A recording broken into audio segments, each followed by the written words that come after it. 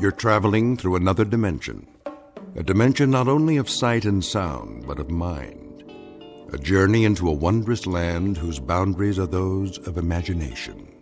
Your next stop, the Twilight Zone.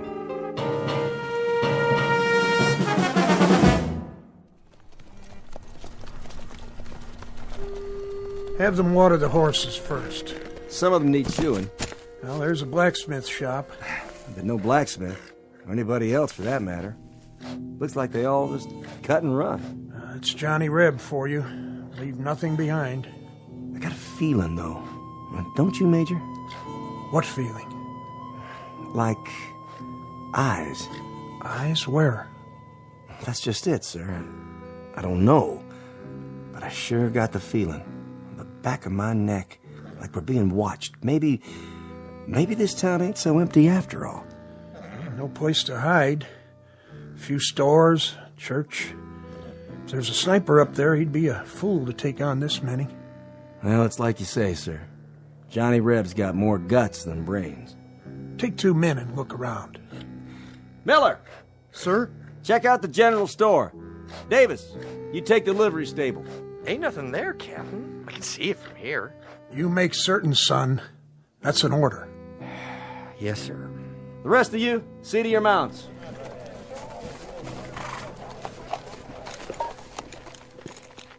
Well, I'll be. Will you look at that? What is it? Captain, I think you better see this. Hold your fire! What do you see? Miller?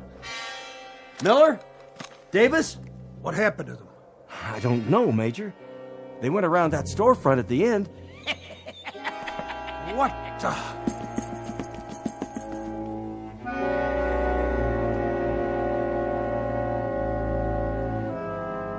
The time is 1863.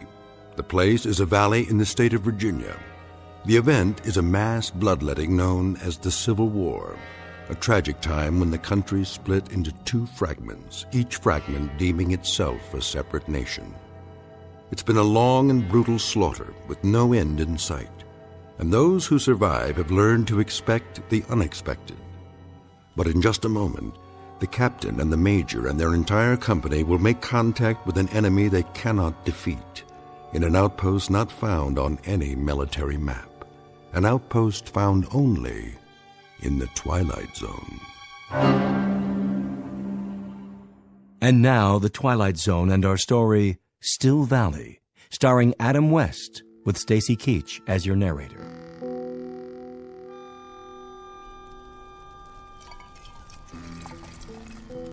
You want more coffee, Private? That what it is. Chicory, maybe a little sawdust, but it's hot. Obliged. I've tasted worse. I just don't remember where. What is it? Quiet. You hear something down there? Thought I did. Yanks? Maybe.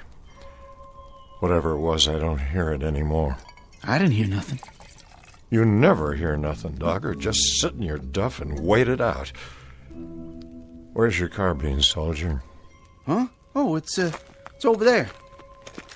A lot of good it'll do you laying on the ground. What do you mean? What if the Yanks showed up? What'd you do? If the Yanks was here? You reckon you know how to work this thing? Yeah, I know how, all right. And if you pull the trigger, you reckon it'll fire? I reckon. Then show me. Hey, what's the idea? The idea is you aren't a right arm to me or a left arm. You're just some extra baggage that breathes through his mouth and splits half my rations. You mad about something? Fed up is more like it, Dogger. When do you figure to shape up? By the end of the war? I do my part. Yeah, like an army mule.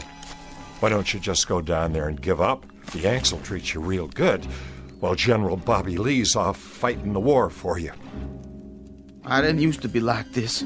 Yeah? When did you up and change? I was at the 2nd Manassas. I think that's where it come to me sudden like. What did? It's like this, Paradine. I had my 2 brothers there. One of them was 15 years old, that's all. 15! I was right alongside him, going up a hill.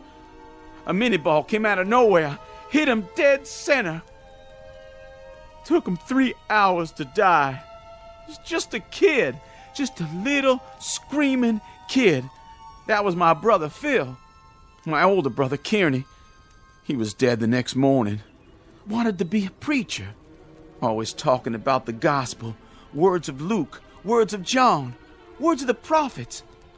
He ran out of words, and God run out on him. But you don't have a nerve in your body, I guess. Oh, I got 'em. Just as many as you from head to boots.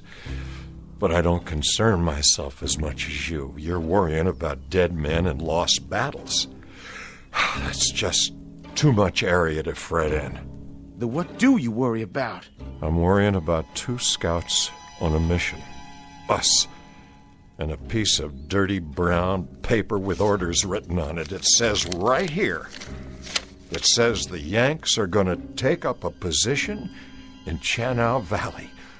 We're supposed to scout them out, see if we run into their vedettes, and then check back the minute they get into that town down there. You hear him again? Sure do. Yanks? Yanks, probably. Horses, positive. How many? Just a patrol, I figure. Maybe 20, 30 men in all. That's funny. What is? Listen. I don't hear nothing. I know you don't, but I heard horses, and they come from down there in the valley. They're Yanks. There isn't any question about it. How come you think that? 'Cause everybody else in these parts is packed up and moved out before the fighting gets here. Come away from the edge, Joe. This ain't no place to stand out in the open. If they are Yanks, they'd be in that town already. It'd be as noisy as a county fair, but now there ain't a sound anymore. Maybe they gone away. I reckon I better get down there and take a closer look. I wouldn't do that. I know you wouldn't. Joe, you don't need to go. We got orders. Let's pull out. And just right away. Both of us. You wait here with your horse. If I don't come back... Listen, Joe. We know they're down there, right? You heard them. Well, we found out what we had to find out. Where they are. The Yanks are in the valley. So now we go back and report it. What's the point of... The point is, we gotta count their heads and their horses and their guns. We gotta look at their regimental numbers so our boys will know what's coming. That's enough point for you, Private? I don't care no more. I don't care. I got only one big mission left, and that's to stay alive. I say we go down there and wave an undershirt and throw down our rifles and... Why'd you hit me? Mr. Dogger, I extend my sympathy so long as you keep your yella inside.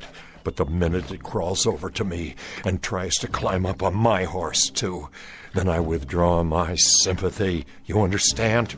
Yeah, I understand. I pledge everything I got to this war, and all I get is the back of your hand. So far, you and me have pledged nothing to the Confederacy except maybe empty bellies and lack of sleep. But a couple of 100,000 others, including your own brothers, pledged a whole lot more. And now you're making it appear they did it for nothing. Now you pick up your rifle and stand at the ready. I got it. Good. If you hear a shot, that means they're down there in force. And you get back to camp at a fast gallop. Tell the lieutenant what happened. If you don't hear from me in 15 minutes, get back there anyway. You really going alone? Just me and this brave horse. For want of anything else.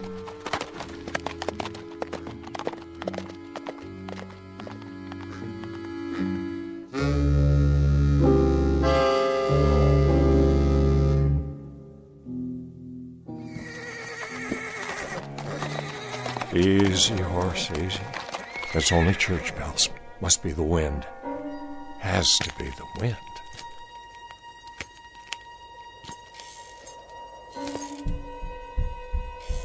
Who's there? Come on out with your hands up. If you're in there, why don't you show yourself? You a yellow yank, that it? I got you. Drop your...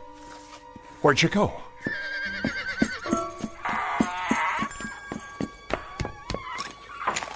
If there's a yellow Yankee hiding in one of these stores, you better come out right now. I'm taking you prisoner. Put your hands in the air, or I'm coming in. I'll blow you to kingdom come, I swear. Ain't no Yankees, just me. You come close to dying, old man. Did I now? You better start talking fast. What would you like to hear? Some answers. Tell me who you are and what you're doing here. I was about to ask you the same question, son. When I first seen you come up the street, I thought you was a Yank. You don't know how close you come to dying. What were you going to use, Grandpa? You're not carrying a gun. Don't need a gun. Been doing just fine without one. What you got a hold of there? What's it look like? You've seen a book before, haven't you? That Bible's pretty heavy to throw, all right. I reckon you could knock out the whole Union Army with it. No, this ain't no Bible. And I wasn't aiming to throw it. Just use it, like I used it on them. On who? The Yanks. I took 'em all out, every last one. Leastways, every one that rode in here. Sure you did, Grandpa? Oh, I done it all right. What'd you do, read to 'em? Not to 'em, at 'em. And they turned tail, just like that. Nope, it was the town folk packed up and left. Then what happened to the Yankees? They're still here. I suppose you got 'em all hogtied, hmm? Come on, I'll show you. Over behind the blacksmiths. I don't need to play your games. Just tell me where to water my horse. What about grub? Ain't you hungry? Of course I am, but this town's been picked clean by bluecoats. You're wrong about that, too, son. There's plenty of food. Sure there is. You think I'm lying? Feast your eyes on this. Well, that's a Union Army supply wagon. What'd I tell you? Still full of crates, most of them not even opened yet. Guns, ammo, clothes, rations. Take your pick, Johnny Reb. I don't believe it. This here is real salt pork. First meat I've had in 2 weeks. Eat your fill. Wait a minute. You saying the Yanks rode out and left all this behind? That doesn't make sense. Like I told you, Johnny, they didn't ride out. They're still here. Where are they, old man? Talk or by God, I'll... Turn around. What? Meet the Major. What is that? A statue? Well, now, you ever see a statue sitting on a real horse? But they're not moving. No, sir, they're sure not. And neither's the rest of them. The rest? Of the company. Are they dead? Sure. Standing up, big as life. All 19 or 20 of them. Then they're sleeping. Sleeping on their feet. That one over there, he was cleaning his rifle. And that one, well, he took his boot off, and he's still standing on one foot. And this one, he was just drinking out his canteen, and he done fell asleep with his eyes wide open. Plague, then. Something in the water. The water's fine, nice and sweet. Some kind of sickness, but that could take hours. And it wouldn't get them all at the same time. I told you, I put him to sleep. There must be some natural explanation. Natural? Now don't that take all? What happened to them Yanks ain't natural.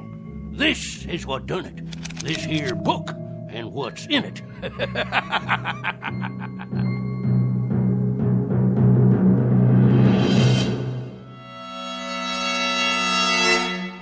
Give me that book. No, you don't, Johnny. This here is still my book, for now. Hey, Yank, wake up. I'm the only one can do that.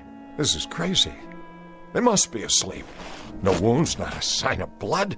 Go on, wake up. None of you are dead. Wake up, Yanks. I'm taking you all prisoner. I told you, it has to come out in this book. But you don't believe me. You think I'm lying. I didn't call you no liar. This here is what done it. Give me that. Now you gone and done it. What kind of book is this? Can't you read, Johnny? The front of it says Witchcraft. You better be real careful dropping it in the dirt. That wasn't bright of you. That wasn't very bright of you at all. Anything happens to this, you'll be in a real fix. Listen, old man, I expect you're harmless, but I got no time to fiddle with black magic or any other old men's games. Games? Games, you call it? And here in front of your eyes stands the enemy. Not a twitching, not even a moving an eyeball. Now look, old-timer, I flat out don't understand this. I don't understand it at all, but there's a war on. I got no time to just stand here jawing. I'll take my book back if you don't mind. Here, good riddance. All ye horsemen and ye footmen conjured here at this time, I command you to be still.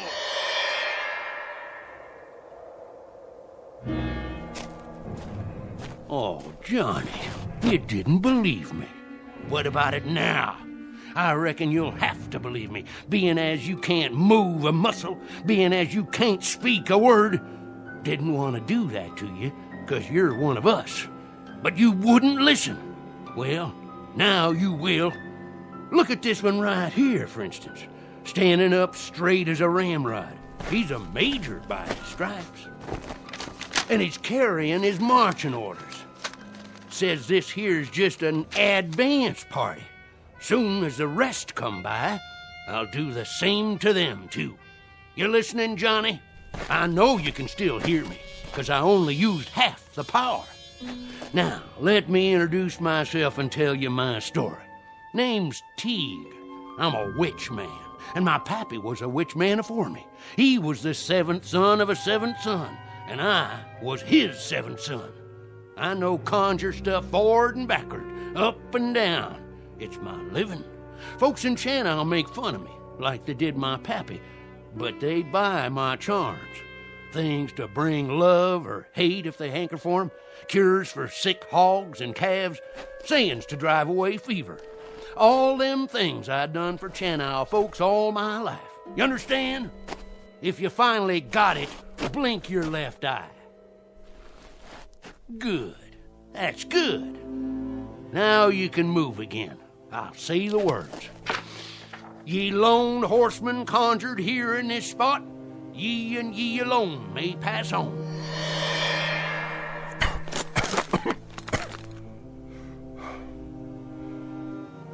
Mesmerism, that's what it is. Parlor tricks? Sure, that's what you'd call it. You'd call a rooster a hen and a gelding a bay just to deny what's right and true. Oh, Johnny, I thought you understood. What did you do? Just what I knows how to do. I've been laughed at and told to mind my business. Young'uns hooted and throwed stones. I could have cursed 'em, but I didn't. No, sir. They was my friends and neighbors in Channel, and I kept back evil from 'em. But I couldn't move. I couldn't blink an eye. Just like the Yanks. When they come, everybody run afore 'em, but me.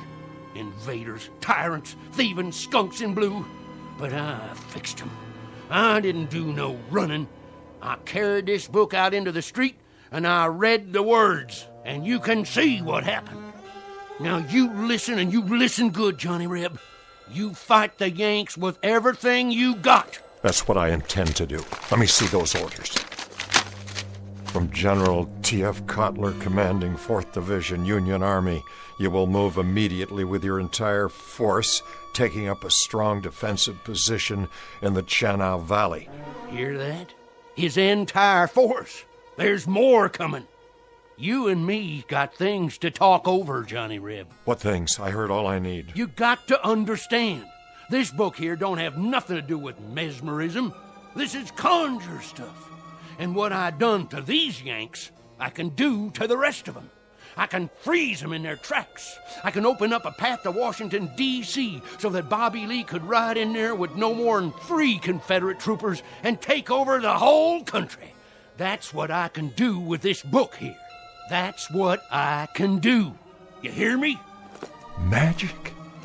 You claim it's magic. I don't claim. I say. It's what I read in this book. And now you've seen it. You felt it. And you could do this to the whole Union Army? Could and wood. Why don't you? Why don't you, old man? For one good reason, and one good reason only. It better be a good one. If you have the power to turn the war to our side. I'm going to die. I'm going to die before the sun goes down. How do you know that? How? I can feel it in my bones. I can smell death.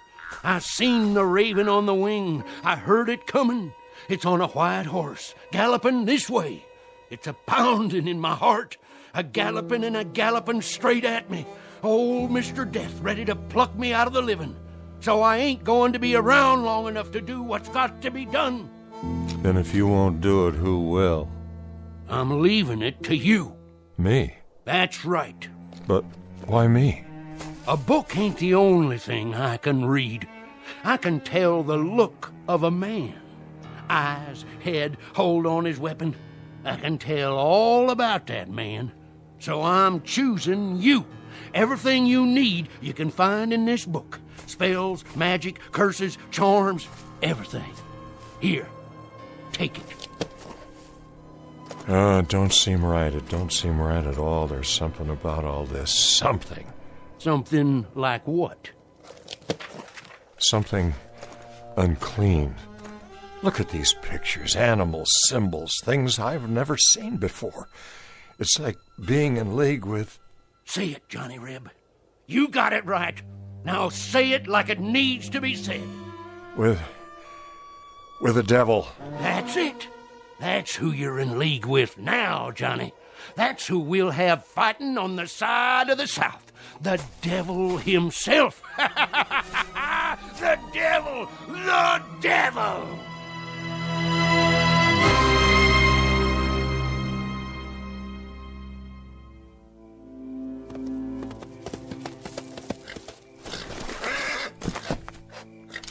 Halt! Easy. Who goes there? Dogger, troop scout. Advance and be recognized. I'm advancing. Now put that rifle down. I got a message for the lieutenant. That you, Dogger? Yes, sir. You've been gone a long time. We almost gave you up. Dead or prisoner by this time, that's what we figured. Neither, Lieutenant. Where's the other scout? I don't rightly know, sir. What do you mean by that? Well, if I did know, I'd sure tell you. Talk sense, man. Well, sir, it's like this. Paradine, he rode off to the valley a while ago. Said if he didn't come back, to tell you as fast as I can. And he didn't come back? No, sir. He sure didn't. I've been riding like the wind. So the Yanks are here. Can't say that, sir. Not for sure. Why not? It was mighty strange back there. Not a sound that I could hear. Paradine, he said he heard horses riding into town. Think if it was, they never come out. Well, why should they? They're bivouacked while they prepare for tomorrow's battle. One thing, sir. If they did ride in, they plumb disappeared once they got there. What are you talking about, soldier? It's like they rode into a hole and got covered over. Them and the horses. Not a hoot or a holler out of them after that. Like they rode off the edge of the world, or into a hole like a great big grave. What happened to Trooper Paradine? Well, sir, I reckon by now he's buried somewhere down there in that lonesome valley with the rest of them. Buried and never coming back.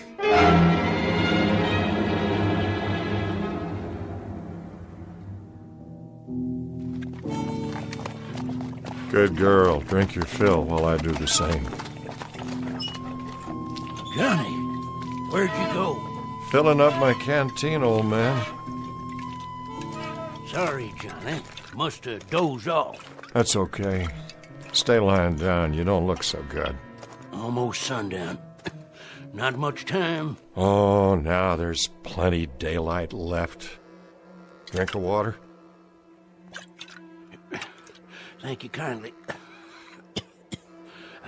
I told you, I only got till sundown. After that, it's all up to you. That ain't gonna happen. You're feeling stronger, I can tell. Oh, no. Just a few more minutes. That's all you gotta wait. Just a few more minutes. What are you telling me? Read it. Read it. You hear me? I said stay down. Johnny Reb, you hear me? You got to read from it out loud. Here, right here.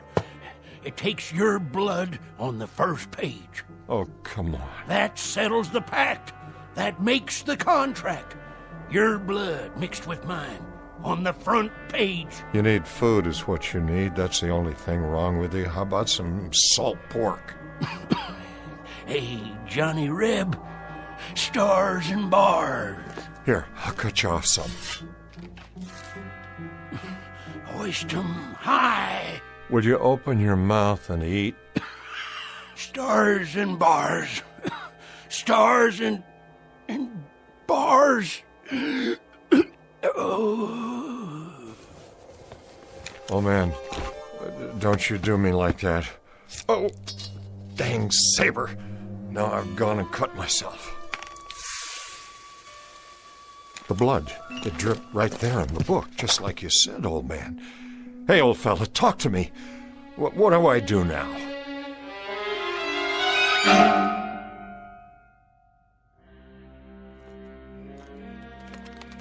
Who goes there? Paradine. Let him through. That's the other scout. Lieutenant, he's here.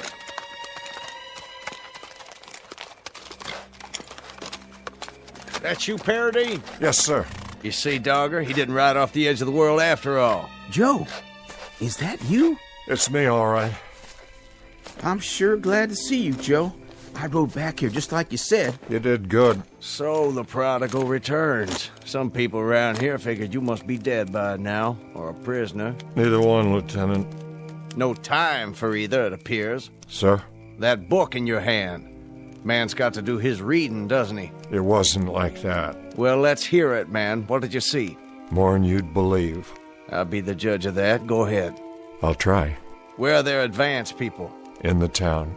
And the rest of their forces? The main body was spread out behind 2,000 men at least, 60 guns, one troop of cavalry, maybe 50 supply wagons. You drunk or something, Paradine? Not a drop, sir. There hasn't been a sound from that valley all day. Not one sound. Lieutenant, you got every reason to call me crazy. But the reason you didn't hear them is because they're asleep.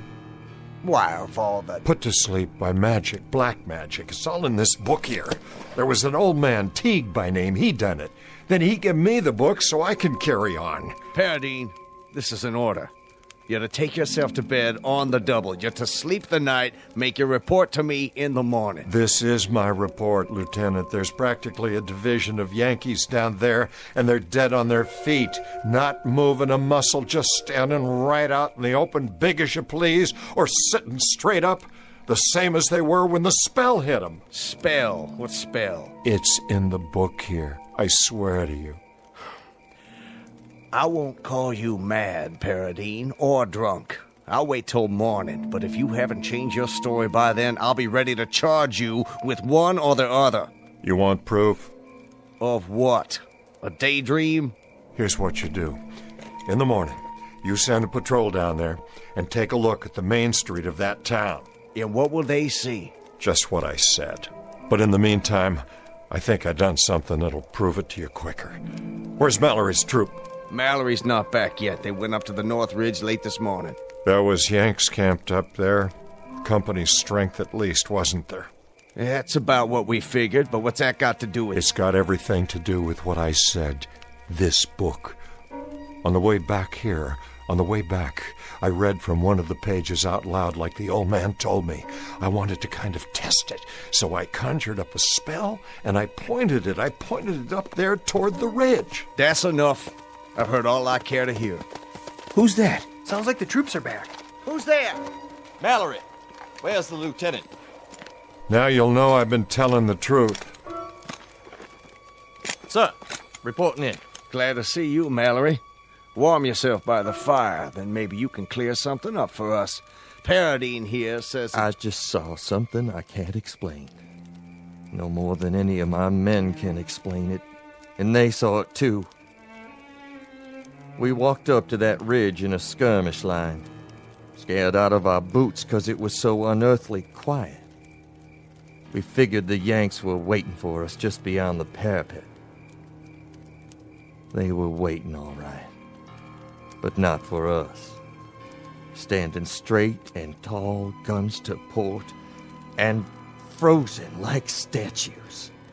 You mean they were dead? Not dead. Not dead and not alive. Just frozen stock still like rocks. You could see them in the moonlight, not moving. They could have been markers in a graveyard made out of granite. I swear I don't know what could do a thing like that, and I hope to God I'll never find out. Lieutenant, this is what done it. What's that? A book, but not just any book. Paradine, are you trying to tell me... You heard what he said. If that's true, if it's all true, then this is the devil's work. What's this all about? Is somebody gonna tell me? An old man gave me this book. A witch man. You're right, Lieutenant. It is the devil's work. I know that, too. But maybe it's time we called muster on the devil. Maybe that's all that's left to us. We ain't got enough guns. We ain't got enough food. We ain't got enough anything. We're losing, Lieutenant. The Confederacy is cracking up into pieces in front of our eyes. It's bleeding to death every day. There isn't enough blood left in our veins to change things. And the ground won't hold anymore when that runs out. I don't know much about church things. And I don't know anything about Satan. All I know is that we had a cause. And it's dying right in front of us. Then, Paradine, please open the book and read what's got to be read. Say it loud and make it good for every Yank army in the field. Freeze them or put them in the ground, but make it good. I'll give it a try. Satan, I call upon ye in all your power and glory. I call ye in the darkest hour of my need. And in so doing, I do heartily revoke the name of... Go ahead, Joe. Finish it. I don't know if I can. You can do it. It calls upon us to revoke God. Give it to me, then. Wait. I'll finish it right now if you can. Dogger. Now look what you've done. Leave it be. Joe, you said yourself, it's all we got left. He's right, Paradine. God help us, but this is all we got left. I don't like the feeling inside me. What do we call them, Lieutenant? Damn Yanks? That's the phrase, isn't it? Damn Yanks? But if I read aloud from this book, it'll be the Confederacy that's damned. It's that book, or it's the end. Then let it be the end. Let it come if it must come. But if it's a cause that has to be buried, let it be buried in hallowed ground. Let it be buried in hallowed ground. And let this be consumed by fire.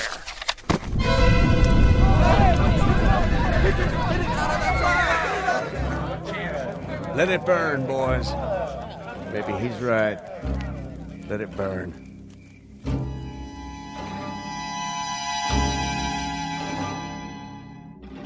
Joe, you awake?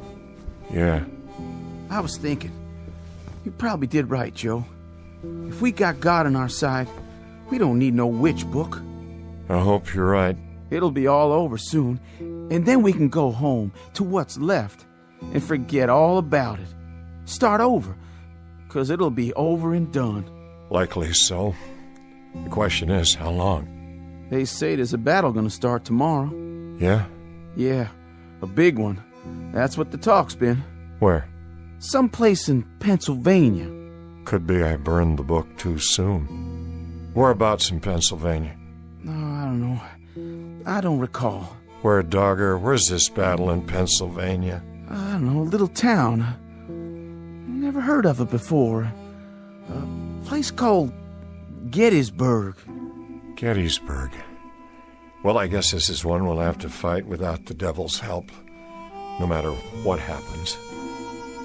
May God help us. God help us all.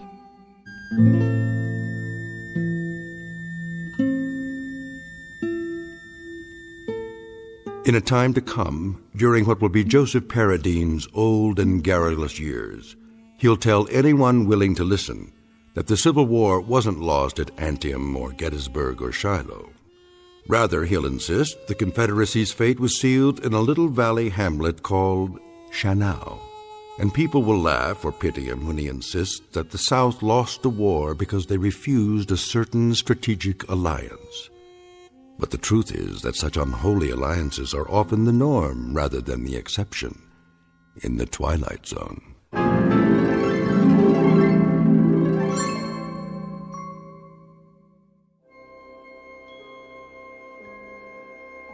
Hi, this is Carl Amari, producer of the Twilight Zone radio dramas. I'd like to take a moment to tell you about our official website at twilightzoneradio.com, where you'll get the latest news and information on these Twilight Zone radio dramas. Plus, at twilightzoneradio.com, you can digitally download 3 free episodes or any of our episodes for only $1.95 each. In this age of ever-changing technology, we've decided to make these episodes instantly available to you by making the Twilight Zone radio dramas a digital download-only series. This means that this series will no longer be offered on CD. The CD collections at our website are now being offered, while supplies last, at buy one, get one free. So be sure to get your favorites before they're sold out. Be sure to visit us often, and I'll see you in the zone.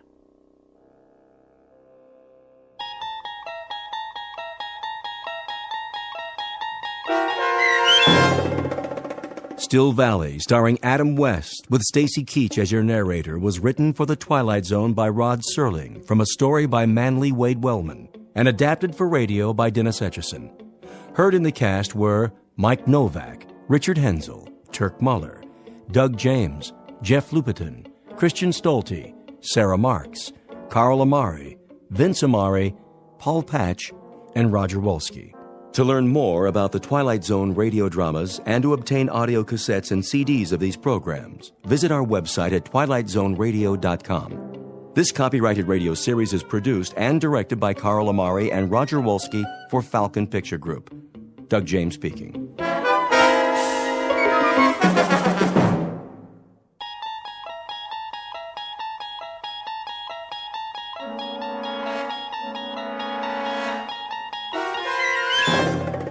You're traveling through another dimension.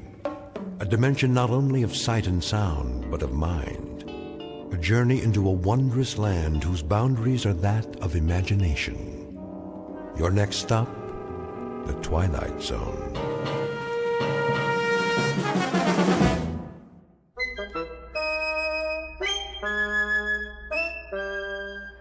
Go out for a pass.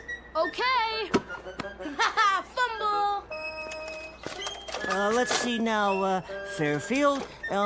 Excuse me, boys. Hey, mister, get out of the way. Yeah, we're playing football. Surely, but first, that is, if you don't mind. Huh? Could you direct me to Yancey Street? What do you want to know for? Well, I've never been to that particular neighborhood, and, How come you're carrying that thing? Oh, this is the Hercules Mark IV, the finest device ever made for hearth and home. What is it? Some kind of an invention? Why, yes, as a matter of fact, a new breakthrough in home hygiene. It removes dust and dirt that you can't see with the naked eye. It comes complete with a laboratory-grade filter and an extension hose. You mean a vacuum cleaner? No, nothing so prosaic. Yeah, it is. And you're a salesman. You better stay away from my place. My dad hates salesmen. Mine too. He'll suck you in the jaw. The last guy that came around... If you could just point the way to Yancey Street... Over there, by the park. But don't stop at my house neither. My mom will kick your butt. Yeah, of course. Okay, bye. That guy was weird. Yeah, with his little hat. Haha, what a loser.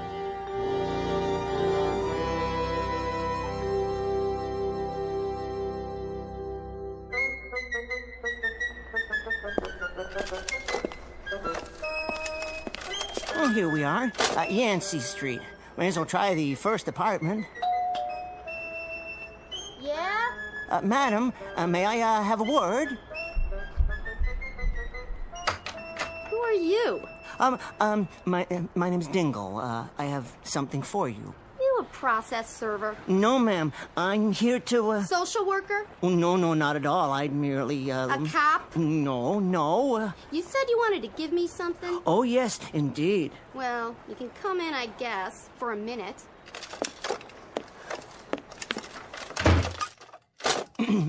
Lovely place you have here. Yeah, sure it is. Now then, I have the most amazing thing to show you. That it? Yes. Looks kind of like a big tin can with knobs and wires. Now, I'll just plug it in. Now, pretend, if you will, that this rug here is your brain, and this dirt... What are you doing? This dirt is all the messy thoughts in your head. You threw dirt on my floor? Now, watch what happens when I turn on the Hercules Mark IV. All that filth goes away in a flash. It better. See? Suck, suck, suck. Gone, gone, gone. Get that thing out of my house. Well, if you wish, but first I'd like to tell you about... What's going on in there? It's a crazy man. He spilled dirt all over, and then he... Say, pal, what are you trying to pull? I was just demonstrating... You a salesman? Well, you might say... Well, take your crap and get moving. It's just one question before I go. What's that? I don't suppose, that is, you wouldn't care to purchase one of my vacuum cleaners by any chance, huh? Get out now! You know, we have easy time payments. Look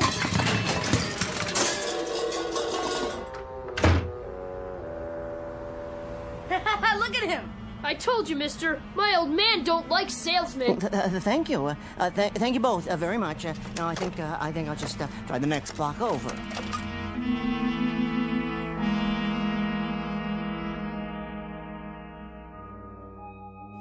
Well, Callahan, you heard the man. He says he's not gonna pay, so that's that. Yeah, you want me to pay on a bum call? Where I come from, a bet's a bet. You saw the play. The umpire's blind. Look, you shouldn't have took the bet. I set the odds and you took them. All I want is what's coming to me. Hello, Mr. Dingle. The usual? Oh, not quite yet, Mr. O'Toole. Just allow me to sit here and collect my thoughts.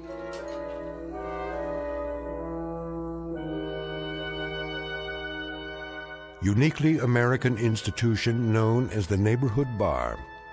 First up is Mr. Anthony O'Toole, proprietor, who waters his drinks like geraniums, but who stands foursquare for peace and quiet and booths for ladies. Then Mr. Joseph Callahan, an unregistered bookie whose entire life is any sporting event with two sides and a set of odds. His idea of a summit meeting is any dialogue between a catcher and a pitcher with more than one man on base. And the citizen who wants his payoff is every anonymous bettor who ever dropped rent money on a horse race, a prize fight, or a floating crap game, and who took out his frustrations and his insolvency on any vulnerable fellow barstool companion within arms and fists' reach. And Mr. Luther Dingle, a vacuum cleaner salesman whose volume of business is roughly that of a valet at a hobo convention. He is a consummate failure at almost everything. But soon, two visitors from outer space will arrive on the scene and alter the destiny of Luther Dingle by leaving him a legacy. In just a moment, a sad-faced punching bag who missed even the caboose of life's gravy train will take a short constitutional into that most unpredictable region, the one we refer to as the Twilight Zone.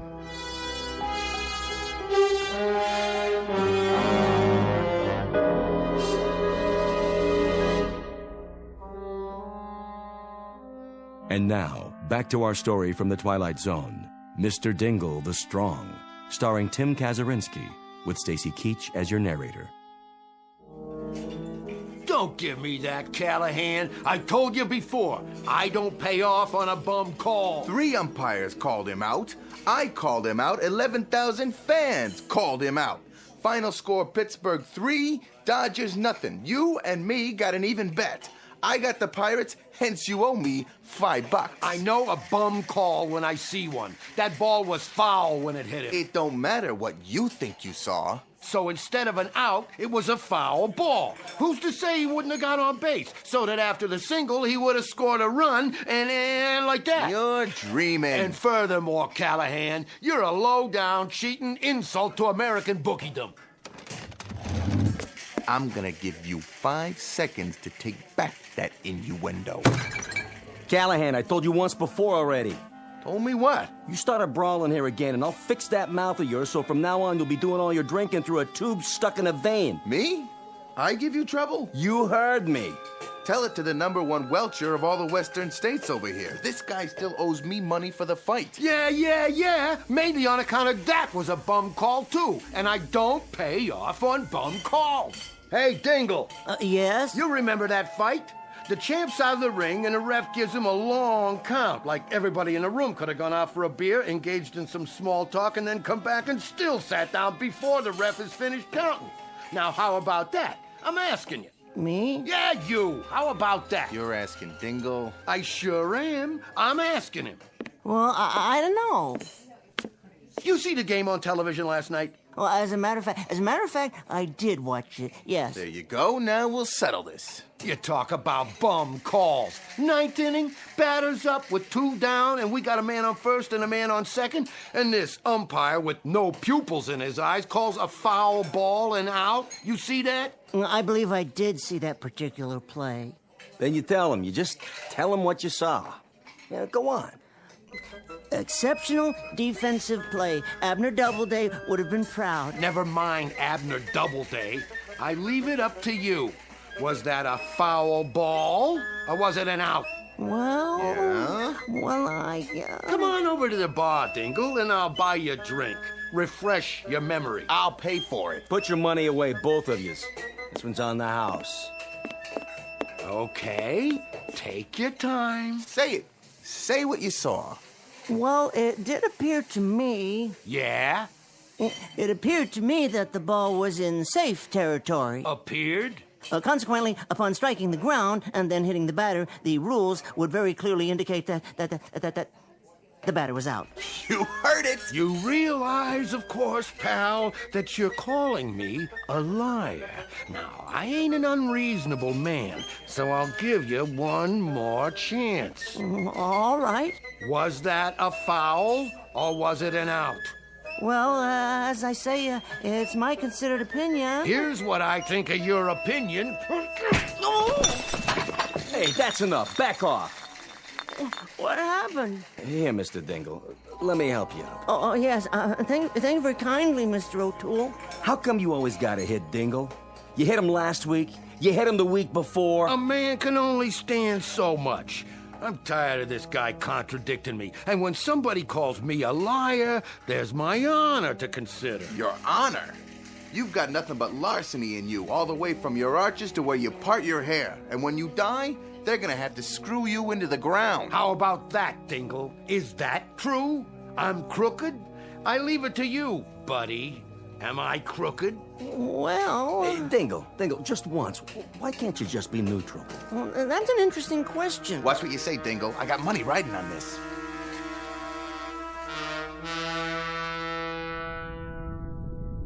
You are sure we are invisible? Beyond any doubt. This represents a typical gathering place for Earthmen? From the coordinates, yes. Did you ever see such primitive-looking creatures? Typical Earthmen.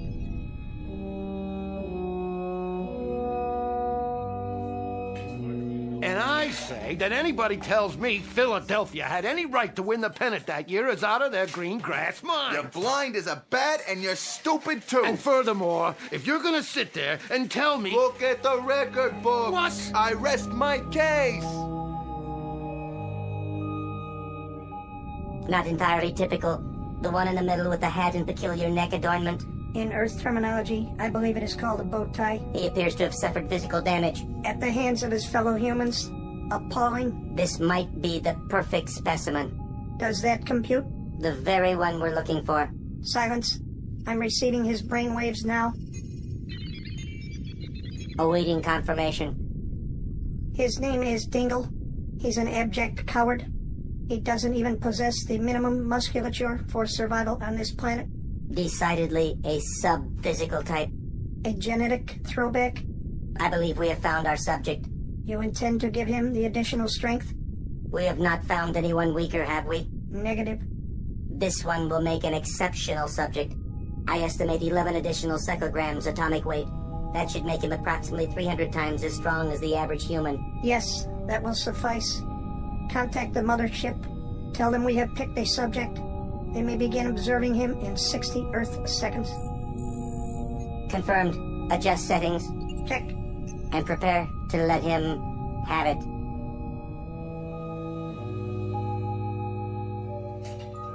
Look, Dingle, you don't gotta answer this guy at all. What do you mean? Just 'cause he don't happen to like the Phillies. Let him tell me. He's got a brain, don't he? Of course he does.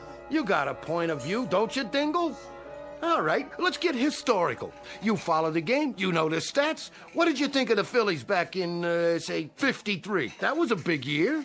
The Phillies in 1953? That's right. You tell me, for example, if you think Robin Roberts was one half the pitcher that Labine was that year. Oh, here we go again. Well, of the two, I'd be inclined to take Roberts. You heard the man. Buddy, why all the time you gotta fight me? Now, let's run through this one more time. You say that Robin Roberts had more stuff than Clem Labine? To be perfectly honest and candid, as to the two men, as good as they both were, all things being equal... So come on already. Hey, let the man talk. Who do you pick? Roberts? Oh! I'm telling you guys for the last time, you pull any more rough stuff around here and I ain't gonna let you in that front door. Now look what you done to this poor little fella. He's coming around. How do you feel, Dingle? Clem Labine was definitely superior. You see? All I'm doing is helping him see things clear. What was that?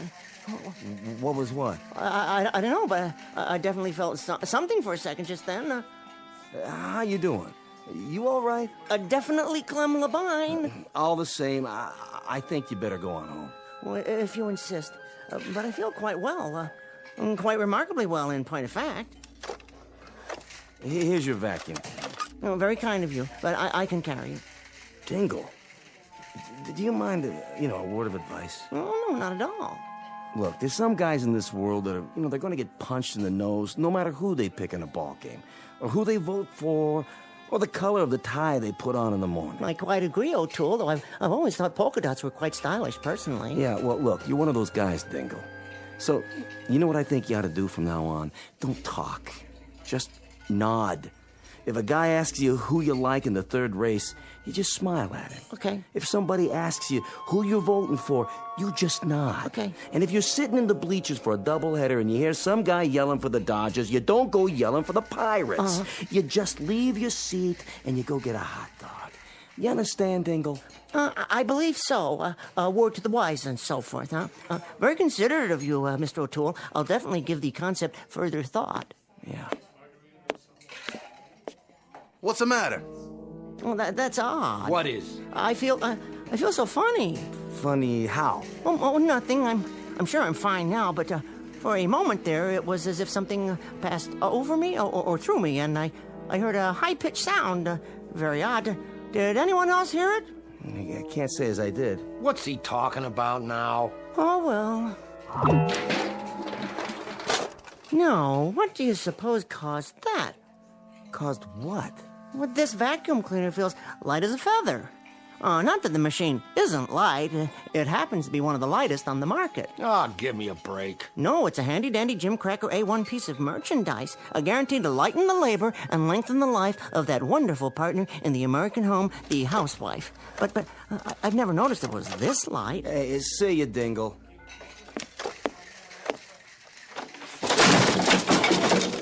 What the? Did you see that? The door fell off. Hey, look, Dingle.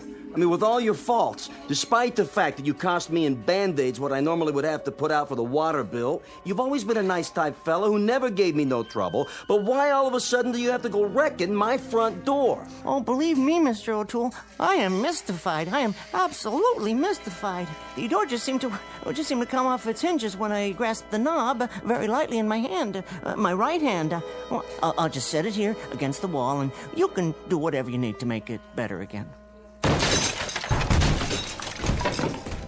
I bid you good day, gentlemen. Jeez, O'Toole. What kind of drink did you pour him anyway?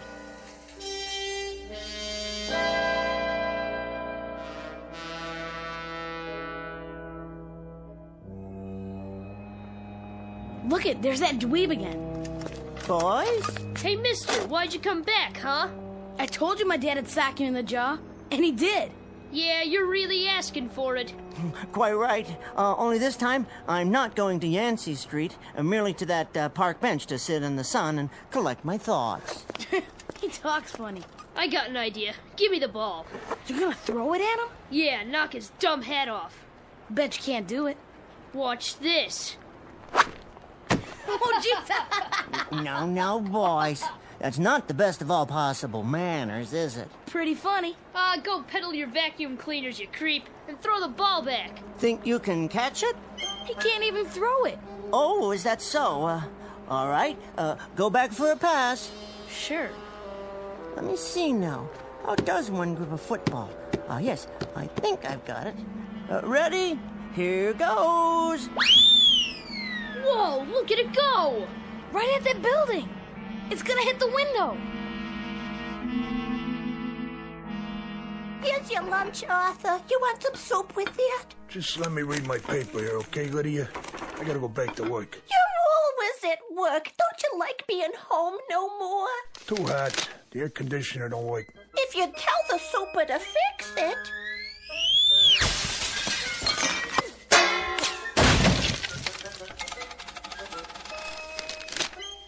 What the heck was that? I don't know, Arthur, but you don't have to tell the super nothing, 'cause now we got a nice cross ventilation all the way to the next apartment.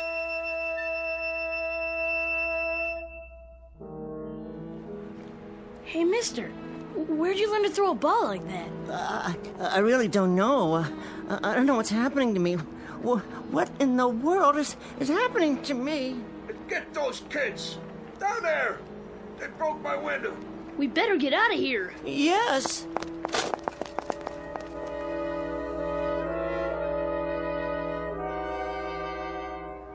Out of the street! A taxi! Over here! Where to? I don't care. Anywhere. I'm in a hurry. Well, get in, pal. Oh yes, of course. Hey, you tore my back door off. What'd you do that for? Oh, believe me, this is as much a mystery to me as it is to you. I'll leave it right here so you can fix it. Now, how am I gonna do that? Just let me catch my breath. Hey, quit leaning on my car. You're tipping it over.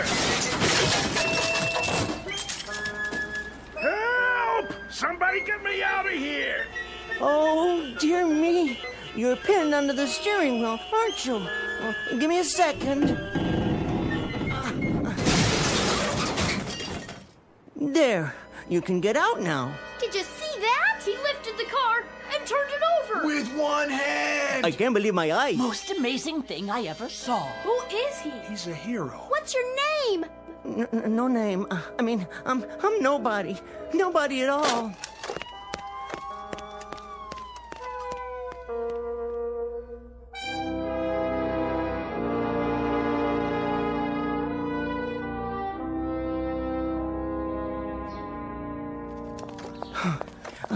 Excuse me, miss? Yes? May I share your park bench? Yes, of course. It's not mine. I only come here in the afternoons. With your charming baby, I see. Oh, he's not mine either. I'm just the nanny. They want him to have his time in the park. You know how it is. Oh, how perfectly lovely. Well, I don't, actually. No, that is. You're not married? Never. Really? That's hard to believe. A nice, normal man like you. Why, thank you. For what? Well, no woman's ever said that to me before, that, I'm normal. You're joking. I wish I were. I'm not acquainted with many women, hardly any, in fact, on the personal level. Gosh, I hope you don't mind chatting like this. Not at all. I spend a lot of time here taking care of the baby. Oh, cute little fella. I know what he wants. You do? Well, look up. Where? That tree branch above your head, there's an apple on it, and the baby sees that. Really? Oh, I'm sure of it. Coochie coochie coo. Aren't you the cutest little fella? Look, I don't want you to think I'm a masher or anything. I'm certainly not a masher, but I wonder if you'd mind answering a question.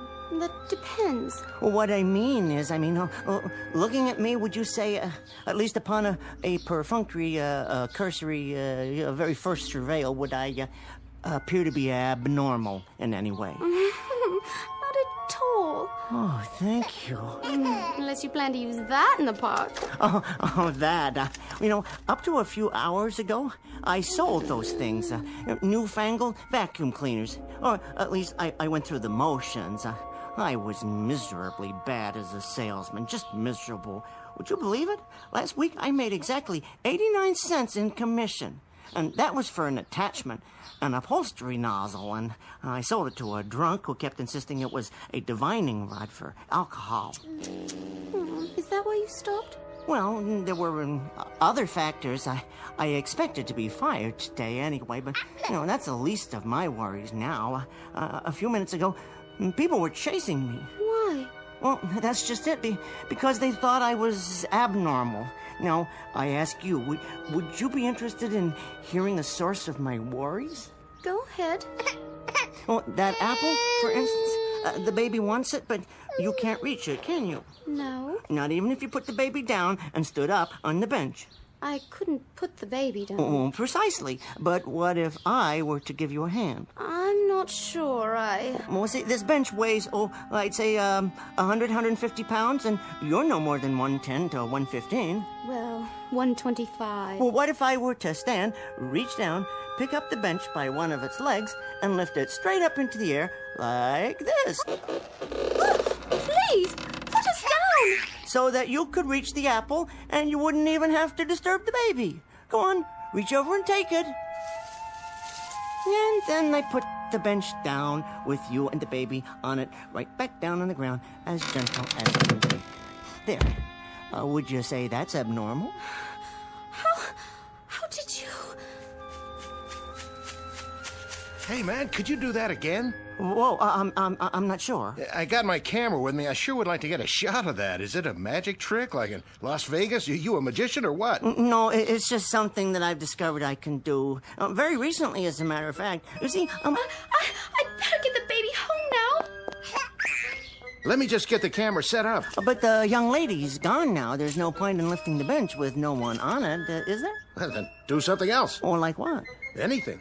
Well, I don't know. Well, at least let me take your picture. Stand right there by that big rock. Oh, here? Well, I suppose one picture wouldn't do any harm. Shall I take my hat off? Of course, then the sun would be in my eyes when I have to squint. Well, can you show me your muscles or something? Oh, I'm sorry. I don't believe I have any muscles to speak of. Oh, yeah, right. Say cheese.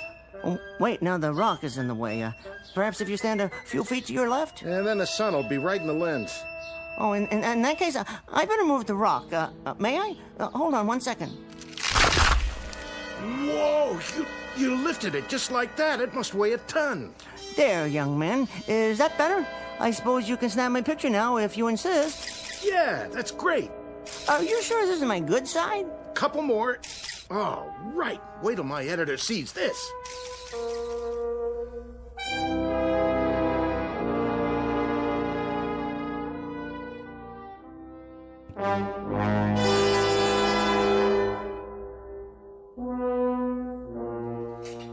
For the love of Mike, did you see this?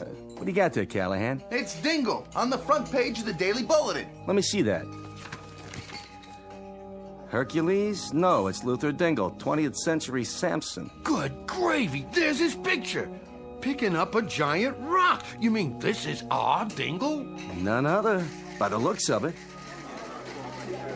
And this is where I spend my afternoons, when I'm not working, of course. Dingle, my old pal. Hey, have a seat, buddy boy. Mr. Luther Dingle, his favorite neighborhood pub. A regular guy who leads a regular life when he's not busy performing miracles. This is Jason Abernathy, and I'm here to bring you the full story on my eyeball news report. So, who wants a drink? Step right up. Are you his friend? What's he really like? What was his first feat of strength? Did you always know he was special? What's his secret? Well, now, Mr. Dingle, Luther, is my #1 customer. Never goes to any other establishment. Ain't that right, boys? That's the truth. I knew he had it in him. We was pals all the way back to grade school. All right, who's next? Line up. Mr. Dingle, if what I hear is true, do you realize how much money you could make on a tour with my international circus? A circus, eh? I don't know. Vegas, Atlantic City, Branson, Missouri. Hey, don't listen to her. Hey, Dingle, your future's in television. You're the walking, talking embodiment of every American male's wish fulfillment. You're John Q. Citizen, you're Babbitt, you're Tom, Dick, and Harry. We'll develop a sitcom around those values. A spin-off. After several guest spots, of course. Well, I'm just not sure. All right, well, how about an infomercial? A simple across-the-board address by you with examples of your physical prowess followed by product endorsements. It's a natural for breakfast cereals, vitamin pills, anything at all. You mean like Jack LaLanne, the juice man, that sort of thing? Forget it, Dingle. I keep telling you, boxing is a piece of cake. You line up with me, I'll get you a couple of real easy setups, and inside of 8 months, I'll have you fighting for the World Championship. Or if you want to go with the WWF instead. All right, everybody. We're going on the air live in just a few seconds. Would the people around Mr. Dingle get out of the way, please? I don't want to. Okay, on the air in 4, 3, 2, 1, and... Hello, friends. Jason Abernathy here. Our unusual subject today is Mr. Luther Dingle, who, if what actual onlookers say is true, is the world's strongest man. Oh, well, I know. Mr. Dingle, would you give us an example of this fantastic, allegedly fantastic strength of yours? Well, I'd be happy to. Mr. O'Toole, is it all right? You know, the thing we discussed? What, are you kidding? I ain't done this much business since, well, I don't know when. Be my guest, Dingle. Well... yes? I'll start off with something simple. See this wall? Solid plaster. Supported, I believe, by wooden studs. I'll make a small X with my finger here and... You saw it! Mr. Dingle has just punched a hole through a solid wall with his bare fist! Now, for my second demonstration... Oh, dear, let me see. You've heard of karate. I suppose I could simply just line up the edge of my hand with the surface of this table, my open hand, mind you, and with a single blow...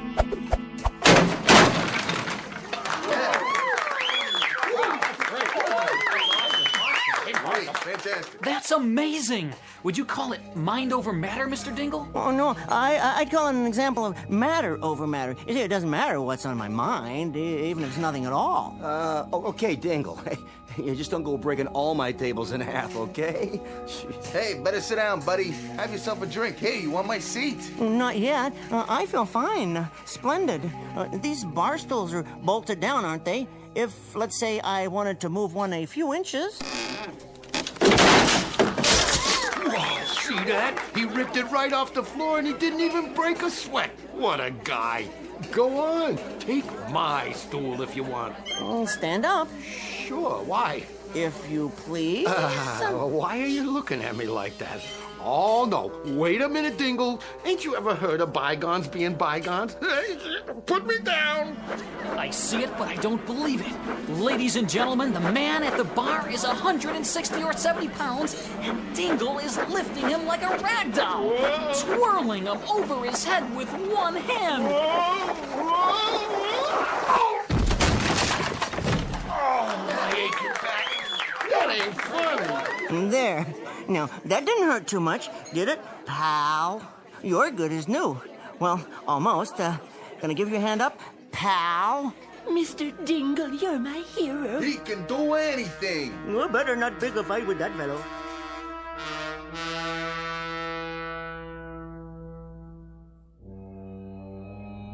Had enough?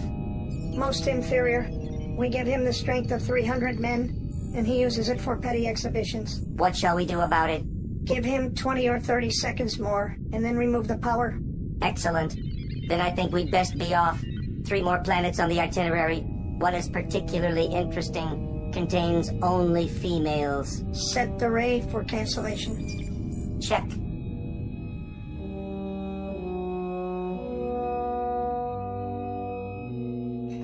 And now, ladies and gentlemen, for my next feat, I think I'll lift this entire building. Whoa! Well, at least the ceiling, and hence all the floors above it. Step aside, everyone. I don't know if we have a clear shot of this, but he's standing on his tiptoes, extending his fingers to the ceiling. Here we go.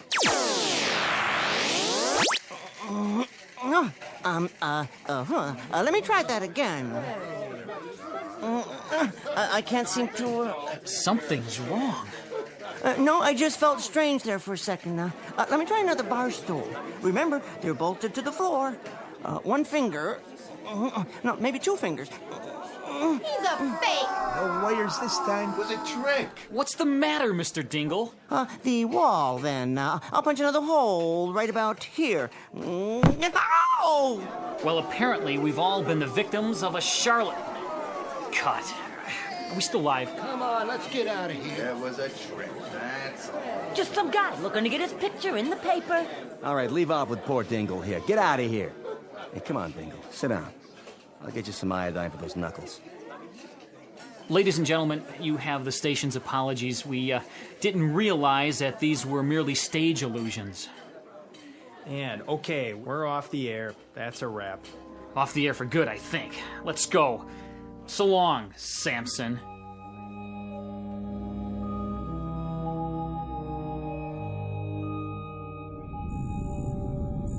Time to go. Yes. Wait, who are they? Hello, boys. Where are you two from? Venus, how about you? Mars.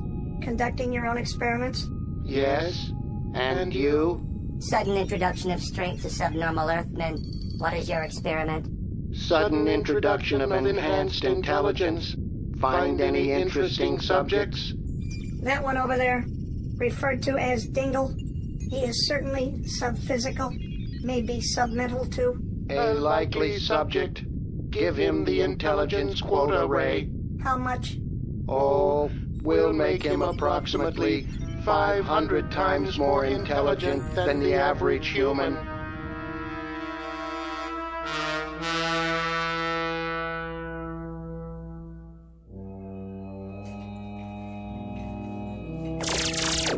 What was that? Hey, Dingle, who do you like in the doubleheader tonight? Well, in this case, the laws of probability are interspersed with the finagling laws of chance, so through a process of calculus and a subdivision of grapple-based physical motivating and a divisional annotating, in this case, of course, using the two X factors as represented by the teams, the final score must of necessity be 5-3 Milwaukee in the opener, 6-0 Dodgers in the nightcap. Yeah, what did he say? Search me, Callahan. Let's have another drink. It's on the house. It is apparently on an advanced mathematical plan that the entire quantum theory of space and time relativity must, of necessity, be equated with the parallelian law of definitive numerical dialectical algebraic, and it can further be notated.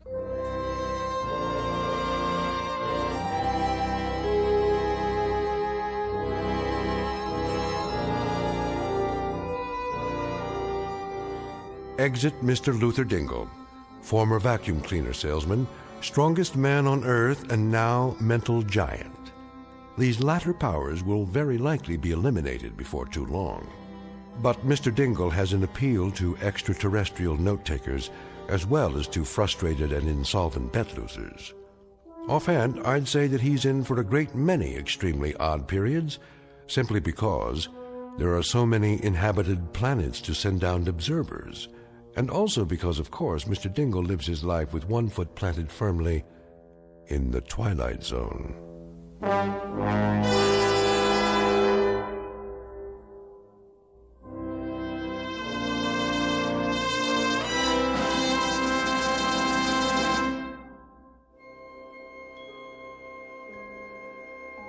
Hi, this is Carl Amari, producer of the Twilight Zone radio dramas. I'd like to take a moment to tell you about our official website at twilightzoneradio.com, where you'll get the latest news and information on these Twilight Zone radio dramas. Plus, at twilightzoneradio.com, you can digitally download 3 free episodes or any of our episodes for only $1.95 each. In this age of ever-changing technology, we've decided to make these episodes instantly available to you by making the Twilight Zone radio dramas a digital download-only series. This means that this series will no longer be offered on CD. The CD collections at our website are now being offered while supplies last at buy one, get one free. So be sure to get your favorites before they're sold out. Be sure to visit us often, and I'll see you in the zone.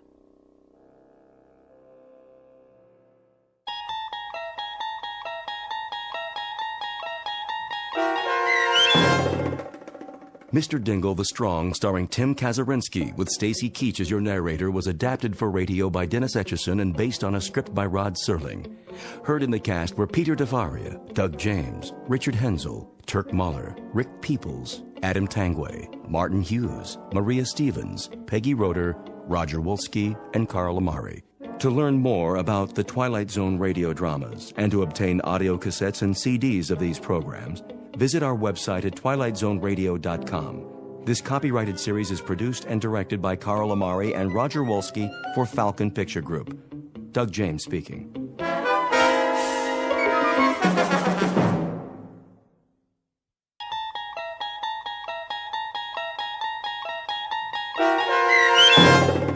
Perchance to Dream, starring Fred Willard with Stacy Keach as your narrator, was adapted for radio by Dennis Etchison and written for The Twilight Zone by Charles Beaumont. Heard in the cast were Mike Starr, Fernette Lebo, Doug James, Derek Purcell, Alex Sopener, Amber Lake, Rick Arthur, Elizabeth Lido, Carl Amari, Roger Wolski, and Vince Amari. To learn more about the Twilight Zone radio dramas and to obtain audio cassettes and CDs of these programs, visit our website at twilightzoneradio.com.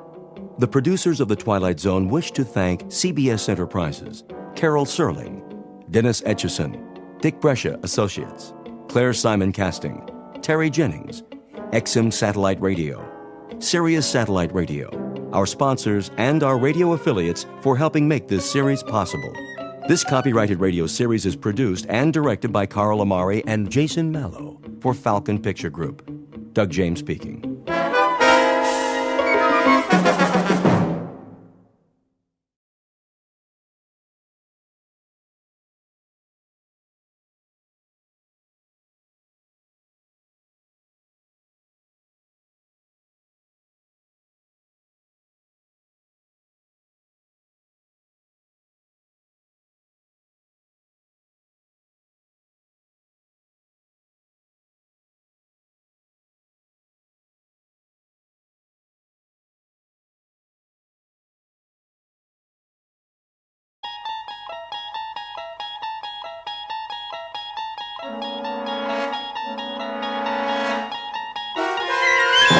There is a fifth dimension beyond that which is known to man.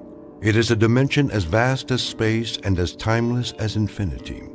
It is the middle ground between light and shadow, and it lies between the pit of man's fears and the summit of his knowledge. This is the dimension of imagination. It is an area which we call the Twilight Zone.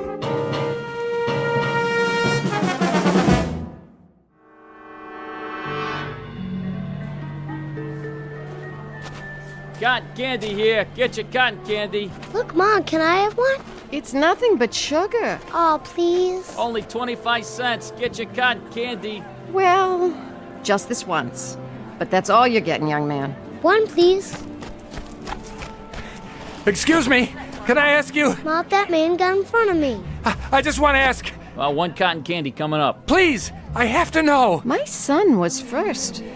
Where's the exit? Do you mind? I'm trying to get out of here. One at a time. Which way? Hey, pal, you don't look so good. Why don't you take it easy? I can't take it easy. Somebody's after me. Move right in, folks. See the dancing girls, blondes, brunettes, any kind you want. Starring the beautiful Maya, Princess of Darkness. Quickly, where can I hide? Hey, easy, pal. You don't understand. She's been following me all night, everywhere I go. Can I have my cotton candy, please? Come along, Christopher. It's late. But, Mom! You've had enough sweets. You, over there. Come on over, mister. Show's about to start. Leave me alone! Come inside the tent. Always room for one more.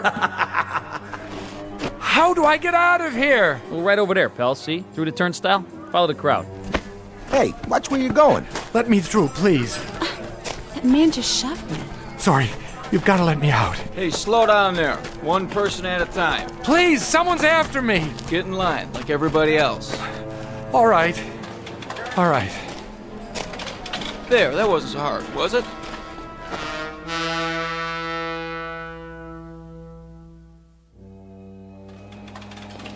Officer, where's the uptown train? That's the next platform. Keep it moving, folks. Where am I? What's that? I don't know where Where are you going? What? Oh, I have to see Dr. Jackson. Who? I have an appointment on the Upper East Side. You don't need the subway. You're there. But how? It's the other end of that platform, right up those stairs. Say, are you all right? I really don't know. What time is it? 11:45. Midnight? That's a good one. In the AM, pal. Where have you been all night? Why don't you go home and sleep it off? I can't. That's the one thing I can't do.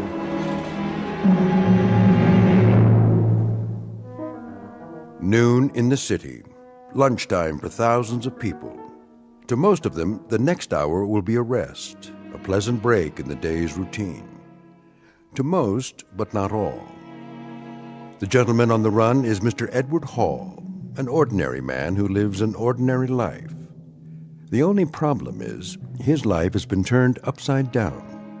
He knows his way around the city, but he's had a bad night. Several, in fact. Nights without sleep as he flees a place that may or may not exist. It's all real for Mr. Hall, however, and it holds a secret he does not want to face. So get ready to run with the hunted, because time is the enemy, and the hour ahead is a matter of life and death when you're trapped in the Twilight Zone.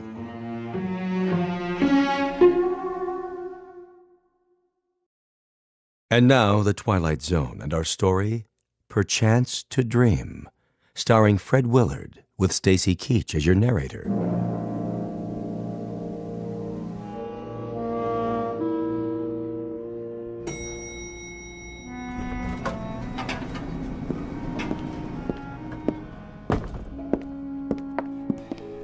Excuse me. Yes? I'm not sure if this is the right floor. The Goodman building, right? Mm-hmm. What are you looking for? Doctor, I can't remember his name. It's on this piece of paper. Let me see. Elliot Rathman? Oh, yes. Dr. Rathman, the psychiatrist. He's in 1410. That way, at the end of the hall. Thank you.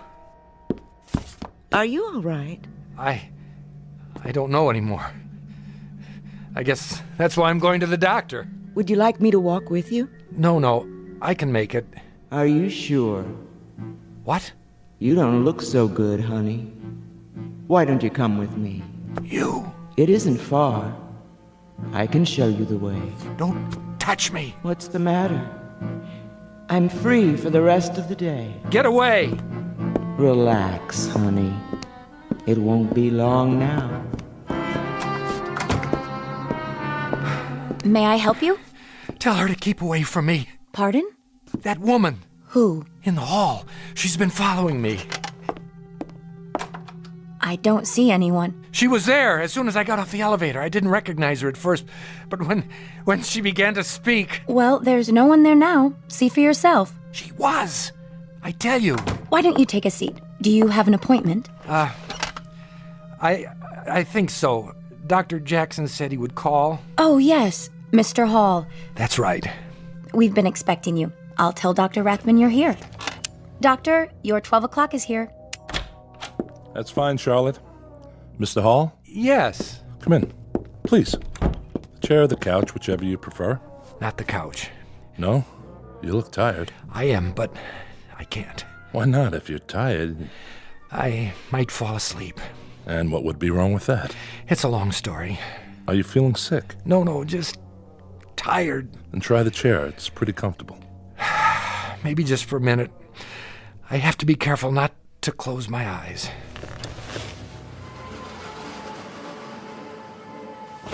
No. I thought you said you were tired. I am.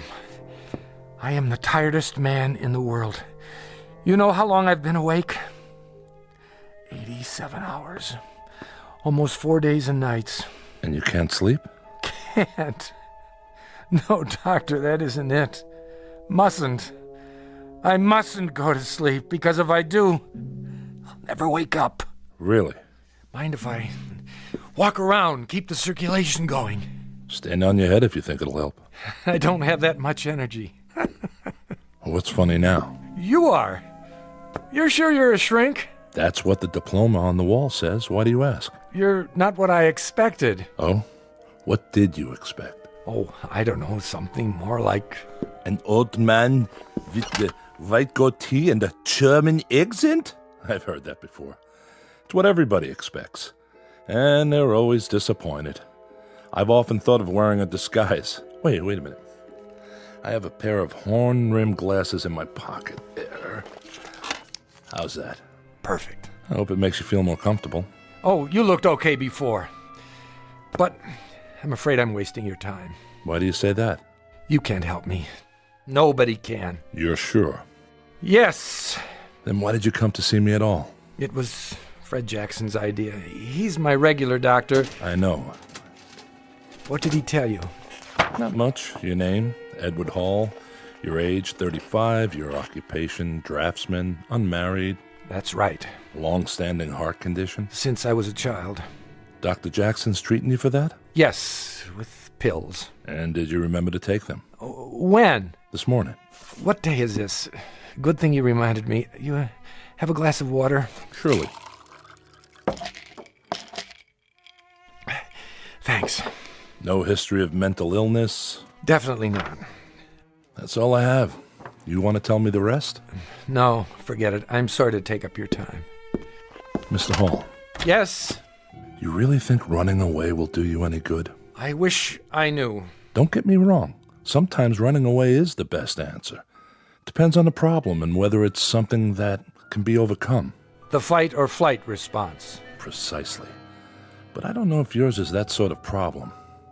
Listen, you can do what you like, but I'm going to charge you for the appointment no matter what.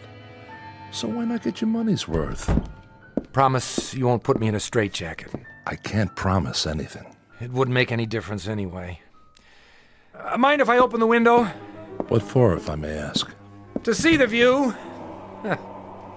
Cars look like ladybugs from here. People like insects. Quite a drop. Straight down.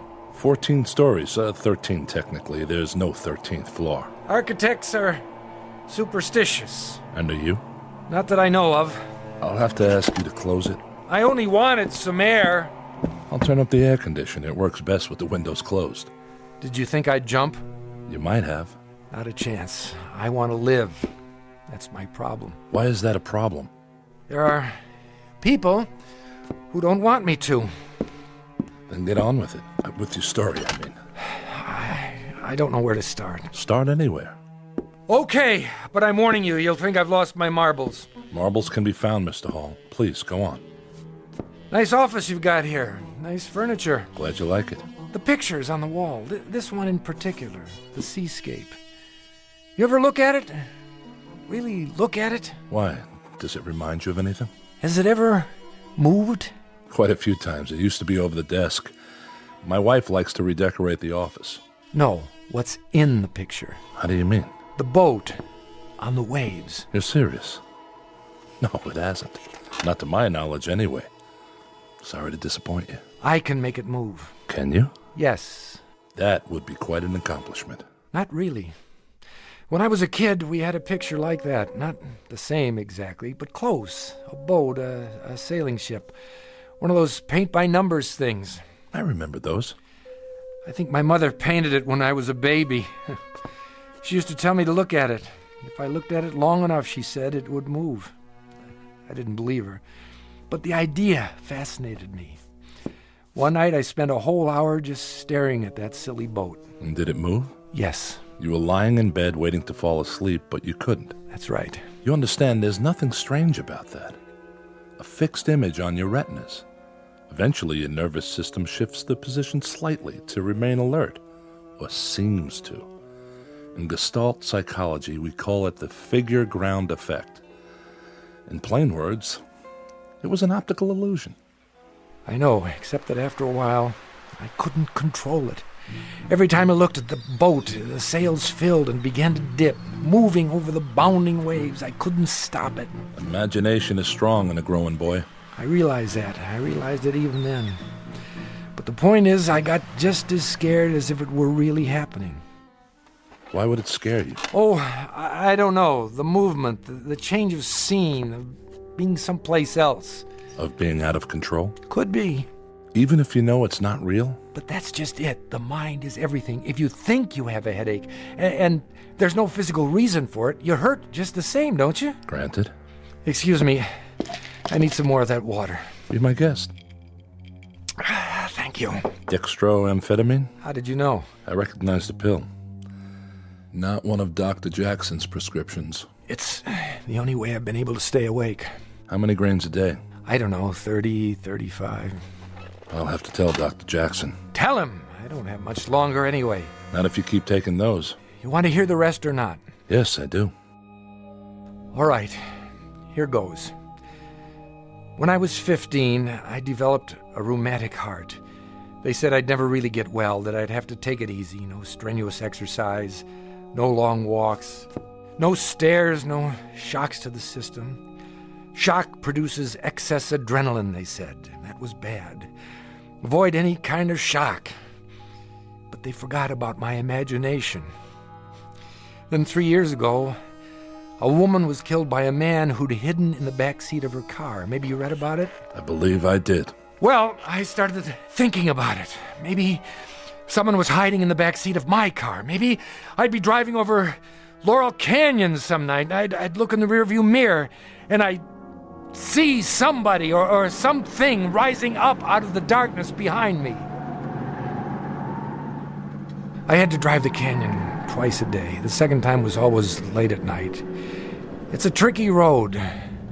One slip and you're over the edge. One night, like every other night, I was headed for home. It was a dark stretch, only my headlights cutting into the blackness. Suddenly, I began to feel uncomfortable, as if I weren't alone in the car.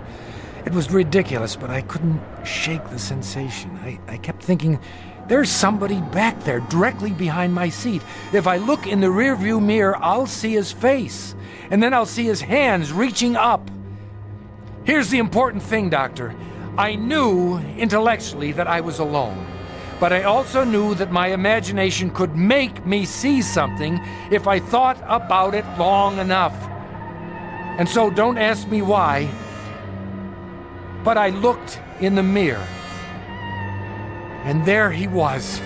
I hit the brakes, lost control, and that was when I went off the road into the ravine and crashed.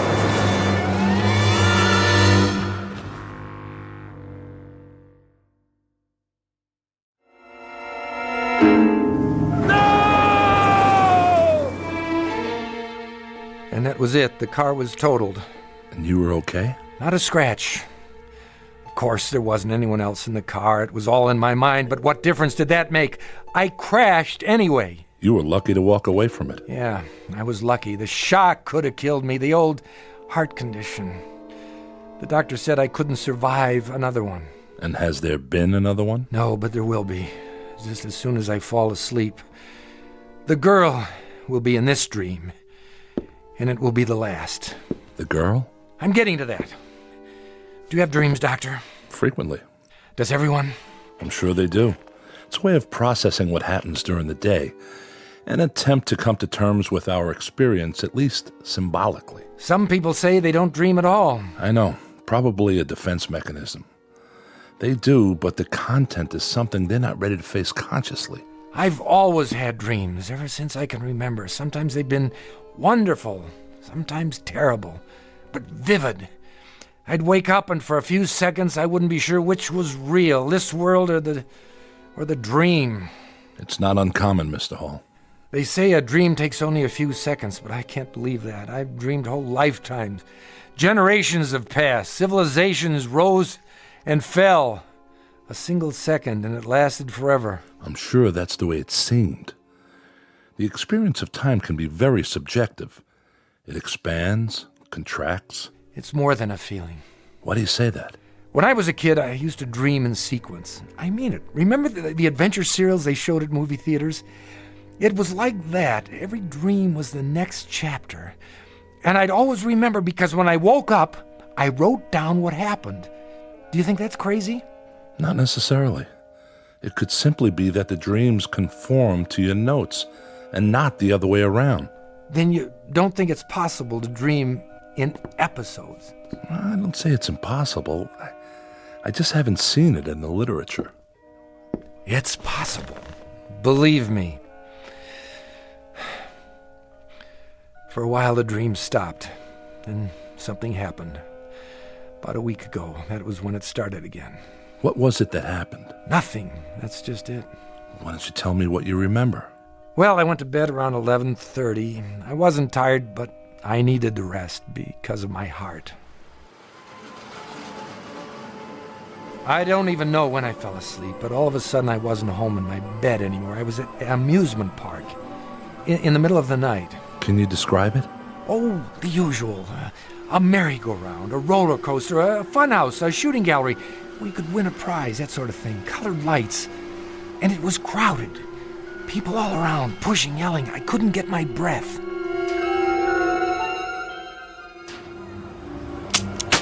There you go, bullseye. Some shooting. You must have been in the service. Yeah, Marines. Sharpshooter. Well, take your pick. Stuffed animal, Cupid doll. I'll take the teddy bear for my girl. One teddy bear coming up. Ooh, Artie, thanks. It's so cute. Keep it by your bed to remember me by. Oh, I will. Hey, how about you, buddy? What? Over here, Mark. Step right up. My name's not Mark. Oh, yeah, sorry. Take a chance. 6 shots for a quarter. Hit the bullseye and you get a genuine imported Cupid doll. How about it? 25 cents. $0.25. How much? 25 little pennies. Go on. You look like a good shot. That was when I got it. The prices. I looked around, and it was the same amusement park I went to as a kid. In 26 years, nothing had changed. It was exactly as I remembered it. Ah, you missed it. Here, let me give you another rifle.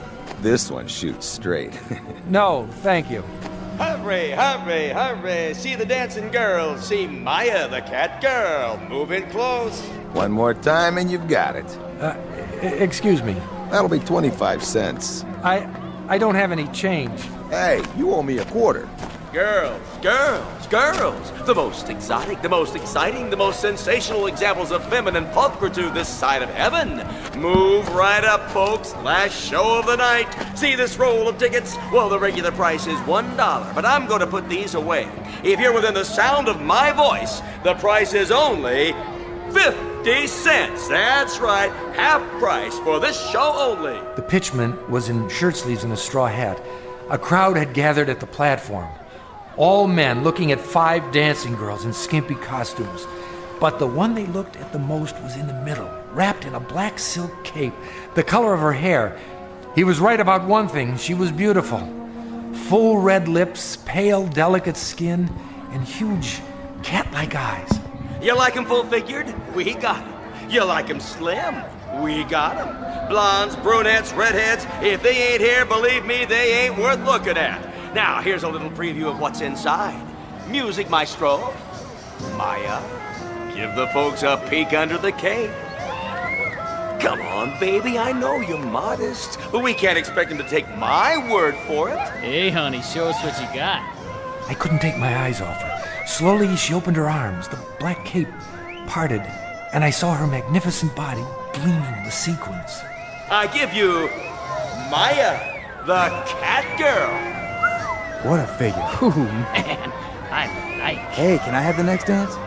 She started moving, whirling to the beat, her hair like a black flame, faster and faster.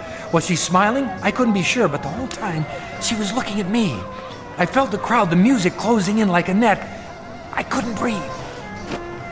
Excuse me, pardon me. I have to go. If you'll let me through, please. I didn't know who the girl was. I'd never seen her before, but as much as I was drawn to her, I knew I had to get away. Something about her eyes, something deep inside those dark cat's eyes. May I have a light? What? A light. For my cigarette. Oh, of course. Thank you. But you're Maya. I just saw you on the stage. Why did you do that? Why did I do what? Walk away. I felt like it. You didn't find me nice to look at? Maybe too nice. Aren't you supposed to be back there entertaining the customers? I'm free now for the night. Are you alone? Yes. Then come with me. Where? Does it matter? You want to, don't you, Edward? How do you know my name? Oh, I know a lot of things. I'm Maya. Don't be afraid. I'm not. Then come. Come. Look, I don't know if I... You are afraid. Only because this isn't happening. It's a dream. I'm not here. I'm at home, asleep, and you're part of the dream, aren't you, Maya? I know that, too. You do? Naturally. We passed a funhouse with a huge mechanical woman out front. The laughter was grotesque. Take me in there, Edward. Screwy Louie's room? It's for kids. But it's dark. Soft and cool and dark. Please. How can I argue with a dream? Tickets here. Wait, I don't seem to have any money. That's all right. We've been expecting you. What? Evening, Maya. Mr. Hall. Let's go. It's just inside this door, behind the glass. You can kiss me now. What if I don't want to? You want to. Look, whose dream is this, anyway? Edward. What in the... It's only a prop. A mechanical dragon. I can't take this. My heart. But it isn't real, Edward. It isn't real. And that's when I knew, beyond any doubt, what she really wanted. She wanted to kill me!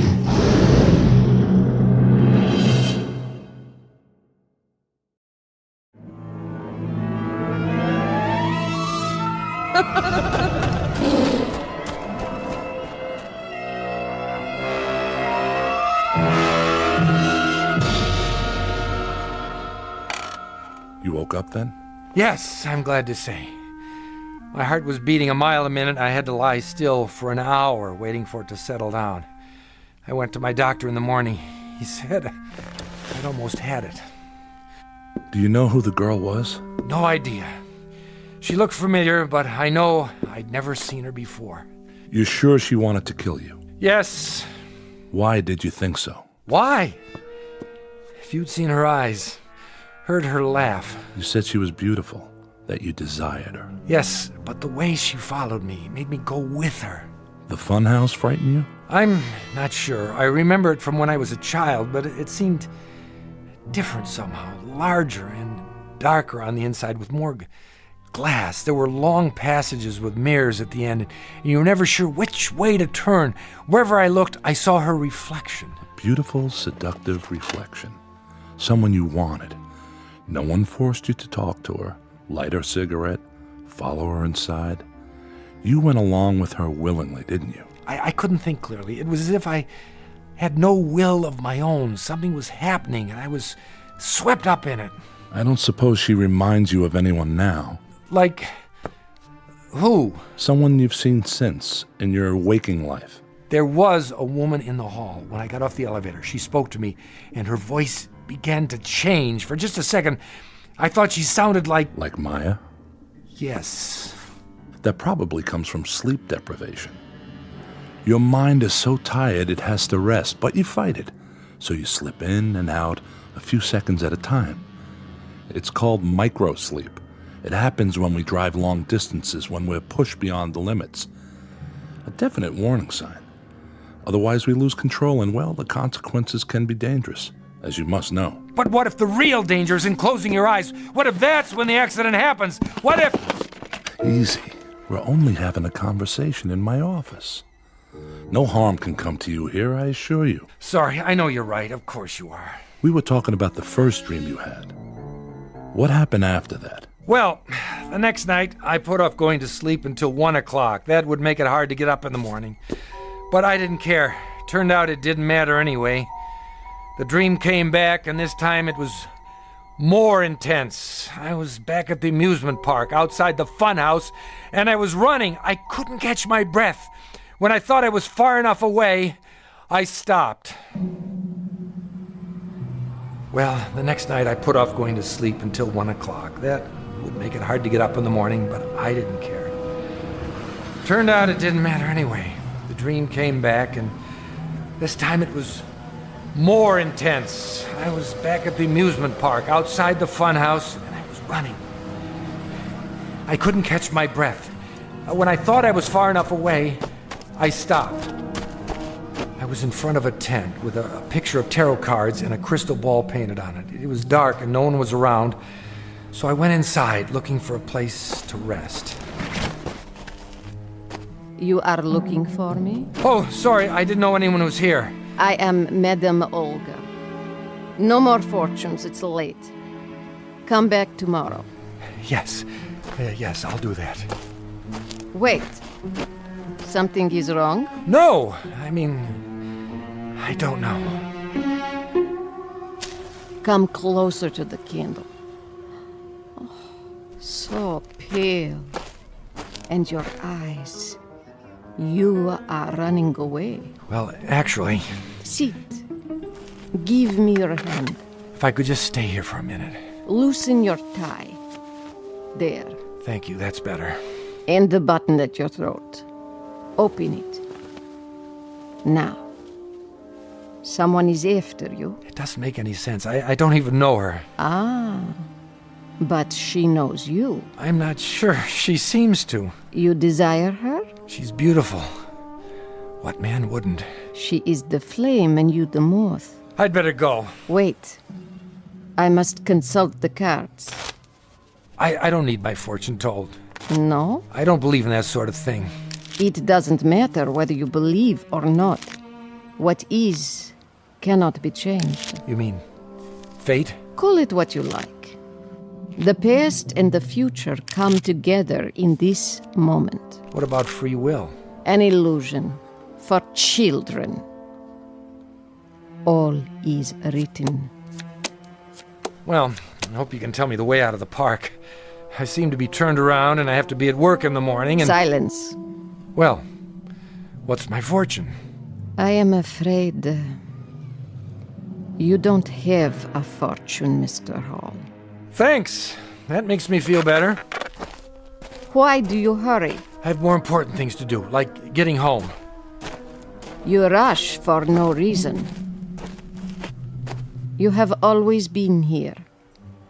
You always will be here. Thanks for the advice. Bye.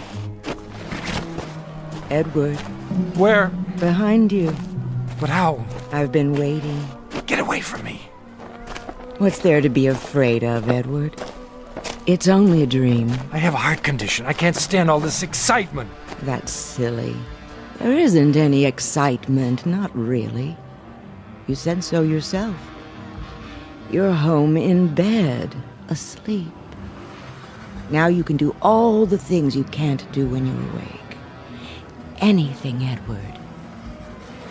Anything. No, that isn't true. The doctor... Oh, look! I don't like those things. But Edward, it's the Cyclone Racer. Please look. No. Come on, Edward. Just one ride. It's fun. Please! Look, It's the last run of the night. You must come with me. I didn't want to go anywhere near that roller coaster, but I couldn't help myself. I had no choice. Even though I knew what it would mean, I had to follow her. Oh, that was so scary. Yeah, especially in the dark. Can we go again? Nah, let's do something else. Oh, they're closing up anyway. Last ride of the night. Get your tickets. 2, please. I can't. Why not? I don't have any money. My wallet. That's all right, Mr. Hall. We've been expecting you. How does he know my... Come, Edward. We'll ride in the front car. Lowering the safety bar. Watch your hands. Really, I can't do this. Hold tight, Edward. It's starting. Tell them to stop. They can't. It's too late. But I can't stand heights. My heart. I mustn't look. We're going straight up. You must look, Edward. The first drop is the most exciting. It's 90 feet. A sheer drop straight down. No! Yes. Isn't it wonderful? It makes you feel alive. I have to get out. Kiss me now, Edward. With the wind in our hair. I can't. It won't be long now. We're almost there. I told you I can't! I have to get out. How do I lift the safety bar? Don't climb down, Edward. It takes too long. Jump. That's it. Stand up. And jump. What are you doing? Don't push me! Don't!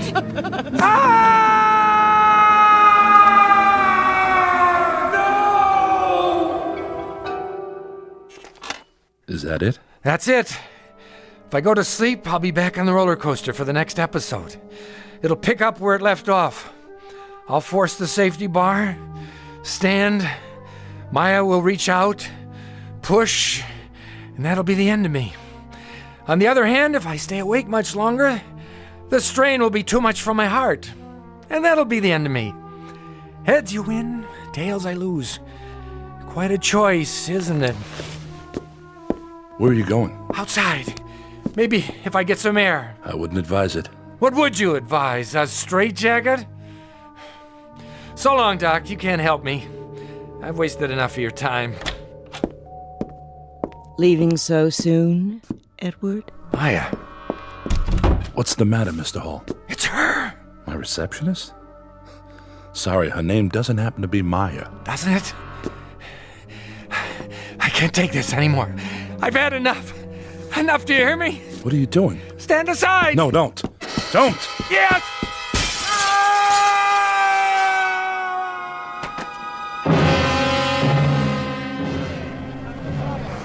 What happened? He fell, or jumped, from that window up there. Oh no! The blood!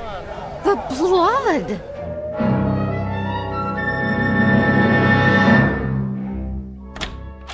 Dr. Rathman, I heard a scream. Is he all right? I'm afraid he's dead. You're right. There's no pulse.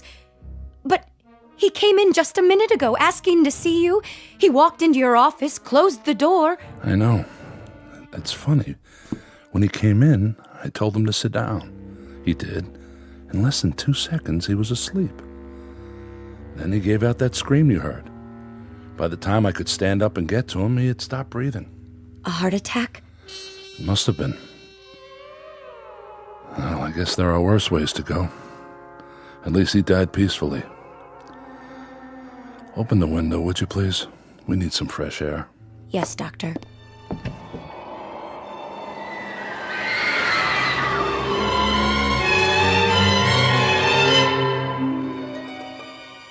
They say a dream takes no more than a second or so, and yet in that second a man can live a lifetime, suffer and die. And who is to say which is the greater reality, the one we know or the one in dreams, somewhere between heaven and earth, in the Twilight Zone? More from the Twilight Zone after this. Hello, I'm Stacy Keach. I hope you're enjoying this edition of the Twilight Zone radio dramas. To learn more about this series, be sure to log on to our official website at twilightzoneradio.com. You'll find special discounts on our Twilight Zone audio collections, listings of our radio stations, links to other websites, and a photo gallery of our recording studio and some of our stars in action, plus ways to contact us with questions or comments about the show. And for a limited time, when you log on to twilightzoneradio.com, you can send in for a free CD of the show. So be sure to visit us at twilightzoneradio.com.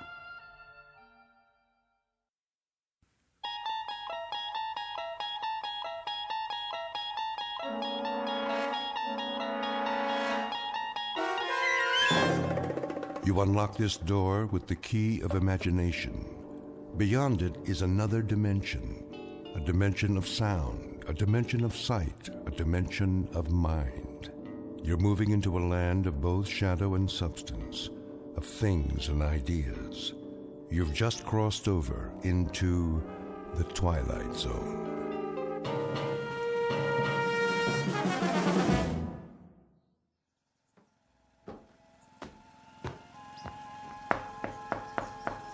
Yes? Mrs. Pratt? Oh, hello there, Ida. How are you? Can't complain. And yourself? I was just making some lemonade. Come on in. I shouldn't stay. My son's coming to dinner. I have to put a casserole in the oven. Just for a moment, then. I'll get you a nice tall glass in the kitchen. Well, if you don't mind. You can be my taster. You absolutely must tell the truth, though. If it's too sour, I'll add more sugar. It looks lovely. Where'd you get the lemons? From Mr. Takamori's backyard. He brought me a whole bag of them. How thoughtful. Oh, he's an absolute jewel. I swear, that man can grow anything. He's certainly done wonders for the trees on this street.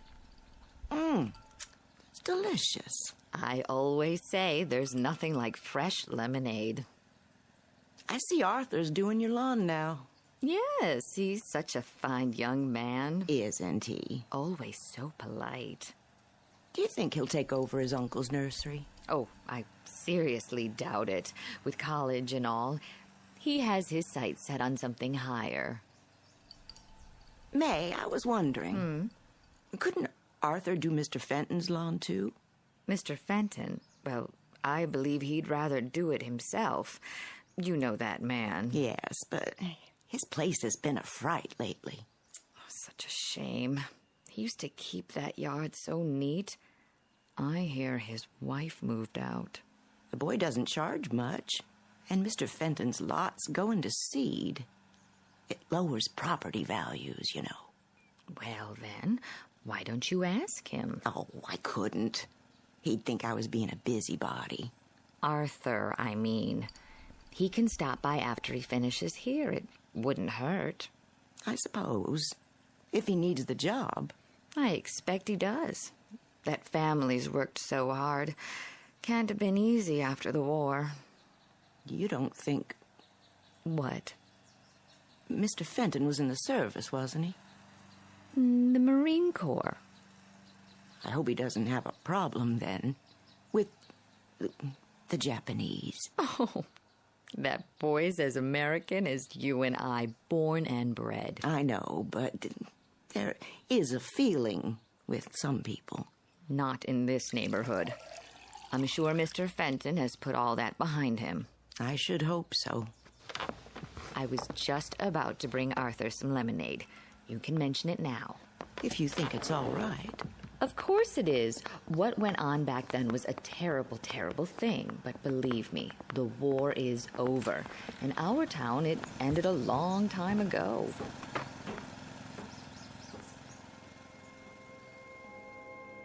A trip back in time to an era that's now ancient history.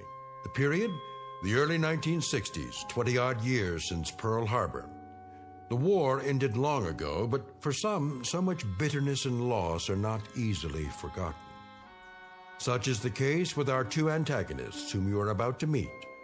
Mr. Walter Fenton, veteran of World War II and an officer in the United States Marine Corps, and young Mr. Arthur Takamori, first-generation son of Japanese immigrants who has no memory at all of those years.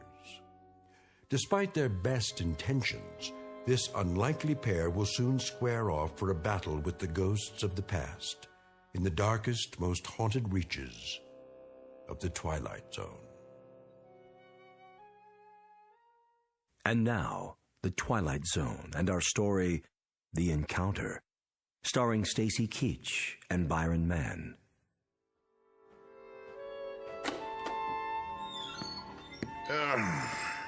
Get a load of this stuff. Where'd it all come from? Psh, what a mess. Not a nuke at all. Shoes, clothes. Hey, there's the old radio. Plug it in, see if it works. Well, well.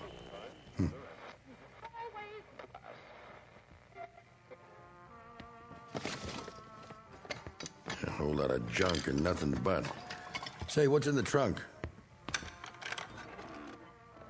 Well, will you look at that? The sword. Oh, yeah. I remember this. How could I forget? Wish to heaven I could. Yeah. Mr. Fenton? Anybody home? Up here, in the attic. Sorry to bother you. I can come back later. That's okay. Front door's open. All right.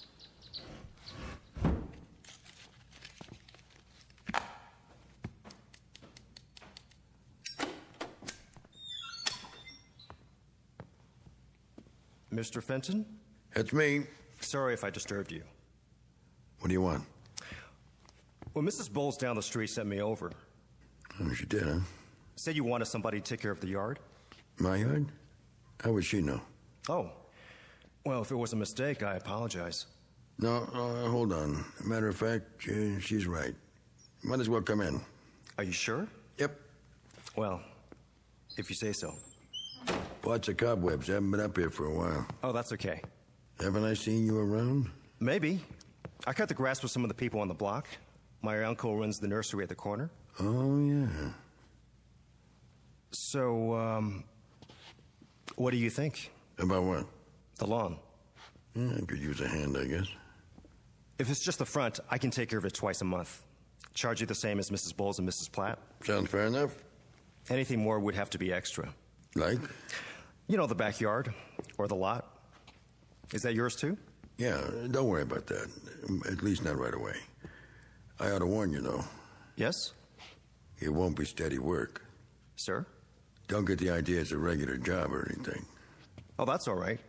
I've got plenty of other jobs. Good, because I'm going to sell this termite dump as soon as I find someone fool enough to buy it. I understand, Mr. Fenton. Got it listed already. A little fixer-upper, a handyman's dream with a semi-vacant lot attached. Sounds pretty good, huh? I can only come on the weekends. I go to school the rest of the time. Sold. I'll be back at the end of the day then, if that's all right.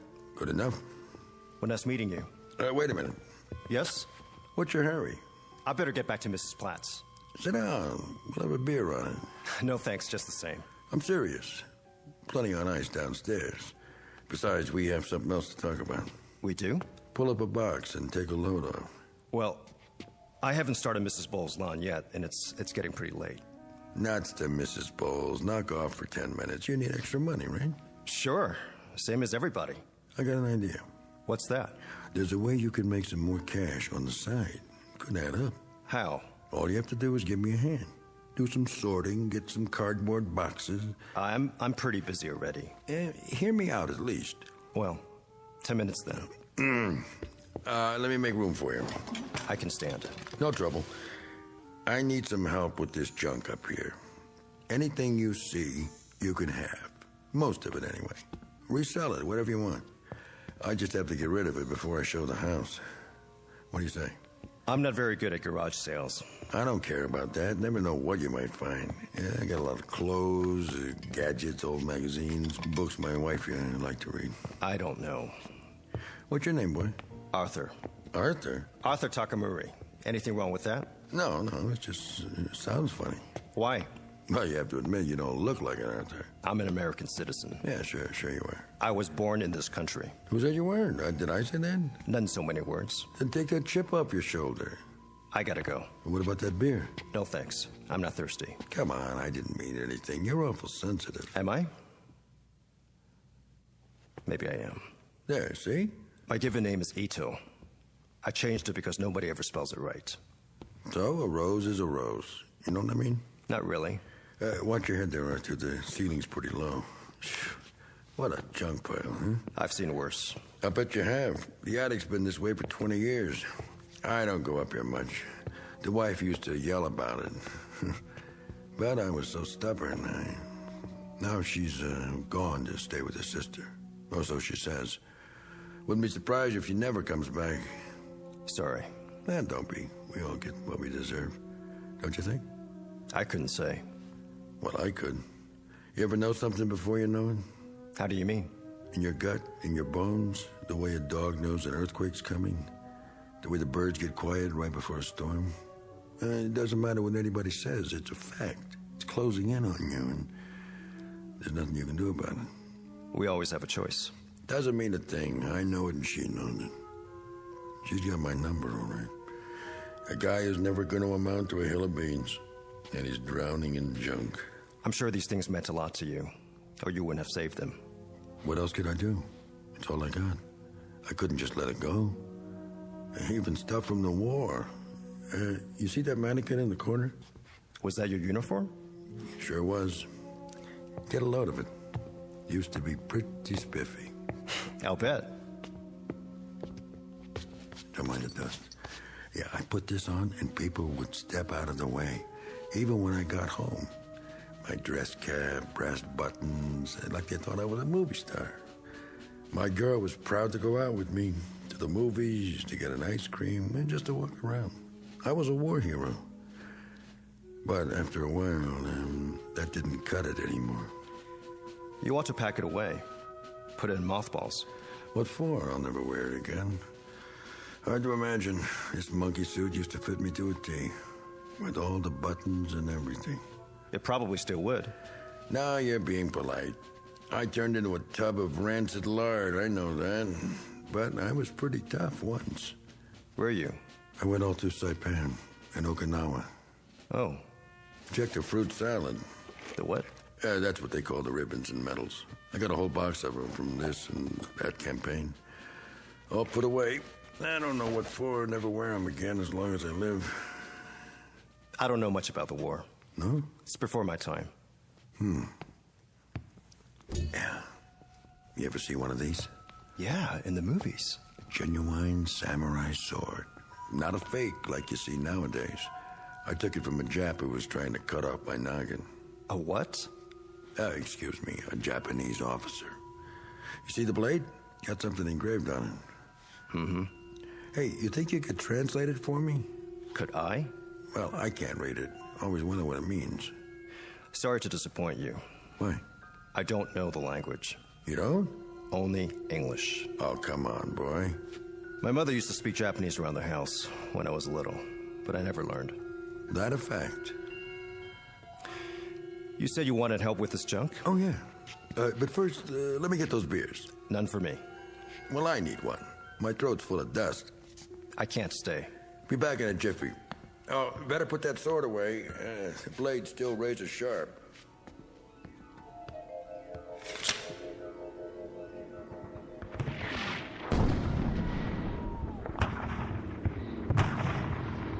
You! You!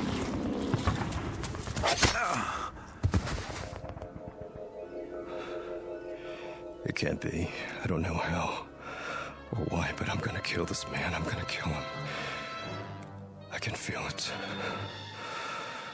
I'm gonna kill him with this sword.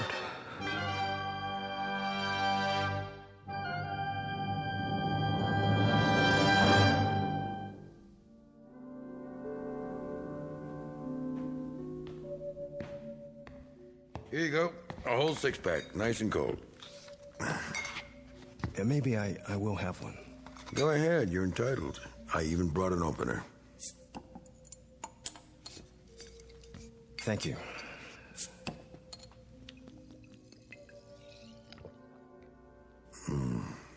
Always tastes better in glass, don't you think? Yeah, I guess so. You partial to beer, Ito? American beer, I mean. The name's Arthur. Oh, yeah, I forgot. It's just, when I look at you, I don't think Arthur. You understand? You don't look like much of a soldier either. Oh, huh. You got me there, boy. You sure do. And while you're at it, Mr. Fenton, I don't like to be called boy. Europeans always call the natives boy and moan about the white man's burden. Hey, now, simmer down. The fact is, I'm a full-grown man, I work for a living, and the name I answer to is Arthur, or Artie, to my friends. And once in a while, believe it or not, to Mr. Takamuri. Man, are you wound up? Do this every time a guy offers you a beer? Sorry, nothing personal. No, it sure isn't. I just wanted to set the record straight, so we understand each other. I get tired of being treated like I'm different. Let's forget it. The war's over. Yes, it is. And in case you don't know it, there isn't a serviceman who saw combat in the Pacific and doesn't respect the Japanese army. They fought like tigers. Well, that's what soldiers do. Fight when there's a war. It was a rare thing to take them alive. They just wouldn't give up. Is that supposed to be a backhanded compliment? I guess it is. Well, here's to bravery. Banzai. Okay. I get it. Say, where did I put that pig sticker? What? The sword. I put it back in the holder, like you said. Then I set it on those National Geographics. Well, it's not there now. Well, maybe it slipped down. Not that I can see. Funny if it got lost. I've been trying to lose it for years. I never could, though. Why would you want to do that? This thing gives me the willies. I should have left it instead of taking it as a souvenir, you know what I mean? Maybe you should have. I tried to sell it, hawk it, give it away, even throw it out in the trash. Each time it comes back. I suppose you're going to tell me it's haunted. No, I don't believe in that jazz. But when people refuse it, even as a gift, and when the man on the garbage truck leave it, well, you give up after a while. Say, why don't you take it? I don't think so. Why not? What would I do with it? Well, you could frame it, put it on the wall, sell it, or you could always give it back to me. Point first, if that's what you'd like to do. I don't know what you're talking about. No, I'm just kidding. Anyway, I don't blame you for not wanting it. It's a pretty ugly thing. Not really. Sure it is, if you think about it, especially with what's engraved on the blade. I thought you couldn't read it. I can't, but I like to imagine. I always thought it says something real poetic, like, "This sword will avenge me." What do you think? I wouldn't know. Oh, come off it, Arthur.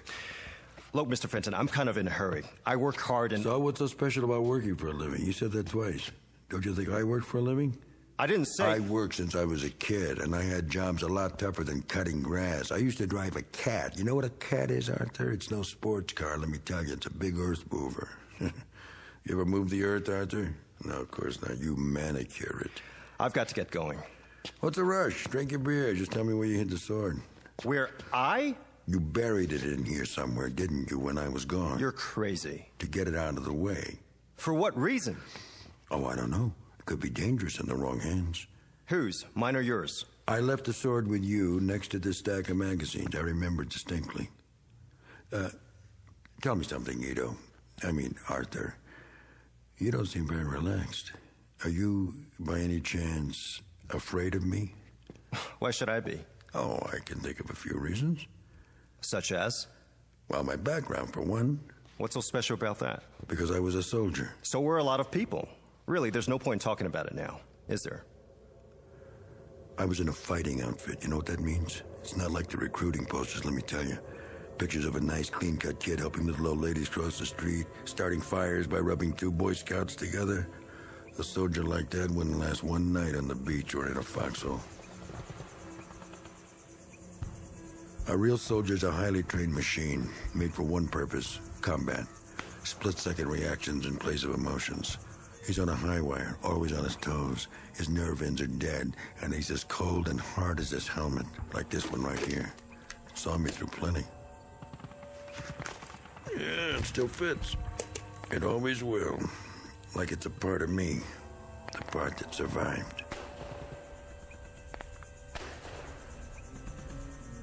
He doesn't feel anything. Funny thing is, he doesn't even hate anymore.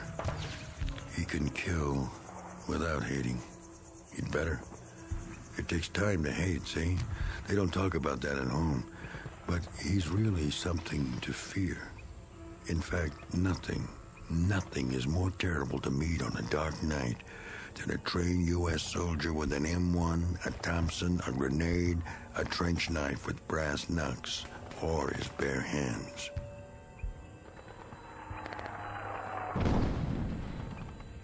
Yank! Come out and die! Some dirty little son of heaven was out there in the jungle just asking for it, so I thought I'd oblige. I started circling wide to get behind him. Yes, it was night. A very dark night. It was a simple exercise, basic training. All it took was someone with more luck than brains. Yank! Yank! Over here! Come out and die, Yank! I kept moving. Then I saw something. It was the machine gun nest. They had a great position up high behind the trees, so I stayed low and headed around the side. But before I got there... You!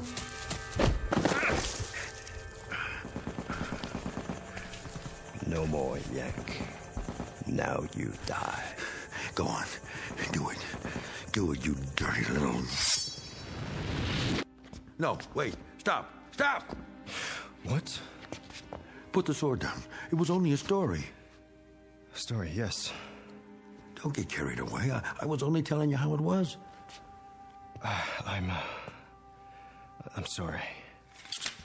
Man, for a minute there. For a minute there. I don't know what got into me. Where'd you find it? What? The sword. It must have slipped down behind the trunk. All of a sudden, I saw it and... You handled it like you were gonna prune a tree. Good thing you hesitated. That officer I was telling you about, he would have gotten me for sure. Yes. I know. What do you mean by that? Something tells me you didn't get that sword the way you said you did. No? No. You shot him after he surrendered. What? The Japanese officer? He dropped the sword and surrendered. You killed him in cold blood. All right, so what if I did? So what? I don't know. That's your problem. I don't feel well. What am I doing here? I've got to get out of here. Yeah, maybe you should.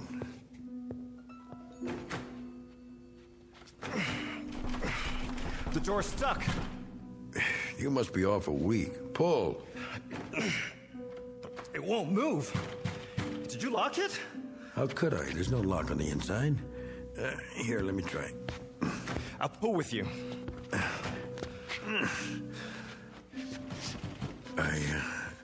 I guess you're not supposed to leave just yet. What do you mean? If I knew, I'd tell you, but I don't. I don't understand any of this, but I'd say we're locked in here together, just the two of us, for better or worse, till death do us part.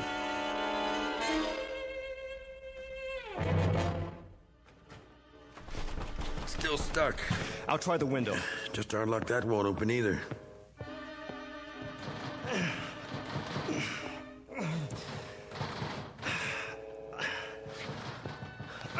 You're right.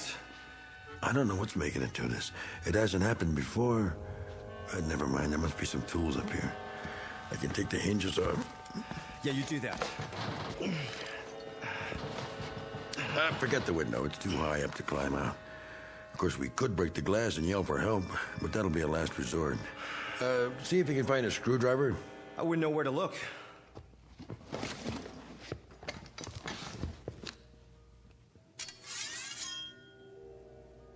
What are you doing with that sword now? Don't worry. I'm only looking at it. Thinking about becoming a samurai? Couldn't I? If you ever come at me with that thing again, I'll chop you up like hamburger. I don't like that kind of talk, Mr. Fenton. Oh, you don't, huh? No, I've got a short fuse, so don't strike matches. A short fuse, huh? From what, kid? Too much sake in your oatmeal? I was born in Honolulu, near Pearl Harbor. No kidding. Were you one of the pilots? I was 4 years old. My parents lived in Hawaii all their lives. My father worked for the Navy as a civilian contractor. Yeah? Doing what? Sabotaging the planes? He helped build the docks of Pearl. He was foreman of a construction gang. Almost a genuine war hero. He was a war hero. He was on the docks when they came that Sunday morning. He was there when the first wave of bombers flew over. Standing there, watching men that looked like him, destroying what he built with his own hands. The plane circled overhead. I stood on the hillside where we lived and looked up at the sky and saw them. And my mother held my hand and tried to make me run inside the house, but I stood and watched the airplanes. While down below at the harbor, my father tried to warn the sailors, tried to tell the men on the ships what was happening, but the bombers came anyway, and I could hear the boom, boom, boom. As the bombs exploded, and I could see the smoke, and my mother was crying. My father was yelling to warn the sailors, yelling for them to fire back, and...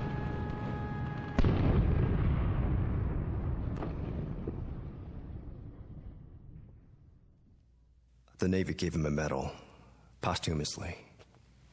He was a hero. A great hero. That's some story. My mother and I were shipped to California 1 year later. We were placed in a relocation center. Yeah, I heard about those. Do you know what a relocation center is, Mr. Fenton? It's a fancy name for a concentration camp. That's where I grew up.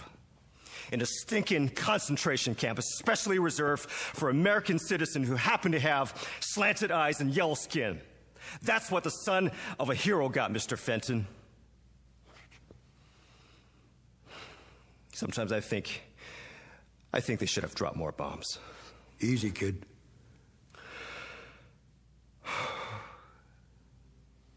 I'm such a liar. What? We all are sometimes. Don't be so hard on yourself. It didn't happen that way. Oh, come on. He was a traitor. He signaled the planes. He showed them where to drop the bombs. Do you hear what I'm saying?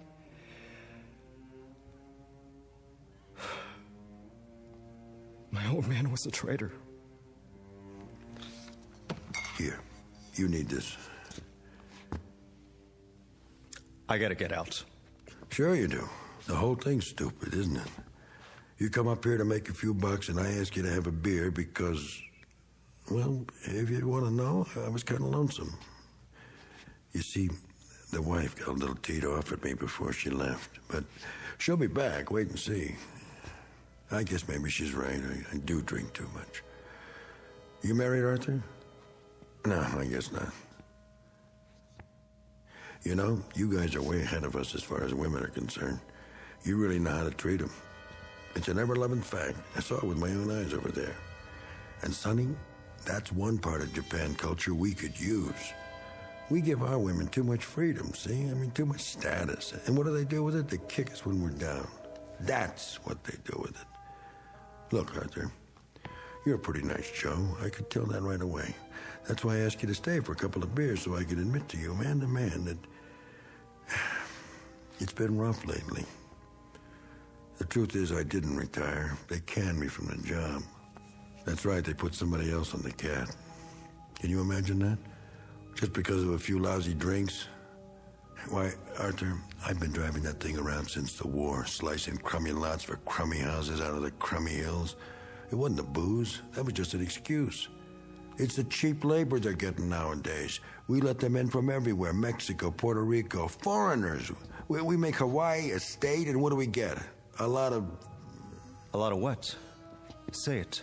Oh, no offense to you, Arthur. You're different, 100% American. Born here and everything, not like your old man.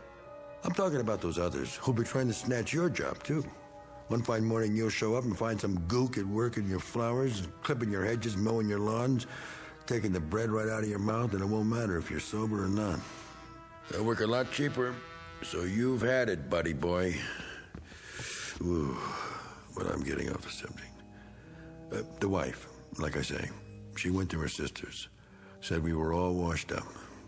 Can you beat that? That's gratitude for you. But never mind, she'll be back. She knows which side her bread's buttered on, and if she doesn't come back, who needs her? A man can make it alone. Arthur, women are a dime a dozen. Anyone who's ever been to the Orient knows that. You're awful quiet, Arthur. Still holding on to that sword, huh? What's the matter, Arthur? Or do you want me to call you Ito now? I have nothing to say. Listen, don't take it so hard. I mean, just because your old man was a sneaky little double-dealing traitor, it doesn't mean you are. I mean, what the hell? You don't have to go and change your name and all and forget you know how to speak Japanese. There are plenty of sneaks and double-crossers on both sides. Like you. Hold it right there, buddy. You were no better. You were a murderer. You killed a defenseless man. Now take it easy. What happened on Okinawa? Well, you can't blame me. You know we had orders not to take any prisoners. That's right. No prisoners, they said. Seems the little monkeys were coming in with their hands behind their heads and grenades in their loincloths, and they'd pitch them at you without the slightest hesitation the first chance they got. The kamikaze philosophy. So, no prisoners. That was the order, straight from topside. You had your philosophy, too. You can't hold a man responsible for obeying orders, can you? You get shot in wartime for having a mind of your own. Follow orders if you want to stay alive. Oh, yeah, I know. Those Nazi generals in Nuremberg. You're going to bring that up. Well, let's face it. They had a point. They were ordered to do what they did, and they had to obey. The oldest defense in the world. So, who's guilty of what? Think about it. Where does it begin and where does it end? In the Pacific, we were told you people were some species of ape, not even human, so we shouldn't worry about burning you out of caves. Today, all of a sudden, you're fine people, highly cultured, and it was all propaganda about your lousy transistor radios. Is that all we represent to you? Come on, Arthur, put down the sword and let's have another beer. Stay where you are. I don't like to drink alone. And to tell you the truth, I'm a little shaky today. Last night, I put away a fifth of scotch. Can't hold your liquor, huh? Arthur, don't you get it? The wife up and left me. I'm all alone now. And yesterday, when I called about getting my job back, the foreman hung up on me. I'm not a bad guy, Arthur. Why is all this happening to me? All right, don't answer. Kill me if that's what you're here for. Go ahead, I dare you. What's that? Your judo pose? I told you I'm a trained soldier. Okay, Ito, come on. I'm waiting for you. You're ridiculous. Oh, so that's it. You're trying to scare me. So all right, I'm scared, but not of dying, of living. I can't make it anymore, Ito. Or Arthur, or whatever your name is. There's nothing left, nothing. I got a box full of decorations for killing highly cultured people. And I've been pushed and pulled this way and that till I hate everyone in the world who's not the same as me. Look, I'll prove it. Come and get your beer, you dirty little chap. Why, you? Just bring it. I'm ready for you. How do you like that, huh? Judo, nothing. Good old American beating. Stand up and take it. Oh, you can't, huh? Well, here, I'll finish the job for you with a razor-sharp samurai sword. You don't have the guts. No? No? No.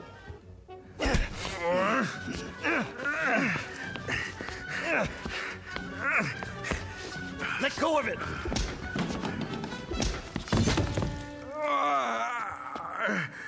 Pick up the sword. Pick it up. Where is it? You gonna keep holding on to it? Roll over. Let's see what...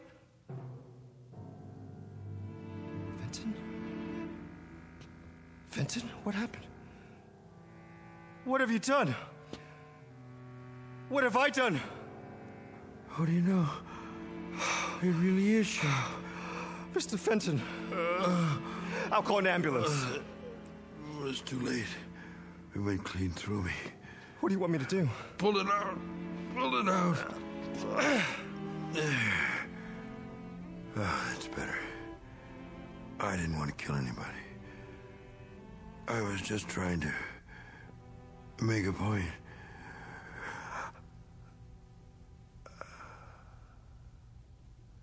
Oh, my God. Oh, my dear God.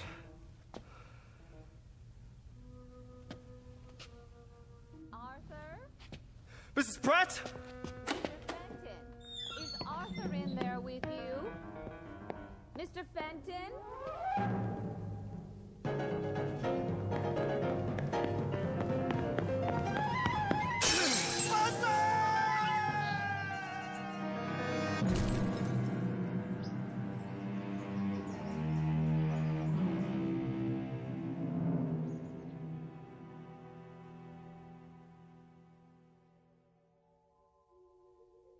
Two men in an attic, locked in a mortal embrace.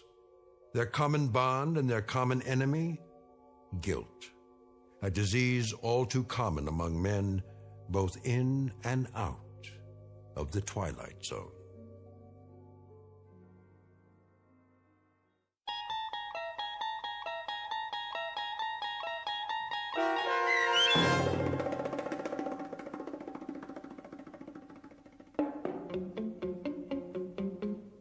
The Encounter, starring Stacy Keach and Byron Mann, was adapted for radio by Dennis Etchison and written for The Twilight Zone by Montgomery Pittman.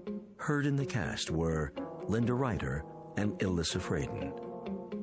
The producers of The Twilight Zone wish to thank CBS Enterprises and the Rod Serling Estate for making this series possible. This copyrighted radio series is produced and directed by Carl Amari for Falcon Picture Group.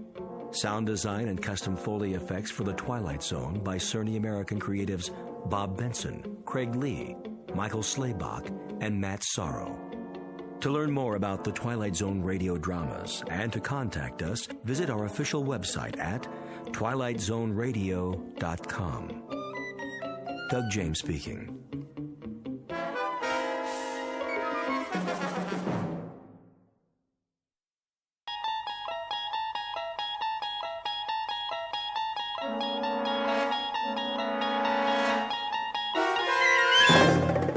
You're traveling through another dimension, a dimension not only of sight and sound, but of mind.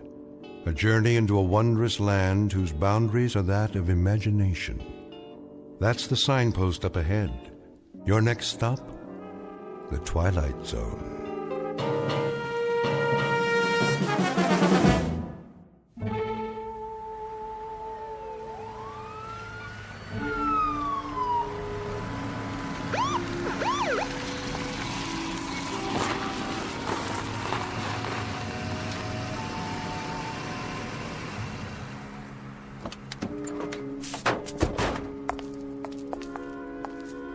The address? Yep, 2719 Ye Old Curiosity Shop.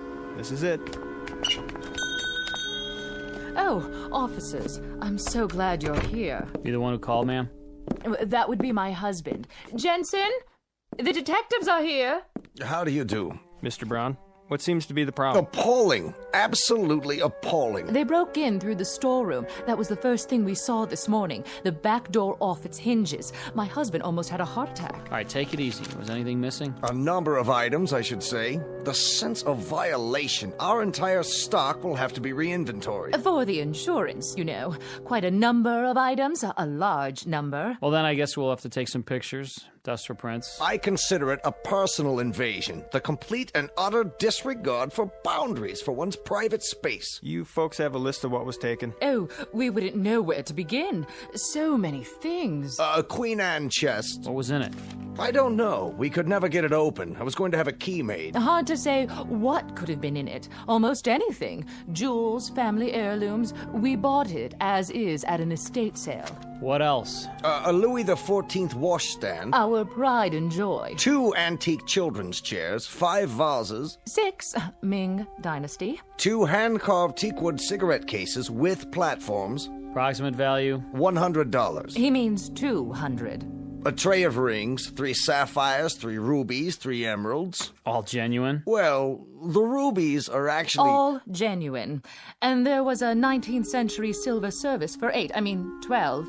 Isn't that right, Jensen? And a dining room chair made in 1778. Let me see. 3 paintings in frames. Early Picassos? Huh, that right.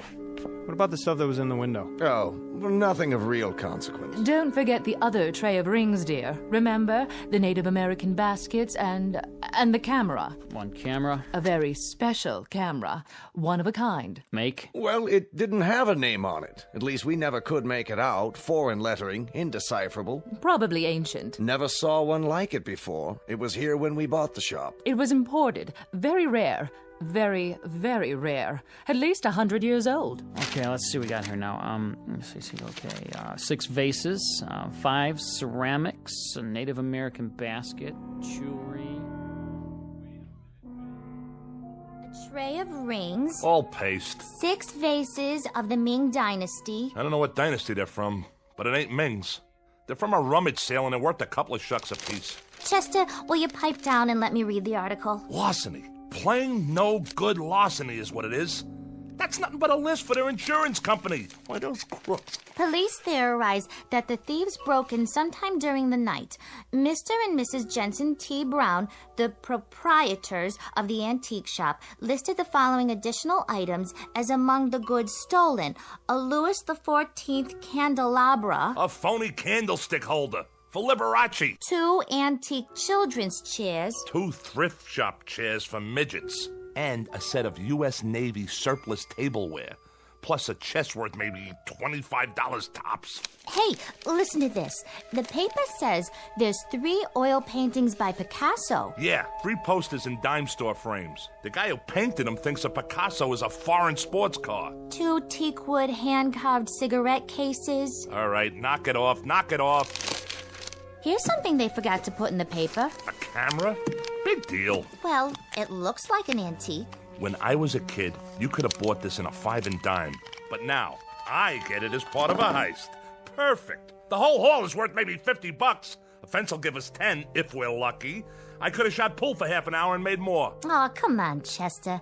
Want to take my picture? You think that thing works? Well, let's give it a try. Even if there's film in it, it'd be so old by now that... What do you got to lose? Huh, Chester? Please. Please.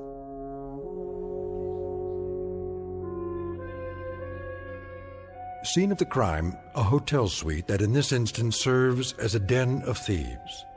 The aftermath of a rather minor event to be noted on a police blotter, an insurance claim, perhaps a 3-inch box on page 12 of the evening paper. There's just one small item to be added to the list of loot. A camera. A most unimposing addition to the flotsam and jetsam that came with it. Hardly worth mentioning, really, because cameras are cameras. Some expensive, some available at the corner drugstore. But this camera, this one is unusual. Because in just a moment we'll watch as it injects itself into the destinies of 3 people. For it happens to be a fact that the pictures it takes can only be developed in the Twilight Zone. And now, back to the Twilight Zone with A Most Unusual Camera, starring Mike Starr with Stacy Keach as your narrator. Please, Chester, take my picture. Look at this crummy thing. Foreign writing all over it. No place to open it up. Where do you put the film in? Maybe it's already got film in it. Yeah, sure. From the Ming Dynasty. And you think it's still good? Come on. See? You look through the thing on the top here. This must be the button here. Wait, let me pose nice. Hold it, baby. Say cheese. Ta-da! Perfect. Fits right in. Everything else for nothing, so we get a camera that's for nothing. You and your curio shops. My curio shops? You cased the place. You fingered it. You did all the planning. Oh, listen to Miss Culture over there, the patron of the arts. Never mind hock shops, she says. No, let's go up in life. Let's knock off a curio shop, because curio shops have nothing but objects of art worth a fortune. And who touted me? The art lover over there. 2 weeks of planning, a whole night on the job, and what do we have, Paula? 400 pounds of junk. Yeah? Room service. Wait a minute. Room service, huh? I didn't order no room service. It's the law. What are we gonna do? Quick, dump all the stuff out the window. Hold on, Chester. I called for room service, okay? You did? To celebrate our newfound wealth. What'd you order? A breakfast for 2 with all the trimmings. How are we gonna pay for it, Paula? This room is costing me a fortune. Coming! Just leave it outside the door. Oui, monsieur. Very well. I'm not even hungry. How can I eat at a time like this? Maybe a little coffee is all I need. Look, Chester. What's that sticking up out of the camera? It's the picture. I told you it'd work. Hey, let me see that. Well, how do I look? I don't know. Picture came out fine, just fine, but... Isn't that nice? You take good pictures, Chester. Well, there I am standing by the window. Did you get a good look at this? And so clear. No flash or anything. And look how clear it is. Oh, wait a minute. Let me think. What's the matter with you? What's the matter with me? Paula, go over to the mirror. What? Go ahead. Now look in the mirror. You're missing a couple of buttons on your shirt? Go on. Now look. We look nice together, don't you think? We ought to get some pictures of the 2 of us. Will you look? So, What's to see? What you wearing? You like my nightgown, Chet? I got it special for you. I like the way it sort of clings to my body. What do you think? Right. Now, look at the picture. So, there I am, standing by the window wearing a what? fur coat. Oh! Yeah, a fur coat, which you don't have. Huh. Looks like mink. One of those Ember Autumn Haze models. Real pricey. Could be sable. Nah, don't think so. It's a mink, all right. Chester, what am I doing wearing a fur coat? I wasn't wearing a fur coat when you took the picture, was I? Of course you weren't. I don't have that kind of money. I don't even own a fur coat. Chester, what is going on? I got it. Got what? It's a gag. A gag? A gag camera, strictly for laughs. What do you mean? You know, like at Coney Island. Remember? It looks like you're wearing a costume or something. I don't think so. Sure. Inside, they got these ready-made pictures already developed. But the negatives have already got a picture on them, see? The only thing this takes is the face. But we ain't in Coney Island. You know, like a carnival when you pose in front of those crazy cardboard things. You put your head on top of the cutout. Fat lady, sailor, cowboy, driving a car, you name it. And it looks real. That's what this thing is. Not bad. That's kind of clever. You sure? Sure, I'm sure. Well, we might as well clear up the rest of this junk. If you say so. What are we gonna do with it? Who cares? Stuff it down the garbage chute for all I care. Except for these phony Ming flower pots. Chester, what'd you do that for? Now we gotta clean it up. No, we don't. Leave it for room service. We're paying enough. There's one thing we didn't open yet. Yeah? That little chest over there in the corner. Did it come with a key? No, you'll have to open it in your own inimitable style. There ain't a lock ever made I can't, Jimmy. Anybody ever tell you had a lousy disposition? If I have a lousy disposition, it's because I'm married to a nickel and dime heister who can't tell a real diamond from a baseball diamond. Baby doll, this suite is costing an arm and a leg. Delivered and paid for by Mrs. Diedrich's son Chester from profits collected during a slew of years when you weren't even in the picture. So happens that I need you like I need a 3-time conviction. Well, aren't you the clever one? Let's see what's inside.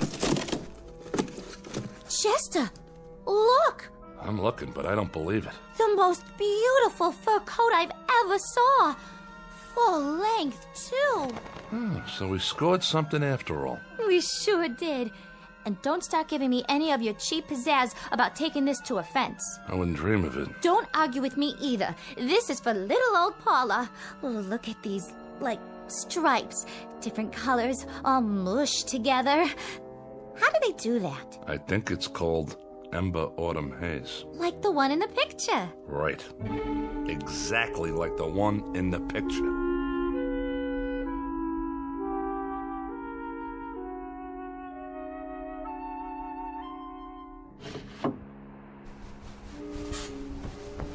Come back to bed. In a minute. It's the middle of the night. Sure is, and I can't sleep. What are you doing by the window? Getting some fresh air. Are you still worried about the camera? Shut up. Yeah, you are. You're playing with it, aren't you? What do you care? Leave the light off. It's hot in here. It's not hot. We got air conditioning. What's it to you? You can't just let it go by, can you? You want me to forget about it? Is that it? So it's a crazy camera. So it takes dopey pictures of things that aren't really there. That's not the point. Oh, yeah? What is the point? Sure, it takes dopey pictures. Pictures like things that haven't happened yet, but do happen. That's the point. So what do we do, Chet? One lousy picture and you get insomnia? It's a camera, that's all. Here, I'll show you. Did you just take a picture? There. See any lightning? What did you take a picture of? It doesn't matter. The wall, the door. All right, now drop it, why don't you? Let it alone. Forget about it. How can I forget about it? This thing comes from witches, maybe, or sorcerers. Look at the writing on it. It could be loaded with black magic or something. And what are you loaded with? Do you see anything? Where is the man with the horns who comes in with a bargain for your soul? He's supposed to show up any time now, right? But he's not here, is he? Listen to me. It's a screwy camera. Period. Let's see how this one came out. Well? Here. You tell me. It's my brother Woodward, standing by the door. That's who it is. It's that cheap, no-good brother of yours. But that's crazy. He's in jail. 7 years for breaking and entering, and that was only a year ago. So it's impossible. So was the fur coat, right, Paula? Oh, no. No, Chester. It's throwing us a curve. Maybe it's somebody who looks like Woodward. Chester, I'm scared. Feel my heart. I'm palpitating. A little palpitating never hurt nobody, and what's to be scared about? The thing has obviously gone tilt or something. Are you sure? Sure, I'm sure. Woodward's not here. Woodward can't possibly be here. Woodward won't be here. Woodward is serving time. He's 900 miles away in a cell block, and I don't care what that crazy camera shows us. Who's ever in that picture ain't Woodward. What's that? Shh!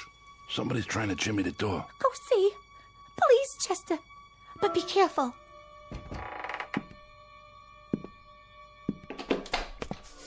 Woodward. Hi, Paula. Hello, Chester. I didn't want to wake anybody, so I just, use the old lockpick on the door. Hope you folks don't mind. Mind? Why would I mind? But you're in jail, aren't you? I broke out. Me and another guy. Hid in the laundry truck. Nice, huh? I thought maybe I could stay with you for a few days. If you really don't mind.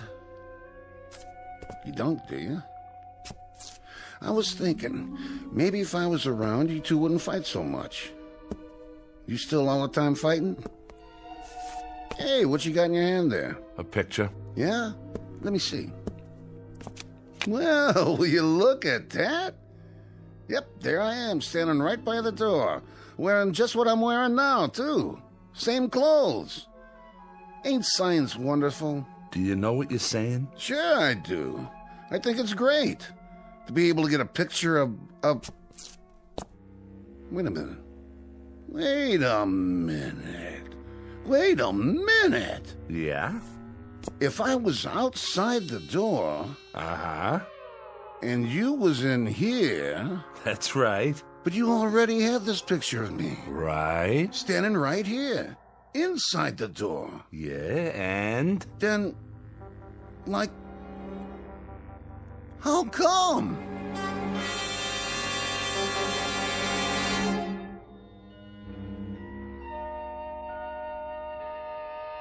Sleep well, Woodward? Yeah. Thanks for letting me use the couch. Think nothing of it. A growing boy needs his rest. What are we going to do today, Chester? I don't know yet. But I got a feeling it's going to have something to do with that camera. I still don't see how we can use it. Neither do I. As far as I can see, it's strictly for laughs. Well, maybe we could sell it. For some big bucks. You know, there's rich people might want something like that. For what? Well, I don't know. Find out who's coming to the front door of their office. Like a hidden camera. See who's robbing them blind, in advance. Try selling them an item like that. They'd throw you out on your duff. Or some company. They could take it apart and see how it works and make new ones. No way. You'd never get in the door. They'd say you were off your rocker or burn you at the stake, one or the other. What do you think, Woodward? Oh, good call, Paula. Ask the intellectual in the crowd. We could sell, like, tickets. Yeah, that's it.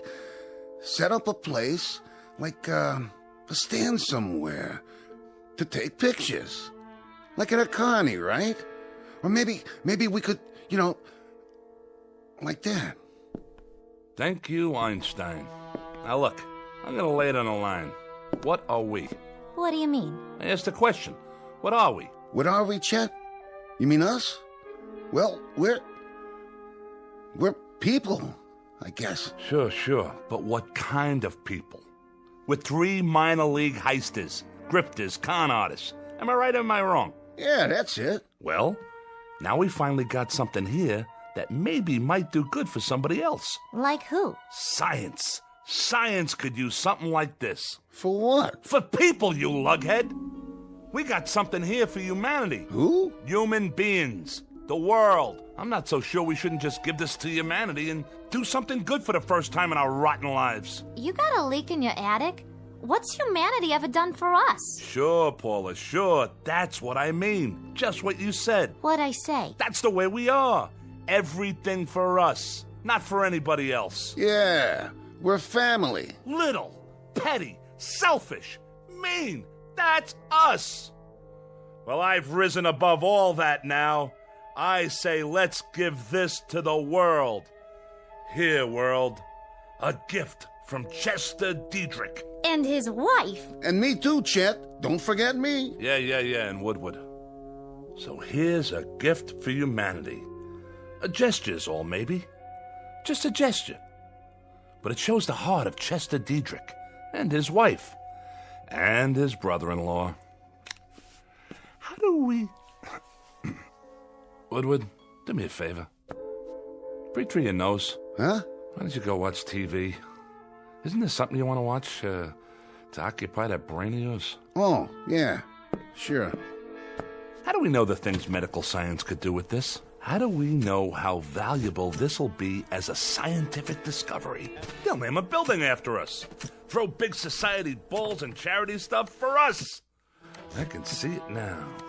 The Chester Diedrich Foundation for the eternally something or other. In the Los Tendros opener, Hotfoot has just won it. Jerry's Flash second, Easter Baby third. This was Hotfoot's second win in 3 days. He paid $24.90, $15.80, and $6.70. We now move into the second race. Shut that off. I'm making plans. Oh, sure, Chet. Anything you say. Oh, where was I? High society. I can wear my mink coat. Of course, I'll need a couple new dresses and some matching shoes. Hold on. Well, maybe just one dress to start with. You know, a real evening gown with... I got it. You sure do, Chester. I never would have thought of that. I got it. Got what? I got it. The TV set. Woodward, you're a genius. I am? This camera takes pictures of things that happen, but haven't happened yet. I guess. Read my lips. It took a picture of Paula with a fur coat. 5 minutes later, she had a fur coat. It took a picture of that door with nobody standing in front of it. And then you were standing in front of it. Follow me? No. All right, boys and girls. Now get this. We go to the racetrack, right? I'm starting to get it. We take a picture of the winner's board at the track before the race. I think I get it. The winner's board before the race. That's a great idea. But I don't get it. Hold on now. We take a picture of the winner's board, and then we look at it and... Oh! Chester! Woodward, are we getting through to you yet? We take a picture of the winner's board.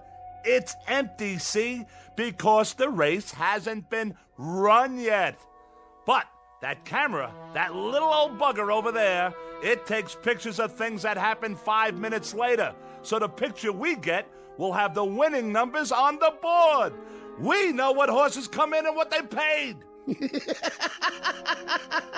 Now I get it. Come on, everybody, get your coats. Woody, my boy, grab one of mine. And put on a tie so you can be in disguise. No, Chester! This is so exciting! That was the first race. We can get there in time for the last 4. How much dough has everybody got? I got a 20 and a 10. That's 30. I know it's 30. I got 2 10s and 3 20s. Come on. Okay, and the old insurance, my $100 bill. That makes 180 and 30. You got anything for the pot, Woodward? Yeah, I got 10. $220. Is that enough? There's bound to be at least one long shot. Why, we can parlay this into $1 million if we work on it long enough. We can't lose, Paula. We simply can't lose. Come on, everybody ready? Chester, what about humanity? Humanity? Like you said, baby, what did humanity ever do for us? Let's get going.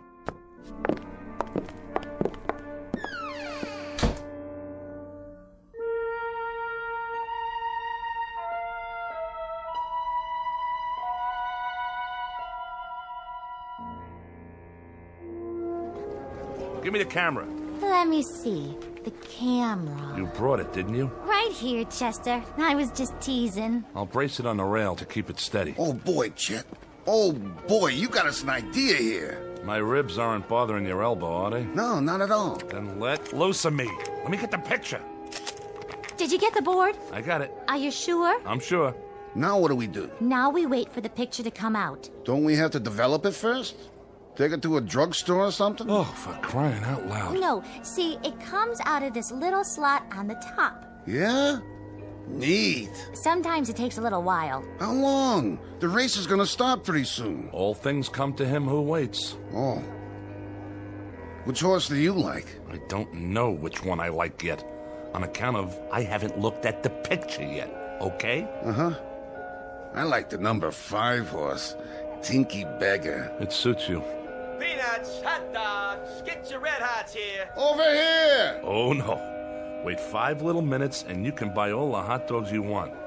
Right now, everything we have goes on the horse. Which one? Well... Look at it. 6, 3, and 11. And look what 6 pays. $47.60 to win. Hand me the racing form. Here you go. Number 6.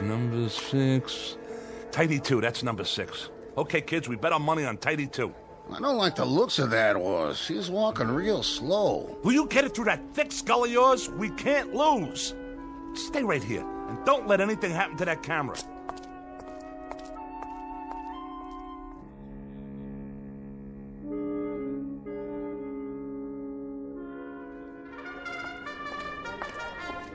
What's your bet, sir? Put it all on number 6, the works. Number 6 it is. Here's your ticket. Thanks.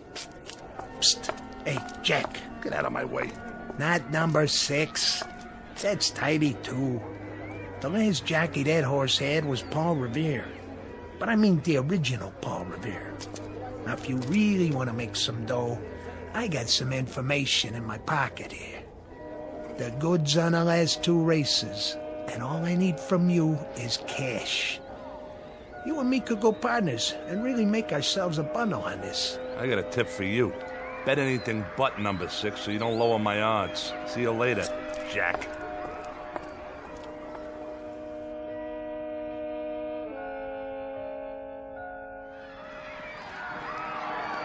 Rounding the far turn, it's Tinky Beggar, Sir Midas, Pink Gloves, Bart Jr., Lady Deck. Coming in the stretch, Tidy 2 coming up very fast on the outside. Now in the stretch, Tinky Beggar, Sir Midas, and Tidy 2 is third. Tidy 2 moving up. Tinky Beggar and Tidy 2 neck and neck. It's Tidy 2. It's Tidy 2 all the way. We did it! Now, just you feast your eyes on the numbers. 6, 3, and 11. Just like the picture said. Are we rich yet? We're getting there, Junior. We're getting there. Now let me set up the camera before the next race. Paula, you 2 go cash in. Here's the ticket. And don't drop it. Okay, Chester.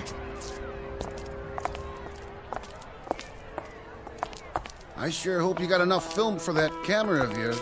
Why, you know, Woodward, that's a very intelligent comment. Film. I wonder where you go to get film for a camera like this. Oh, but I wouldn't worry about it. Chester will figure it out, I'm sure.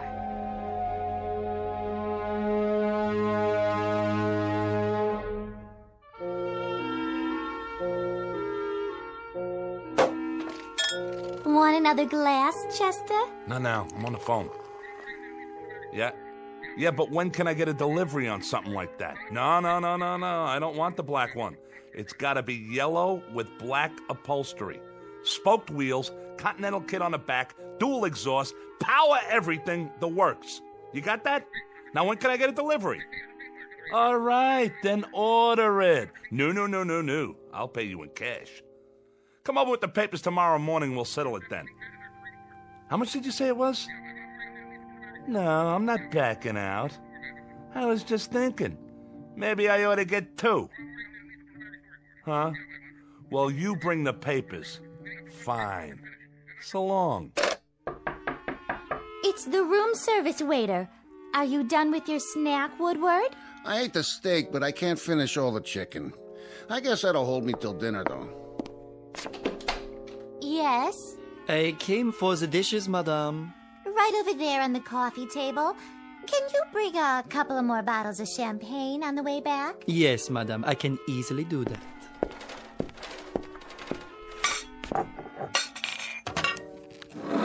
Hey, get your hands hands off the camera. Let him look at it. Bet you never seen anything like that, Pierre. Mais non. Most unusual, sir. Isn't it, though? You don't know how unusual. But what do you do after your 10 pictures? Is there any other way to get more film? Well, we've only had it for a little while and What did you say? Yeah, what did you say about 10 pictures? The inscription on the outside, it says, 10 à le propriétaire. That means 10 to an owner. I presume that means you may only take 10. It's so odd. The lettering is definitely French, but I've never seen a French camera like that. As a matter of fact... Thanks. Bye. All right. How many pictures have we taken? There was one of Paula. Then one of Woodward. 6. We bet 6 races. That means we've taken... 8. We've taken 8 pictures. Chester, there's only 2 left. 10. But how do we know what that means?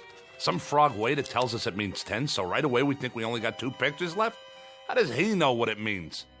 I bet you we could take as many pictures as we want. But we don't know.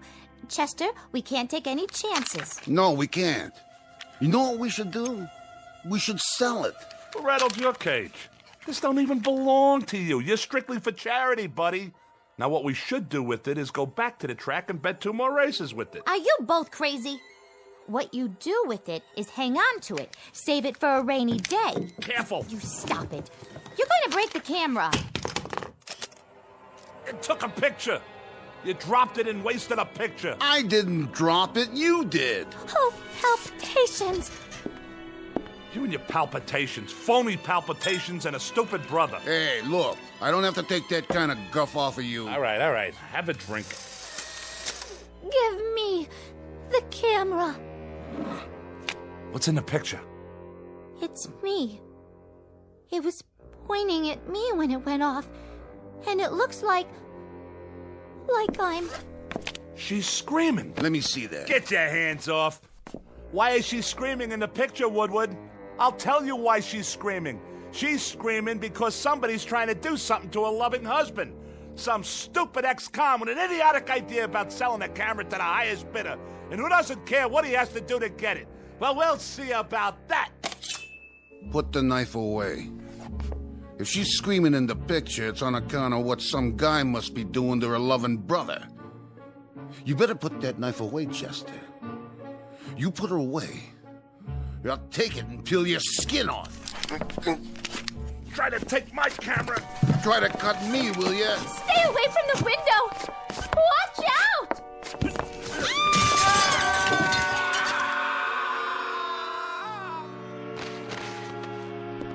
Oh, Chester! Chester, my poor darling husband! And Woodward! Woodward, my brother, my flesh, my very own flesh. I'll die. I will simply die. There's nothing left for me now. Except this suitcase full of money. How thoughtful of you, Chester. Well, don't worry about me. I'll muddle through somehow. We have to learn to live with tragedy. Poor Chester and poor Woodward. My heart is simply too full to say any more. May you both rest in peace. Now, where is that camera? Here. 1 picture left, huh? 1 more picture to remember you boys. For posterity. Pardonnez-moi. Oh, how did you get in here? I have, how you say, the key. There is something in the way of laundry that I should take, no? You got the wrong room, Jack. There's no laundry up here. I'm checking out. There is the matter of dirty laundry. And your 2 friends, they have checked out already? Ah, yes, I see them. Such a pity. Lying down there in the courtyard. So young. One moment full of life, vim, vigor, and the next moment, poof. What do you think you're doing with that suitcase? Doing? But, madame, I told you, I'm here for the laundry. I'm, how do you say, cleaning you out. You're cleaning me out? And while you're doing that, Jack, what do you think I'll be doing? Well, I'll cue you, buddy. I'm gonna be calling the cops. Cops? You mean the gendarmes?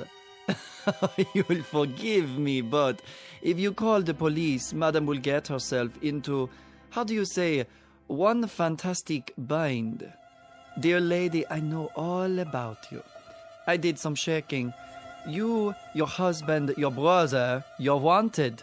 So the money is up for grabs. Why, you little rat. And as for the police, I advise you to get out while you can. When they see what's in the courtyard down below, they shall be up here sans invitation. Translation, uninvited, if you catch my meaning. So you walk out of here with the loot, and I get nothing but a big fat goose egg? At your service. Now, as to the laundry, it may be back on Thursday, or maybe Friday, or maybe never. And the camera. But I am not a hog. I leave the picture with you. Sacre no, this is a picture of the courtyard below. Sure it is. I just took it. And if you don't mind, I think I'll just keep it. As a souvenir. But how can this be? In the picture, there are more than 2 bodies. More than 2? Then who else is down there? Watch your step, madame. The broken glass, you will trip and hurt yourself.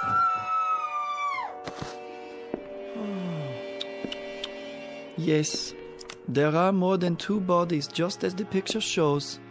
1, 2, 3, 4. That is impossible. Wait, let me see. Oh, the camera! There it is. I can see it from here. If I lean out a few.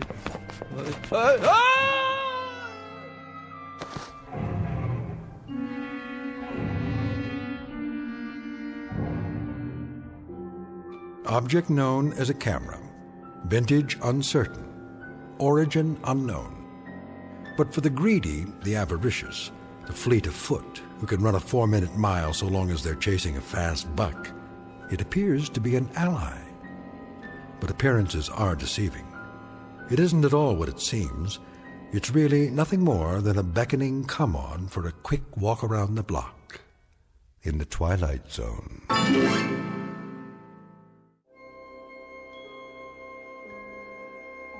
Hi, this is Carl Amari, producer of the Twilight Zone radio dramas. I'd like to take a moment to tell you about our official website at twilightzoneradio.com, where you'll get the latest news and information on these Twilight Zone radio dramas. Plus, at twilightzoneradio.com, you can digitally download 3 free episodes or any of our episodes for only $1.95 each. In this age of ever-changing technology, we've decided to make these episodes instantly available to you by making the Twilight Zone radio dramas a digital download-only series. This means that this series will no longer be offered on CD. The CD collections at our website are now being offered while supplies last at buy one, get one free. So be sure to get your favorites before they're sold out. Be sure to visit us often, and I'll see you in the zone.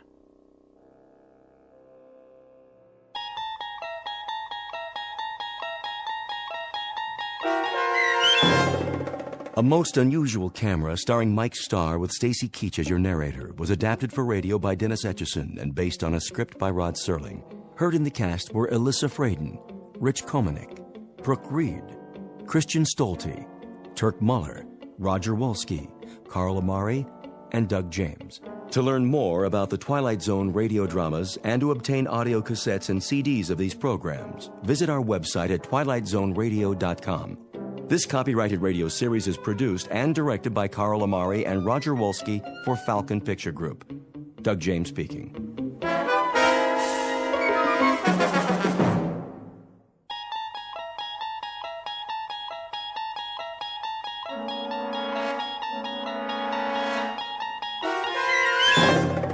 You unlock this door with the key of imagination.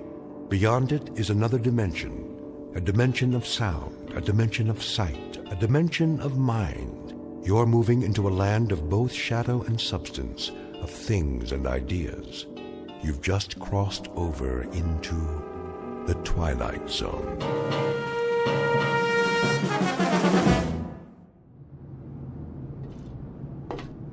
All right, men, we've got clear skies and a calm sea. Now let's get this ship back on course. Yes, sir. Mr. Smith, what is your present course and speed? Steaming on course 26 degrees true. Speed 10 knots, sir. Very well. Come right to new course 270 and indicate turns for 15 knots. Aye, aye, sir. Helmsman, come right to new course 270. Aye, sir. Coming right to new course 270. All engines ahead standard. Indicate 126 turns for 15 knots. Aye, sir. Engine room. All engines ahead standard 126 turns for 15 knots. Engine room answers. All engines ahead standard 126 turns for 15 knots, sir. All secure, Captain. Glad to hear it, Ensign. Any damage? No, sir. We took in a lot of water in the storm, though. That was one heck of a swell back there. I'm aware of the storm, Mr. Marmer. I'm also aware of the swell. And what I'm also aware of is that that boat was not properly hoisted. A 13-year-old Sea Scout would have rigged it in a stored position. Right, sir. You can tell the chief boatswain's mate that I want to see him in my quarters, on the double. Aye, aye, sir. Chief Bosun's mate Bell reporting his ordered, sir. At ease, Chief. That shouldn't be too difficult for you, should it? Sir? That state of being at ease. You're the champion of the fleet when it comes to being at ease, Bell. I don't understand, sir. The devil you don't. This couldn't be clearer to you if it came in diagrams. You are the chief bosun's mate on board this ship. You run the deck division, you handle the rigging in and out, you supervise the heavy equipment, and there are 8 or 10 other cardinal duties you are responsible for. Not the least of which, chief bosun's mate Bell, is the proper securing of the whale boat. Now, last night we had a bad swell, and that boat should have been rigged in. Instead, it was left swung out, and as a result, she's 80% damaged and filled up like a swimming pool. Question, Chief. Where were you? Begging the captain's pardon. Don't beg my pardon. Just tell me, in a brief explanatory way, why you couldn't handle the initiatives of a chief bosun's mate, and why the efficiency of this ship has had to suffer as a result. We had 9 hours notice of that storm, Bell. This ship should have been 100% prepared. It wasn't, and I want to know why. I did all I could, sir. I haven't been feeling up to par. Did you report to sickbay? No, sir. Speak up, Chief. No, sir, I didn't report to sickbay. Hey, look, Chief. I'm not in the business to pistol whip my crew. I want a tight ship, that's true, but I happen to care very much if any one of my sailors has a problem and can't function because of it. You've rated 4-0 all the way down the line for as long as you've served on this ship. And then suddenly, in the past 3 days, you stowed all your seamanship in a trunk someplace and came up with a bunch of dumbhead boners that I wouldn't expect from a 17-year-old boot. Bell, what is the problem? There is a problem, huh? No problems, sir. I'll watch it in the future. All right, Chief. We'll leave it that way, then. If you want to bend my ear at any time, you know where my cabin is. I'm available. Keep that in mind. Yes, sir. I will, sir. All right, then. That'll do it. Aye, aye, sir.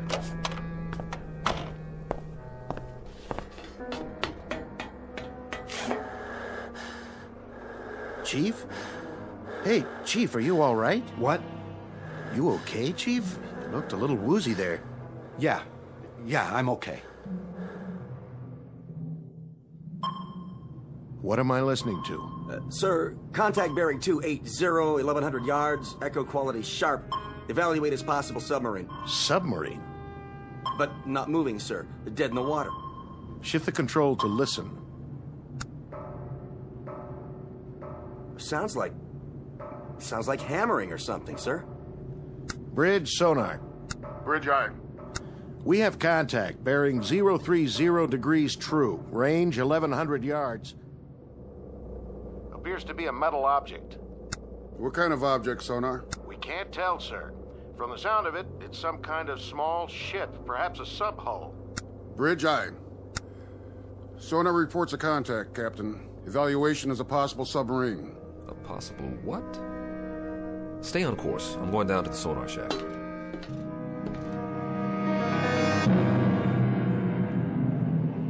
Incident 100 miles off the coast of Guadalcanal.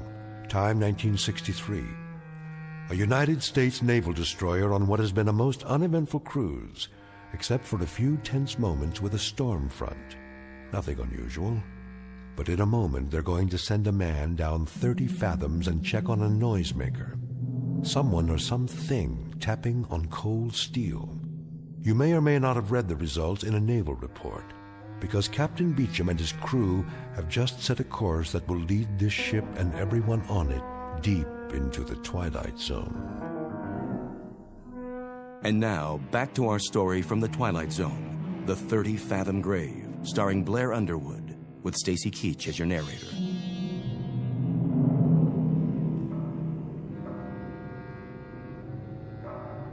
That's it, huh? That's the sound, sir. How long have you been in contact? About 3 minutes, sir. That's a funny one. Sounds like tapping on metal, doesn't it? That's what I think, sir. Bridge. Change course to 030 and reduce speed to 5 knots. Try to make contact by underwater telephone. I've already tried, sir. I get no response. Listen, it stopped now. Just like that? Sonar still has the contact, sir. I'll leave it on. Stay on it. I'll be on the bridge.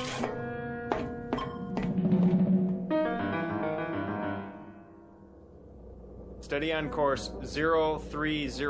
All engines ahead, 1/3. 50 RPMs for 5 knots, sir. Maintain course and speed. Anything in sight? Nothing, sir. We're directly over the object. All right, all engines stop. All engines stop. Aye, sir. All engines stop. Engine room answers, sir. All engines stopped.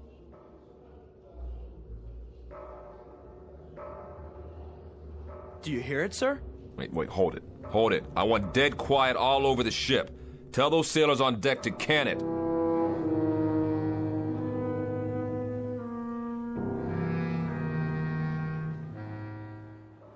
Ain't that a kick in the head? What do you suppose it is? Ghost, man. Ghosts.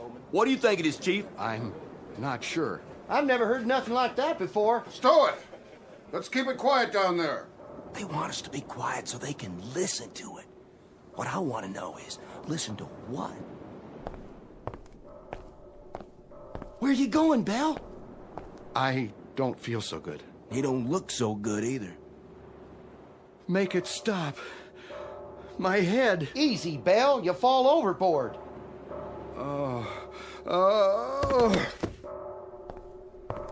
I said quiet out here. What's the problem? We got a man down, sir. What happened? Nothing. Looks like you fainted. We'll get him down to sickbay. Yes, sir.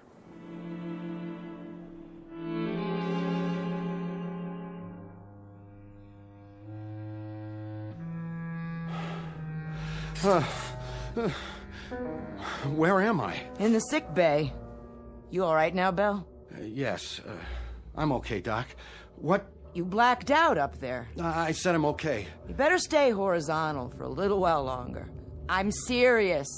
Captain's orders. I'll be all right.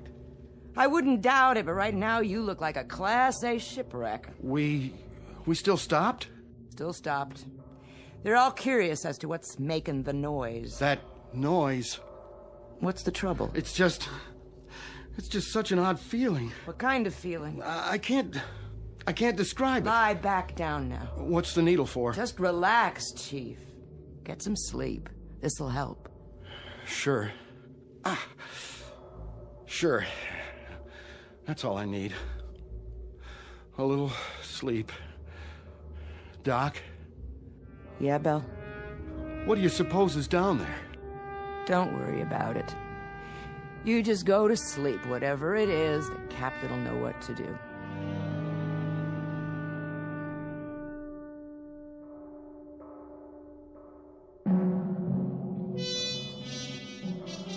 I want you to stay grafted to me, Lieutenant. Sir? Take notes on everything that happens from now on. I may turn in a report that'll stick me on a garbage tanker or even a naval hospital. I want 15 witnesses at my hearing who are on my side. Could be a sub. And we could be hearing it.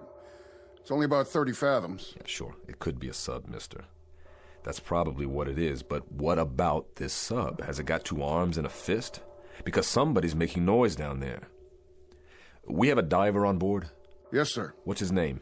McClure in the 1st Division. He's a qualified diver. Tell him to report on the double. We'll send him down. Have him knock on the door. I see. And then what, sir? We'll see who invites him in.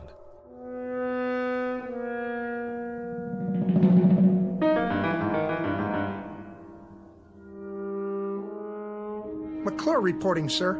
You're the diver? Right, sir. All right, I'm going to give it to you straight, McClure. Now here's the picture.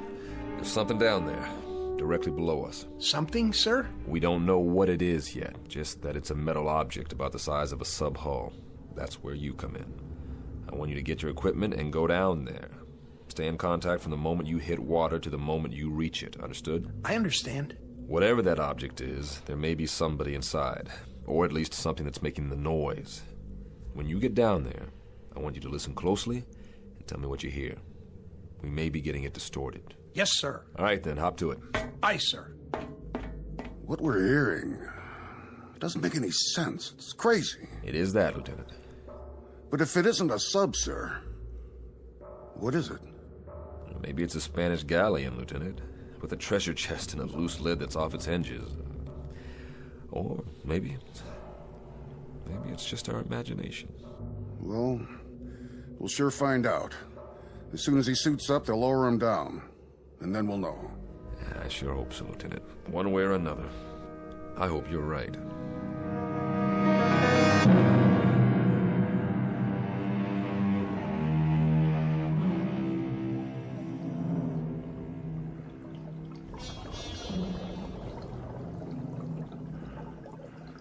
Bridge, can you hear me?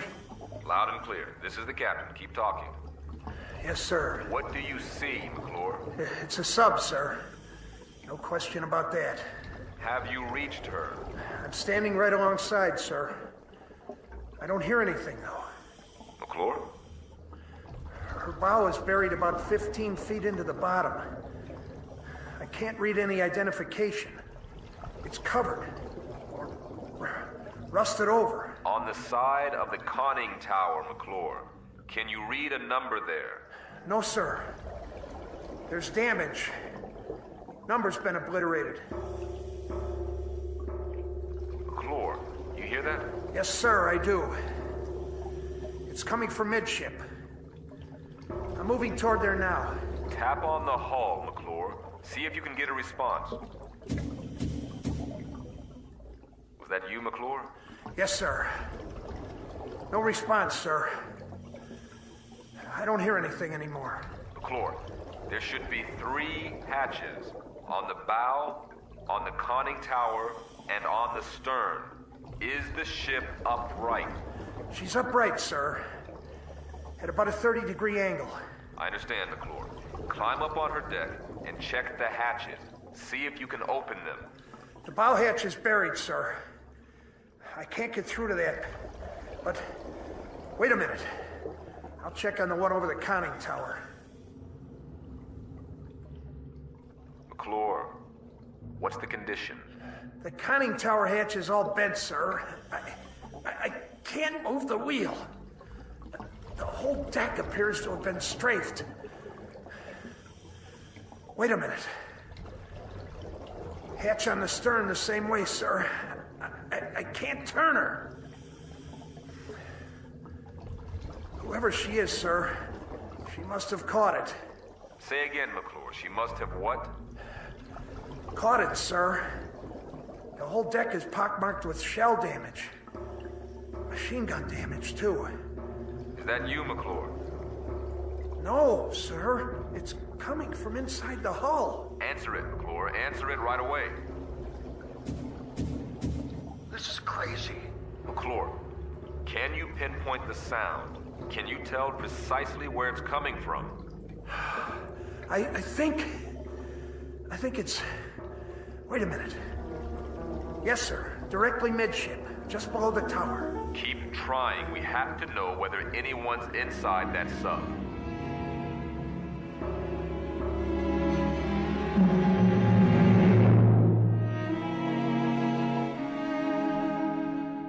Now, back to the 30-fathom grave on the Twilight Zone. No more contact, sir. Stay on it for as long as you can, McClure. Come up when you're ready. Aye, aye, sir. Get the comm, officer. I want to send a message. Action is 7th Fleet, info to SyncPack. Appraise them of the situation. Get on it. Yes, sir. Radio bridge. Radio I. Captain wants a message. Action to comm 7th Fleet. Info SyncPack Fleet. Have located sunken sub. Position latitude 09-30-00 south. Longitude 160-48-00 east. Request, confirm location of all known sinkings this area. Will remain this area until further advised. Precedence, operational, immediate. Aye, sir. Any ideas, Captain? An even dozen, but every one of them nullifies the one ahead of it. If it's one of our subs, we should have gotten a report on it. And even if it's somebody else's, why haven't they gone out the torpedo tubes? That's what I was thinking, sir. Which brings us down to another common denominator. That sub has been hit by shell fire. So, whatever action took place must have happened within a period of hours, or else there wouldn't be anyone still alive. But there's been no action. We'd have seen it, or heard it. They put them all together and they spell nothing. When McClure comes up, tell him to dry off and report to the sonar shack. That's where I'll be.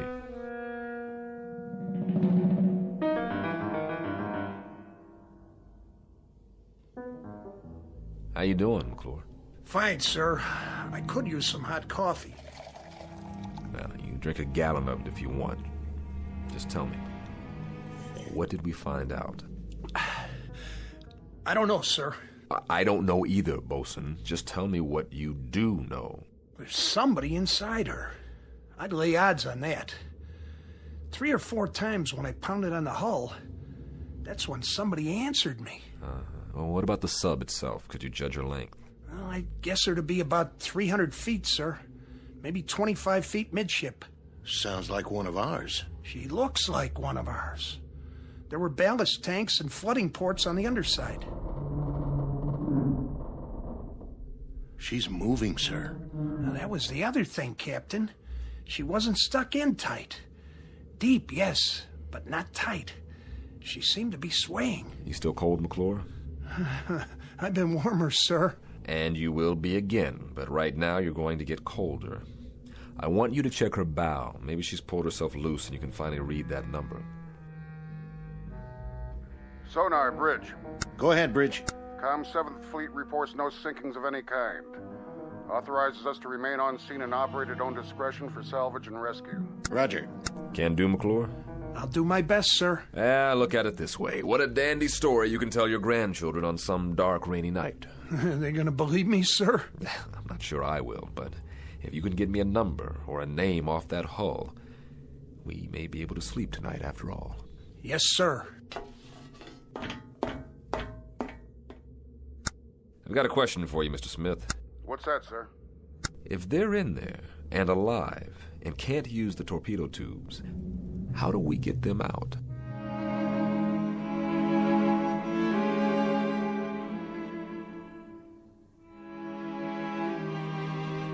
Bridge. Go ahead, McClure. This is the captain. She's pulled herself out, sir. Here's your number. 714. 714. Make a note of that, Lieutenant Smith. Yes, sir. Well, that means she's one of ours. Come on up and get a broiled steak on me, McClure. Smith, hand me the book with the hull numbers. Here you are, sir. Give me that number again. 714. Here it is. 714. Commission December 1941. Sunk in action, First Battle of the Solomons, August 7th, 1942. But, Captain, that was 20 years ago.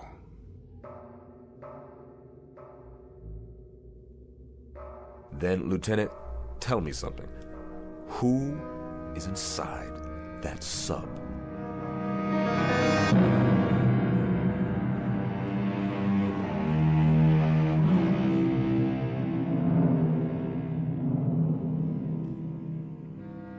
Coffee, sir?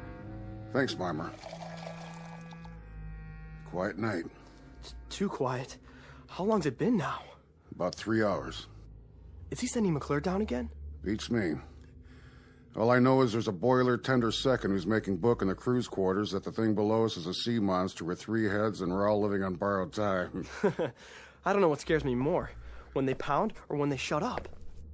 I don't know what scares me more, a 20-year-old sub with somebody alive inside, or what the commander of the Pacific Fleet will say to me when I tell him that. And to compound the problem, I've got a chief bosun's mate with something eating at him. Bell? Bell. What made him black out? That's part of the problem. Could be he's dredging up a couple of memories. What do you mean, memories? This is World War II revisited for him. He got picked up here after a sinking. That's the way I hear it. He was on a ship that got hit, only survivor or something like that. Got picked up from the water. Maybe it is dredging up some memories, then. Here we go again. What's the matter? They can't make up their minds down there? There's one more question, an important one. What's that, Captain? Who's they?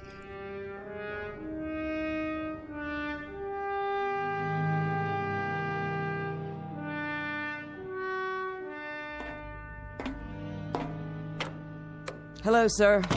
Doc? How's it coming down there? Yeah, it's coming. How's your patient? Asleep, sir. I was just going to get some chow. Keep me posted. I'll be in my quarters. Aye, sir. No. No! No! What's the matter? Belle! What happened? I was looking in the mirror and I saw faces. They were staring right at me. They were pointing at me. I know it sounds crazy, but they were there. It was as if I'd been pushed out of the mirror. Ordered out. That's why I had to break it, to make them stop.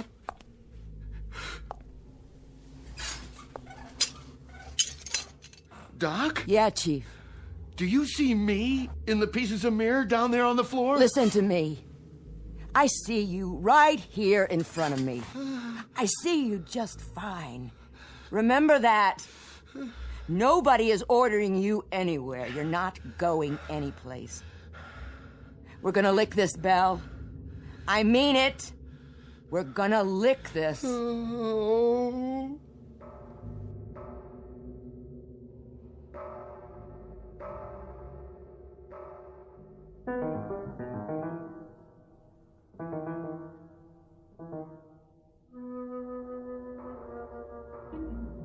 Same routine, huh? Same thing, sir. But it's getting a little fainter, I think. And they don't acknowledge our signals at all. But it's definitely fainter. It's some piece of equipment. That's what it is. Something loose that's probably swinging back and forth and hitting a bulkhead. Possible. That's the only explanation. I mean, well, think about it, Captain. A 20-year-old sub in the deep six since the war? Who could be down there? Somebody who dies awfully hard.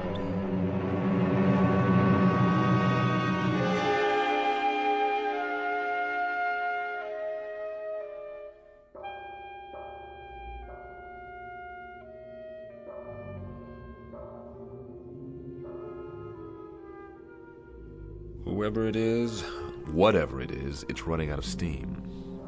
I wouldn't make book on this, but I've got a hunch that if we don't get inside there, and I mean quick, we're gonna miss the boat. So we go down, and like you said, we knock on the door, but we've done that before. No, we don't knock on the door this time. Now we kick the door open. Begging the captain's pardon. You break in that way, and it's a sure bet the pressure will kill whatever's alive down there. Right, so we do it the one other way we've got. I want you to send a message to ComSub Pact. Tell them we're going to need a submarine rescue ship out here. Give them position and depth and tell them to report to the scene for rescue attempt. Emergency precedence. The airlock chamber? Well, that's all we've got left, and it's precious little. Get on it right away. I'll be on the bridge. Radio, sonar. Radio I. The ComSub Pact. Emergency precedence. Request nearest ASR, report to position. Latitude 09er-30.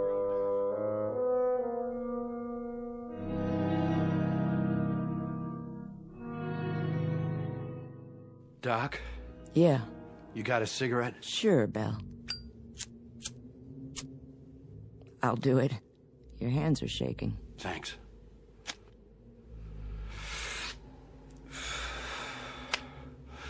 Doc, will you answer me straight? I'll try.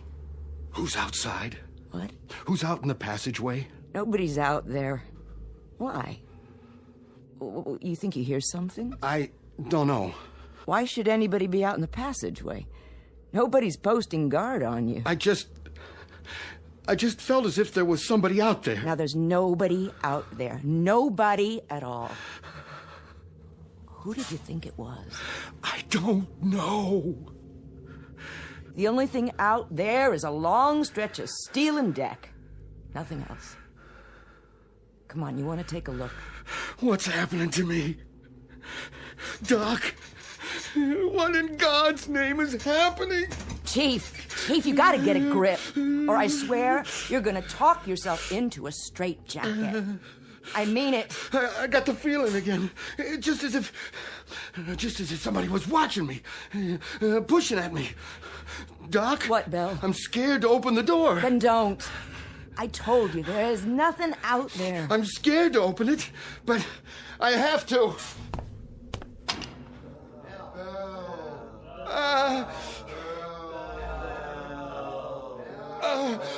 No!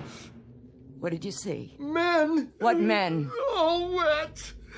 Dripping wet and not alive. They were looking at me. Listen. I didn't see a thing, Chief, and neither did you. Oh. Did you hear me? All you saw was what your scared brain told you to see. That's what it was, what you've talked yourself into.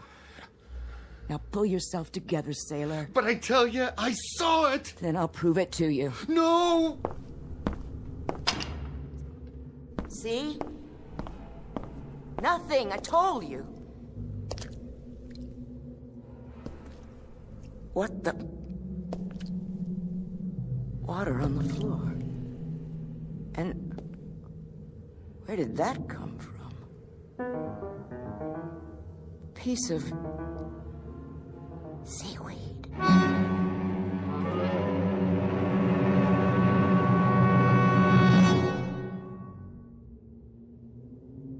That about does it, McClure. Go down and try to get a response. It'll help that sub-rescue outfit if they can get a specific location. How will they get in, sir? Through the forward torpedo compartment or the stern. Then they'll have to blow each of the 6 other compartments before they can enter. What if I don't get any answers, sir?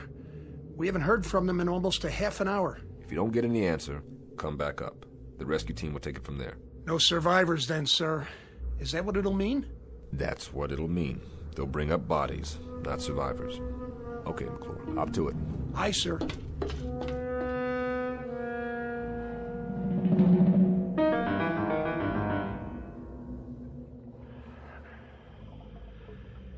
I've reached the sub, sir. The next noise you hear, that'll be me. Go ahead, McClure, pound away. Any response? None, sir. No response anywhere. Keep trying. Yes, sir. McClure? Captain, I found something here. Wait a minute. I can't make it out. What about the response? Did you hear anything? No, sir. Nothing. Give it a few more minutes. Yes, sir. No soap? No soap. It really frosts me. To get so close to those poor devils and then... The sub-rescue ship is due here at 0300. Keep an eye peeled. I'm going aft to meet McClure. Aye, sir.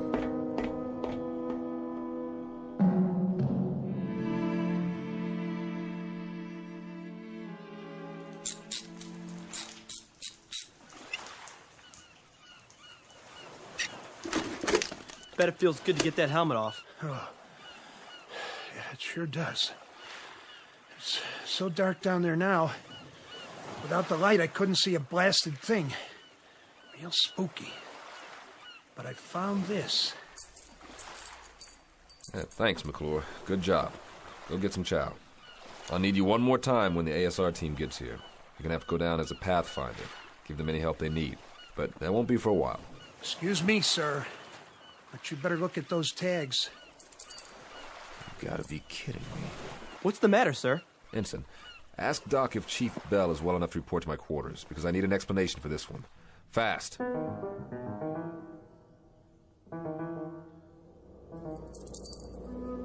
Go ahead, Bell. Read what it says on these dog tags. I don't have to, sir. I know what it says. It says Bell, William J. That's yours. Yes, sir. McClure found it on the deck of that sub down there. When did you lose him, Bell? I lost him a long time ago, sir. 20 years ago. How? I don't remember, sir. Try, Bell.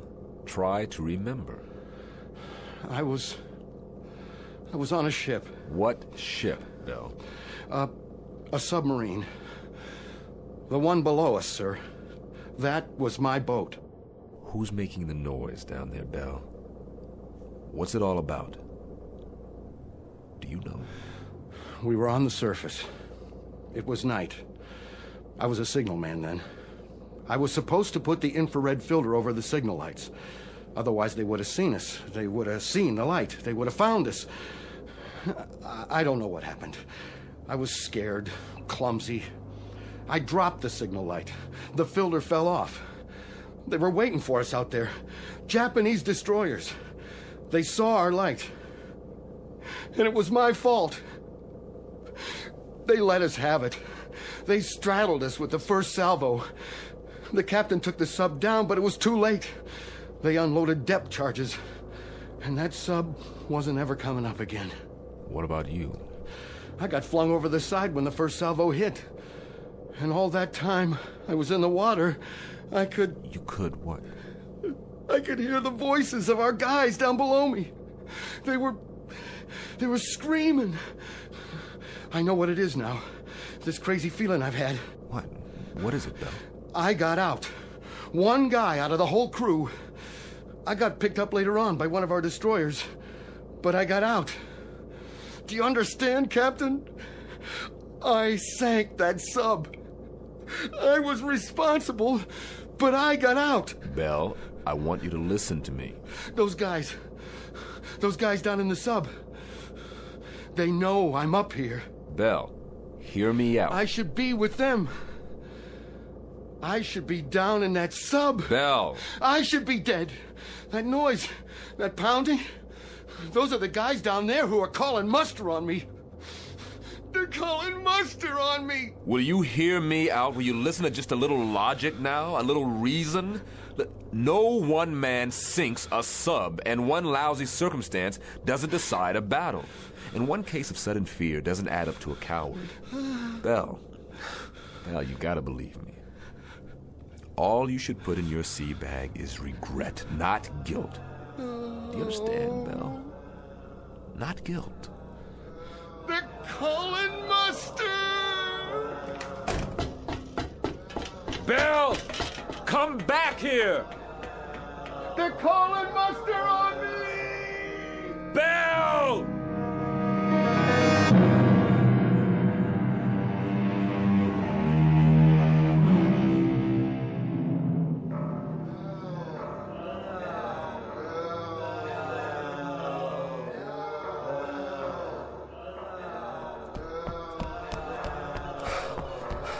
Bell, get away from the rail. Now, that's an order.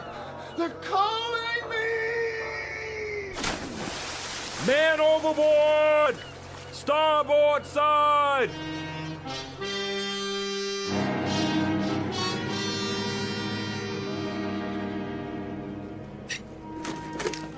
Rescue ship says you got inside. Yes, sir. It was a wreck. Nobody had a chance. Nobody? Nobody, sir. The periscope shears had been cut in half. One section was just hanging there, swinging back and forth. Then that was the noise. That was the noise, wasn't it? I guess so, sir, but... But? There were 8 men down in that control room. 8 men. Or what was left of them. And one of them had a hammer in his hand. Let's just say, McClure... Let's just say that this is the part of the story you tell your grandchildren that you make up yourself. Say anything you like, any explanation that comes to mind. Aye, sir. funny how long it takes some men to die, or to find any peace at all. Sometimes I think that's the worst thing about a war. Not just what it does to the bodies, but it does to the minds. So, rest in peace, Mr. Bell. I think it's your due now. At long last, rest in peace.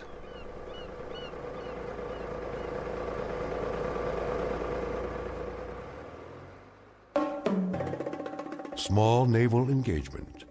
The month of July 1963. Not to be found in any historical annals. Look for this one filed under H for haunting in the Twilight Zone.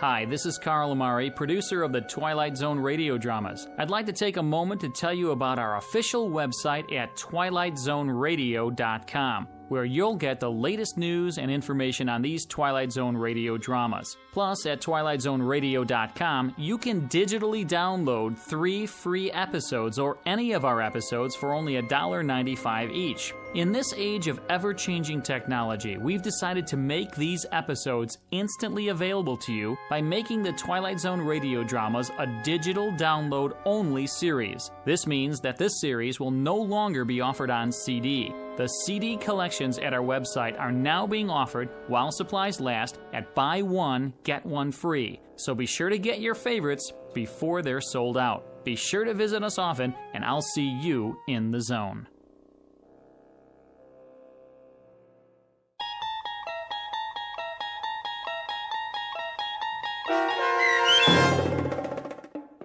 "30 Fathom Grave" starring Blair Underwood, with Stacy Keach as your narrator, was adapted for radio by Dennis Etchison and based on a script by Rod Serling. Heard in the cast were Richard Hensel, Rich Kominick, Linda Ryder, Turk Muller, Peter DeVito, Doug James, Rick Peoples, Roger Wolski, and Carl Amari. To learn more about the Twilight Zone radio dramas and to obtain audio cassettes and CDs of these programs, visit our website at twilightzoneradio.com. This copyrighted radio series is produced and directed by Carl Amari and Roger Wolski for Falcon Picture Group. Doug James speaking.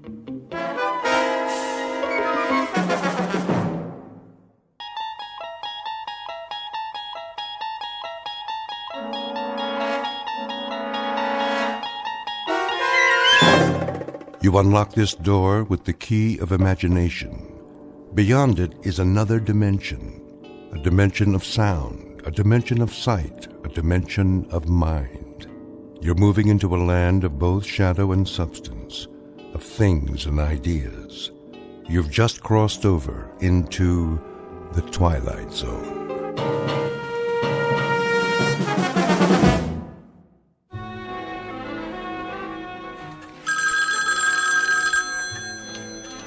Roswell Flemington Model Ship Company.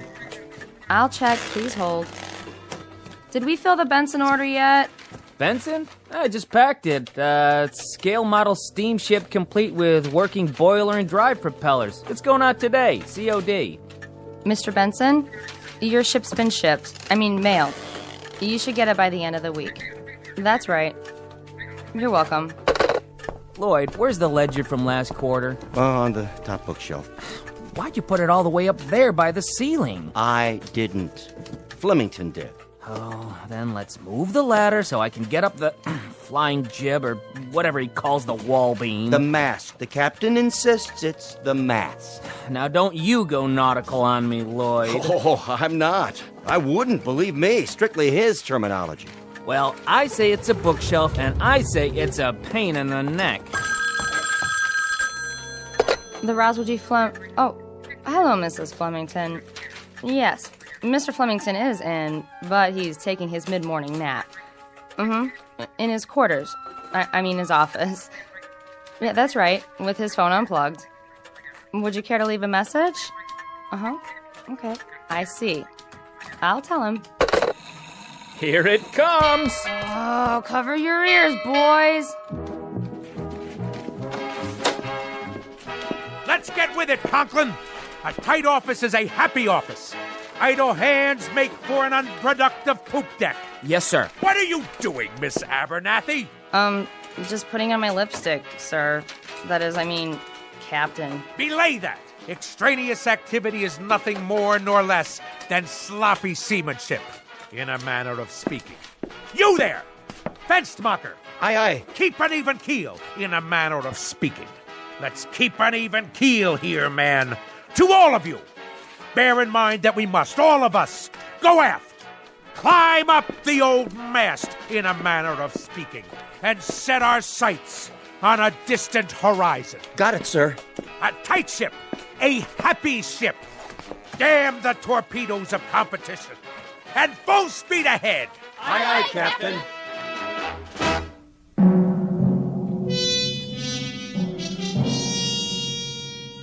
This is Roswell G. Flemington. 220 pounds of gristle, lung tissue, and sound decibels. He is, as you may have perceived, a noisy man, one of a breed who substitute volume for substance, sound for significance, and shouting to cover up the readily apparent phenomenon that he is nothing more than an overweight and aging perennial sea scout, whose noise-making is in inverse ratio to his competence and character.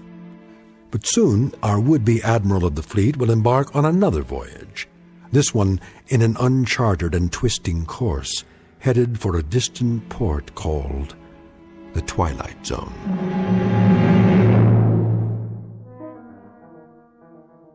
And now, The Twilight Zone and our story, Sounds and Silences, starring Richard Kind, with Stacy Keach as your narrator.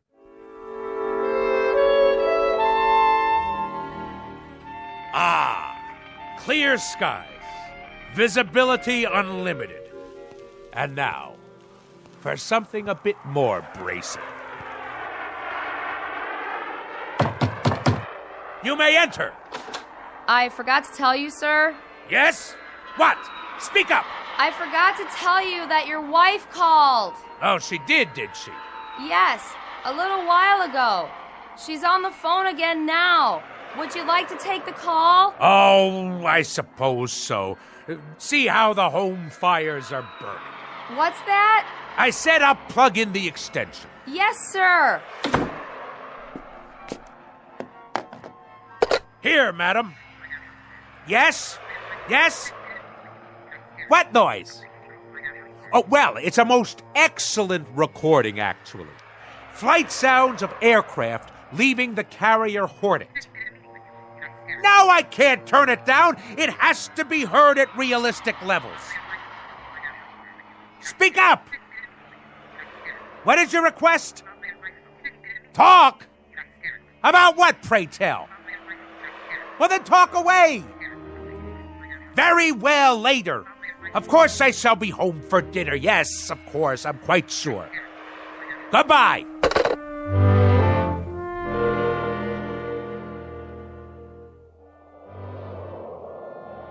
Naval aircraft, I presume. Someone should fire a volley at his starboard side. Ugh, no shooting, please. My ears are ringing already. If you ask me, I'd say Captain Bligh is a few hours away from a mutiny. He'll have to walk the plank. Old fat boy? Where would you find a plank big enough to hold him?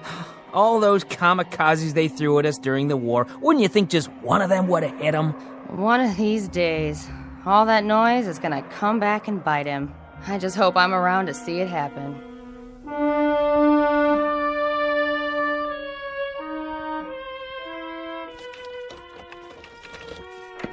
All ashore!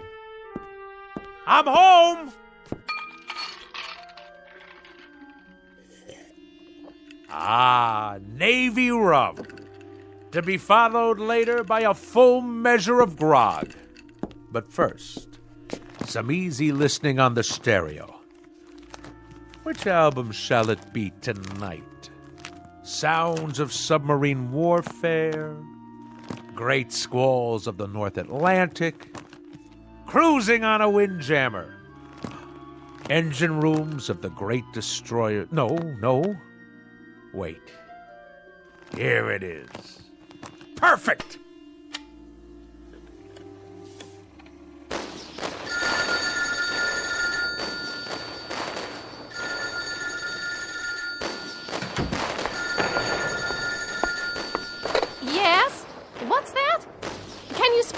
louder? What? Roswell? Roswell! Hello, dear! Could you turn that down just a little bit? I beg pardon? I say, I can't hear a thing on the telephone. You know what that is, my dear? It's a collector's item.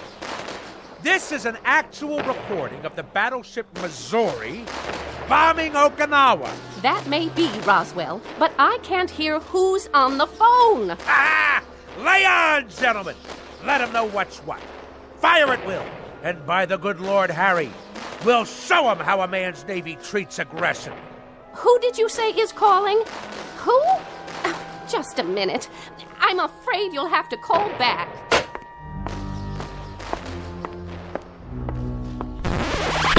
Woman! What have you done? Called a truce in the Pacific. You've ruined the record. That, madam, constitutes an act of utter abomination and the most callous vandalism.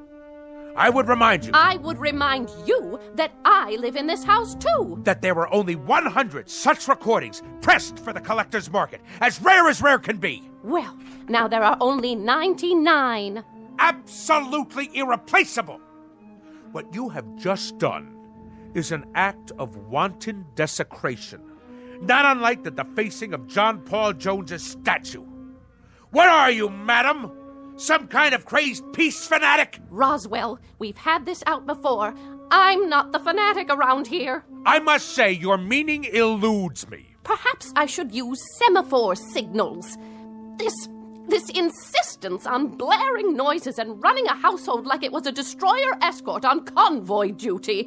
This combination has now become quite impossible. Nonsense! That's why we have to talk. We are talking! And if I read you correctly, you have grown intolerant of my ways. In point of fact, you hold my very business in contempt. Not your business. You. The way you run your business and this ship-shape home. Ah, so you disapprove of the nautical decor. I'll have you know that every item is of enormous value. Enormous! From the ship's wheel at the helm. It's not a helm, Roswell. It's a living room. To the sails and riggings. They're curtains made out of canvas according to your orders. Old canvas. To the life preservers on the walls. All obtained at great expense, with profits from the self-same company that has kept you in good stead for so many years. Well, I can't live with it anymore. How's that? Oh, knock it off, Roswell. Stand down, madam. You're a noisy, insufferable clown, but you're not stupid. I have had it up to here, and my ears have had it, and my stomach lining has had it, and whatever part of the brain that keeps a person balanced, that's had it too. In short, I have had it. I'm leaving. By the good Lord Harry. Departing a sinking ship, you might say. And don't tell me how sudden this is, because as you well know, we have been en route to this point for the last 20 years. I can't bear to be at sea any longer. I am totally and absolutely astounded. Are you now? I am indeed. My own wife, and after 20 years. 20 years ago, I was not taken in marriage. I was piped aboard. And after 20 years, the piping has become shrill and unbearable. It has destroyed me, my nerves, and my sanity. So, at this point, Roswell, I'm leaving, in a manner of speaking, the ship's company. So, you're deserting me? In a manner of speaking, Roswell, you said it. Lydia! Lydia, don't you lock me out of our own bedroom! It wasn't locked, Roswell. It may interest you to know, madam. Don't shake your finger at me. That when I was a young chap, a mere cabin boy, you might say, I had a mother who insisted that she was perpetually ill. A whiny, petulant, complaining woman similar to yourself. Oh, this is too much. And when I would come home from school, she made me walk tiptoe and whisper in her presence. Whisper, whisper, whisper, whisper. Do you know that in our house we never had any cookies? Just soft fudge brownies, because they made less noise when you chewed them. Eat your brownie and then run upstairs, change your clothes, but keep it quiet. And I tell you, madam, I took quite enough of it. That is why I went to sea. And that is why I've spent my life in the very wholesome, healthy, quite understandable pursuit of the free and the unfettered. Strip off the cotton and the insulation, and let the sounds of the earth come in. And so now I am owner, manager, chairman of the board, and president of the Roswell G. Flemington Model Ship Company. Second to none in the field. Whose motto is, damn the torpedoes, full steam ahead for fun and profits. I know the company, I know the president, I know the motto. And I respond, Mr. Roswell G. Flemington, with the following nautical phrase, which I have now taken to heart and will proceed to implement. The phrase is, lay aft and dump the garbage. So, in a manner of speaking, consider yourself dumped.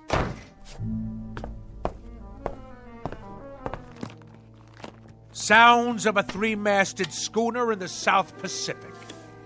Perfect. Good riddance, madam. If the truth be known, I have never liked you. I have simply suffered your presence. If there is one thing that sticks in my craw, that thing is a landlubber. So, madam, in a manner of speaking, get ashore. Do you hear me? Get ashore now! I have never, marked you, I have never in my entire life felt so free, so unencumbered, so absolutely fulfilled. In the parlance of naval language, in a manner of speaking, the situation is 4.0. My decks have finally been cleared. I intend to enjoy myself topside for the rest of the evening. And at precisely 10 bells, I shall retire to my sleeping quarters. But until then, this is my watch. At long last, I can see to the far horizon. And a life of wonderful, delightful noise. Now, where's my karaoke machine? Anchors away, my lad! Anchors away!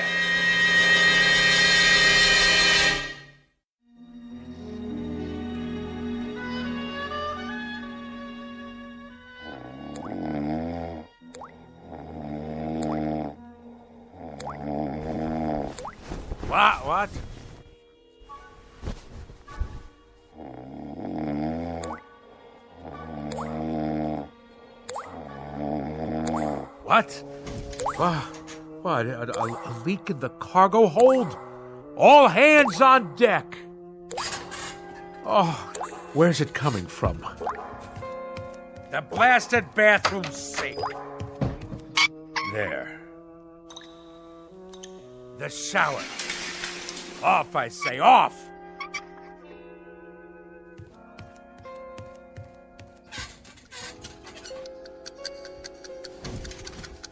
How do you turn off this wretched alarm clock? Oh, my decks seem to be, in a manner of speaking, listing a bit. Where are my Navy cut cigarettes?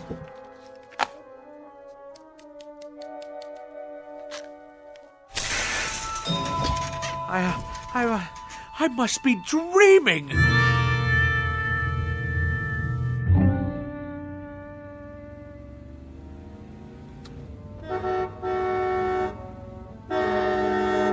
Go around! Pass, you imbecile! That's right! Run the red light!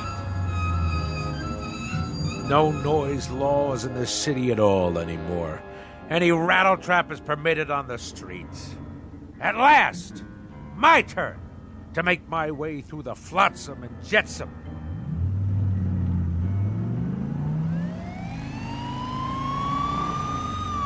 Judah, pull over.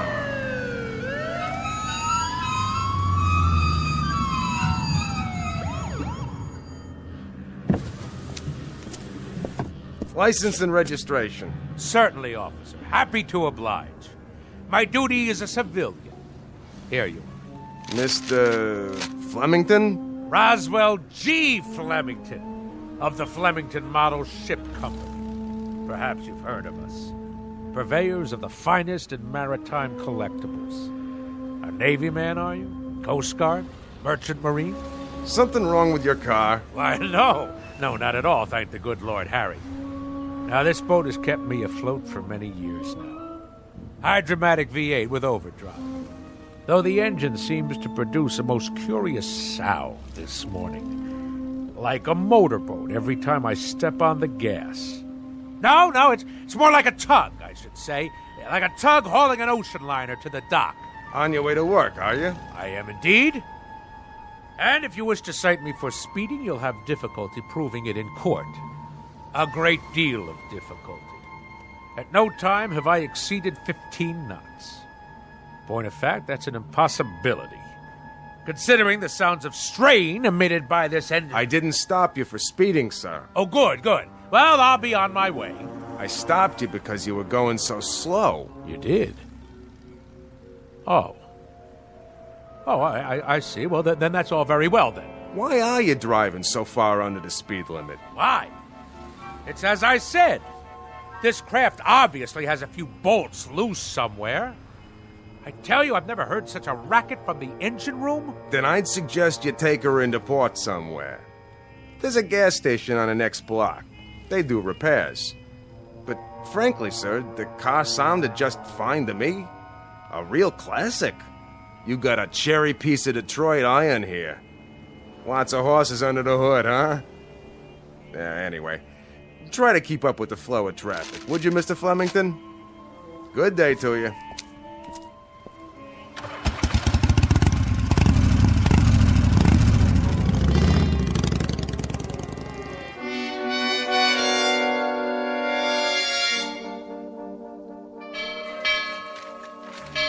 Oh, I've been here 2 years and I don't know when I'll get used to that thing. I've been here 4 years and I've never gotten used to it. What do you suppose happened to old Lardhead this morning? You should count your blessings. This is the first time he's ever been late. Wouldn't it be awesome if his car had fallen off the ferry boat with him in it? The peak! The absolute peak! Thus endeth the dream. Good morning, Mr. Flem... That's the first time he's walked in without telling me that the smoking lamp was not lit and we had to move full speed ahead toward the shores of prosperity. Maybe he's sick. Something incurable, like barnacles on the brain. That's very odd. That's very, very odd. I've been here 10 years, and that's the first time he's ever looked frightened.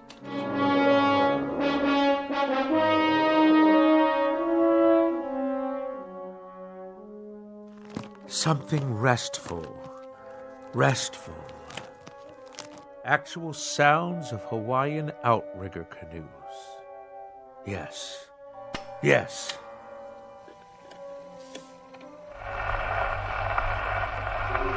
Ye gods! This record is defective! Fresh air, that's what we need. The great outdoors, the smell of salt spray in our nostrils.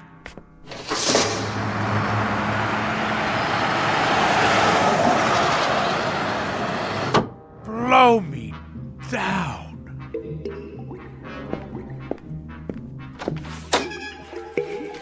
Conklin! What are you doing, man? Me? Just pouring a glass of water from the water cooler, that's all. Well, let's keep it quiet out here. Yes, sir. Now what are you doing? Swallowing, Mr. Flemington? I was thirsty. Quietly, I said. Quietly. Now stop gaping. Get back to work. All of you.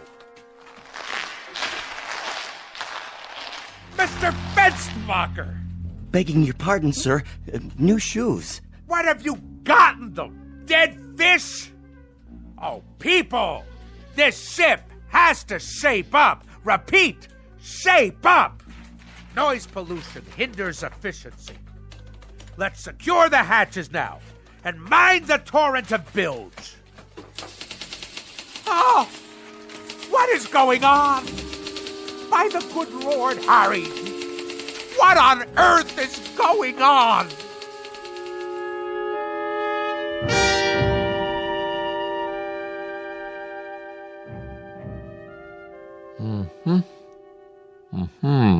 Well? Nothing abnormal that I can see, Mr. Flemington. No excess wax, no obstruction of any kind in the inner or outer ear. You mean no sign of infection? Nothing at all? Not even inflammation. Candor dictates that I tell you, Doctor, that as a ship surgeon, you're a wash. You wouldn't make cabin boy, in a manner of speaking. I take it, Mr. Flemington, that you expected me to find something wrong with you. I told you the symptoms, haven't I? You have. An apparent auditory distortion. Apparent? Shoes that sound like pipe organs played underwater? A leaky faucet sounds like barrels over Niagara Falls. And I wish you could have seen me cross 48th and 6th today. The traffic noises nearly keel-hauled me. It was considerably more than a distortion. I don't know what to say without any outward signs. Well, I know what to say. Now hear this, Doctor. There is obviously something askew in my crow's nest, in a manner of speaking. Now, will you prescribe the appropriate medication for my affliction, or do you force me to seek safe harbor elsewhere? Frankly, Mr. Flemington, I think consulting another physician might be a practical idea. Extremely practical. Very well, then. But if you had a modicum of professional ethics, you would have given me this advice before going through the motions of a perfunctory examination. As it is, I'll now be done for your bill as well as another ear specialist's. Mr. Flemington, I wasn't going to recommend another ear specialist. I had in mind, perhaps some psychiatric help. A psychiatrist, huh? I will make a presumption that you are being humorous.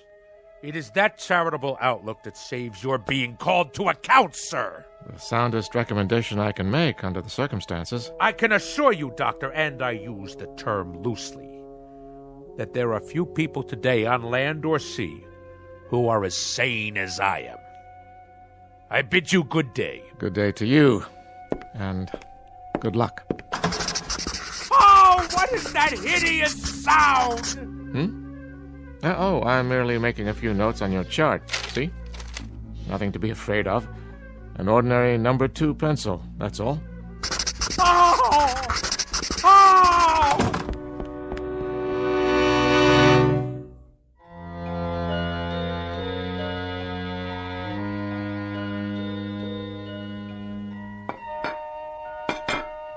Do you have to be so piercing with that rose? Sorry, Mama. Well, you've done a beautiful job setting the table. You can sit down now, Mama. Oh, you're a good girl, Rosie. You know I'd cook Thanksgiving dinner if I could, but with my allergies and my arthritis and my bursitis and my ear infection, not to mention my spastic colon, well, it's all I can do to make it downstairs. I know, Mama. You may call your brother now. Roswell! Not so loud, dear. I'm sorry. Roswell, would you please not ride your pogo stick in the house? All right. No running. You know what Mama said. Okay. Roswell? Yes, ma'am? Are you wearing shoes? Uh-huh. Roswell? Okay. Carefully. All right. Now take your seat, Roswell. You too, Rose. Who'd like to say grace? I will. Go ahead. Heavenly Father, we thank you for this food that my sister has set before us, and especially the pie, which I hope she remembered to make for dessert. A silent prayer, Roswell. Oh, yeah.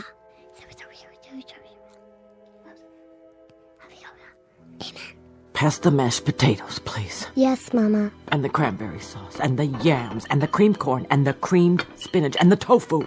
Can I carve the turkey? Oh, there's no need. This year we boiled it till it's so tender it slides right off the bone. So much nicer without all that hacking and sawing. Doesn't it look scrumptious? Yeah. Here, have a roll, Roswell. Thanks.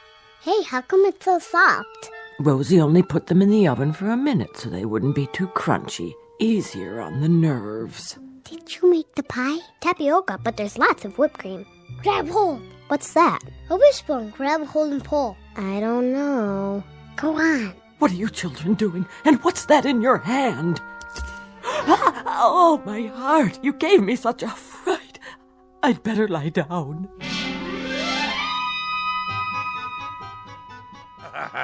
But we got her good with the wishbone. Oh, didn't we? She thought she'd been shot with a harpoon. Und you enjoyed that? It was the best Thanksgiving ever. Oh, the rules she had.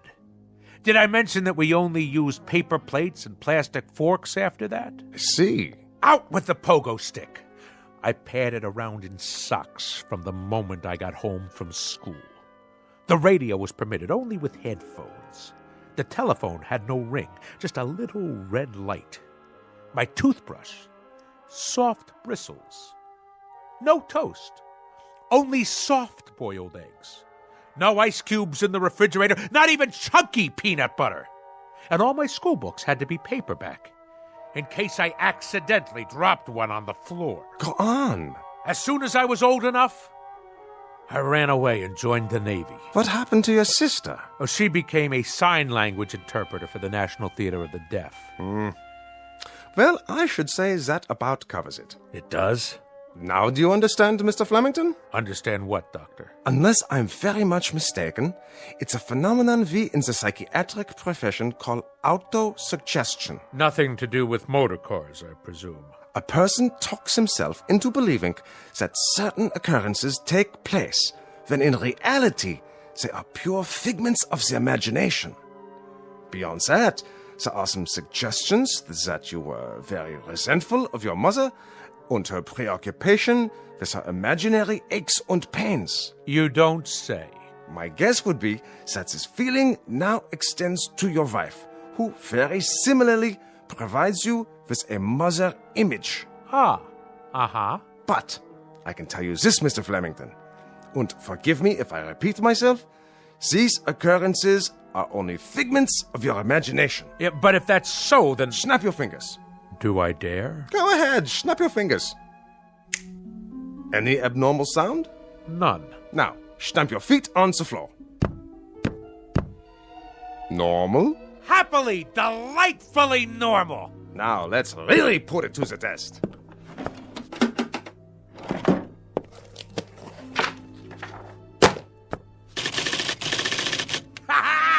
You've cured me, Doctor! By the good Lord Harry, if Admiral Nelson had had you at Trafalgar, he'd have kept both his eye and his arm. In Navy parlance, Doctor, you, sir, are 4.0. 4.0, sir, in a manner of speaking. Ha ha ha! I'm free to go. Free as a bird. And slam the door at will on your way out. Be my guest. I shall. You, sir, you have the soul of a seaman. Bless you.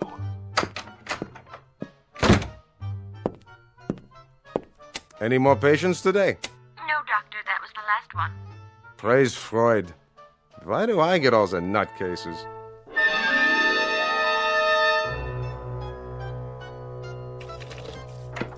Incredible. Absolutely incredible. My own wife, the culprit.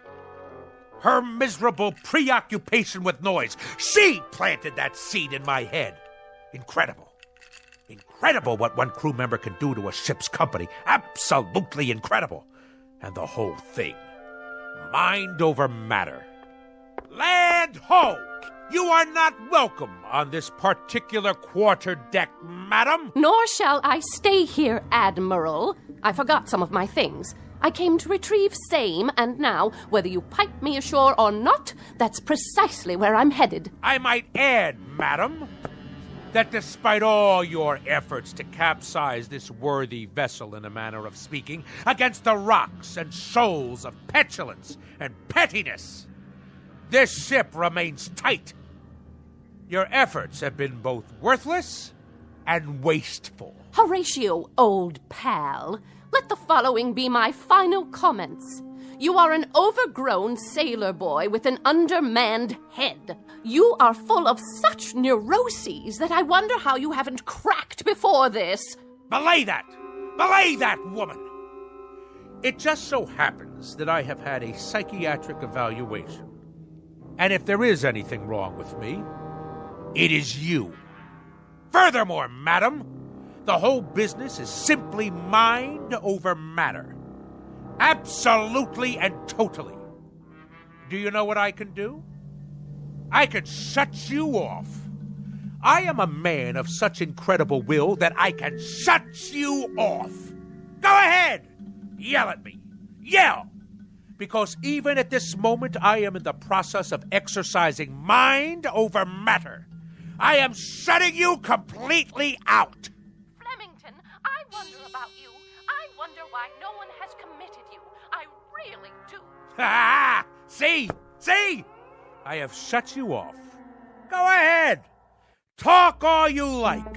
Really, Roswell, you need help. You really do need help. Mind over matter. I want to shut her out. I simply shut her out. Now, let's see. What'll I listen to tonight? Anchors Aweigh? The Midshipman's March? Actual sounds of a Japanese destroyer exploding in the Pacific, complete with boiler hissings, fantail cracking, and smokestack blowing apart. Ha-ha! Only great, huh? Better prepare yourselves, neighbors. This one will galvanize you in the proper manner.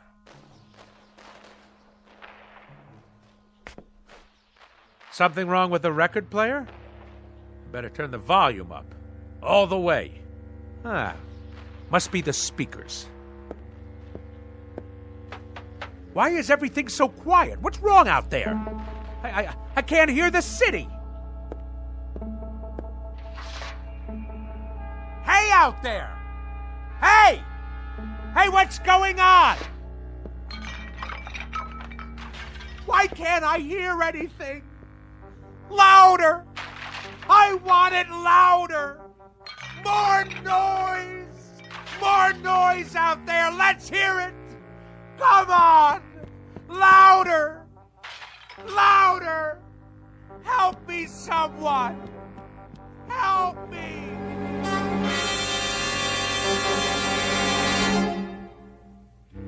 When last heard from, Mr. Roswell G. Flemington was in a sanitarium, pleading with the medical staff to make some noise, any kind of noise. They, of course, believed the case to be a rather tragic aberration, a man's mind coming inexplicably unhinged. And for this, they'll give him pills, therapy, rest, and lots of peace and quiet. Little do they realize that all Mr. Flemington is suffering from is a case of poetic justice. Tonight's tale of sounds and silences from the Twilight Zone. More from the Twilight Zone after this. Hi, this is Carl Amari, producer of the Twilight Zone radio dramas. I'd like to take a moment to tell you about our official website at twilightzoneradio.com, where you'll get the latest news and information on these Twilight Zone radio dramas. Plus, at twilightzoneradio.com, you can digitally download 3 free episodes or any of our episodes for only $1.95 each. In this age of ever-changing technology, we've decided to make these episodes instantly available to you by making the Twilight Zone radio dramas a digital download-only series. This means that this series will no longer be offered on CD. The CD collections at our website are now being offered, while supplies last, at buy one, get one free. So be sure to get your favorites before they're sold out. Be sure to visit us often, and I'll see you in the zone.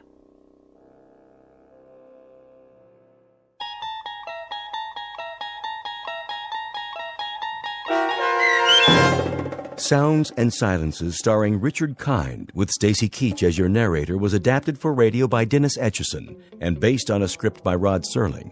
Heard in the cast were Maggie Carney, David Darlow, Richard Shavsden, Peggy Roeder, Sarah Marks, Carl Amari, Doug James, C.J. Amari, James Schneider, and Amanda Amari. To learn more about the Twilight Zone radio dramas and to obtain audio cassettes and CDs of these programs, visit our website at twilightzoneradio.com. The producers of The Twilight Zone wish to thank CBS Enterprises, Carol Serling, Dennis Etchison, Dick Brescia Associates, Claire Simon Casting, Terry Jennings, XM Satellite Radio, the American Forces Radio and Television Service, Sirius Satellite Radio, our sponsors, and our radio affiliates for helping make this series possible. This copyrighted radio series is produced and directed by Carl Amari and Roger Wolski for Falcon Picture Group. Doug James speaking.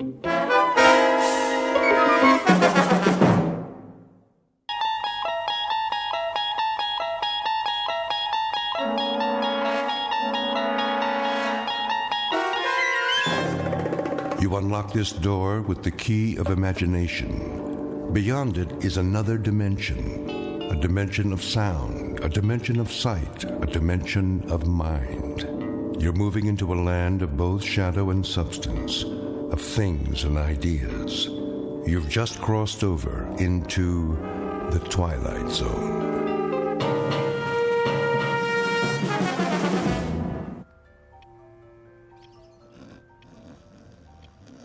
Shh, I'm trying to sleep.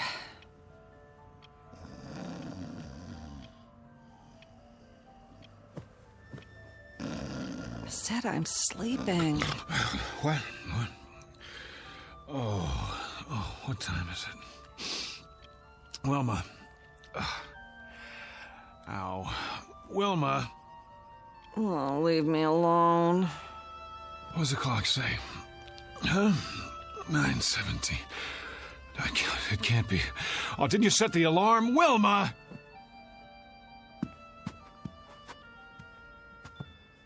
I've got to be at the bank. Do you know how late I am? Oh, great. Just great.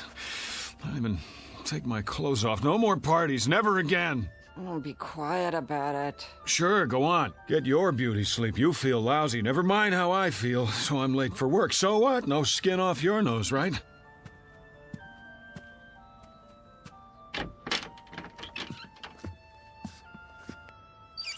Oh, yeah, I shouldn't have looked in the mirror. You know, I didn't want to go to that stupid party in the first place. It wasn't my idea. I wanted to stay home and read, but no, can't do that. Can't hurt old Petey's feelings, can we? Wouldn't be nice. So I go to work an hour late today, and you sack out till noon. That's fair, yeah, makes sense to me. Oh, my aching feet. Could have at least taken my shoes off, but that would have been too much to ask before you passed out.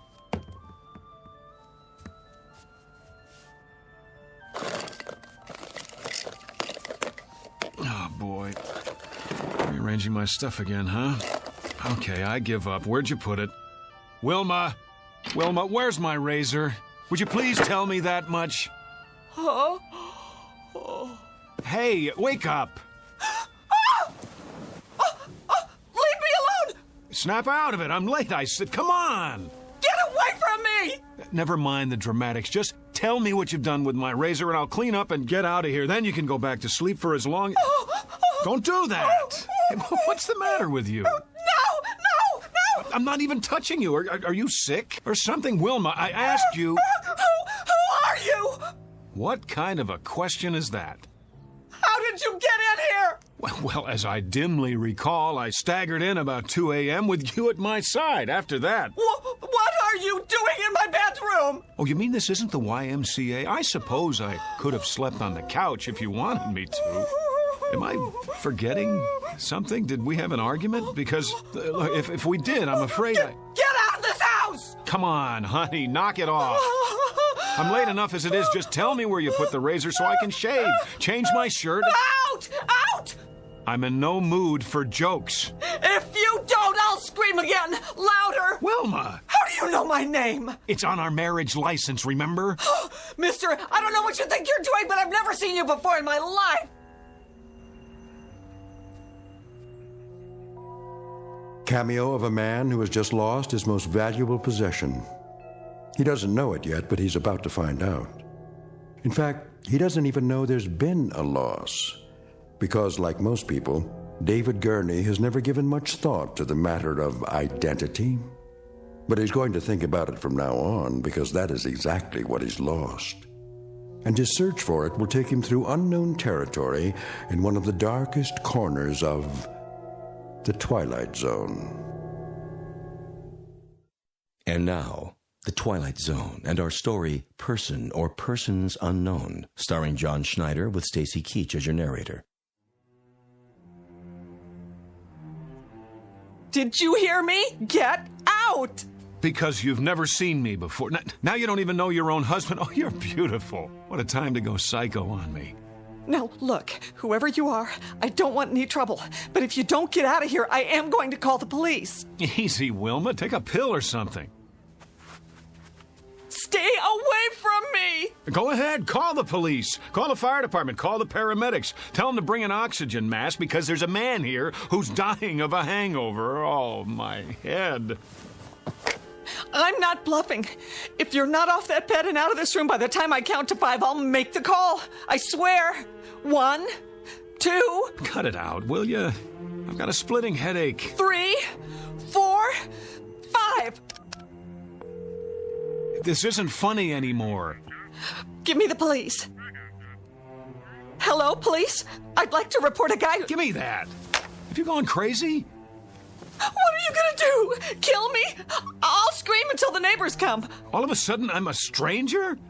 I suppose I didn't buy this king-size brass bed and the lamp and the carpet and the wallpaper to go with it. If I didn't, who did?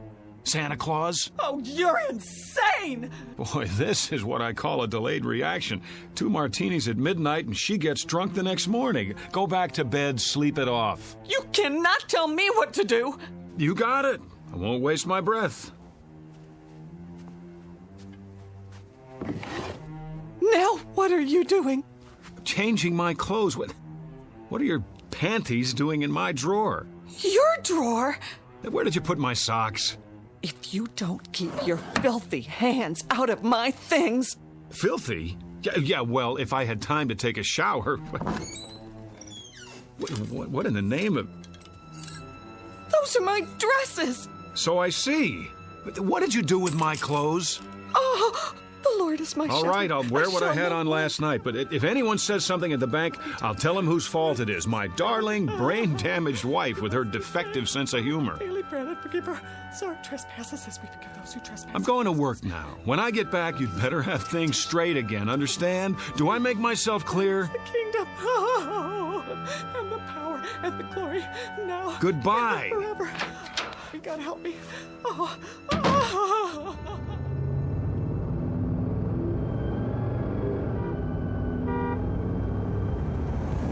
Oh, great. No gas, which means I get to work even later. Mr. Miller's gonna love that.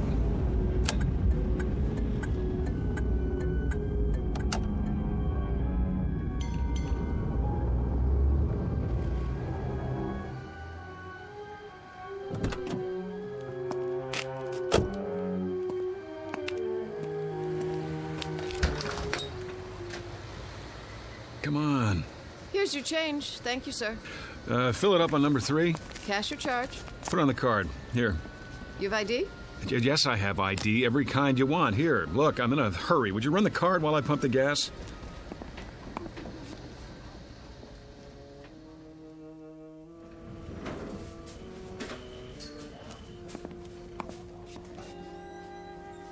Morning, Jim. Morning, sir. Welcome to Federalist Savings and Loan. Boy, treat the customer like a king. New uniform? What's that, sir? Looking mighty spiffy. Hat's on crooked, though. It is? Keep up the good work. Don't let any bank robbers in. If you'll fill out a transaction slip. Who do I see about a loan? Morning, Julie. Fred. Bring back this loan application and I'll begin the procedure. Well, how long's it gonna take? Oh, no, not long. We can usually give you a decision in 72 hours. What in the... Well, see, I sort of need the money right away. I'll do my best, Mr. Klein. May I help you? George? I am Mr. Hurtubise, Assistant Vice President. Of course you are. Who's that? Sir? At the desk by the window. Why, that's Mr. Cooper, our Vice President. What? Would you mind telling me what Mr. Cooper is doing at my desk? Beg pardon? What is he, some trainee of all the... If you'll wait your turn, sir, Mr. Cooper's busy. Yeah, sure he is. What is this, George? April Fool's Day? I don't see why I have to fill this out. I already gave you all the information. I'm sorry, Mr. Klein, but without verifying your collateral, I'm afraid there's nothing we can do. You know how long I've had an account here? Are you giving me the runaround? Well, maybe I'll just take my business somewhere else. What do you think of that? Well, thank you for stopping by, Mr. Klein. If you'd care to reconsider... Thank you for nothing. Nice. I beg your pardon? You just lost a customer. I could have processed his application in 24 hours. And you are... Who the devil are you? How's that? I said, who the devil are you, and why are you sitting at my desk? Your desk? Yes, my desk. I've had about enough of this today. Get out of that chair. I'll do nothing of the kind. Friend, you'll get out of that chair, or I'll throw you out. Yes, I need security over here. Move. No need to get upset, friend. Oh, you don't think so? After the morning I've been through? Here, take this junk with you. Your pictures, your phony nameplate. I said take it! Trouble, Mr. Cooper. Would you show this man to the door? Knock it off, pal. You're the one who's leaving. Better come with me. Back off, Jim! This joke's gone far enough. He says it's his desk. Come on, sir. Let's settle this outside. There's nothing to be settled. I want my nameplate back and my pictures. What the hell did he do with them? Now, sir. Outside, I have to insist. Go ahead, insist. I'm not budging. Yes, you are. You're putting your hands on me? This is too much, Jim. I like you. You're a good security guard. But if you don't let go of my arm, you're out of a job. Outside. I said, let go of my arm. There! Now you are fired. Put your hands up. Put your gun away and get back to work. What's the matter with you people? Has everyone gone crazy? Up, over your head. I advise you to do as he says. Mr. Cooper, call the police. I already have. Well done. What? Now walk 3 paces in front of me. All the way to the door. Don't make me use this. George, what's going on? Tell me, please. Outside with him. Let's go. Sorry, everyone. Minor disturbance. Don't be alarmed.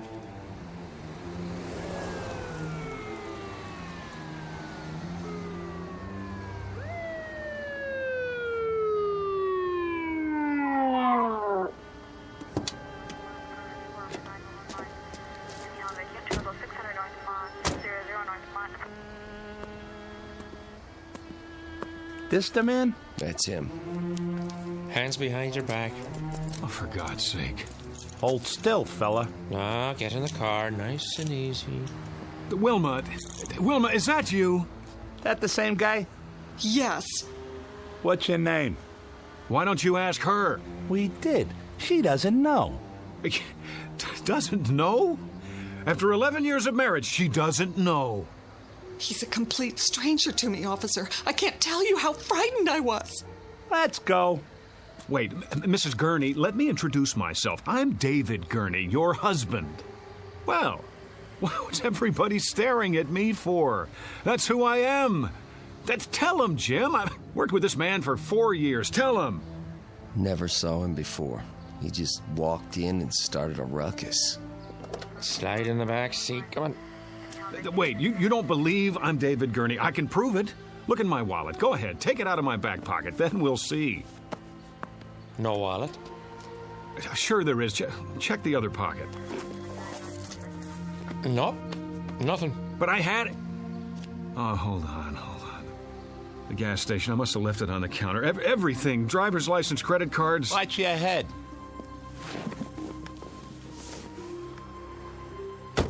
You can't do this. Somebody tell them. My name is David Gurney. David Gurney.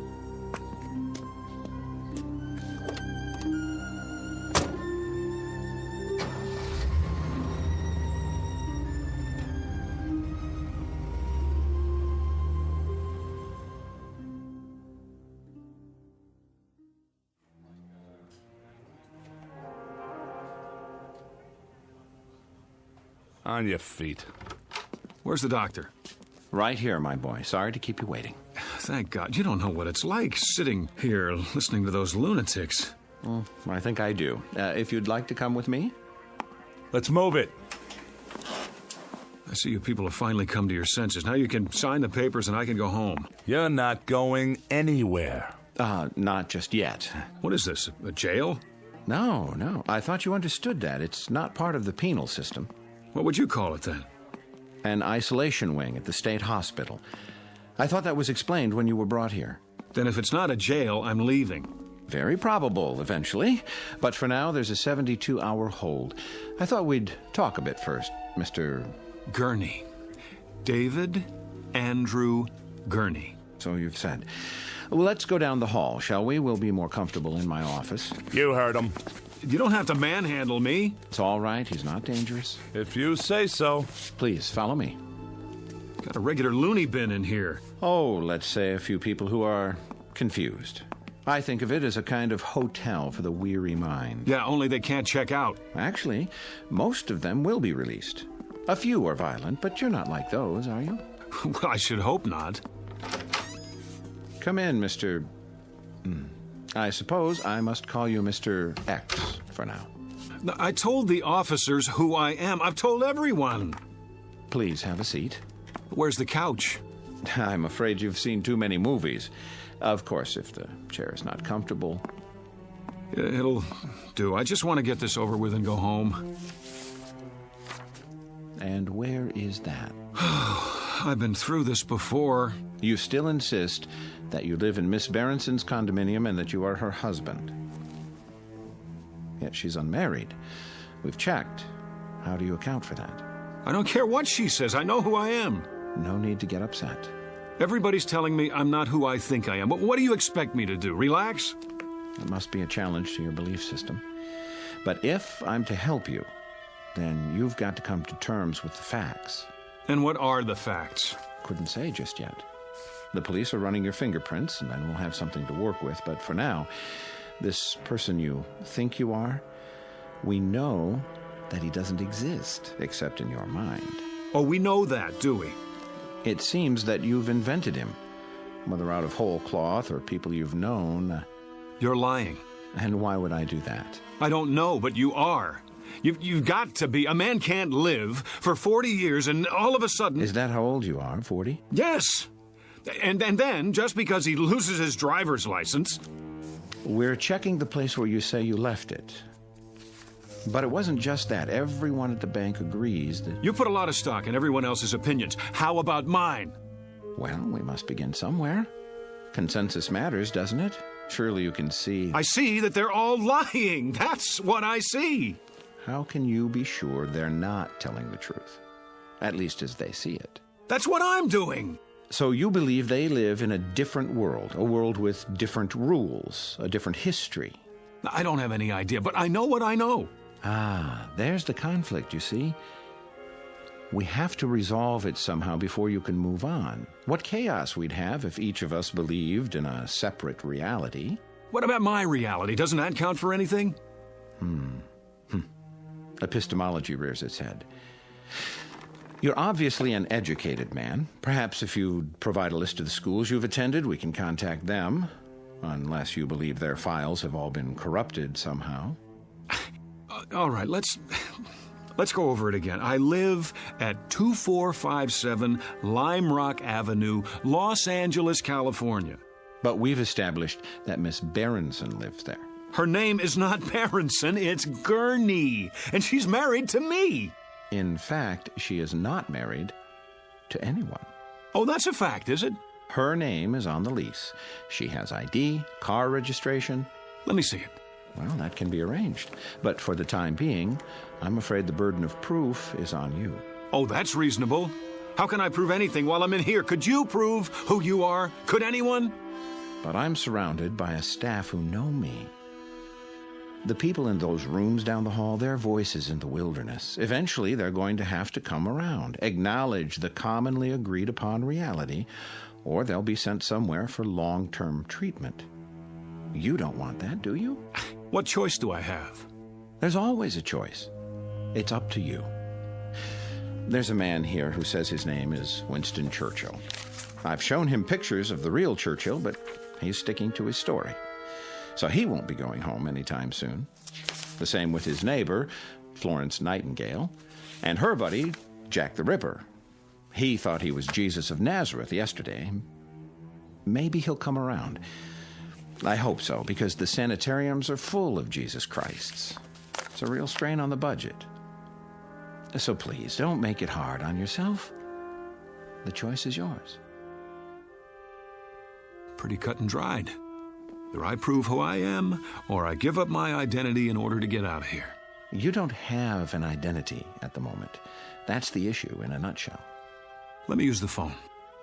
All right. It's about time. I'll turn on the speakerphone so we can both hear. Agreed? Agreed.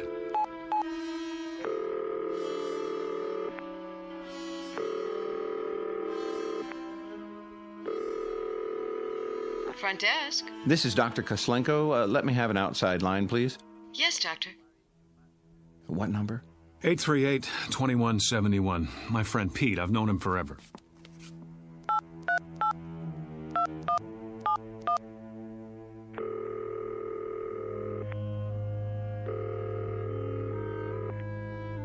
Hello? Hello, Pete. Yeah? Who's this? It's Dave. Look, you don't know how glad I am to hear your voice. Listen. Dave who? Pete, for God's sake, Dave Gurney. Wilma and I were at your place last night. Don't kid around. I think you have the wrong number, fella. But we went to school together. He's my best friend. Care to try someone else? Let's just cut through all this. Call 272-3478. Ask for Mrs. Gurney. Very well.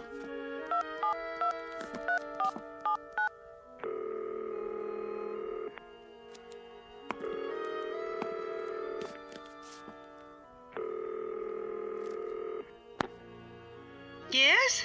Who is it? I'd like to speak to Mrs. Gurney, please. This is Mrs. Gurney. Really? Hello, Mom. Hello? Oh, I'm so glad I got you. Hello? Who is this? Who's on the line? It's David. Mom, don't you recognize my voice? David, your son. You see here, whoever you are, I don't have a son.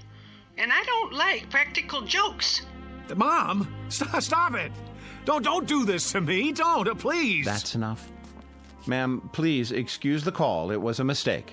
Well, you see that it doesn't happen again, or I'll report you. I don't understand. You're sure your name is David Andrew Gurney? Yes. And you have a telephone? Of course I do. Unlisted? No. Then it's likely you'd be in the telephone directory, isn't it?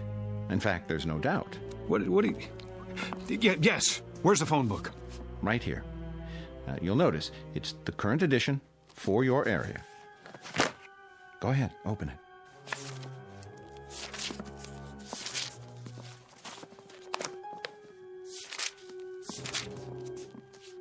Gurney, Bertram J, 26837 Broadview, no.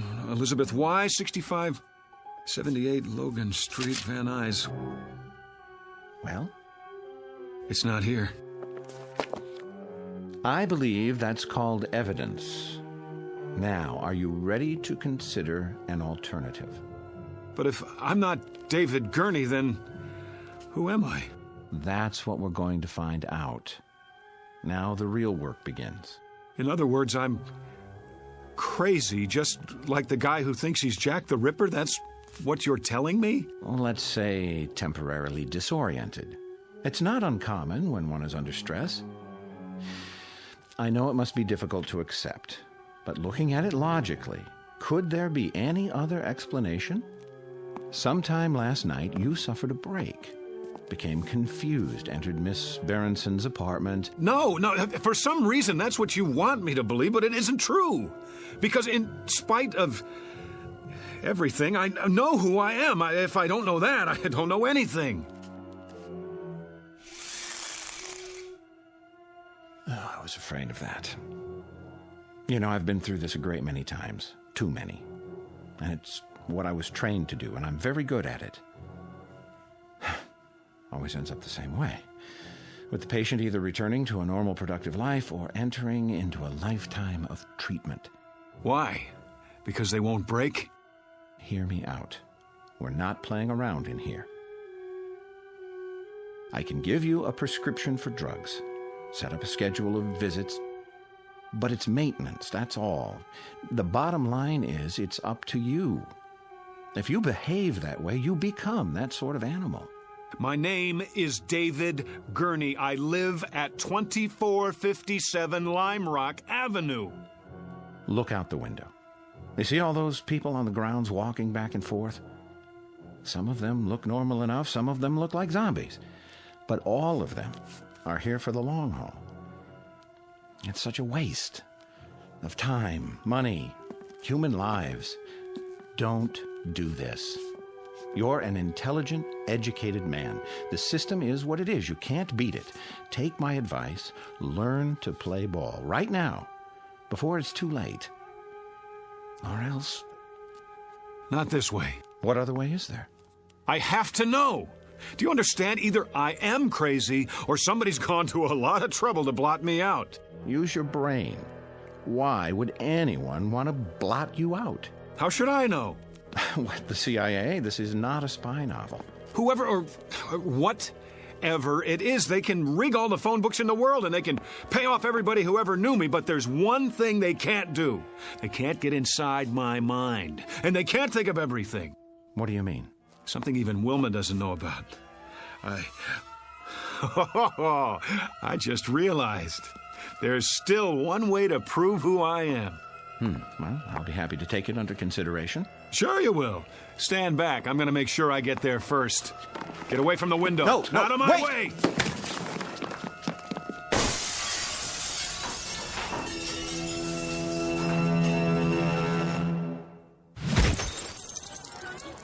All right, everybody, line up. Rec period's over. Back inside. We better stop him. He's getting away. Oh, he's already outside. Get the keys to the gate. I don't have them.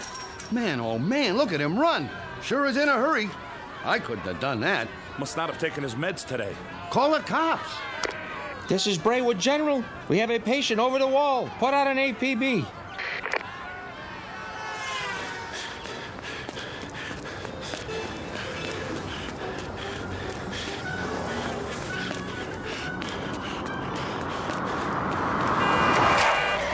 Hey, buddy, get out of the way.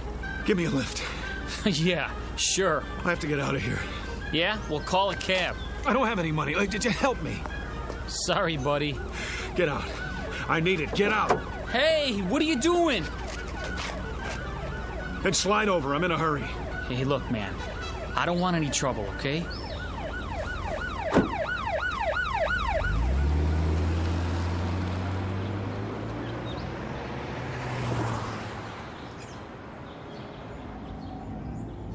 Just keep your mouth shut. I won't hurt you. Hey, who's after you? The cops? Huh? What'd you do? Nothing. That's just it. Nothing. And what are they chasing you for? Because I don't believe their lies. Oh, I get it. You're on the run, right? Is that it? Something like that. It's okay, man. I'll play ball. Just stay calm, okay? Turn right there. There's an alley. Oh, thanks, kid. Look, where do you want to go? Downtown L.A. You know how to get there from here? Sure, but don't take the freeway. Go the back streets. I'll show you.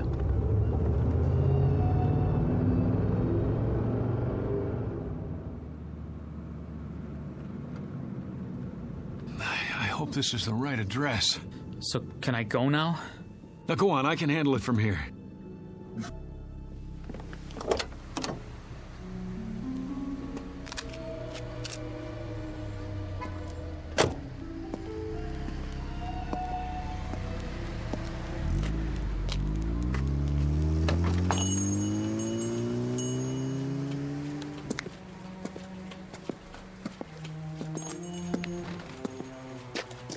Can I help you?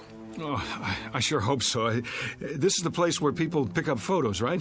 Sure is. Good. I thought I got it right. You have a receipt? What? The receipt for the photo. Did someone take your picture? That's right. And he told you to come here? It was in Griffith Park with my wife. We were walking past the merry-go-round. It was last Sunday. A man came by with one of those big cameras. Dave, that man just took our picture. Beautiful shot, too. What are you doing? Here you go, folks. I didn't say you could do that. Oh, there's no obligation. Take this ticket to Photos R Us. Address is right on it. If you like the picture, it won't cost you an arm and a leg. 8x10s, wallet size, 3x5. He gave you a ticket. Yeah, but I don't have it with me. Then I can't help you. We have hundreds of proof prints. That's what I need, proof. Hold on, I can almost see the number in my mind. 670, yeah, that's it. 6708777. I remember because of the 4 7s. Maybe your wife's got the ticket. No, she's forgotten about it. I was going to surprise her. Sunday, that would be the 14th. I'll check the files. You found it? This must be the one. Hey, let me have it. Wait, was that 4 7s at the end or 3? There's only one way to find out. Yes! Is that it? Yes! Yes, that's it! Oh, you don't know how important this is to me. You okay, mister? Oh, I am now. That'll be $4.75 for the enlargement if you want extra prints. Hey, mister, you have to pay first. You. Hello, Mr. X. What are you doing here? I might ask you the same question. We've been following you since the hospital. I wanted to see where you'd go. What is this? All right, hands behind your back. Wait! Have any knives or weapons in your pocket? I said hold on! It's all right, officers. I'll take responsibility. The guy owes me money. Oh? $4.75 to be exact, plus sales tax. And do you know what for? I'm sure you're going to tell me. Proof that I'm not crazy. Really? And what kind of proof might that be? I told you they couldn't think of everything. Well, I was right. I suppose you found a signature or some such? That wouldn't be enough, would it? I could have signed it at any time. Correct. Or if it's something else, I could have printed it up or bought it like a fake driver's license. I doubt that you've had time. What about a photograph, Doctor? A picture of me, hand in hand with the woman who says she never laid eyes on me before this morning. Is there some way to explain that? What do you have there? Go on, open the envelope, take it out and look at it, and then tell me what you think. Well? And what am I supposed to see? Me, with Wilma at Griffith Park last weekend. That should establish something. I don't understand. What's to understand? You need glasses? This is a photo of you in front of a carousel, alone. Let me see that. No, it was different a minute ago. A picture of 2 people, 2. You saw her. Tell him I showed you the picture. You didn't show me nothing, mister. Just looked at it yourself, then you tried to run off without paying. But I tell you, she was there. We were there, together. Come along now. We'll go back and talk this over. No, we were there together. Together. Together.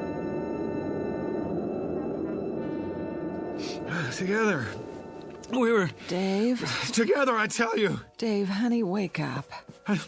What? Oh, where am I? In bed, you were dreaming. Oh, Wilma, it seems so real. That's why they call them nightmares. You want me to get you something? No, that's all right. What time is it? 4 in the morning. Go back to sleep. You have to be at work in a few hours.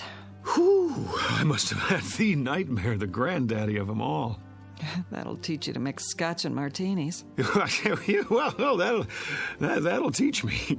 Sorry I didn't put you in your pajamas, but I was a little out of it myself. Forgive me? Oh, sure I do. Don't blame yourself. You're in a rare mood. You don't know how happy I am just to be here. I love you, too. Oh, you better check the alarm. I'm not sure if I set it. I can't see. I'll turn on the lamp.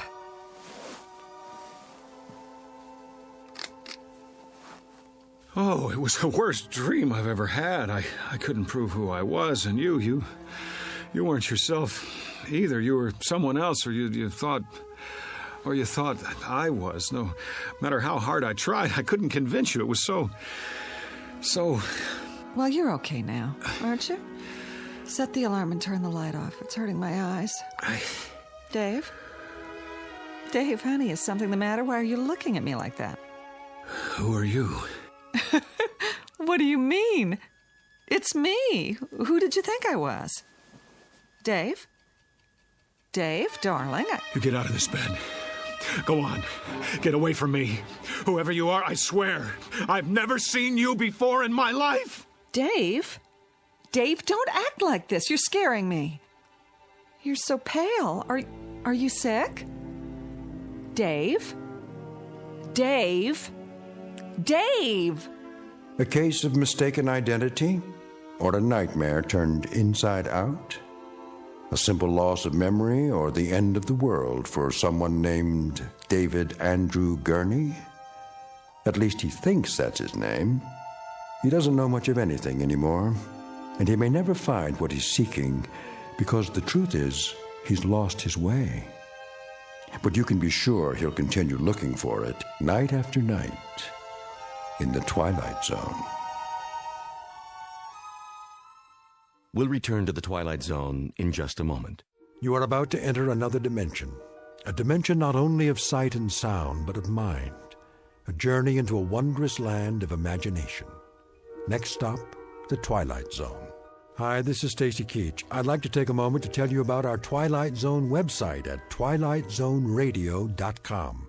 At twilightzoneradio.com, you'll find the latest information on these Twilight Zone radio dramas, including behind-the-scenes photographs, plus the newest product releases, trivia contests, ways to contact us, other Twilight Zone-related info and merchandise, plus links to other fascinating websites. So make your next stop twilightzoneradio.com. Visit twilightzoneradio.com to purchase these Twilight Zone radio dramas on cassette and CD, or call toll-free 1-866-989-ZONE. That's 1-866-989-9663.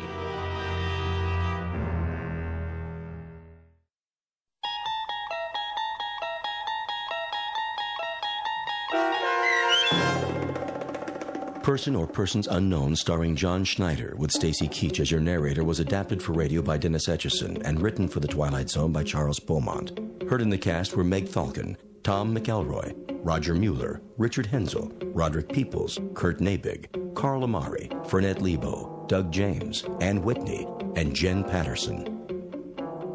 The producers of The Twilight Zone wish to thank CBS Enterprises and the Rod Serling Estate for making this series possible. This copyrighted radio series is produced and directed by Carl Amari for Falcon Picture Group. Sound design and custom Foley effects for The Twilight Zone by Cerny American Creatives Bob Benson, Craig Lee, Michael Slaybach, and Matt Sorrow. To learn more about the Twilight Zone radio dramas and to contact us, visit our official website at twilightzoneradio.com. Doug James speaking.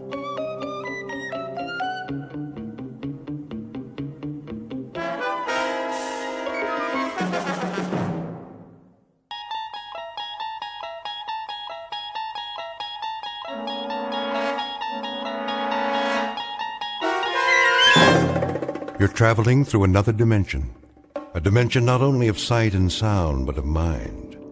A journey into a wondrous land whose boundaries are that of imagination. That's the signpost up ahead. Your next stop, the Twilight Zone.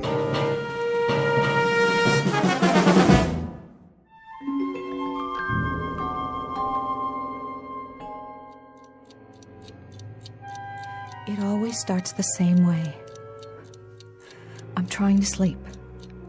It's the middle of the night, pitch black. I'm so tired I can't think.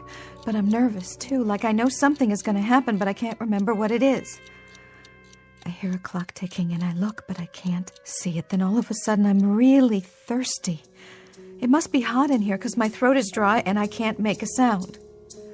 Somehow I know there's a glass of water on the table, so I reach over, but it slips out of my hand. It hits the floor and breaks. And that's when I hear the footsteps. It's a nurse. I don't know how I know that, but I do. She passes my room and keeps on going. I'm still thirsty, so I get out of bed. When I get to the hall, I see the elevator at the end. The nurse gets on and the door starts to close. I want to say something, but I can't. My mouth is too dry. I go after her. And the door closes.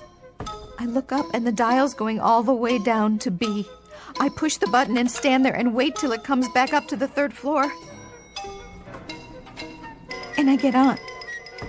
It starts again and it doesn't stop till it gets to B.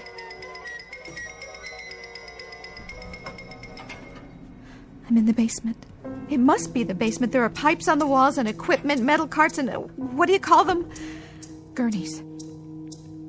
I don't know where I'm going, but the door at the end is still swinging.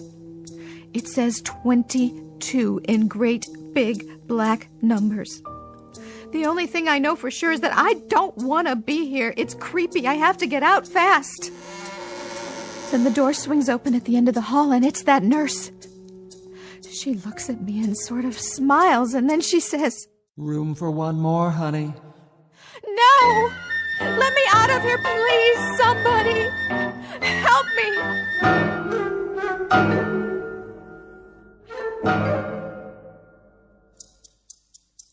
This is Miss Liz Powell. She's a professional dancer suffering from overwork and fatigue due to lack of sleep. And at this moment, we have just finished walking with her through a nightmare. In another moment, she'll wake up and will remain at her side. The problem is that both Miss Powell and you will soon reach a point where it may be difficult to decide which is reality and which is nightmare. A problem uncommon, perhaps, but one peculiar to the Twilight Zone.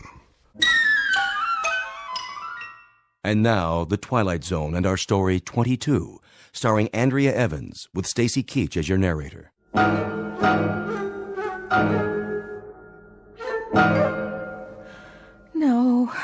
No. It's all right, Miss Powell.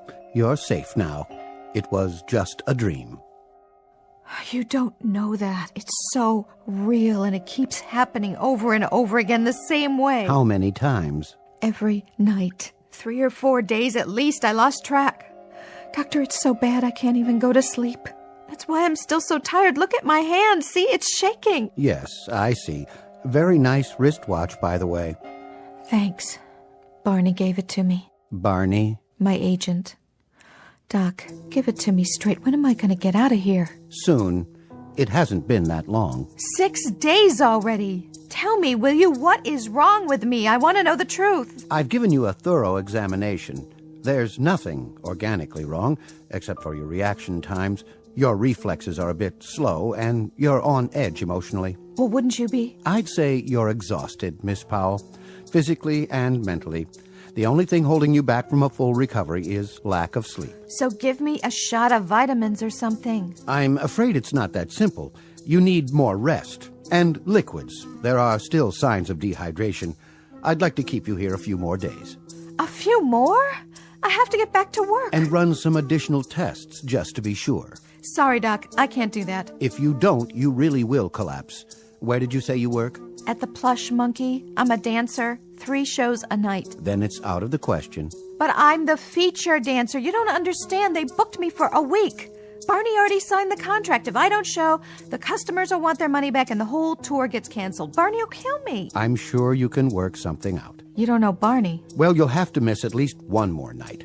Simple bed rest, a sedative to help you sleep, and the IV to bring the fluid levels back up. I never should have listened to Janine. Janine? She just finished a week at the club. She pulled a muscle last year, and she said this was the place to go.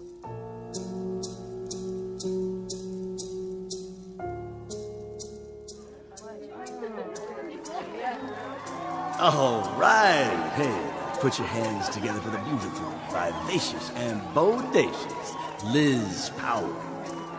Now remember, she'll be headlining all week. Look, we're going to take a short break right before we introduce Sabrina. We got 2-for-1 drinks and free hors d'oeuvres at the bar. I don't know what's wrong with me. You did fine, kid. Dynamite. No, I didn't, Barney. I screwed up big time. I couldn't make my split. Sure you did. And I almost fell off the pole. Hey, take it easy. You take it easy, Barney. You're supposed to be my friend. What are you talking about? I am your friend. Something is wrong with me. I got 3 shows a night, Barney. I can't hack it anymore.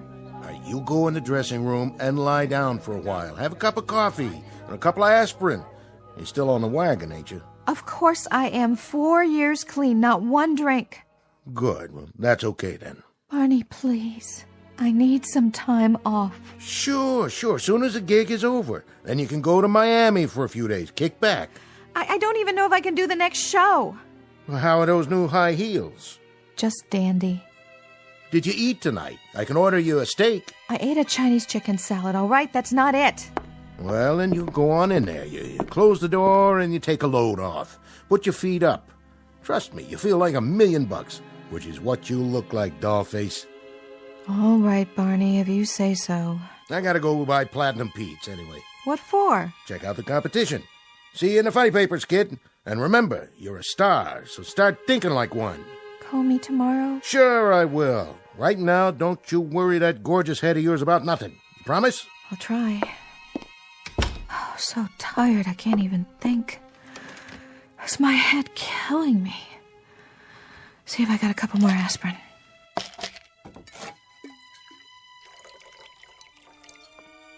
Oh, leave me alone already. It's not time yet. What happened? Oh, hi, Janine. I didn't know it was you. Did you break something? Just a glass. My hand was shaking so bad. I'll help you clean it up. Thanks. I don't know what's wrong with me. You look great. Like always, honey. You're a good liar, Janine. I mean it. Are you okay? It shows, huh? Look, I know you. You weren't having a whole lot of fun out there. Something's on your mind, right? I'm just so tired, that's all.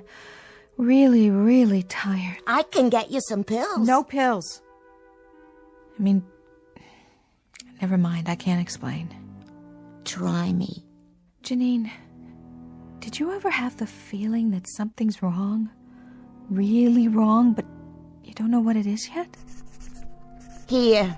What's that? The number of a doctor I know. A shrink? No, he's a regular doctor over at the hospital. Remember when I pulled my quadriceps? He gave me a shot of cortisone right in the muscle and some B12. I only missed one show. But I don't have anything wrong with my leg. Just the same. Call him. Whatever's wrong with you, he'll fix it.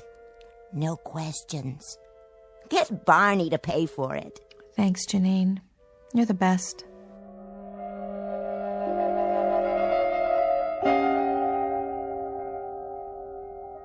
So that's how I ended up here. What do you think, Doc? Can you fix me? We'll try to get you out of here by tomorrow afternoon. That's what you said yesterday. Assuming, of course, that the tests come back negative. Well, they better. That's all I can say. I'll see if the room's still available. What if it isn't? Then we'll move you to another one. This is a hospital, after all. The one thing we can't afford to run out of is beds for our patients. But what if you do run out? Oh, there's a pretty fast turnover. People check in and check out. I don't like the sound of that. Why not? Check out. It sounds like you mean they die.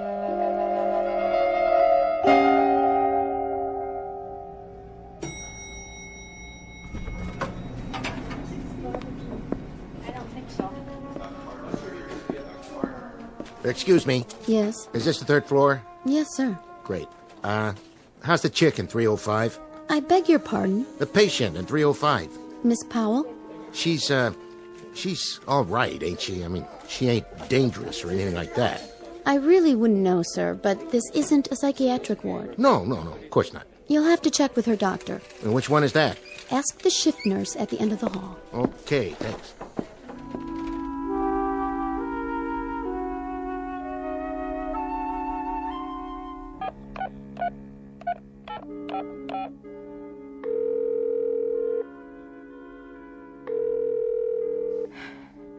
Come on, Barney, answer, will you? Oh, I don't know why I bother. He's never home. That nurse.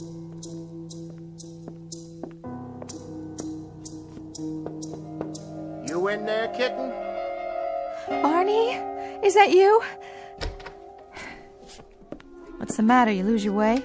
Hey, you're looking great, kitten. Sure I am. Honest. I'll let you care. What do you mean? I'm here, ain't I? I've been calling you for days. Sorry, kid. I was busy. Anyway, look what I brought you.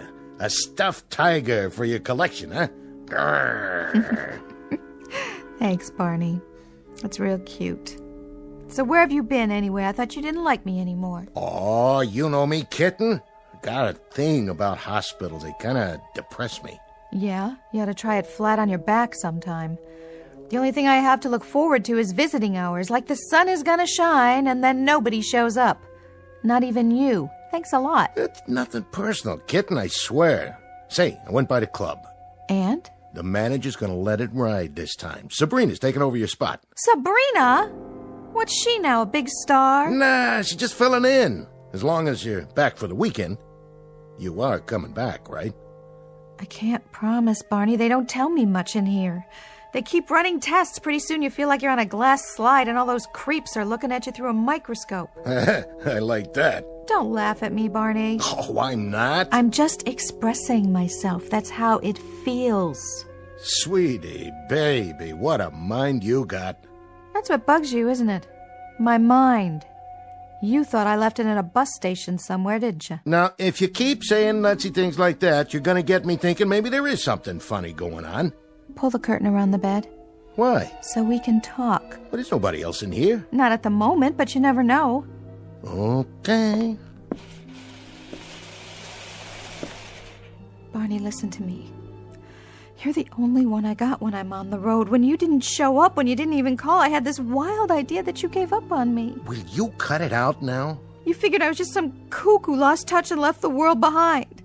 But you have got to believe me, they're not dreams. I know. What dreams? They say I've been having dreams ever since I got here, but they're not. They happen just the way I say they happen. You believe me, don't you? Sure, baby, sure. You don't even know what I'm talking about. I believe you, Miss Powell. Sure you do, Doc. Oh, hi. I was just leaving. No need. This won't take but a moment. You're looking better, Miss Powell. I was just telling her that. I'm Barney Kaminer, by the way, her agent. She's beautiful, ain't she? She makes an old doctor wish he were a young intern. You make me wish the same thing. You must be great at funerals, laughing boy. We're a little feisty this evening, aren't we? We are not feisty. We are just a little tired of 10 people an hour walking by our bed like they were P.T. Barnum and I was a freak in a freak show. Why don't you guys get off the dime? There is nothing wrong with me and you know it. There most assuredly isn't, Miss Powell. That's what I've been trying to tell you.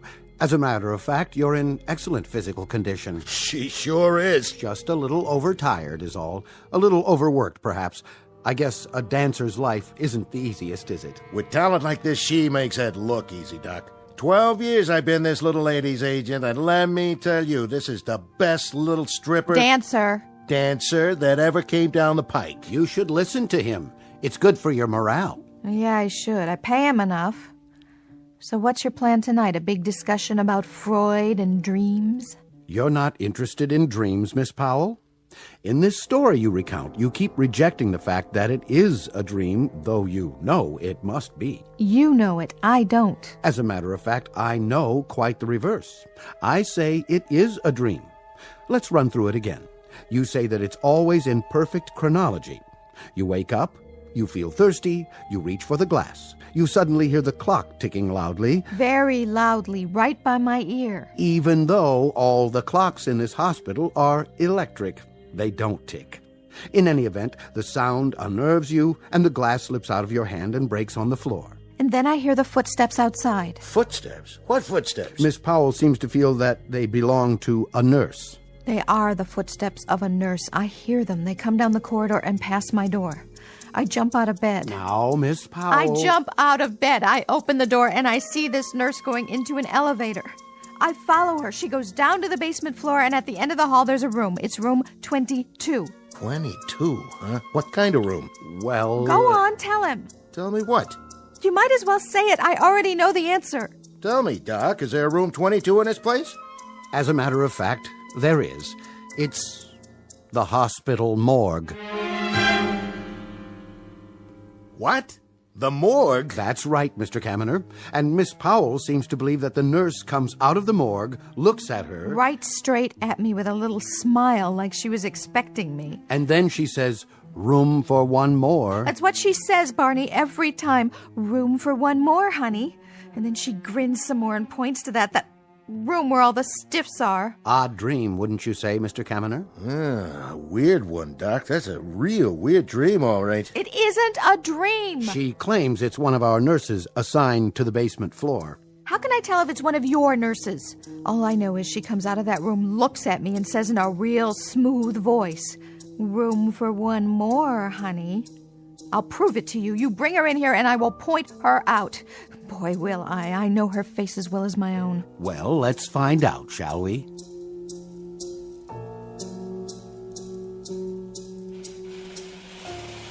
You called for me, Doctor. This is Miss Jameson. She is the night nurse. On duty where? On the basement floor. And you are the only nurse on that floor? Why, yes, I am. The only one, Miss Powell. Look at her. I'm looking. Well, Miss Powell, is this your phantom lady? No. The hat's the same kind, but the other woman's tall. She has dark hair pulled back behind her head, and she's got this crazy kind of smile. That will be all, Miss Jameson. Yes, Doctor. Well, Miss Powell, it obviously is a dream. It could be some other nurse. If it were a nurse in our hospital, it would have to be that young lady. And since it's not, you'll have to admit it's very unlikely that the woman you saw, or claim you saw, could have come out of the morgue. I know what I saw. I know what I did. What are you trying to do? Prove I'm a nutcase? On the contrary, I'm trying to help you. I'll tell you what, Miss Powell. To make my point, why don't we do something different this time? Like what? You say it always happens in such perfect chronological order, and your actions are always the same. You feel thirsty, you reach for the glass, you hear the clock, you hear the footsteps, and then you run out into the hall. And that's how it begins. So? Tonight, when you're dreaming, or as you say, waking up, don't reach for the glass. Make a conscious effort not to. See if breaking the routine a bit won't stop it from happening. Hey, that's a groovy idea, Doc. Don't you think so, kid? Why don't you try it? Barney, why don't you cue him? Tell him to give up on me. Nobody's giving up on you, baby. But when I know something, I'm too stubborn to change my mind. Explain it to him, will you? When the same thing happens to you for 6 nights in a row... You hear that? 6 nights. You know how much salary she's losing. Overwork, fatigue, exhaustion. And when it happens... Right. She says it happens. A nightmare at this juncture isn't abnormal at all, Mr. Kaminer. In this case, with very little REM sleep, a nightmare would be the norm. You said it. The man's a doctor, kitten. Let's see what this evening brings, shall we? Yeah, let's. I gotta go, kitten. Stay hip to this doctor, baby. Anyway, I sure am glad to see you looking so well. Thanks a heap, Barney. You couldn't boost my morale if it weighed 1/4 pound and you had a derrick to lift it. Thanks for coming, though. Do it again sometime. But try to make it next year, will you? Kitten, baby. Get out, Barney. Sure, Liz. Remember about tonight, Miss Powell. Whenever you feel the compulsion to repeat your nightmare, don't. Skip that single step and see if it doesn't help. Sure. What have I got to lose? But I'll tell you something, Doc. If this doesn't work, I am checking myself out of here. I think we're on our way to recovery. Oh, are we? Well, we're just delighted to know that we feel that way.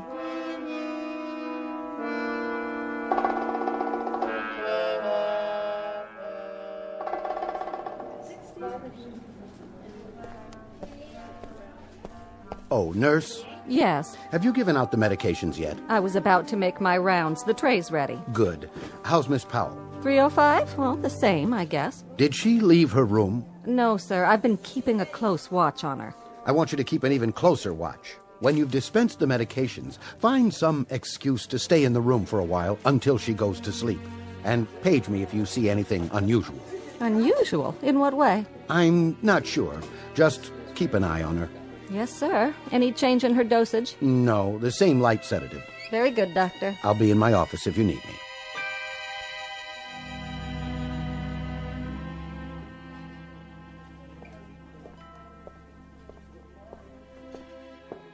Come in.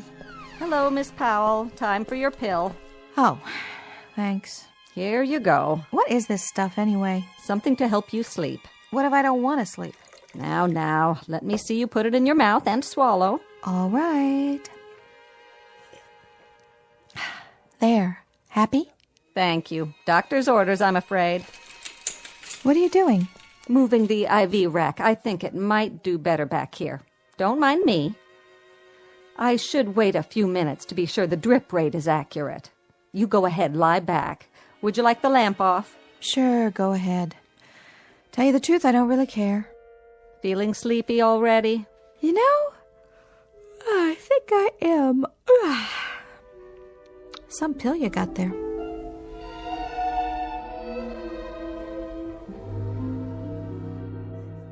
Doctor? Yes?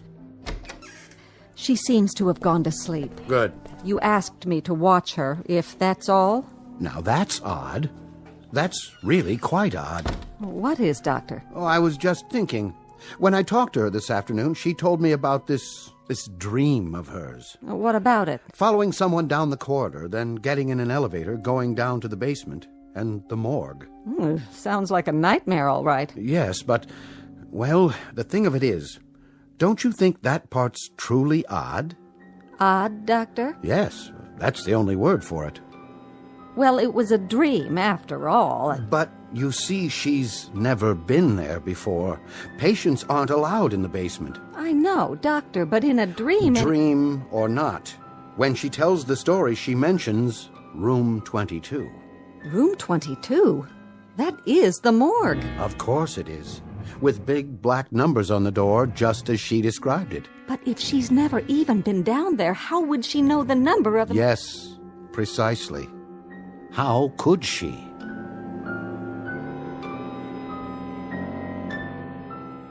She didn't notice. They never do. I stuck the pill in my cheek and held it there when I drank the water. She only thought I swallowed it. Nurses don't see people, don't really see them. They're too busy with their medicine and their charts, checking things off. Could have done it any time I wanted to.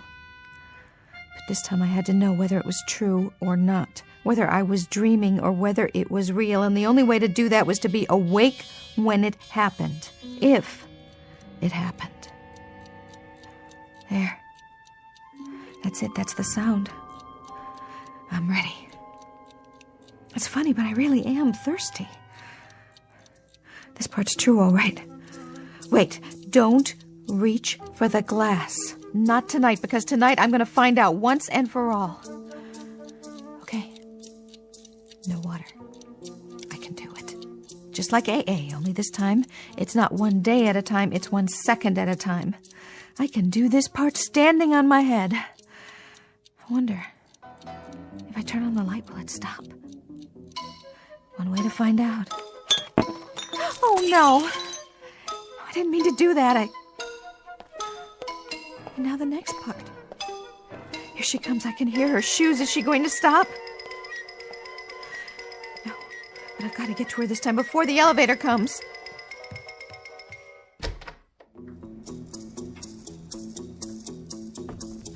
Oh, too late. Always too late. Come on. I've got to know. If I get there in time, I can stop her and I can make her tell me what this is all about.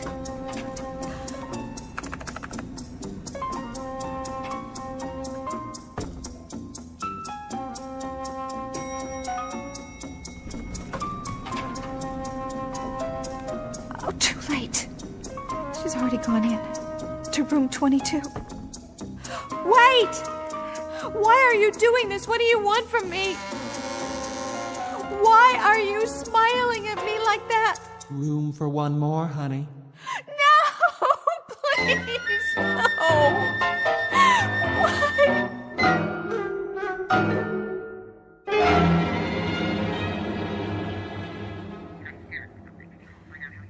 Yes, that's right, Janine. I'm checking myself out. No, the doctor doesn't like it, but so what? It's my life. And I'm not going to spend it cooped up in some hospital room. Miss Powell? Hold on. Yes? Mr. Kaminer is outside. Finally? He said to phone down to the lobby when you're ready, and he'll bring the car around. He'll meet you at the elevator. My cup runneth over. Is there a back door to this place? He seems like a very devoted man. He's devoted to 10% commission and sleeping all day.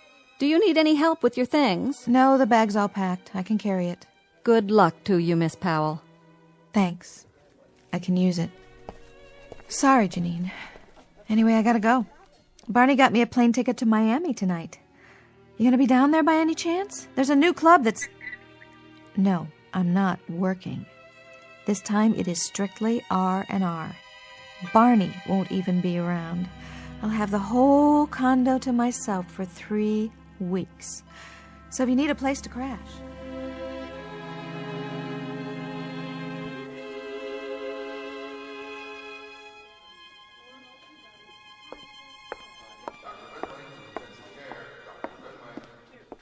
Well, we're all ready to go, I see. Yes, we're ready. We're overdue, if you ask me. Let me carry that for you. That's okay. Just to the elevator, please.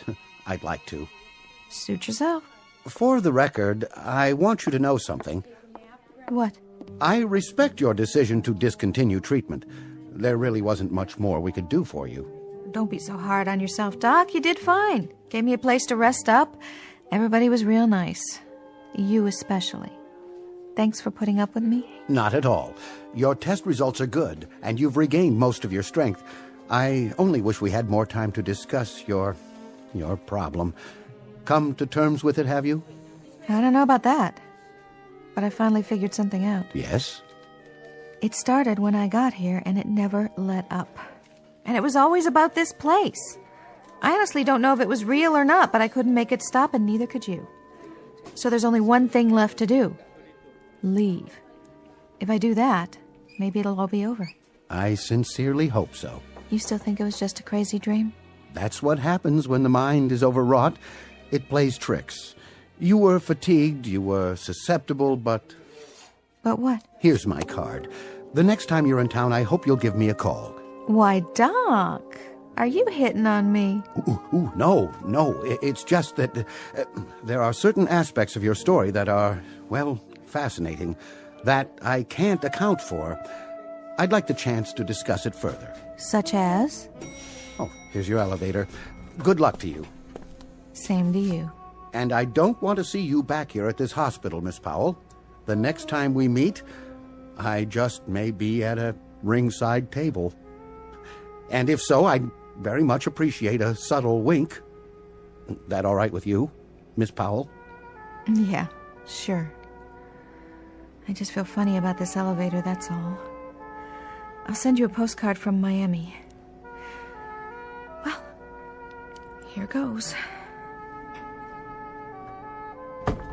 Going down? What? Are you checking out, miss?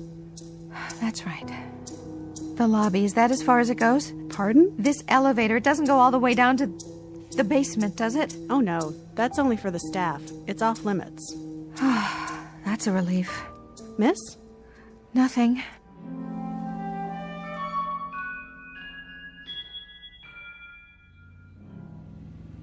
You look good in that new dress, kitten. Thanks, Barney. I mean it.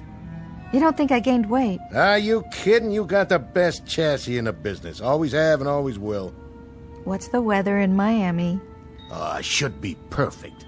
You're gonna enjoy it down there, I promise. The sun, the beach, and no dancing. When you're ready, you let me know. I'll book the classiest joints in the country. 1 week gigs, cash up front if that's what you want. Strictly up to you. Hey, are you laughing at me? No, Barney, I was just thinking. They sell postcards at the airport in Miami? Sure they do. You gonna send me one?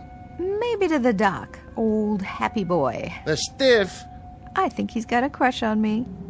Might give him a thrill. Maybe a picture postcard of a girl in a bikini. That'll get him talking back at the hospital.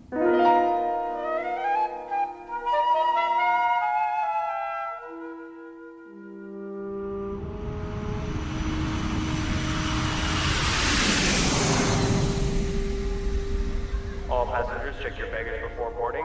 Carry-on luggage limited to 1 piece per person.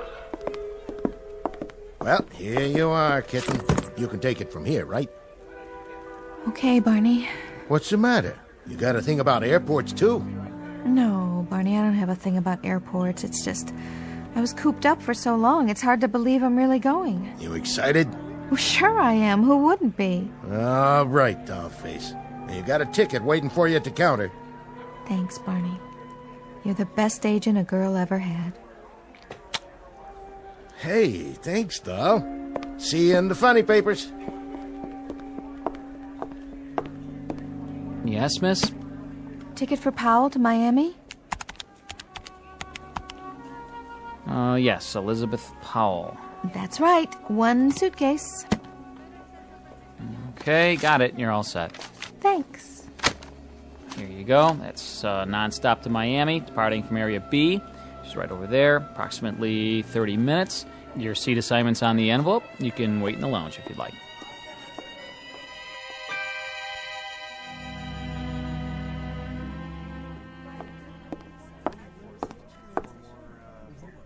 Well, hello there, beautiful. What'll it be? Ginger ale, straight up. You sure? I can mix it up any way you want. Tall, rocks. What are you staring at? Just taking in the view. Well, knock it off, Buster. Anybody ever tell you have eyes like a tarantula? Hey, that's not very friendly. Well, I was friendly till I came in here. One ginger ale coming up. Is that the right time? What? The clock.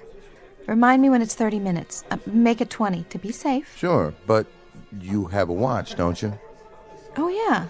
Yeah, I do. I forgot to wind it. There you go. I'll do it for you. Keep your hands to yourself. Got it going. Be quiet so I can hear. First call for passengers to Miami. Pre-boarding for those already checked in. Please go to Area B. Where's Area B? That's downstairs. Elevator's right over there. Don't worry about it. I'll pour you another one. Hey! It was that crazy feeling again. I was thirsty, but I was awake. It wasn't a dream. It couldn't be. Not here. Just the same, I took the stairs. No way was I going down any more elevators. It took me a while to find it. Maybe I didn't want to find it. Like I knew. By the time I got there... Where's the plane to Miami? Flight 22, it's right through this gate. It's already boarded. What flight? 22. Is there anything wrong, Miss Powell? I had to decide right then. I was wide awake and I was tired of being afraid all the time. I had to see it through. You'd better hurry if you want your seat assignment. This flight's overbooked. All right. I walked into the tunnel and went up the ramp.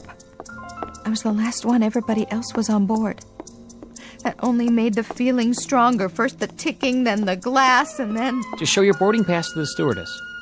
That was when I saw her. She was about to close the door to the plane. Her hair was dark, and it was tight against her head under the cap. Then she heard me and turned. Room for one more, honey. No! Please, no! Hey, why didn't you get on the plane? Are you ill, Miss Powell? No, it's not a dream. It's not. Your plane's boarded. If you don't get on right now... It never was a dream. I'm awake. Better call a doctor. She's hysterical. Look at that woman. What's wrong with her? She's white as a sheet. Like a glass of water? What? No! No water! There it goes. Wave goodbye to Daddy. Oh my God! Something's wrong with the plane! Oh my God! It's crashed. It just hit the ground and blew up.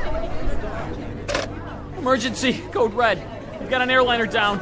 Repeat. No! Flight 22 is down.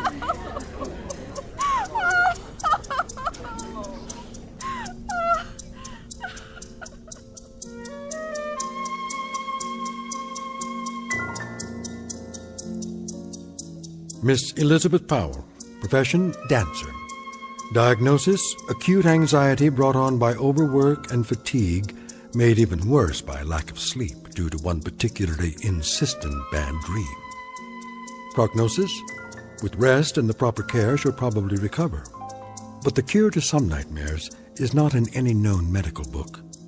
You look for it under Potions for Bad Dreams, to be found only in the Twilight Zone.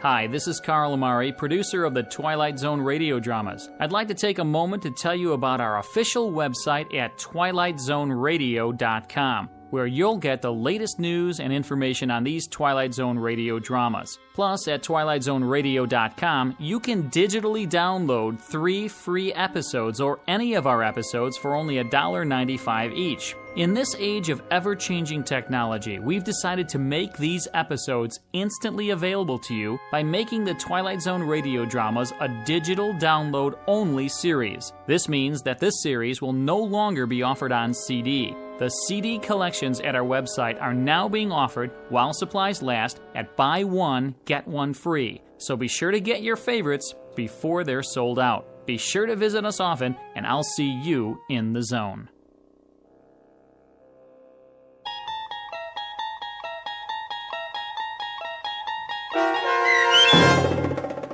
22, starring Andrea Evans with Stacy Keach as your narrator, was adapted for radio by Dennis Etchison and based on a script by Rod Serling. Heard in the cast: Rick Peoples, Richard Hensel, Linda Ryder, Meg Thalken, Maria Stevens, Irene Olsen, Carl Amari, Roger Wolski, Doug James, and Peter DeFaria.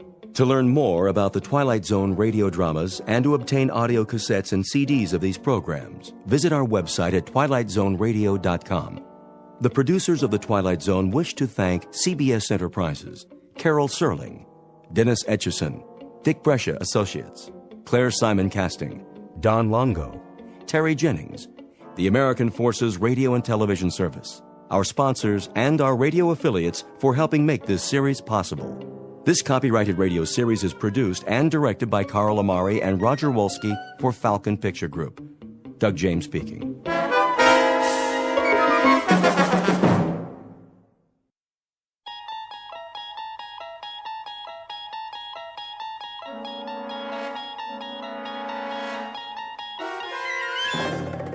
You unlock this door with the key of imagination. Beyond it is another dimension. A dimension of sound, a dimension of sight, a dimension of mind. You're moving into a land of both shadow and substance, of things and ideas. You've just crossed over into the Twilight Zone.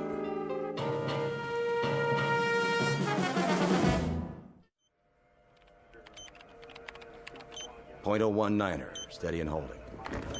Fuel consumption, normal. On course X6, hold coordinates. Oxygen supply? Check. How does she look?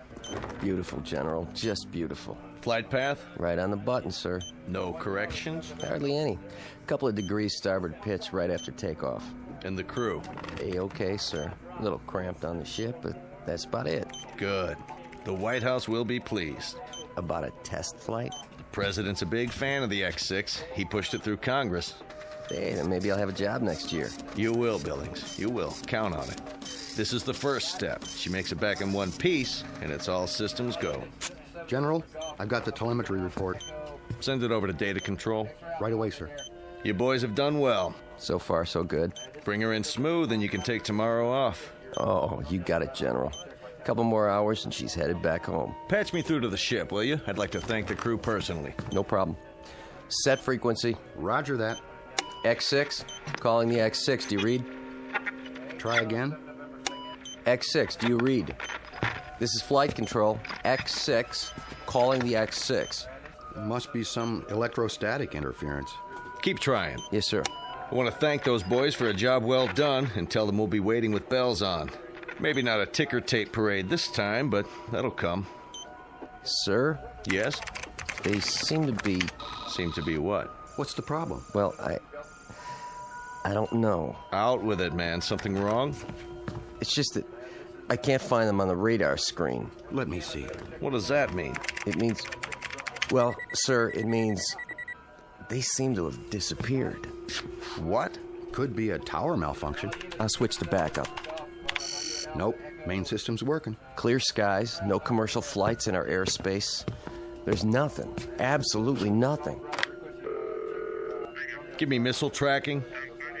This is General Carstairs at Flight Control. Yes. Do your instruments show a crash? Not just in the desert, anywhere in North America. Are you sure? Then do this.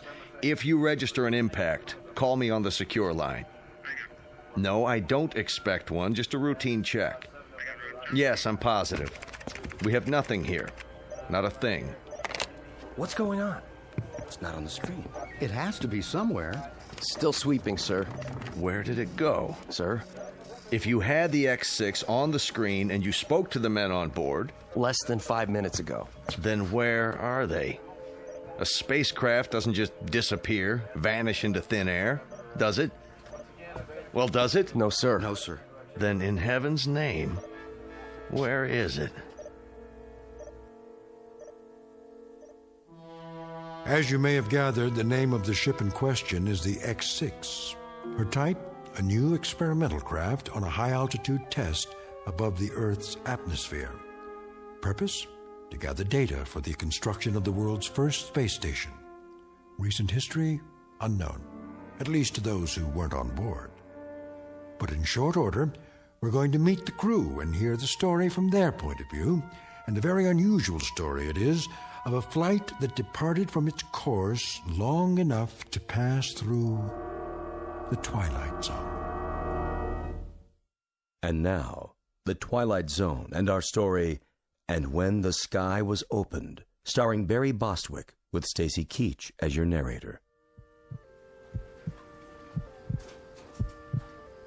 Well, Doc? Just a minute, Colonel. What's the verdict? Pulse is fine. On the slow side, in fact. Correct me if I'm wrong. We went through this yesterday, didn't we? You know the Air Force. Check and double check. They've got a big investment in the X6. So there's a little glitch. Probably an O-ring. A little glitch? The hydraulics froze and the soft landing chute didn't deploy. You are lucky to be alive. That's what all the flight training was for. Relax your arm. Doctor. Hold still, please. I want to ask you something. Don't move your arm. 115/80. Not bad. Told you, Doc. I could have phoned it in. All right. That's all for now. Get yourself some breakfast downstairs. Hey, go easy on the cholesterol, okay? How's the Colonel? Who? Jack Harrington. You're the only Colonel I've seen this morning. I get it. You call me in, but he gets to stay home and sleep it off. Pretty nice duty. Harrington. Where have I heard that name? You have a heck of a sense of humor. Did you have a question? It can wait. I want to, check with someone first. Well, look, try not to worry about anything. You may be a little disoriented for a day or two. Need any, medication while you're here? Sleeping pill? Muscle relaxant? Me? Never felt better in my life. If you experience any headaches, neck pains, that sort of thing, give me a call. Now forget about me. Gart's the one with the busted leg. He's still on the 3rd floor. Yeah, he'll be in a cast for a while. He's healing fine, though. 3rd floor. Room 14, wasn't it? Well, you should know. Gonna stop by? I was thinking about it. Go ahead. Give him a hard time, just not too hard. Tell him I'll be by on my rounds. Oh, and congratulations, Colonel Forbes, to both of you. What? Haven't you seen the paper? You're heroes. We flew the course, nothing special.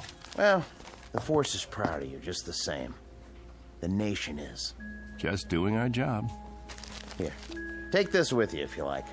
I've already seen it. Then give one to Major Gart. They've got copies all over the base. But they're going fast. Colonel, come here. Can I ask you something? If it's not classified? Yes. What happened up there? How do you mean? When they lost you on radar. If I could tell you, Doc, I would. You and the General and everyone else. All I know is we must have lost pressure because we blacked out. For quite a few hours. The next thing I knew, we were down and the chopper was airlifting us out of there. That's it. End of story. But you made it. That's what counts. Yes. Yes. I guess it is.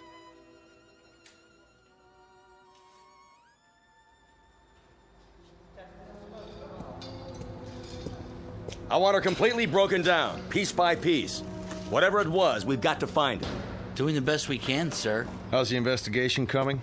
Well, so far, everything checks out. Meaning? The only damage evident is from the touchdown. She came in on her belly at something close to 300 miles an hour. Must have buckled part of the landing gear. Wasn't fully extended. That's why the wing looks the way it does? She plowed through a sand dune just before she stopped. If you want my opinion, sir. By all means. I don't think you're going to find anything wrong. Well, that may or may not be. But for now, we've got a mystery on our hands. We need answers. Well, it would be my suggestion. Yes? That if you want to unravel this mystery, you better check the crew, not the aircraft. The crew can't tell us a thing. How's that? We had them on radar for the first couple of hours. Everything went strictly by the book. Then they disappeared for 24 hours. Oh, until they crashed down in the Mojave Desert. They must have lost consciousness because they don't know anything. The only way we're going to get answers is to dismantle the aircraft. Unless one of the crew members gets his memory back and fills in the blanks. So far, they're not talking. I'll be that as it may. I want to see every nut, bolt, and screw laid out on the hangar floor in order. Every wire, every piece of insulation. If there's anything wrong with this baby, anything at all, we're going to find it. Yes, sir. On the double, sir.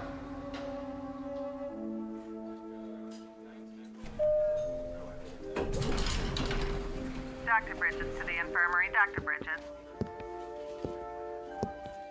Oh, hello, Colonel. I didn't see you. That's all right, nurse. No harm done. How are you feeling, sir? Fine, thank you. How's Major Gart? Coming along nicely. You can go on in if you like. He'll be glad to see you. Thanks. I will. Is that one of the pilots? The ones who crashed? Yes. Colonel Forbes. He's cute. He is.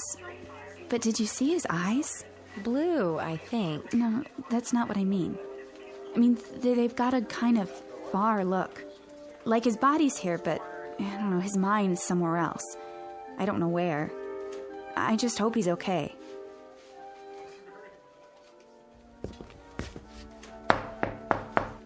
Come in. There he is. And there you are, the prodigal colonel. Not disturbing you, am I? Nothing could disturb me in here. More like a prison ward. No playboys, no hot fudge sundaes. I was on my way out. Can't stay away, huh? Doc wanted to see me. Nothing serious, I hope. Me? No, just routine. I'd offer you a drink, a shot of straight orange juice. How's that leg? Can't feel a thing, which is good. One more thermometer, and I'm going to absent myself from this establishment without official leave. Pull a chair over here by the bed. Take a load off, Colonel. Sure.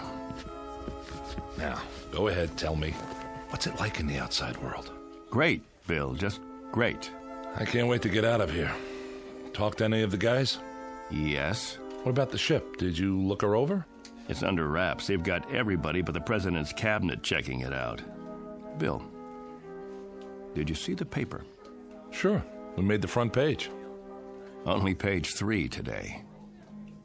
Take a look. Ooh, steady, Colonel. You go off on a toot last night? Why? Your hands, they're shaking. You don't look so good. Thanks. Little hungover, huh? No big deal. So what's it say? Bill, I wanted to talk to you about that. They spell our names right? First, I've got to get oriented. If you don't mind, I'd like you to answer some questions. Shoot. When did I leave here? Huh? When did I get discharged from the hospital?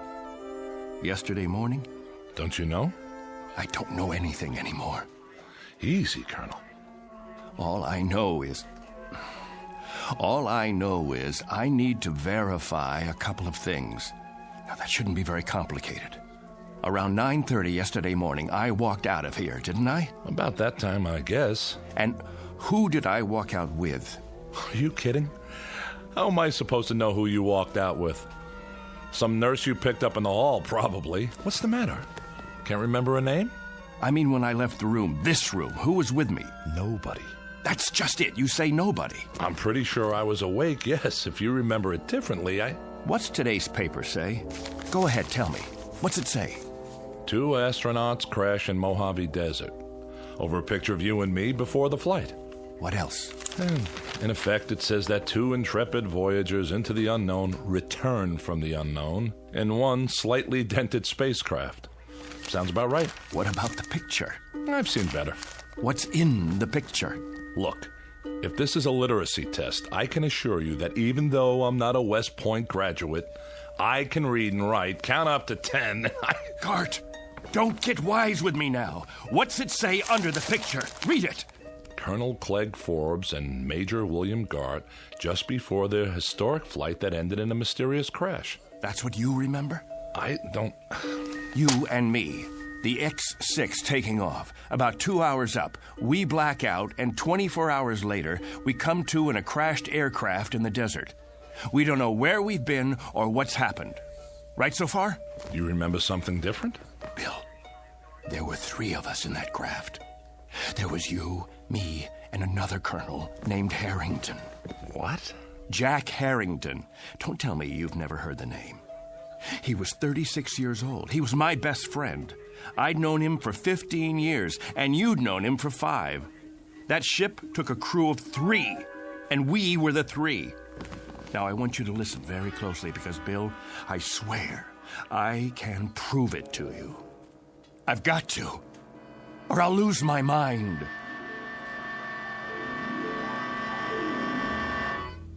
What are you talking about, a third crewman? They brought 3 of us back to the hospital when they found us in the desert. You, me, and Harrington. Jack and I were just scratched up. You got the busted leg. Yesterday morning, they discharged Harrington and me. There was 3 beds in this room. Now, wait a minute. We said goodbye and promised we'd come back today to visit you. Then Harrington and I left to do the town. Now, you tell me none of that sounds familiar? Clegg, I don't know what you're talking about. I don't know anyone named Harrington. Whoever he is, he wasn't on the crew with us. The X6 carried 2 men, you and me. Nobody named Harrington. Nobody else at all. When you walked out of here yesterday morning, you walked out by yourself. There were never 3 beds in this room. Only 2, yours and mine. Something's happened to you. I mean it, Clegg. This is an after effect of the crash. It has to be. I think you'd better tell the doctor, run some tests. Look, Bill, let me describe to you what I remember. Go on. I'm listening. I'll give you a chronological breakdown of everything that happened as of yesterday morning. First of all, I saw the paper. The one you just showed me? No, not that one. Yesterday's edition. I saw it on the stands downtown, only it said that 3 men came back. There was a picture of you, me, and Harrington on the front page, taken just before we took off. That's impossible. I know, it must be impossible. You say there were 2 of us. Everyone else says there were 2 of us. And now, that's what it says in today's paper. Well, then, that should tell you something, shouldn't it? A reality check. But I know there were 3 of us in that aircraft. They picked 3 of us up in the desert and airlifted us in a chopper, and 3 of us were checked over and debriefed. They kept you here because of your leg, and it was Harrington and I who left this room yesterday morning. Then we requisitioned a staff car and got a ride into town together. Bill, you said goodbye to us from that bed, and then you said, Harrington, keep an eye on Forbes. He can't hold his liquor. Those were your words. I don't know what you expect me to say. Don't say anything. Just listen. I was standing right at that door, and Harrington went back to your bed and made like he was going to sock you. I swear to you, Bill, it happened. I know it happened. And Harrington, keep an eye on Forbes, will you? He can't hold his liquor. Hey. Why, I'm gonna let you have it, you fresh kid. I'm gonna fix this punk's wagon. I wish somebody would. I'm gonna tell the medics he's one very sick cookie and they should hold him for observation another 7 years. You think that's long enough? I don't know. And every Saturday night, Major Gart, the Colonel and I will phone you from whatever bar we happen to be in, and if you're nice, we might even let you talk to some women. Let's go already. I hate long goodbyes. Go on, both of you. Leave me here to suffer in my loneliness and despair. Take care, Billy. We'll come in tomorrow to see you. Meanwhile, you can all read about yourself. Better memorize this in case you lose it. See? 3 space travelers returned safely. And nothing about your broken leg. Well, that's the press for you. Get out of here! I'm gonna pick one up for my mother so she can frame it. One time, a fortune teller in a carnival in Des Moines said I'd be famous. It doesn't say anything about you, though. Out! And did you pick up a paper on the way out? Why? You said you had proof. I should have kept it, but it wouldn't make any difference now. If you could show me in black and white. Hold on. There's more to the story. When we got to town, Jack and I hit the bars. The first one was the Plush Monkey on 11th. You know the place, don't you? Yeah, a dive. Beer signs and bar girls. And a big mirror behind the bottles. We walked in trying to keep a low profile, but the blonde spotted us. That's them. No, it's not. It is. Don't stare. Give me your hairbrush. Welcome, gents. Take a load off. With pleasure. Say, aren't you the two guys who was up in space? Not that far, just the ionosphere. I thought so. That and a couple of bucks should get us a beer apiece, right? You bet your life, but never mind the $2. This is on the house. Why, thank you, my good man. Very kind of you. I don't get many celebrities in here, so go ahead, boys, drink hearty. You earned it. I don't even mind you cracking up the ship, and I'm a taxpayer. I like your attitude. Got a match? Not since Superman. A light from my friend here. Sure, pal, sure. Anything you want. Evening, ladies. Hi there, Captain. Colonel. Oh, sorry. She's new in town. Care to join us? Hold that thought. I'll ask my friend. You do that. We ain't going nowhere. Hey, Jack. Something wrong? No. Look at yourself in the mirror there. Not exactly a happy camper. I was just thinking. About what? I'll tell you after I taste the beer. To happy landings, whenever and wherever possible. I'll drink to that.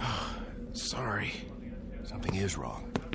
That's okay. Ain't the last glass of draft in the house, let me tell you. It just slipped out of my fingers. Don't worry, I'll clean it up. Get you another one right away, Colonel. You sick, Jack? No, I'm not sick. I just got this funny feeling. What kind of feeling? I don't know. Odd. Never felt anything like it before. Maybe we should go. Don't worry, I said. It was just for a couple of seconds there. It was like I didn't belong here. Like if I were to let myself go, You'd what? Like I'd disappear. Here you go. Thanks. Happy landings. You don't like it? I want to call my folks. Good idea. I should call Amy, too. Where's the phone? All the way in the back. You sure you're okay? Yeah. Be right with you.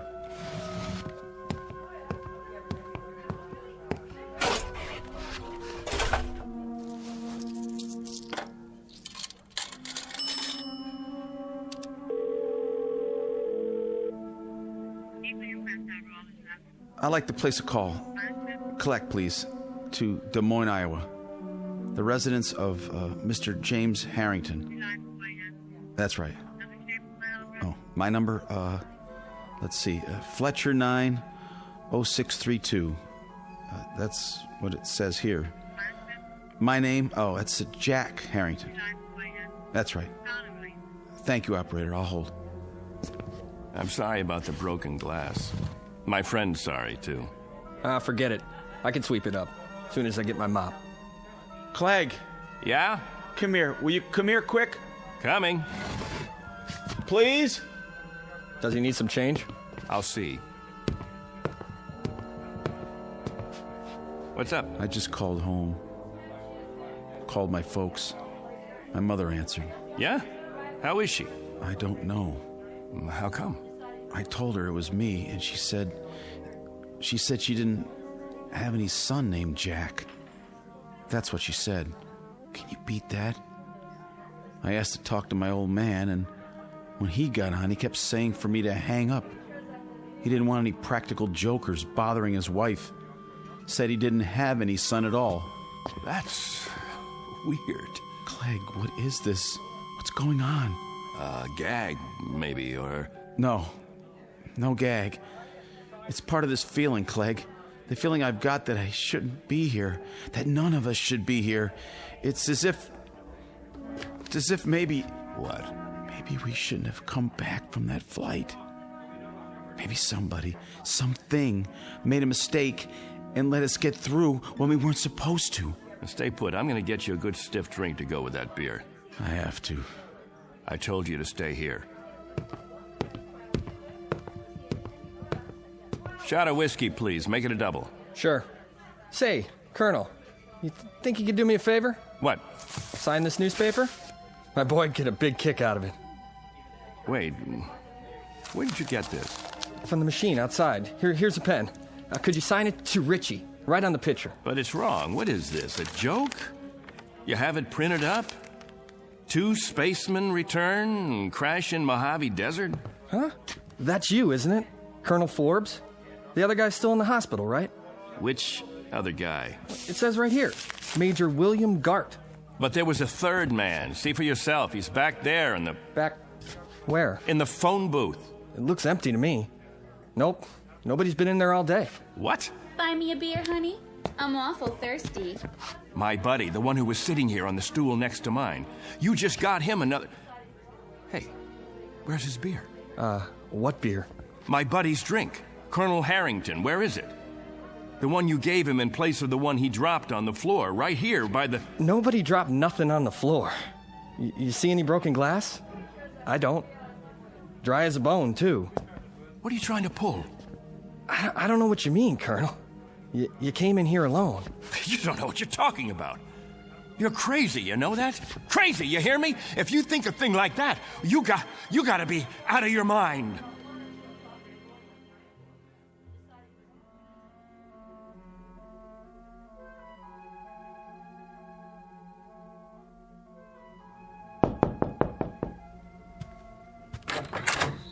What do you want? Room 8A. Here's your pizza. Oh, yeah. How much do I owe you? Let's see. I got the bill right here. Keep the change. Thanks. Hey, say, aren't you, No.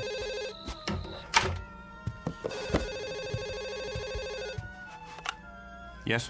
Ready with your call to Des Moines. Thank you, operator. Hello? Hello? Who is this? Mr. Harrington, this is Clegg Forbes. Who? You remember me, sir? I had Christmas dinner with you and your wife last Christmas. You and your wife, and Jack. Jack who? Your son. What is this, another crank call? Because if it is, it's not funny.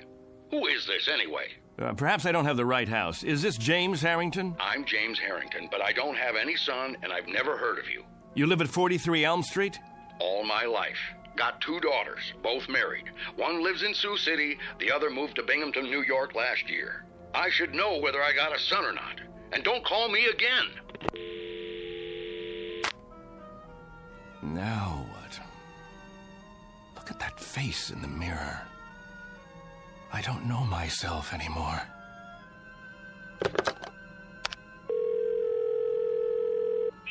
Operator, I'd like Anderson Air Force Base, please. Commanding officer's residence. That's right. Call me when you get through.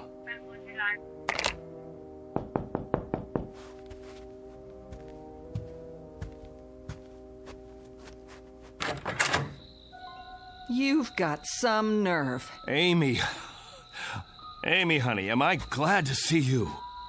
Keep your hands to yourself. You, Colonel Clegg Forbes, are a devious, miserable, two-faced, two-timing... Amy, you won't understand this, but I need your help. You send me a telegram that you're getting out of the hospital in the morning and that you'll meet me at the station at 2. Well, I was at the station at 2. Amy, listen to me, please. I was also there at 3, and I was still there at 4. I could have had my pick of several Marines and an elderly gentleman who owns 25,000 shares of AT&T, but there was a missing Air Force officer named Forbes who didn't have the simple courtesy to leave a message or even a number where he could be reached. I can explain. Do you have any idea how many bars I've been to? How many hotel lobbies? Did it ever occur to you to... Amy, please! You look terrible, by the way. All right, Clegg. What kind of trouble are you in? And what are you doing in this motel? Are you hiding out? Oh, I don't even know where to begin. I sent you the wire because I did get discharged from the hospital that morning. Jack and I... The wire. It was in the telegram. What was? I told you that Jack and I were getting out. Wait. I wrote down the message when I sent the telegram. That'll prove it. I wrote it on a piece of paper. Now, where? Wrote what? Here it is. I wrote it right down here. See? It says, Dear Amy, I'm getting out at 9. No. I was sure of it. I wrote down that Jack and I were getting released from the hospital. Both of us, understand? Jack and I were... Am I missing something? Who's Jack? Don't you know? I don't know any Jack. Who is he? There were 3 of us in the ship. Gart, me, and Harrington. Jack Harrington. And I was with him, and he just disappeared. But you know him, Amy. You know him. You've met him 100 times. We've eaten dinner together. We've gone to dances together. We've double dated. Clegg, what is happening to you? I don't know. I swear to God, I don't know, but... Yes. Put him on, please. Hello, General. This is Clegg Forbes. Yes, sir. That's right. General, about Jack Harrington. Harrington, sir. Well, you know Jack. We were in your wing at the field. We were there for your... Harrington, sir. Jack Harrington. We were on the X6 together. Jack Harrington. Stop it. Jack Harrington. Jack Harrington. You need help. If you'll tell me who to call. No, I know. This is a put-on. That's what it is. A big, earth-shaking, highly complicated, practical joke. He's still back at the bar. Of course he is. Amy, that's where he is. He has to be. At the bar. Clegg? Clegg?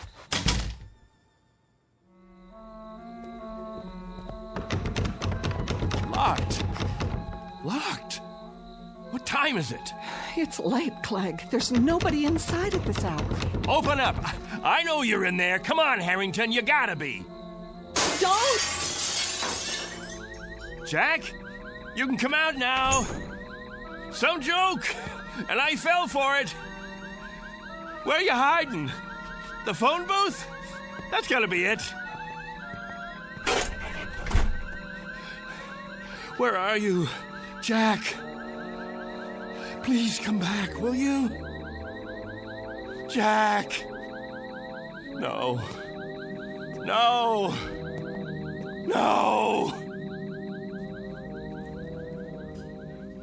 That's some story. I don't know what I did then. Just ran, I guess. All the way down the street like a crazy man. I left Amy standing there. I don't even know what happened to her after that. And I don't know Jack Harrington. I never heard of him before now. He's an illusion or something. He has to be. He's not an illusion. For some reason, he's been yanked out of here, taken away. You're letting this get to you. Didn't you hear what I said? He told me he had a feeling that maybe somebody or something made a mistake and let us get through when we shouldn't have. And maybe they'd be coming back to get us now. Maybe somebody from up there. Clegg, it doesn't make sense. And now, I've got the feeling, too. I've got this idiotic, oddball feeling. I don't know how to describe it. It's weird, Bill. It's just plain weird. Like I don't belong. I don't want it to happen, you hear me? I don't want it to happen to me, too. Clegg! Oh, I gotta stop him. Somebody get him! Somebody! Hey, did you want something? Where is he? Where did he go? Who? Colonel Forbes. Colonel... I saw him run into the hall. When? Just now. I didn't see anyone. He has to be here. He can't just... What are you doing out of bed, Major? You know, you shouldn't be walking yet. If the doctor saw you... Somebody's got to help Colonel Forbes. Somebody's got to help him right away. Grab a hold of my shoulder. Now, come on. I'm talking about Forbes. You know, Colonel Forbes. He was brought in here with me. In here? That's right. In the other bed, next to mine. Look, this is a private room. What? There's no other bed but yours. No. You see? All right, now, lie down. Now, raise your cast. That's it. What do you mean there's... Oh, no. Dear God. What happened to the other bed? Okay, try to rest. I'll call the doctor. Here, would you like to look at the paper? You're a hero. Do you realize that? Spaceman completes journey. Lone traveler returns to Earth. Lands in Mojave Desert. It's a nice picture of you. Would you like a glass of water?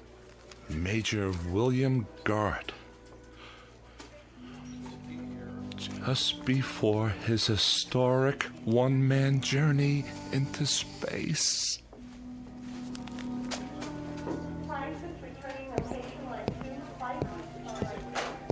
Hey, Doctor. I was sorry to hear about that crash. What did they call it? The X6? Yeah. Well, we do the best we can when they come back. Sometimes it's out of our hands. Mm-hmm. At least it was an unmanned flight. Well, that's the one consolation, I suppose. Anyway, I wanted to check the ward. How are we fixed for beds? I've got some men in the infirmary. Let's see. 2 open rooms at the moment, Doctor. Great. Oh, and number 14's empty at the end of the hall. It can take up to 3 if we move some beds in. Well, that should do. Order some beds up from QM, will you, nurse? Yes, sir. Right away. Once upon a time, there was a man named Harrington, a man named Forbes, and a man named Gart. All were officers in the United States Air Force, trained for experimental flights into the upper atmosphere. They used to exist, but don't any longer. Someone or something took them somewhere. At least they're no longer a part of the memory of man. As to the aircraft, the X6, it's still supposed to be housed in a hangar on the base, or it will be one day. For the record, it hasn't been built yet. It's still on the drawing boards. But be careful. Don't let anyone hear you arguing about the reverse, or they might question your sanity. If you have any questions about the aircraft or the men who flew her, be sure to speak softly and only in the Twilight Zone.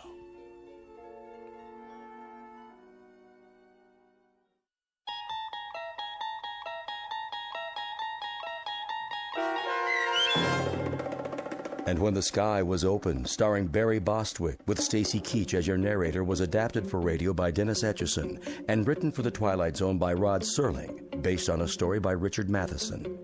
Heard in the cast were Mike Starr, Jeff Lupetin, Meg Thalken, Joby Cerny, Christian Stolte, Kurt Nabig, Richard Hensel, Doug James, Vince Amari, Justin Kaufman, Elizabeth Lido, Carl Amari, Jennifer Joy, and Tracy Hernandez. To learn more about the Twilight Zone radio dramas and to obtain audio cassettes and CDs of these programs, visit our website at twilightzoneradio.com. The producers of The Twilight Zone wish to thank CBS Enterprises, Carol Serling, Dennis Etchison, Claire Simon Casting, Terry Jennings, XM Satellite Radio, Sirius Satellite Radio, our sponsors and our radio affiliates for helping make this series possible. This copyrighted radio series is produced and directed by Carl Amari for Falcon Picture Group. Sound design and custom Foley effects for The Twilight Zone by Cerny American Creatives Bob Benson, Craig Lee, Michael Slaybach, and Matt Sorrow. To learn more about the Twilight Zone radio dramas and to contact us, visit our official website at twilightzoneradio.com. Doug James speaking.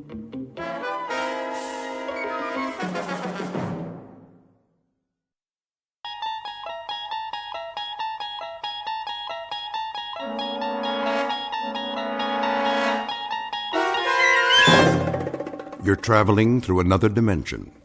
A dimension not only of sight and sound, but of mind. A journey into a wondrous land whose boundaries are those of imagination. Your next stop, the Twilight Zone.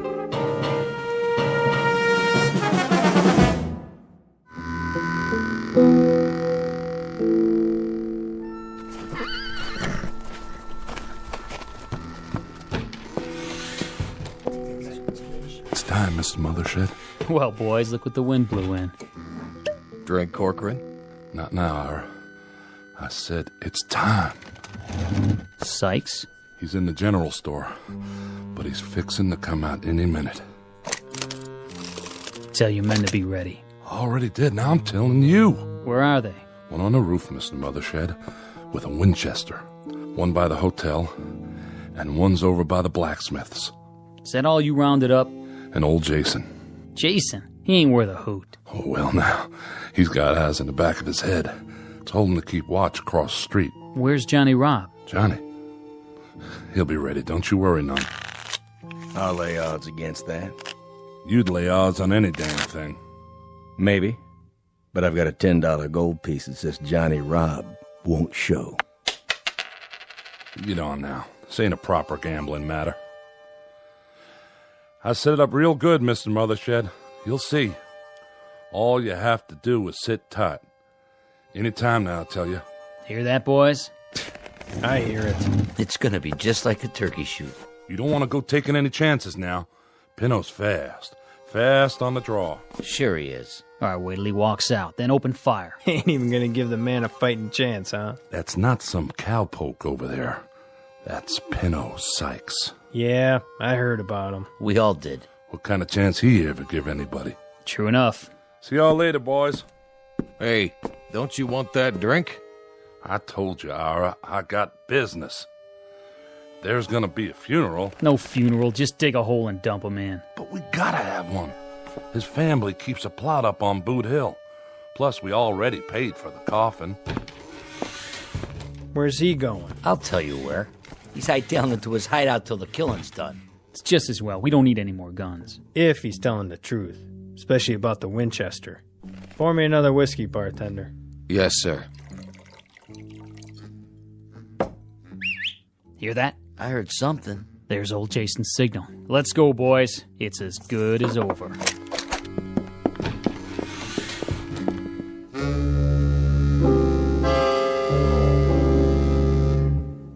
Normally, the man would be correct. This sounds like a moment very close to the end of the story. We're about to have a traditional shootout on the street, and barring a miracle, the bad man will soon be dead. But it's not always easy to tell the good guys from the bad. And there are some men of legend and folk tales who have been known to wreak their revenge even after death. The outlaw in question, Pinto Sykes, is one such person. And therein lies our tale. Because very shortly we'll see how he introduces the town and a man named Connie Miller in particular to a long, dark night they didn't plan for, in a place called the Twilight Zone. And now, The Twilight Zone and our story, The Grave, starring Michael Rooker, with Stacy Keach as your narrator.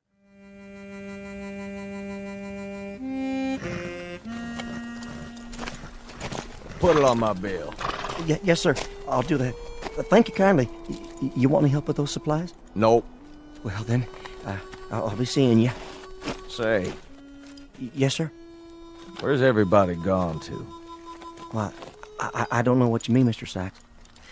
I better be getting back inside now. What did you call me? Me? What? I didn't call you nothing. I say you did. I didn't mean no disrespect. You know my name? No, sir. I mean, yes, sir. I mean, well, everybody does. What are you so nervous about? Me? Well, I'm not nervous. I just got business to do. What kind of business? Ain't no customers waiting. Well, I know, but I... Good day to you. Come back real soon, you hear? Easy, Penny. Just tying this bag to the saddle, and we'll make tracks out of this jerkwater town. Freeze! Who's that? I got you covered, Pinto. Reach for the sky. Well, what do you know? Mother shed. You always was a low-down, egg-sucking dog. Still not man enough to draw on me. Keep your hand away from that gun. Easy now. What are you doing in this territory? I bought me a big spread. This town's got no room for your kind anymore, Pinto. Still scared of me, ain't you, Mother Shed? No need. I'm just passing through. Sure you are. Now, boys. Why, you...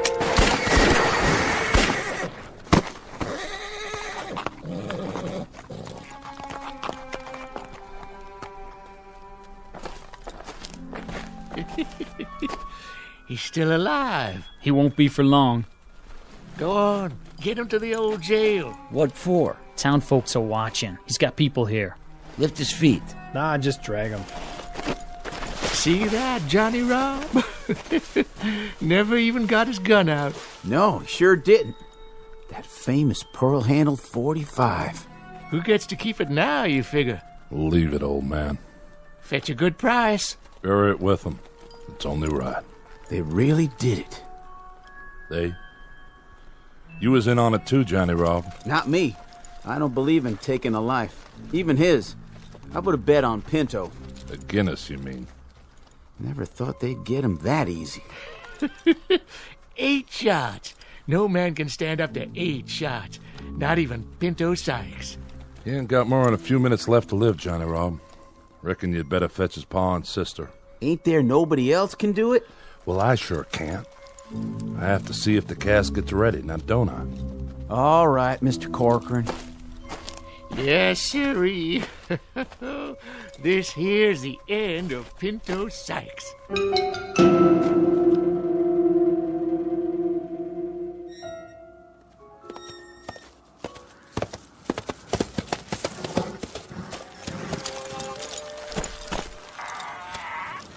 Somebody there?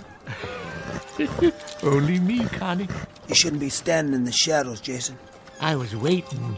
Waiting for what? Had a feeling you might show up, now that it's safe. Why? Pinto Sykes come through here yet? You didn't hear. Why don't you talk sense, old man? What's that picket fence doing out there in the street? His sister, Ione, put it up day before yesterday to mark his blood. Closed it off so nobody would ride over it. Whose blood? Well, just who do you think? There's a southern wind. You know what that means, don't you? Not much dust in southern winds blowing down off the mountains. I bet if you look close, you can still see Pinto's blood shining in the moonlight. Who shot him? I asked you a question. Who, old man? Who?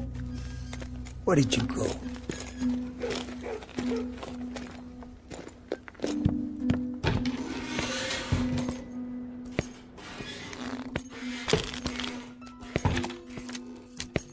Who wants to open? I'll be. Is that? Well, look at who's come back. Connie Miller? Gents. Take your coat off. I'll hang it up for you. Drink, Connie? Yeah, I could use one. Same as always? Leave the bottle. Oh, sure. I said, who wants to open? That's all for me. Me too. Not much of a pot, but I'll take it. Did you notice, Connie? Notice what? Our little fence out in the street. That I did. I noticed it. And I know what's inside it, too. How'd you know that? Old Jason's out there walking around in the wind spouting off. And what'd he tell you? The blood of Pinto Sykes. For once, that old geezer told the truth. Who shot him? We did. Who's we? Us. The town. The whole town? Not me. I don't believe in gunfire myself. Only 8 of us actually fired, but the whole town was behind it. Fact is, this town don't have much in the way of marksmen. That right. Out of 8 that fired, we reckon only 1 bullet hit him. Which one?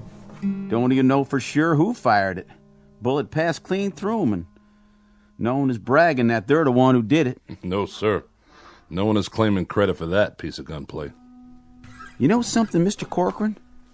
Maybe by now, wherever he is, Pinto knows who it was that killed him. What do you mean, wherever he is? Oh, he's up on Boot Hill, of course. Lying in the family plot. Reckon it must be some disappointment to you, Connie, being as how you spent so long trying to find him for yourself. That it is, Ira. 4 months wasted out of the year chasing him. And I could have caught him right here. That's not the way Pinto told it. He claimed you wasn't even trying to catch up to him. Hello, Johnny Rob. Still running your mouth, same as always? You do spout off a lot, Johnny Rob. One last hand, double or nothing. Too rich for my blood. Mine too. I'll deal some solitaire for now. Somebody worth playing against, huh? Instead of the likes of us. Do me a favor. Send that boy home. Of course, if Connie Miller was to sit in, this gambler meet his match. Nerves of steel. Isn't that right? It's past your bedtime, Johnny Rob. No need to get riled, Connie. Nobody here is saying you didn't actually try to catch Pinto, even if he claimed as much on his deathbed. He talked before he died? Mm-hmm. He lived a half hour after he was shot. Talked a blue streak right up to the end. What did he say about... About what, Connie? About me. Maybe you'd like to hear the story from the start. That I would. Go on, Corcoran. You tell it better than the rest of us. I'll do that for you, Ira. Reckon Connie deserves to hear it all. We got a new circuit judge now, Connie. Young feller named Ed Thackeray. He come through here last week, so we went to him with our complaints.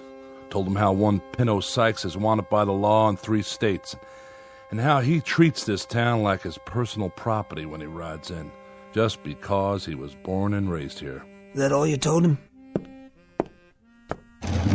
We told him how we haven't had ourselves a sheriff in 3 years, and how Pinto, well, he just rides in and helps himself to whatever he wants, with nobody to stand up and make him pay.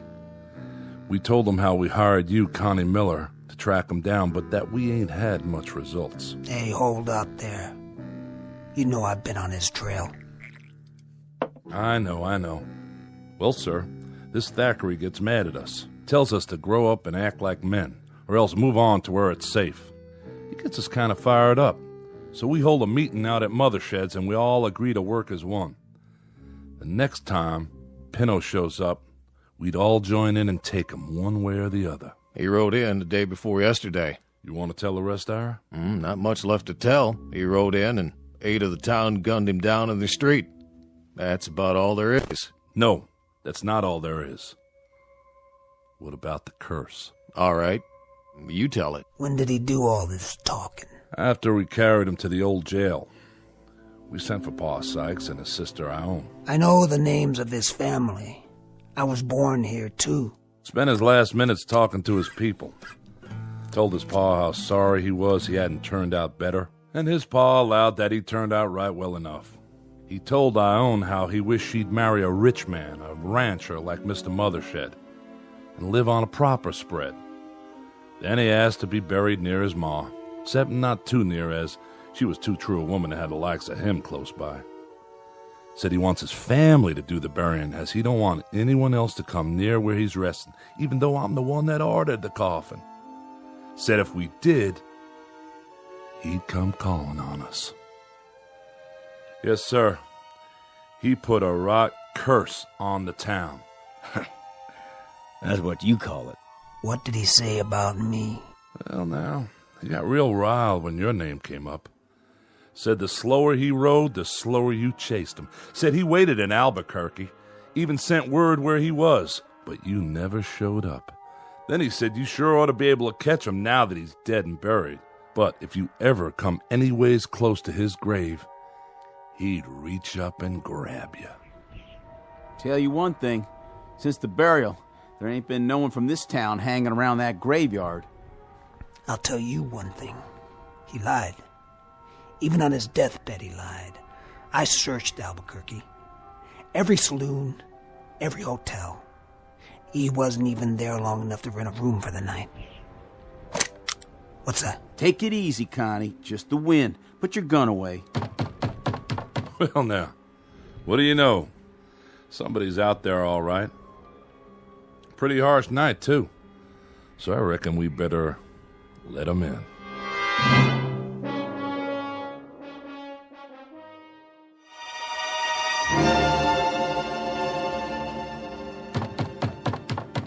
I'll answer it. Oh, how do? Hello, Ione. Nice to see you.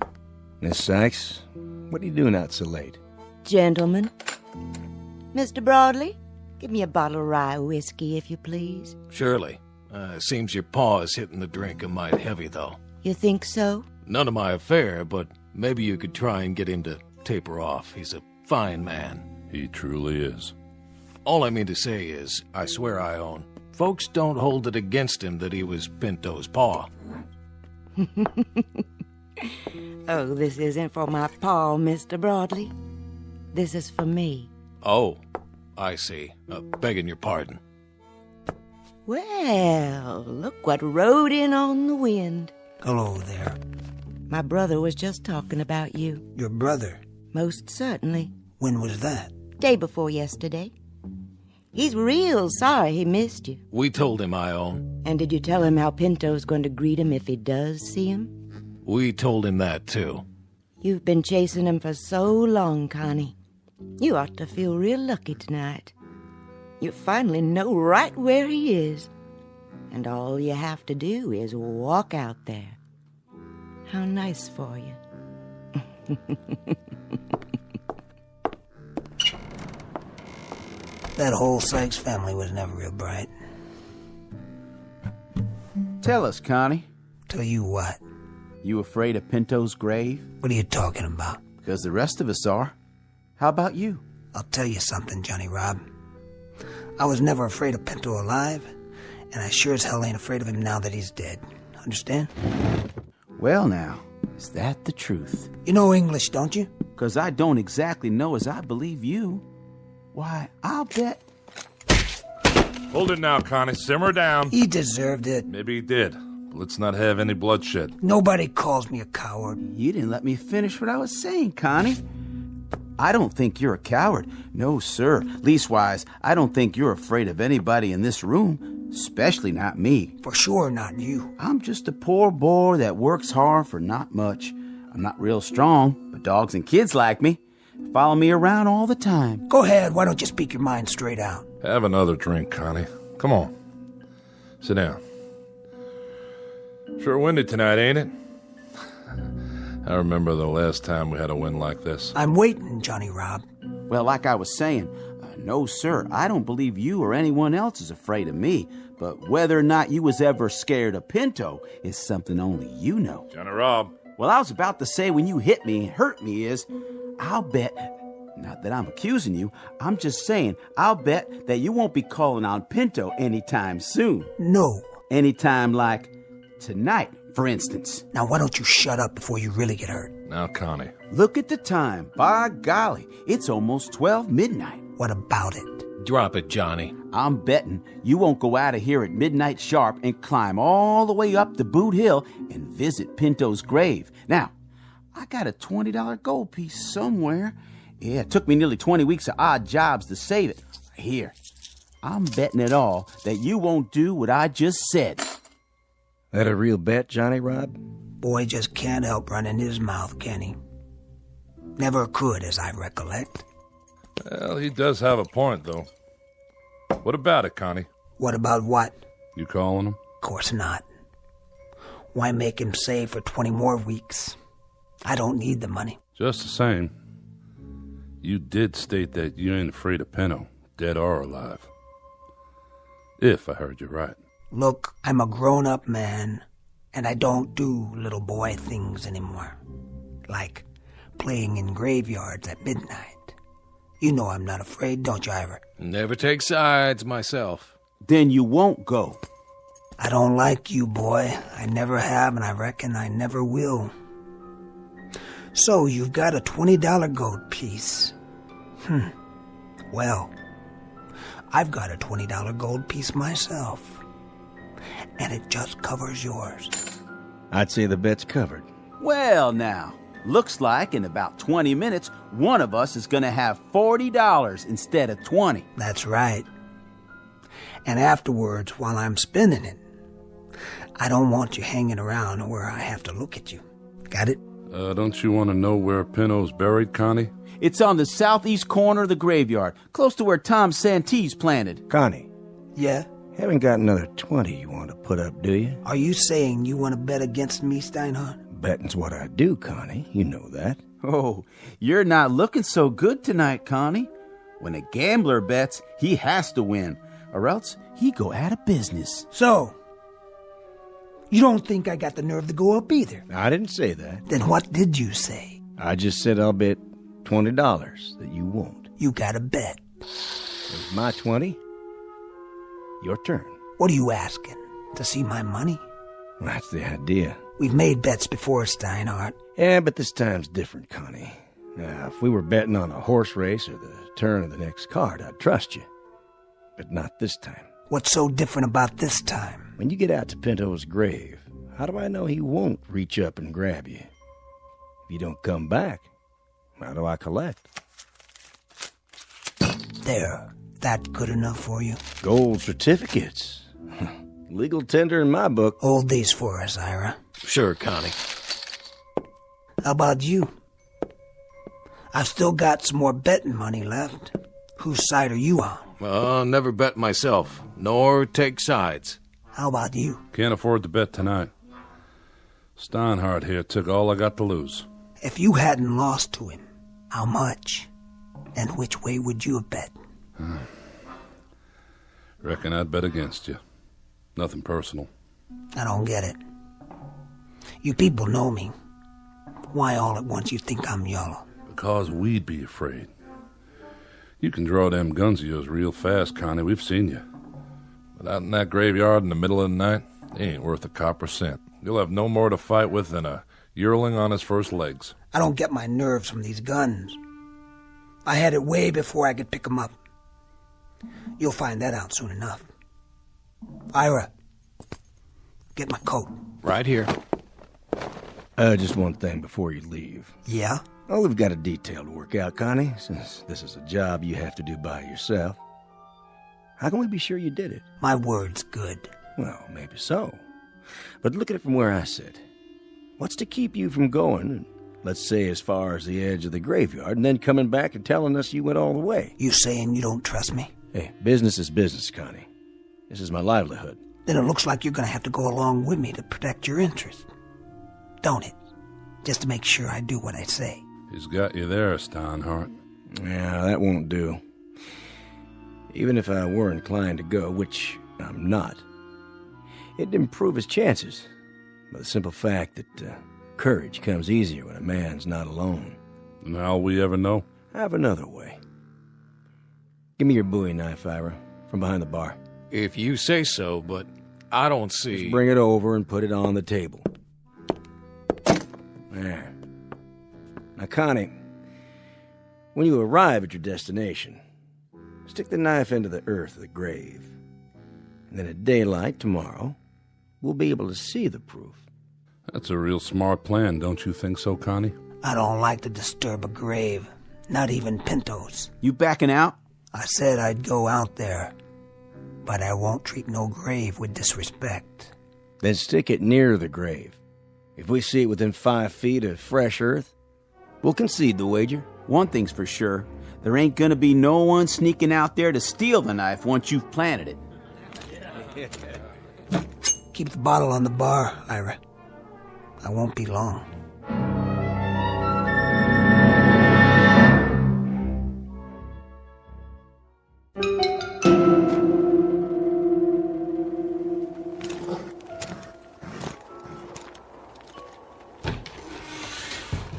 Well, who'd have thought?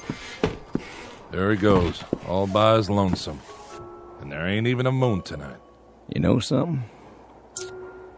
We might just lose this bet. You maybe, not me. I've already got my $20 worth just seeing him squirm.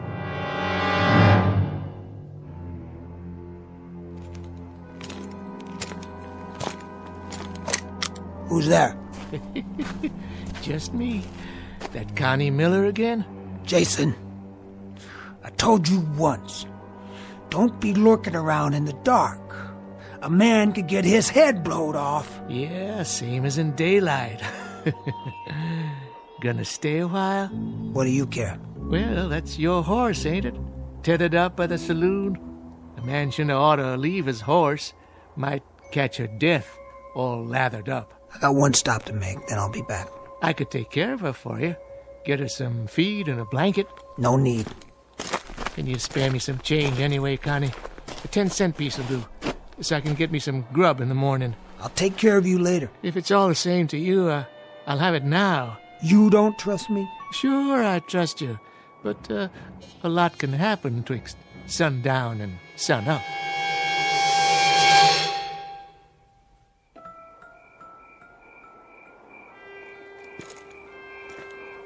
East side. Right about there. Now all I have to do is...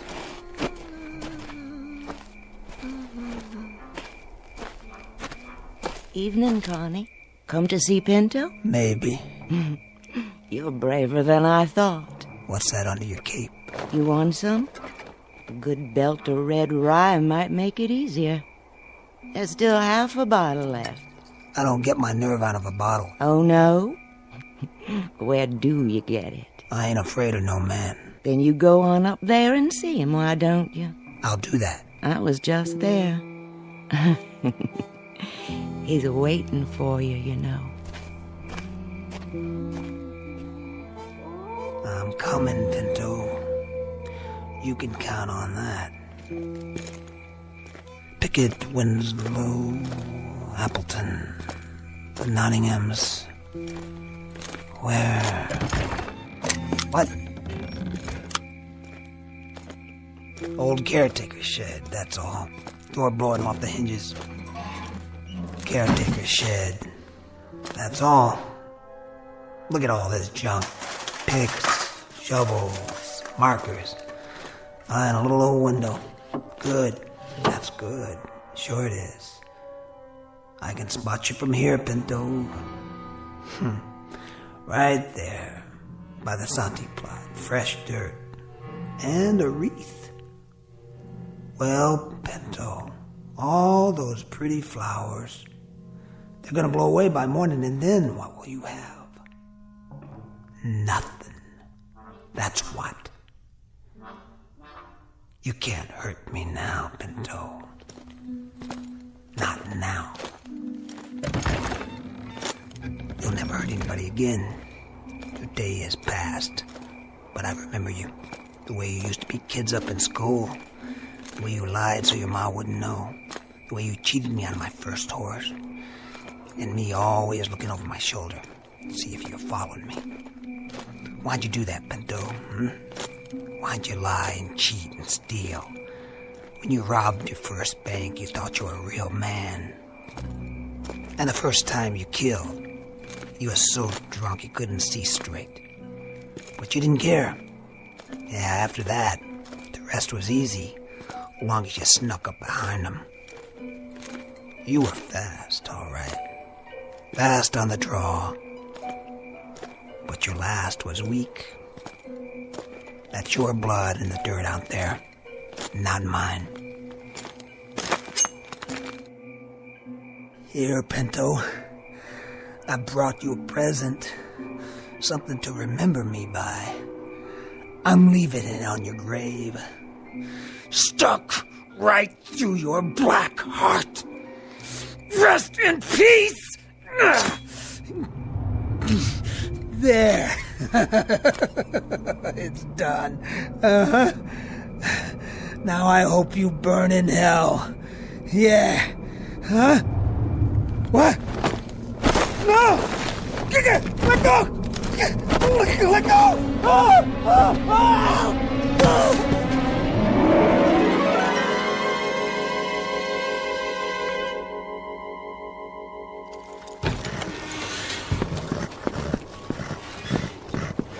You seen him, Johnny Rob? I don't understand it. It's full daylight, and he ain't back yet. Well, maybe he didn't have the nerve to come back and face us after he turned tail and run. That's not likely. His horse and gear are still here. So he didn't just ride out of town, but he didn't come back to collect his bet, neither. I'm wondering if somehow I ain't got a man killed. Nah, that's no way to talk. I didn't mean to. I didn't ever mean to do that. It's daylight now, Johnny Rob, and we can think with clear heads. Deep down, we all know the dead can't really hurt nobody. You know that. I don't.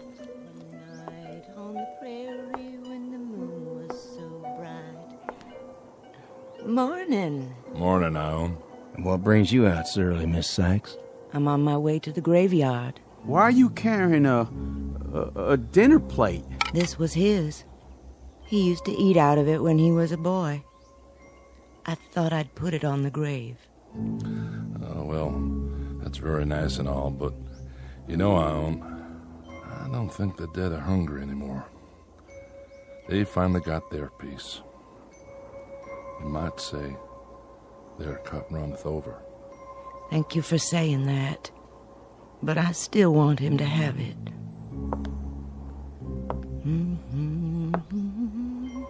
I'm going with you. Do you mind? You may, Johnny, if you like. Gotta see what happened. Well, reckon we can't spend the rest of our days being afraid of a dead man. I'll come too.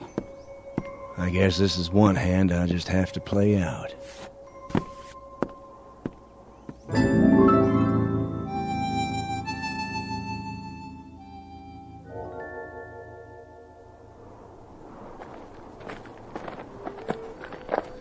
Now then, Ione, we sort of got turned around. Whereabouts is the southeast corner? There. I can see it from here. And I can see him in his long coat. Oh, Lord, I knew it. I knew it. I've gone and got a man killed. See? See? Connie Miller lying here by the grave, dead. Put it out, Johnny Raw.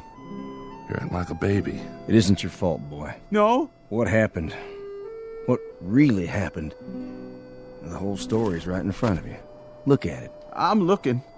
And all I see is Connie with a knife through his coattail so he couldn't run. Oh, he must have been powerful scared.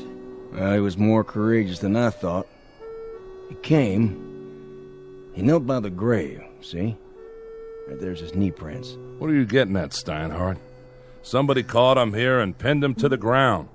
You don't think he did that to himself, do you? He pulled the knife from his belt. He thrust it into the grave like this. But the wind was strong, as it is now, and it blew his coat tail over the grave. And being so dark, he didn't notice that he'd put the knife blade through his own coat tail, pinning it down. You mean? Then he started to rise. As he did so, when he was perhaps halfway up, he felt a sudden tug, the knife holding his coat tail. But in his mind, Pinto had reached out and grabbed him. He was already scared half to death. This finished him. His heart gave out. That's all. That's what happened. It is, isn't it, Corcoran? Tell me, we ain't to blame, are we? What he says makes sense. Fact is, proof is all there. Kind of killed himself in a manner of speaking. Is that what you think? What's she saying? Now, there you are, Bud. Your plate, remember? So, you think Connie's death was an accident? That he stuck the knife in the hem of his own coat? Yes, ma'am. Tell me this. How did his coat tail get over the grave like that? For some reason or other, because he was in such a hurry. He left it unbuttoned. Yeah, and the wind must have done the rest. What direction was the wind from last night? South, why? The south, same as now. And I'm standing in exactly the same spot Connie was. You are right enough. Look at my cloak. Look at it. Is the wind blowing it across the grave now? No. It's blowing out behind you. So it couldn't blow the opposite way, could it? Not today, and not last night. Then how? Something would have had to reach out and pull it in the other direction, so it spread over the grave in front of him. That's only logical. Don't you agree? Well, I'm afraid the lady's right. Morning to you, gentlemen. I'll be getting home now. Don't worry. I can find my way.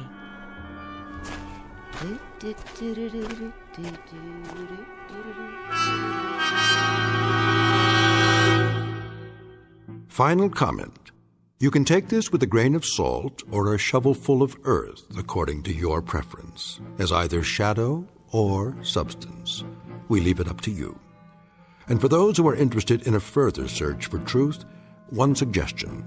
You might begin by checking under G for ghosts in the Twilight Zone.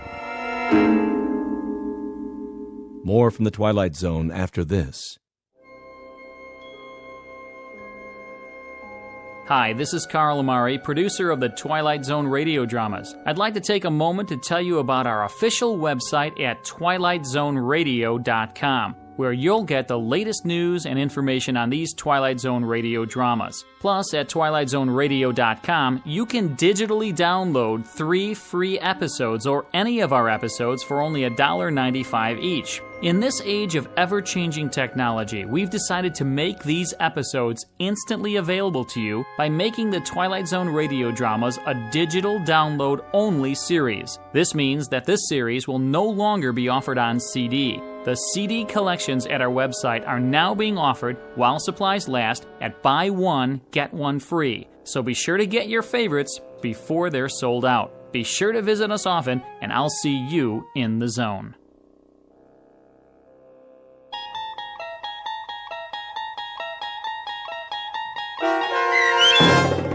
The Grave, starring Michael Rooker with Stacy Keach as your narrator, was adapted for radio by Dennis Etchison and based on a script by Montgomery Pittman. Heard in the cast were Mike Starr, Doug James, Jeff Lupetin, Linda Ryder, David Darlow, Christian Stolte, Bob Dunsworth, Carl Amari, Vince Amari, and Roger Wolski.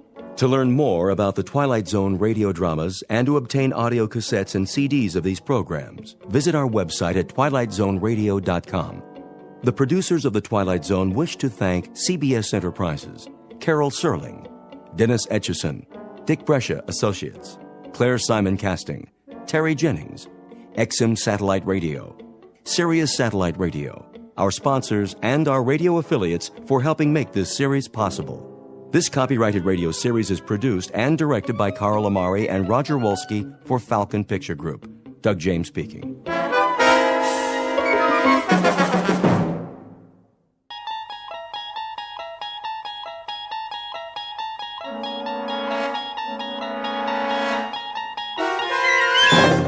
There is a fifth dimension beyond that which is known to man. It is a dimension as vast as space and as timeless as infinity. It is the middle ground between light and shadow, and it lies between the pit of man's fears and the summit of his knowledge. This is the dimension of imagination. It is an area which we call the Twilight Zone.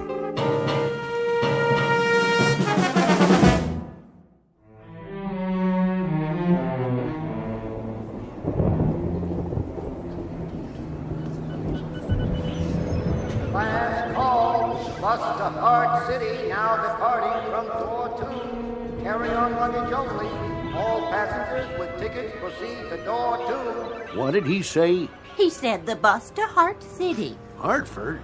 That us? No, dear. When's our bus? I don't know, Edward. Why don't you ask? Ask who? The nice man at the ticket window. I want a window seat. Yes, dear. If they don't give me a window seat, I'm not going. I'll stay right here on this bench all night if I have to. You can't do that. They won't let you. Won't let me sit by the window? Then you go on without me, Eleanor. Pardon me. Oh, hello, dear. I'm sorry to bother you. Not at all. Are you waiting for the Cortland bus by any chance? What did she say? Portland? Portland, Maine, or Portland, California? Neither, I'm sorry. We're going to the Elder Hostel in Fort Ritchie. My friend Mary went there last year, and she said it was lovely. I'll ask at the window. About your bus, too, if you like. Do you mind if I leave my suitcase here, just for a minute? Of course, dear. Oh, you know that. Thank you. I'll be right back. Excuse me. The bus to Cortland. What about her? It was due a half hour ago. Yep, a half hour ago. When will it be in? It's kind of hard to say. Road slick, maybe a bridge or two out. That's bound to screw up the schedule. Well, do you have any idea when it'll be in? She'll be in when she'll be in, that's all. I told you that the last time you asked, miss. The last time? The last time I asked you was right now. Look, all I want is a civil answer from you. You're getting a civil answer, miss. Trouble is, every 10 minutes, you're up here requiring one. The situation just doesn't change that rapidly. You want to know about the Cortland bus? It's late. It was late when you first asked me a half hour ago, late when you came back 15 minutes later, and it's late now. All the asking in the world ain't gonna push it none. This is the first time I've been at this window to ask. Either your eyes are bad, mister, or... My eyes are fine. I don't have any trouble reading the timetables, now do I? Maybe you're the one with the problem. Maybe you don't hear very well. Or maybe you don't remember things. Maybe you'd best see a doctor about that memory of yours. I don't need to see any doctor. Now, I've had just about enough of this conversation. Goodbye. And you needn't worry, I won't bother you any further. Here she comes again. Are you all right, dear? Yes, I'm fine. Oh, I forgot to ask for you. Ask about what? Your bus. You wanted to know about the one to Fort Ritchie. Oh, we don't need to know. You don't? I found that schedule you brought us before. That's nice. I'm glad, but I didn't bring it to you. What did she say? Oh, but you did. The first time you came over. You didn't ask us to watch your bag then. My bag? Yes, here it is. You were going to the window, but you didn't want to leave your bag here. Not the first time. And you're saying I spoke to you on 2 different occasions? That's right. About your bus. Is something the matter? No, nothing's the matter.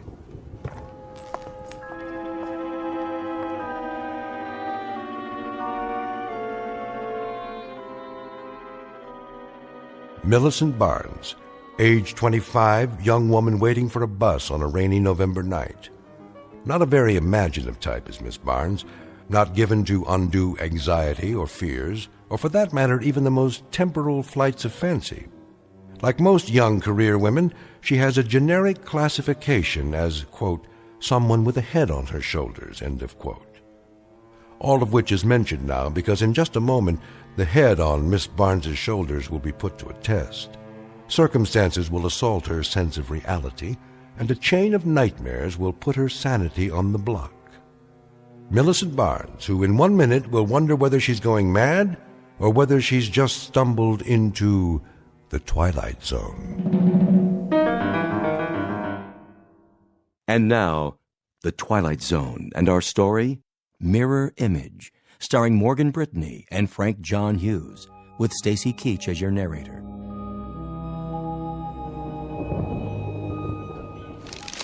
Well, shall we run through it again? Thank you, no. Good. I wondered, well, I just noticed. Noticed what? That the bag in there? Where? In the baggage room behind you. That bag, the one on the floor in front of the others. What about it? Well, I'd like to see it. You would? Yes, it looks familiar. What is this? Some kind of game? No game, honestly.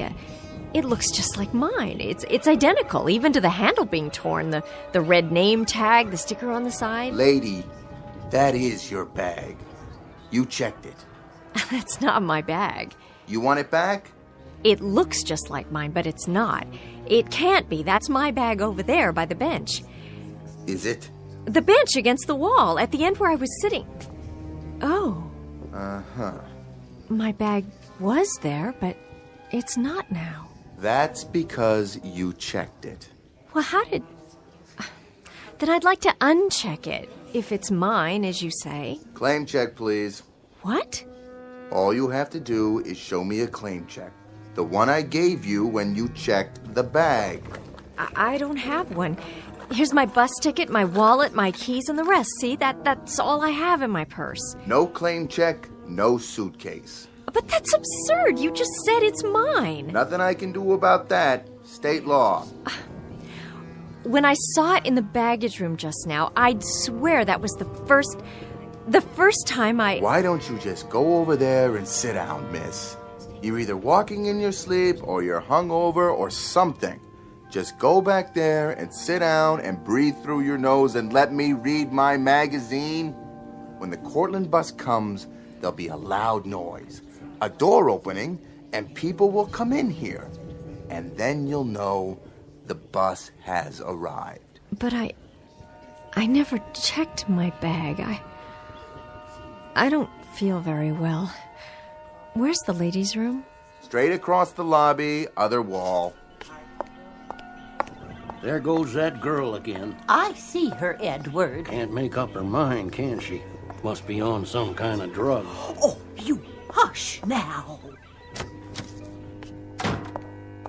I'll be finished cleaning the floor in a minute, honey. You go right ahead. Thank you. Are you all right? Yes. Yes, I'm all right. I'm perfectly all right. Why, don't I look well? Why, no. Honey, you look fine. You look just fine. Just like when you came in before. What do you mean, before? You were in here just a few minutes ago, remember? That wasn't me. Sure was, honey. Same coat, same little rain hat. That was you, for sure. Not that many people in the station this time of night. Plus, I never forget a face. Look, I don't know what's going on around here. Somebody takes my bag, somebody says I'm always asking questions about the bus. Now you tell me I've been in here before and... Just take it easy now. Everything's going to be all right. Well, of course it is. There's nothing wrong to begin with. There isn't a thing wrong. I think the only problem around here is that you people need some sleep or something. You say I came in the ladies' room. Big as life. And then I suppose I walked back out into the waiting room, right into this very door. So far, yeah. Here, wanna try? Oh, thank you. This guy's easy, though. Oh. Let me get you a cold cloth, honey. I don't think you're well. I don't need one, thank you. I must be overtired. That's it. But I'm gonna be fine. Now, let's just do a quick reality check. Look out there. What for? Tell me what you see. Okay. Now, tell me about the woman. Tell me if... No woman. Are you sure? All I can see is a kid playing a video game. Hi. Oh, hi. I'm on level 13 again. That's nice. Whoa. I wanted to ask you, who were you talking to just now? Who do you think? Want to play, huh? Play? There goes. I lost. Oh, well. I might have another quarter in my purse. Nah, 4's enough. Is it? That's what you gave me already. I still got 2 left. Of course. And that was just a minute ago, wasn't it? Yeah, when you're coming out of, you know... The ladies' room? That guy at the window. He won't give me change, but you did. 4 quarters for $1. Thanks. You're welcome. So you want to play? You mean, like before? You didn't play me before. You said some other time. Well, want to now? This game, it's called Tomb Raider. Cool, huh? There's the graveyard. When the dead people come out of the ground, you have to shoot them before they get you. Or a tombstone pops up with your name on it. See? After I was standing here talking to you, where did I go? Did you see exactly? How come? I'm trying to retrace my steps. I think I lost something. Same place you were sitting before. Over there on the bench. Where the suitcase is. The suitcase? Yes, of course. It has to be mine. Right where I left it. On the floor. Last chance. For what? Last game of the night. Before they shut off the machine. Some other time. I gotta go home anyway. Home. Yes, you do that. Time to go home. Here. Right here. And a tag with my name on it. How can that be? Miss? Yes, what do you want? Your wallet. I think it fell out of your purse. Oh, thank you. I must have dropped it over there somewhere. You did. I saw it, so I brought it over.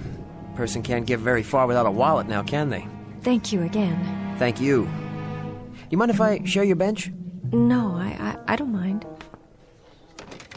Bus is late, isn't it? It seems to be. It's over half an hour late now. You mean the Cortland bus, don't you? That's the one. I was supposed to be in Syracuse by 10. Planes were all grounded. Took a cab from Binghamton. Darn thing skidded and ran into a tree just a few miles outside of town. Had to walk back to the bus station there. That's quite a story. You look awfully wet. No kidding. I'm about 4 hours from Binghamton and about 5 minutes away from pneumonia. Is that right? Forgive me, miss, but you're not ill, are you? I don't know what's wrong with me. I really truly don't. Well, is there anything I can do? I don't know how to answer that. It's just that a whole bunch of odd things have been happening. Odd? I've been seeing things. What sort of things? Oh, I don't think I should tell you. I think you'll want to move to another part of the room if I do. Or call the police or an ambulance or something. Why don't you take a chance and tell me? You never know. I might be able to help. I don't even know you. Oh, sorry. Paul Grinston. I'm from Binghamton. Millicent Barnes. At least I was. And what does Millicent Barnes do? I'm a private secretary. I quit my job here on Thursday, and I got another job in Buffalo, and that's where I'm going tonight. Well, trying to go to Buffalo. But everything I do, people keep telling me I've done it before. The man who sells the tickets, he said I kept asking him where the bus was, and the woman in the restroom, she said I'd been in there before, and I hadn't been. And my bag here. My bag! Where? Right there, by the edge of the bench. Oh, for a second there I thought it was starting all over again. I think you'd better tell me the whole story. Well, that couple over there, the man and the woman and the ticket man, they said I'd checked it, and there was a bag almost identical to mine in the baggage room. I saw it. Then when I looked again... Go on. Please. Well, it doesn't make any sense, but when I was in the ladies' room, there was a voice from out here, and I thought I heard... What did you hear? My own voice. I thought I heard myself talking to someone. Who? That boy. Where? Oh, he must have gone home. You don't believe me, do you? Well, I wasn't there. It has to be some kind of a delusion. Do people have delusions that they can hear? I don't know. I guess they could. That's what they are, I'm sure. Some kind of delusions. But it isn't just hearing things and seeing things that don't exist. It isn't just that. Why did the old man selling tickets and that woman in the powder room and the couple on the bench and the boy playing the video machine, why did they all say they'd seen me before? I can't say. That's a tough one. What is happening? What on earth is happening to me? I must be sick. I must be running a fever, but I'm not even warm. I don't have a fever. No fever at all. Do I? Here, touch my hand. Can you feel me? Yes, I can feel you. You're really here if that's what you're worried about, and you don't have a fever. I'm not some sort of crazy person. Really, I'm not. I've never had any problem like this. I mean a problem with my mind or anything like that. Of course you haven't. And there is an explanation someplace. There's a reason. Maybe... Maybe what? Maybe there's someone here in this building who resembles you. Could be that, you know? Or maybe somebody playing a joke or something. Is that possible? No, that's too fantastic, and that doesn't explain the bags or anything. If there was someone, where is she now? This is a small bus station. Where is that person? When you get to Buffalo, will someone be there to meet you? Why, yes, I think so. I'm sure of it. A friend of mine. She's supposed to pick me up at the station. Maybe you should call ahead since we're running late. Let your friend know you won't be getting in for a while. Yes, that's a good idea. There's a payphone over there. Good. Oh, but I only have $1.25, and that man at the window... Here, this ought to be enough. I can give you this dollar bill. Forget it. Oh, you're very kind. I'll be over there. I'll watch your bag for you. Thank you so much. Good luck. Would you do one thing for me? Sure. What do you need? I need you to ask the man at the ticket window something. Would you mind? Not at all. Ask him if... But you don't have to ask him. Just look over his shoulder into the storage room where they keep the bags and see if there's one that looks like mine. The same handle, the same kind of tag hanging off it exactly. And if there is, tell me. Would you do that? No problem. I'll be right back.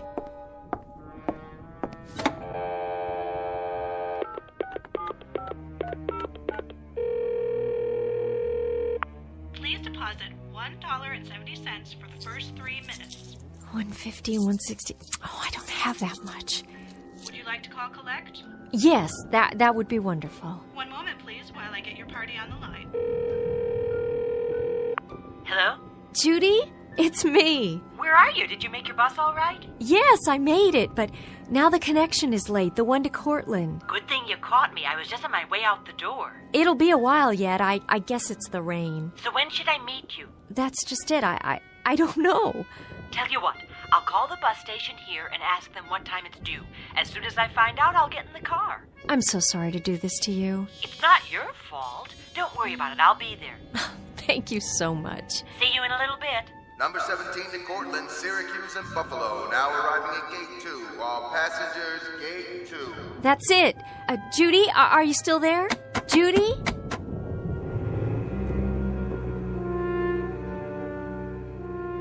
Gate 2, departing in 5 minutes. Need a ticket? No, I've got one. Luggage? What? You want to check any luggage? All I have is this briefcase. Go right through that door then. Line's outside. What time is it? Oh, I don't believe it. It's finally here. I thought we'd have to stay in a motel. Hope the bridge didn't wash out. Well, better late than never. You can go now. Right. I have to wait for someone. I think she checked her bag. Could you look? Medium size, leather handle with a red tag on it, and a sticker on the side. You mean the young ladies? I don't see it. That's because she picked it up already. Took it through. No, I don't think so. I don't see it back there, but it's possible she didn't check it at all. Oh, she did all right. Picked it up as soon as I made the announcement, just before you walked up. Wait a minute. That's not true. No? She went to use the phone. Phone's over there. Nobody's using it now, see? How can that be? Glad to have her out of my hair, if you want to know. Real nervous type. Couldn't make up her mind. Number 17, Cortland, Syracuse, and Buffalo. Boarding now.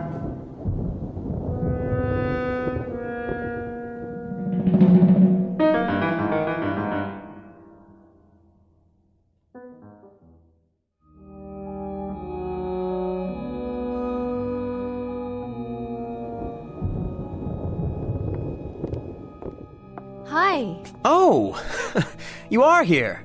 Where did you think I'd gone? To make a phone call, but... I did, and now the bus is here at last. I guess we better get going. Let me get my bag.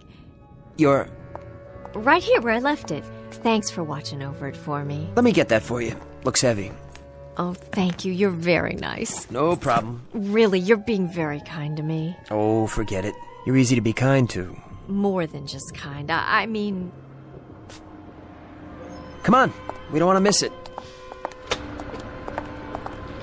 Just set her down right there, ma'am. I'll put her in with the rest. Be careful now. It's got all my prescriptions. Don't you lose it. I won't lose it, ma'am. What goes in comes out. I'll even give you a claim check for it, okay? There you go. What did he say? Come along, Edward. Hello, sir. Hi. Want that in here? Yes, just this suitcase. Give the claim tag to the young lady. Oh, Something the matter, miss? look! What? That's my bag. He's got it. Not that one, the other one. The one that looks just like it. Where? In the luggage compartment, you see it? It's already been loaded on the bus. Who gave you that suitcase? Which one? With the red name tag on the handle, right there. Some woman? I don't remember. Try. What did she look like? Well, it's hard to say. Half a dozen people lined up all at once. Miss Barnes! Millicent, wait!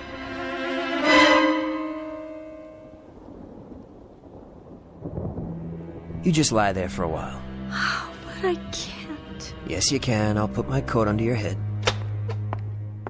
On my way. You and the lady coming, or aren't you? We'll wait for the next one. Next one ain't due till 7 in the morning. That's all right. Got a long wait. Okay, we're on our way. You want another wet towel for your forehead, honey? What? Oh, no. I'm shutting off some of the lights. When not in use, turn off the juice. That's what I always say. Well, I better get home. I hope she feels better. Thanks for your help. It's all right, but offhand, mister, I'd say she needs some looking after. More than a towel for her head. You know what I mean? Good night.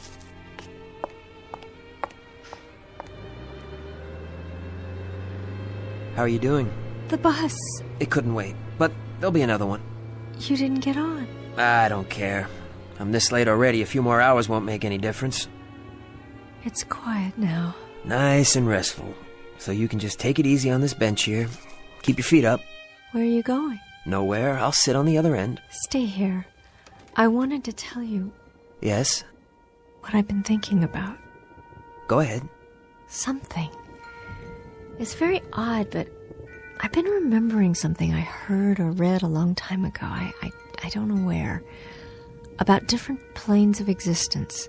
Different worlds that exist side by side. How do you mean? Parallel planes. That's what they call them. And each of us has a counterpart in this other world. And sometimes through some sort of freak occurrence, there's a break, and the two worlds converge. The counterpart steps outside into our plane, and to survive, it has to take over. Take over how? Replace us. Move us out so it can live. That's a little metaphysical for me. I remember reading it someplace. Each of us has a twin in this other parallel world. An identical twin. Maybe the one people saw tonight. Millicent, there's another explanation. There's gotta be. An explanation that, well, something that has more reason to it. I can't explain it, but somehow I know that's what happened. My counterpart, this other woman. Forget about it, please. Look, I just thought of something. I've got a good friend who lives in Tully. I'll call him and see if he can't bring his car down here for us. He could probably run us into Syracuse. I'll call him, all right, Millicent? Shall I call my friend? I guess so. Excuse me. I'll tell you what I think. I think she's got a leak in her attic. Parallel planes, counterparts in another life. You got a thing for sick people? Is that it? Poor kid. I don't know what's gonna happen to her. You gonna call your friend? What? Your friend in Tully. The one with the car. I don't have a friend in Tully. But she needs help, medical help. I figured it would be easier that way. I figured she'd come along if I told her that. Poor kid. I don't know what else to do. Have you got a phone in there? Who you want to call? The police, I guess. They're the ones who'd know how to help her. To tell you the truth, she kind of gives me the willies. I just as soon she get out of here one way or another. I don't much care how. Where's your phone? Come around to the office so she can't hear. Okay. Say, where'd she go? What? Take a look. She ain't on that bench no more.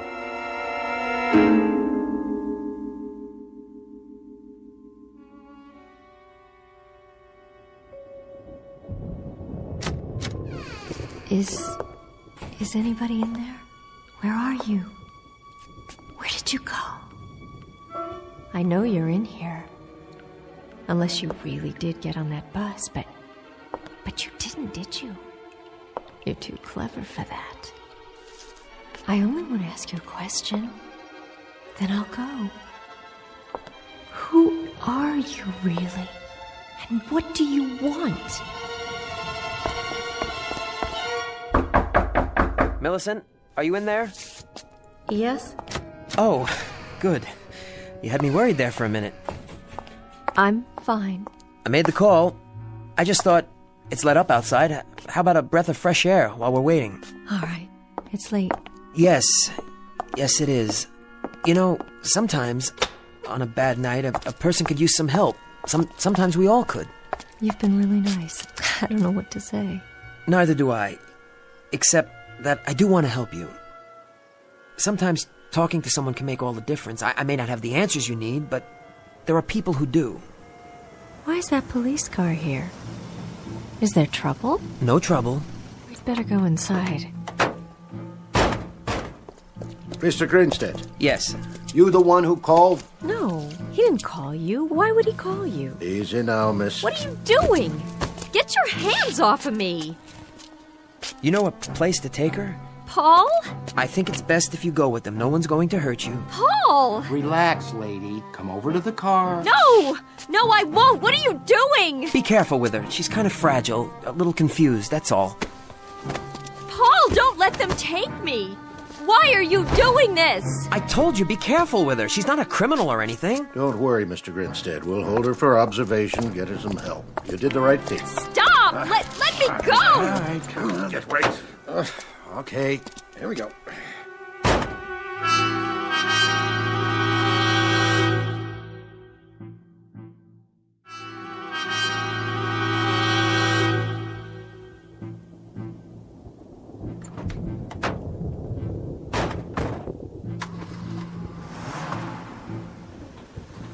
Millicent.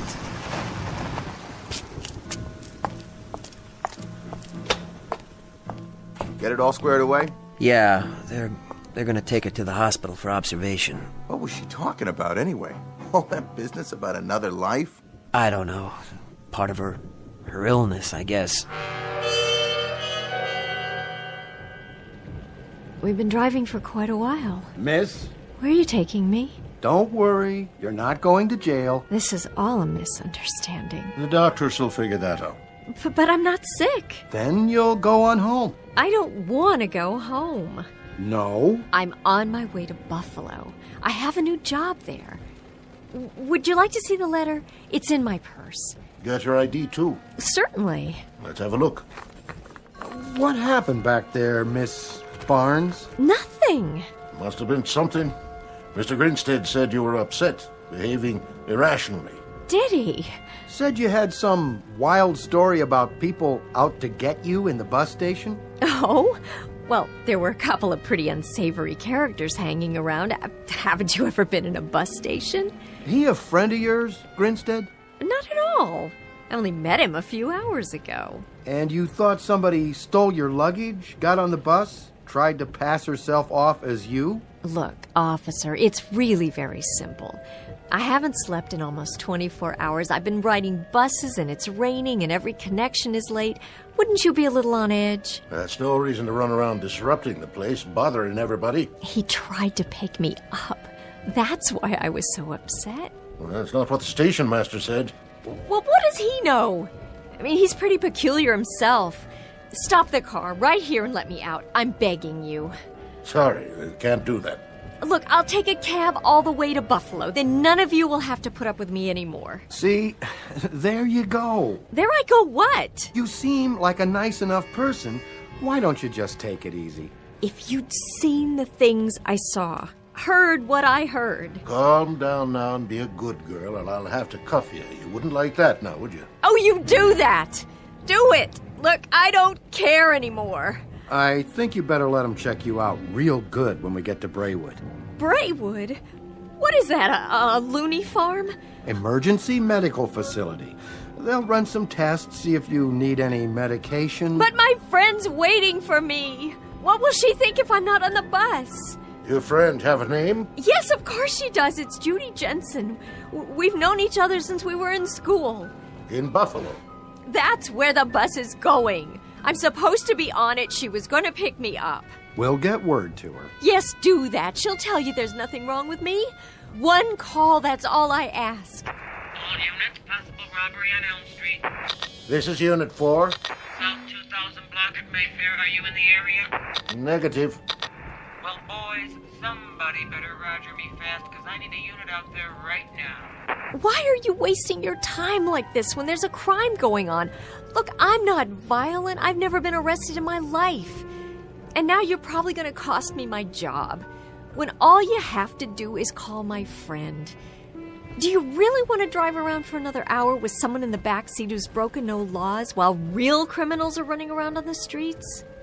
We'd have to fill out a report, a lot of paperwork, be at the hospital till dawn. We already have to fill out a report. We could release her OR. Then she goes right back to what she was doing, hurt herself or someone else. Oh, in the friend's custody, I mean. Your friend, she willing to drive out here and sign an affidavit? Oh, I'm sure she would if you'd ask. We could at least make the call. This is Unit 4. Kelly, we're heading over to South Elm. Meanwhile, do me a favor. Patch me through to a Judy Jensen in Cortland. I have your call, Unit 4. Hello? Miss Jensen? She's gone to bed. Who's calling?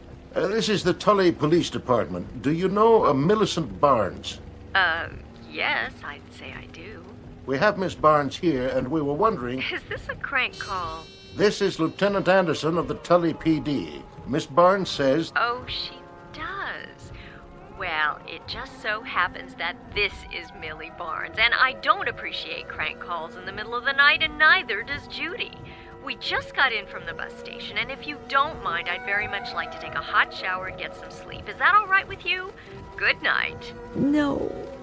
No. No. No.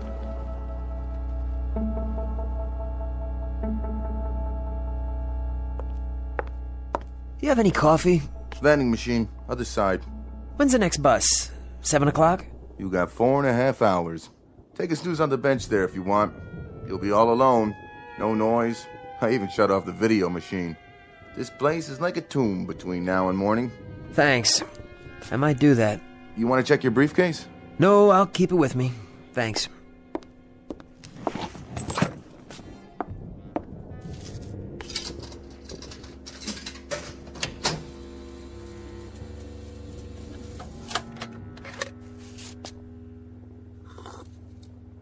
What the... Hey! What's going on? Nothing's going on. Thought you were going to take a nap. I was about to, but I walk a few feet to the machine, turn around, and my briefcase is gone. Well, sure it is. What does that mean? Oh, dear Lord, she was right. And you're the one. It was you all along. Hey, simmer down. You're playing tricks, aren't you? Stupid, hick-town tricks. Does that keep you from getting bored? Stealing people's luggage, moving it around, putting it back when they're looking the other way? Is that what all this is about? The briefcase isn't there because you picked it up and brought it over here and walked out onto the platform. I did that? You saw me? Sure did. Same coat, same shoes, same everything. Didn't say a word. Only question is, how did you get back through that door without me seeing you? Of course, I was reading my magazine, so I guess I wouldn't have noticed. Hey, who's out there? Hey, that's my briefcase! You! Stop! Who are you? Where are you going? Please! What are you doing here? Tell me, I have to know! What do you want?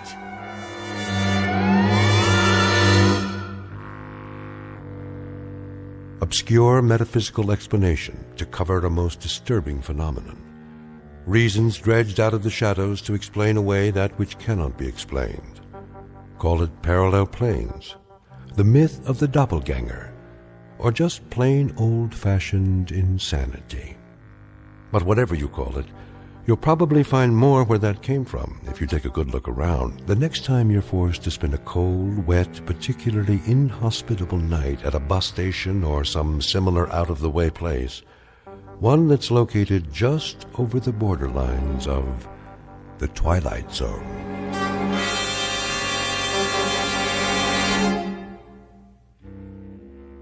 We'll be back to the Twilight Zone in a moment. Hi, this is Carl Amari, producer of the Twilight Zone radio dramas. I'd like to take a moment to tell you about our official website at twilightzoneradio.com, where you'll get the latest news and information on these Twilight Zone radio dramas. Plus, at twilightzoneradio.com, you can digitally download 3 free episodes or any of our episodes for only $1.95 each. In this age of ever-changing technology, we've decided to make these episodes instantly available to you by making the Twilight Zone radio dramas a digital download-only series. This means that this series will no longer be offered on CD. The CD collections at our website are now being offered, while supplies last, at buy one, get one free. So be sure to get your favorites before they're sold out. Be sure to visit us often, and I'll see you in the zone.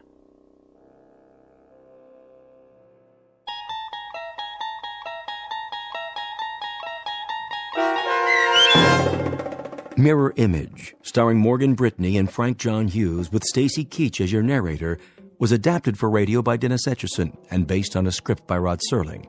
Heard in the cast were Peter DeFaria, Richard Hensel, Peggy Roeder, Adam Tangway, Roderick Peoples, Doug James, and Natalia Reed. To learn more about the Twilight Zone radio dramas and to obtain audio cassettes and CDs of these programs, visit our website at twilightzoneradio.com.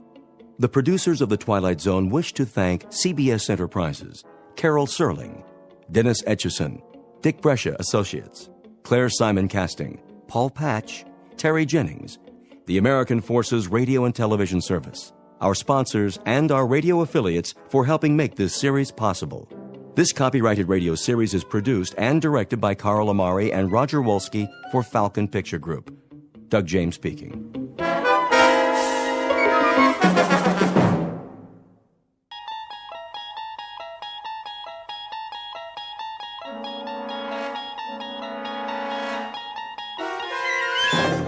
There is a fifth dimension beyond that which is known to man.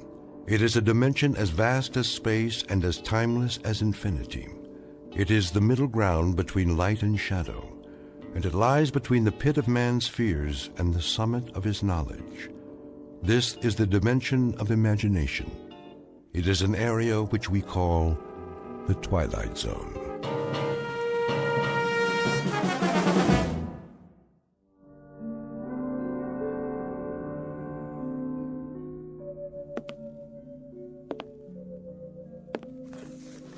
Entry. 14th day, 6th month, year 4, I think. Kind of runs together after a while. Got up this morning, same as always. Big deal, huh? I even made my bed.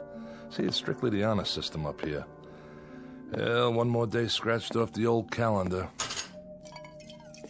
First thing I did was, let's see, I made a pot of coffee. That's what they call this stuff.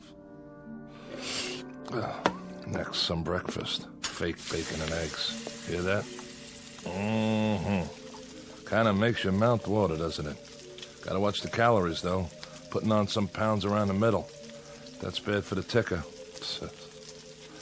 Wouldn't want to check out before my time. I make it 46 more years, give or take a few. Anyway, welcome to my world. At least I'll have something to play back later. Otherwise, I wouldn't have anybody to listen to. Because this way I know I'm dealing with a higher class individual. Corey, you did it again. My compliments to the chef. Now let's go outside and take a look around. Don't mind if I do. This is my backyard. And my front yard. It's all my yard now. No footprints in the sand except mine. I never even locked the door. Why should I? Nobody comes calling. Not even a lizard. Just miles and miles of nothing. Anyway, be back in a while. Time to go to work. I got a 1947 pickup truck out there. Been restoring it for years. Gives me something to do, like a hobby, you know? Alan B., he brings me parts a little bit at a time. Wonder how he's going to get the long block here. Now that's got to weigh more than a few pounds. Bye for now. This is Corey, signing off.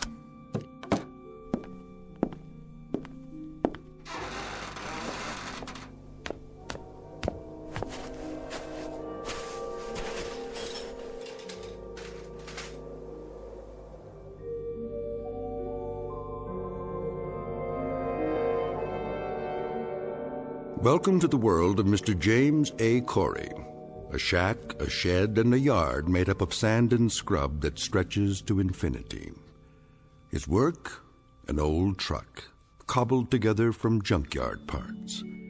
He takes his time, for there is a ritual to loneliness. Twice a day, Corey leaves his shack, goes over to his vehicle in progress, and makes a few minor adjustments. Then he sits in the front seat, stares through the windshield that isn't there, and perhaps succumbs to a wishful daydream that he is at the wheel of a moving car, and the car is on a highway and there is some place to go.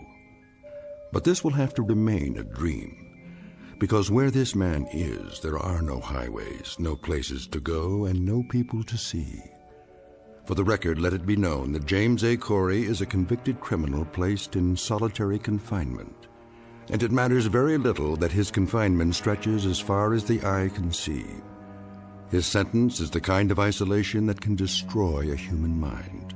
It is an exile far worse than a dungeon at the ends of the earth, because he has been banished to a place well beyond the earth. In just a moment, Mr. Corey will discover that he may not be alone for the rest of his life after all. And with that discovery will come the requisite spark of hope. But a spark is all it takes to fire a man's imagination in the Twilight Zone. And now, The Twilight Zone, and our story, The Lonely, starring Mike Starr, with Stacy Keach as your narrator. There she is, dead ahead. Got it, Captain. Prepare for planetfall. All systems check. Sir? What is it, Carstairs? I got a question for you. How can we still call it planetfall if it's only an asteroid? That's a good one. Well, call it whatever you like, off the record. But we're on the record now. This isn't a training mission. Set the coordinates. Yes, sir. The surface is coming up mighty fast. I don't know how you can tell one sand dune from another. By doing this every 4 months, year after year. That's how. Corey's shack is just over the rise. I don't see... It's right there. Fire retro rockets. Decreasing speed. Ready to nose up. Nose up. 40 degrees. 60. Keep pulling. 75. 80. 88. 90 degrees, sir. Now angle her down. Tail first. Piece of cake, Captain. What are the numbers? 0400 hours, Earth time. Fuel 0.87 capacity. Cutting in a little close, sir. Ah, those meteors on the way out. We lost some precious time. Corey won't be very happy. He's not supposed to be happy, is he? You don't know him the way I do, Adams. He waits for these deliveries like a kid on Christmas. Always wants to hear how things are back home. What the women look like, how the world has changed. I'm the only contact he's got. If I didn't stop here, I think he'd go stir-crazy. What do you do, anyway? He stopped caring, that's what. After he lost his wife. Yeah? And he got in a fight. Some say it wasn't his fault. The guy died, and he ended up here. They don't have room for any more criminals back home. The new regime, huh? I read about that. But he's had a lot of time to think. Nothing to do here but think. Prepare to set her down. I want a 3-point landing this time. Yes, sir. Tail fins ready. We're going in.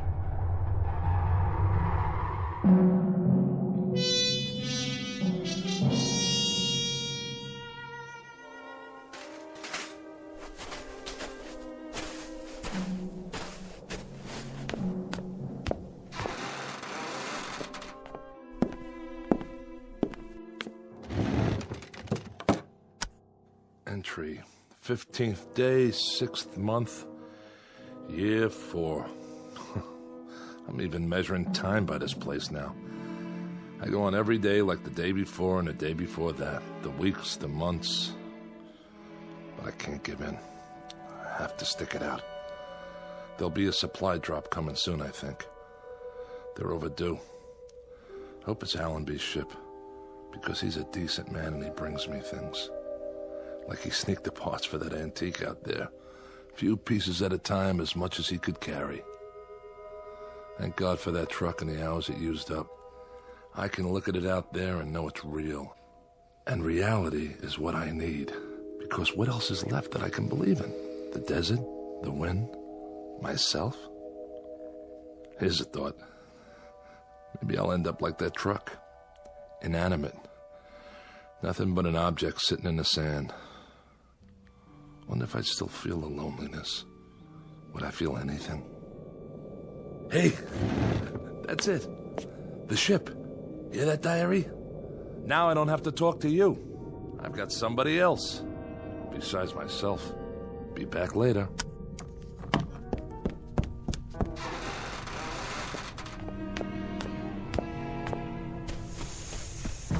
Hey!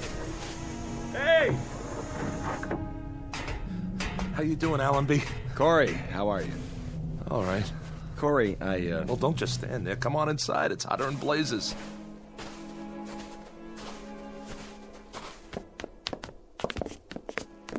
What a place you got here. Glad you like it. I didn't say I liked it. I think it stinks. And I guess you think I don't? I don't know what you think. Hey, take it easy, Adams. Well, you don't have to live here now, do you? No, but I've got to come back here 4 times a year. And that's 8 months out of 12, Corey, away from Earth. Sometimes my kids don't even recognize me when I get home. I'm sorry. I'll bet you are. Come on, fellas. Have some coffee. I got some clean cups. That's all right. Corey. Wait, what am I thinking? Let me pour you a real drink. Thanks, Corey. It's real nice of you. Not right now, Carstairs. If you say so, Captain. Hey, this isn't so bad, huh? I like the way you set it up in here. Sure. I have what I need. Most of it anyway. Thanks to the captain there. Yep, you got it made. This is Corey's kingdom, and it never changes. Sit down, everybody. How about a little poker? Four-handed draw, jacks to open. Who's in? We don't have much of a layover this time. All right, no openers. Joker's wild. There was some trouble on the way, and we lost time. Deuce is wild. How's that? Or blackjack? Anybody want to play blackjack? You can count to 21, can't you, Adams? Listen to this guy. Look, we've only got 15 minutes, guys. So what? Nobody's checking your schedule out here. What's the big deal? I'm sorry, Corey. This isn't an arbitrary decision. If we delay our departure by more than 15 minutes, that places us in a different orbital position. We'd never make it back to Earth on the fuel we've got. We'd have to stay at least 14 days before we're in position again. So? Why not hang out here? I've got some beer put away. I can turn up the generator and get it cold. We'll sit around, talk. It's just not possible. It's a few lousy days. A few hours, even. A couple of card games, at least. How about you guys? What's the matter? Think I'll murder you or something over a bad hand? Not this time, Corey. All right. 3 or 4 minutes gone already. Better get going. I wouldn't want to foul up your schedule. Not for a lousy game of cards or a few bottles of crummy beer. How's your water supply? Don't worry about it. I got plenty. Well, I'll have a cupful then, if you can spare it. Sure. We've got some fresh on board. I'll have the men bring it over. You do that. I brought you a few more things, too. I thought you could use them. Thanks. Any news? Not yet. But I told you last time, there's been some pressure back home about this kind of punishment. A lot of people think it's unnecessarily cruel. Well, who knows what'll happen the next couple of years. Well, they may change their minds, rewrite the law, bring you back to a prison on Earth like the old days. Allenby, I have to tell you something. Every morning when I get up, I tell myself that this is the last time. That I won't be able to live another day alone, not another day. And by noon, when I can't keep still anymore and the inside of my mouth feels like gunpowder and burnt copper and deep down in my gut, I've got an ache that won't go away, and it starts to spread through my body, tearing little chunks out of me. Then I think that I've got to hold out for one more day, just one more day. But I can't keep doing that forever. You hear me? Or I swear I'll lose my mind. You're breaking my heart. What do you know about it? That's enough. Let him go. Why should I? What do I have to lose? I said... Take your hands off me, you nutcase. Watch your mouth. Corey. He shouldn't worry about losing his mind. Look at him. He's already lost it. Back off, Adams. Now you and Carstairs go back to the ship and get the supplies. Yes, sir. Go on. Do as I tell you. And the big crate, the one with the red tag, handle that one gently. How about using the truck out there? Some of the stuff's pretty heavy. It's not running today. It isn't, huh? What's the matter, Corey? Out of gas? Lots of places to go around here. There's the country club past the mound over there. And the seashore over that way. And the drive-thru restaurant. That's around here someplace, isn't it? Knock it off, Adams. Get the supplies. I'm going. I brought you some parts for the truck. A set of coil springs. I got some magazines, too. Strictly on my own. And some old vintage movies. Science fiction. You'll get a kick out of them. I'm sure I will. I brought you something else. Yeah? It would mean my job if they found out. Look, Allenby, I don't want your gifts. I don't want your tidbits. Makes me feel like an animal in a cage and there's a nice old lady out there who wants to throw peanuts at me. Allenby, I only got one question. What about the pardon? I'm afraid you're still out of luck. That's what I figured. The new regime, huh? The sentence reads 50 years. And they're not even reviewing cases of homicide. Allenby, take a look out there. What do you see? This is 90% of the view I'm going to have for the rest of my life. Did it ever cross your mind? Because it crosses mine every hour of every day. Unfortunately, we don't make the rules. All we do is deliver the supplies and pass on information, because you're out of position for radio contact. Yeah, that's why they picked this place. Look, Allenby, a pardon. That's the only information I want. I'm not a murderer. I know. It was self-defense. A lot of people believe me, and it happens to be the truth. I killed and self-defense. I remember, Corey. Then why am I here? I doubt if it'll be much consolation to you, but this kind of assignment isn't easy. Stopping here 4 times a year, having to look at a man suffering? You're right. It's not much consolation. Here they come. I can't bring you freedom, Corey. All I can do is try to bring you things to help you keep your sanity. You want this big crate opened up, Captain? Not yet. Stay there. I'll be right out. Okay, I'll bite. What's the big box? You can open it after we're gone. If it's 20-year supply of puzzles, you can take them with you. When I want a problem to solve, all I have to do is look in the mirror. We've got to go now. Did you hear what I said, Corey? Wait till we're gone to open it. And this is important. When you open up the crate, there's nothing you need to do. The item has been vacuum packed. It needs no activator of any kind. The air will do that. There'll be a booklet inside that'll answer any of your questions. You're being awfully mysterious. I don't mean to be. It's just like I told you, though. I'm risking a lot to bring it here. They don't know what it is, so I'd appreciate it if you wait till we get out of sight. No problem. Give my regards to Broadway. And every place else while you're at it. Sure, Corey. I'll see you. Allenby! Yes? I don't much care what it is. But for the thought, Allenby, for the decency of it, I thank you. You're quite welcome, Corey. Have a good trip! 2 minutes, Captain. Go ahead and fire up the rockets. Yes, sir. Captain, just man to man. What did you bring him? What's in the box? I'm not sure, really. Maybe it's an illusion, or maybe it's salvation. Open the hatch. Let's get out of here.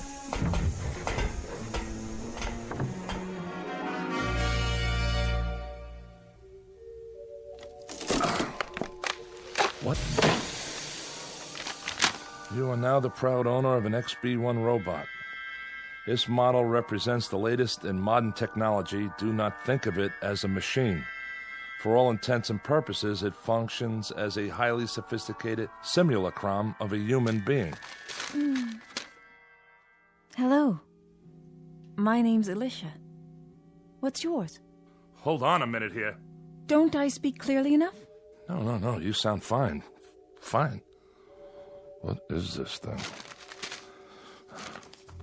Both physiologically and psychologically, she is comparable to a living human with a full set of emotions, a writable memory track, and the ability to reason and to speak.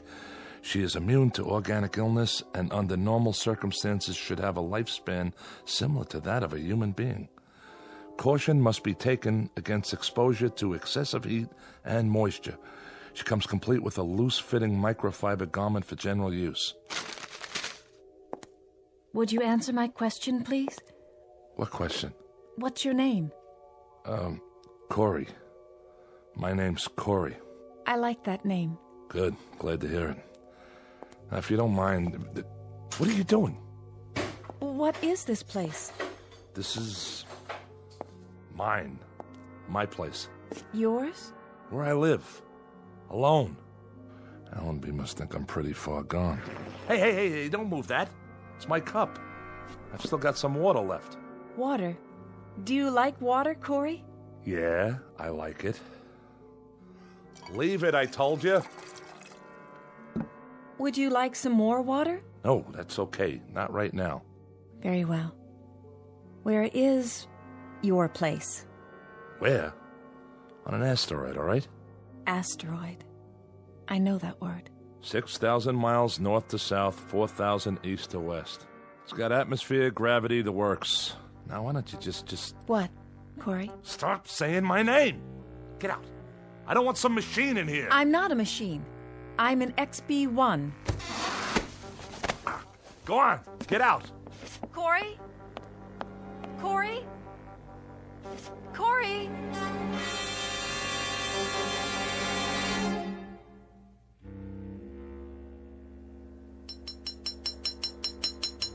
Ow! Blasted coil springs. What's wrong, Corey? Nothing, all right? I brought you some water. Where shall I put it? Just leave it. But it will get warm on the sand. It won't taste as good. You know that, huh? What it tastes like? I can feel thirst. Yeah? What else can you feel? I don't understand. Can you feel heat and cold? The wind? Yes. How about pain? Can you feel pain? That too? How? How can you? You're a machine. Excuse me. A different kind of machine. Yes. Of course you are. So why didn't they build you to look like a machine? Aren't you made of metal with nuts and bolts sticking out of you? With wires and electrodes? Would you prefer that? You know, I might. Because then you wouldn't be a lie. A lie? Why do they cover you with stuff that looks like flesh? Why even give you a face in the first place? A face that if I look at it long enough, it almost makes me think... makes me believe that... Believe what? Stop asking me stupid questions. I didn't mean to. Look at me. Don't hang your head. Corey. Turn that face up. I'm talking to you. Corey, please. Don't give me any of that phony stuff. Somebody program it into you? Why? What's the point? To mock me? I'm not mocking you, Corey. Yes, you are. Every time you talk to me, every time you look at me, like right now, I'm being mocked. You hurt me, Corey. Hurt you? How could I hurt you? This arm, it isn't real. Please, let go of me. There aren't any nerves under there. There aren't any tendons or muscles. There isn't any flesh and blood. But you don't even know what I'm talking about, do you? What are you doing? Oh, just what do you think? I'm looking for the right tool for the job, and you know what that job is? No. I'm going to turn you back into parts the way you should have been in the first place. Maybe I can use some of them in the truck. Corey, that's a hammer. That's right. That's what it is. You know what you are? You're like this broken down heap of iron sitting here. Exactly like it. You're just a hunk of metal and plastic and God knows what, with arms and legs instead of wheels. That heap doesn't mock me the way you do. Doesn't look at me with make-believe eyes and talk to me with a make-believe voice. No. Well, listen, you machine. I'm sick of being mocked by some kind of ghost, by the memory of what a woman looks like. Well, I don't need it. I've got enough memories. I don't have to be reminded of anything. And that's all you are. Nothing but a reminder that I'm so lonely I'm about to lose my mind. That's right. Close your eyes if you want. I don't care. Corey. What are you... Oh, Corey. Are those tears? Yes. You can cry, too? When I have reason. I can't stand to see that. But why? What are you crying for? I'm frightened. Frightened of me? You can feel fear? Yes. The book said with a full set of emotions. What else can you feel? Sadness. You can? And happiness, joy, mystery, wonder, and other things. Such as? Loneliness. I don't believe it. Don't you? There you go again. Listen, it's hot out here. Yes, that's not good for me. We'll go back inside. All right. Yeah, better? Much better. In a little while, maybe we'll have some dinner or something, okay? That would be nice. And we can talk. If you wish. You like to talk, don't you? I mean, sit around, have conversations?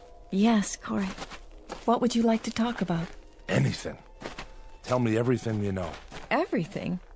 I don't know very many things yet. You'll learn, Alicia. You'll learn.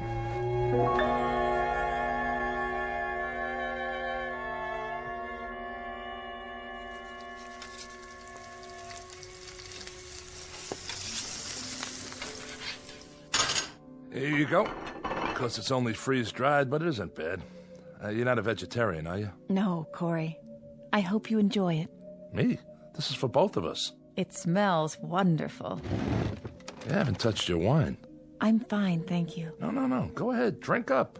I don't require food or drink, Corey. Is that right? Yeah, of course. What am I thinking? You should have let me prepare the meal. Why, you're not a slave. We're going to be partners from now on, you and me. No, but it means so much to you. I like to see that. It makes me feel happy. Does? Of course, I'm not a true human being as you are. I don't care. I don't care how you were born or made. You're flesh and blood to me. I need you, Alicia. Do you understand? And I need you, Corey. Okay. Now that we got that settled, let's drink up. Here's to us. From now on, we don't need anybody else. Yes, Corey. Drink up.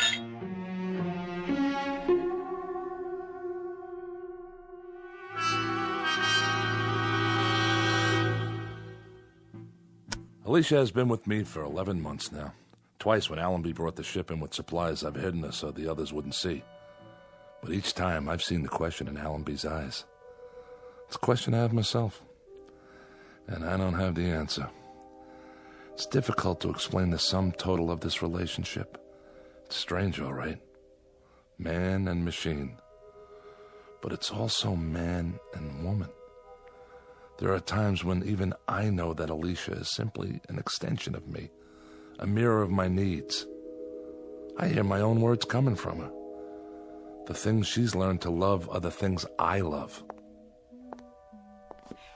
Where do you want to store the magazines and books, Corey? Anywhere, Alicia. Anywhere you'd like. I think I've reached the point now where I won't analyze her any longer. I accept her as a part of my life, an integral part. I don't know how I ever got along without her. Because I'm not lonely anymore. Each day is something I can live with, something new. It's a gift. Nothing else matters. Because I love her. I've been trying to get up the courage to tell her. That's all for now. Alicia? Yes? I think I'll go outside and work on the truck for a while. Shall I go with you? That's all right. No, wait. Why not? You can see how it's coming. Just don't stay in the sun too long. I won't. I haven't done much work on it lately, but it's gonna get finished. And it'll be great, I promise. I believe you. Go on, get in the front seat. If you like. Right next to the driver. Are we going somewhere? We sure are. Let's see, how about burgers and a movie? But we have the movies Allenby brought us. Haven't you ever been on a date? First, I pick you up. Then we go to the movies, a drive-in. How about that? You don't even have to get out of your car. Then we go to a drive-in restaurant on the way home. We still don't have to get out of the car. Isn't that something? We order burgers and fries, maybe a chocolate shake. Then we drive home real slow. Home? You know, where we live. Where we really live. Where we belong. Sounds wonderful. Sure it does. There's lots of places we could go. Take a drive out to the beach or a cruise. So I can show off my girl. Would you show me off, Corey? You're darn right I would. 'Cause you're beautiful. Alicia, something I've been wanting to tell you. Corey? Yeah. What star is that? You can't see stars in the daytime. I was going to tell you. But maybe it's a ship. The ship's not due for another month. What is... There! See it flash? It looks like silver. Wait a minute. It must be Allenby's. That's the only one that ever comes this close. Corey, what does it mean? I'll find out. You wait here. Just wait, all right? If you say so.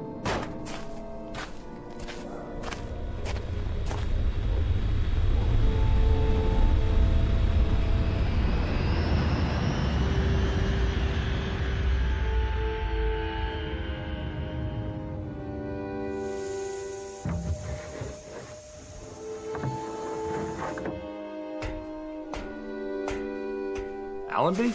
Hello, Corey. What are you doing here? Have some trouble?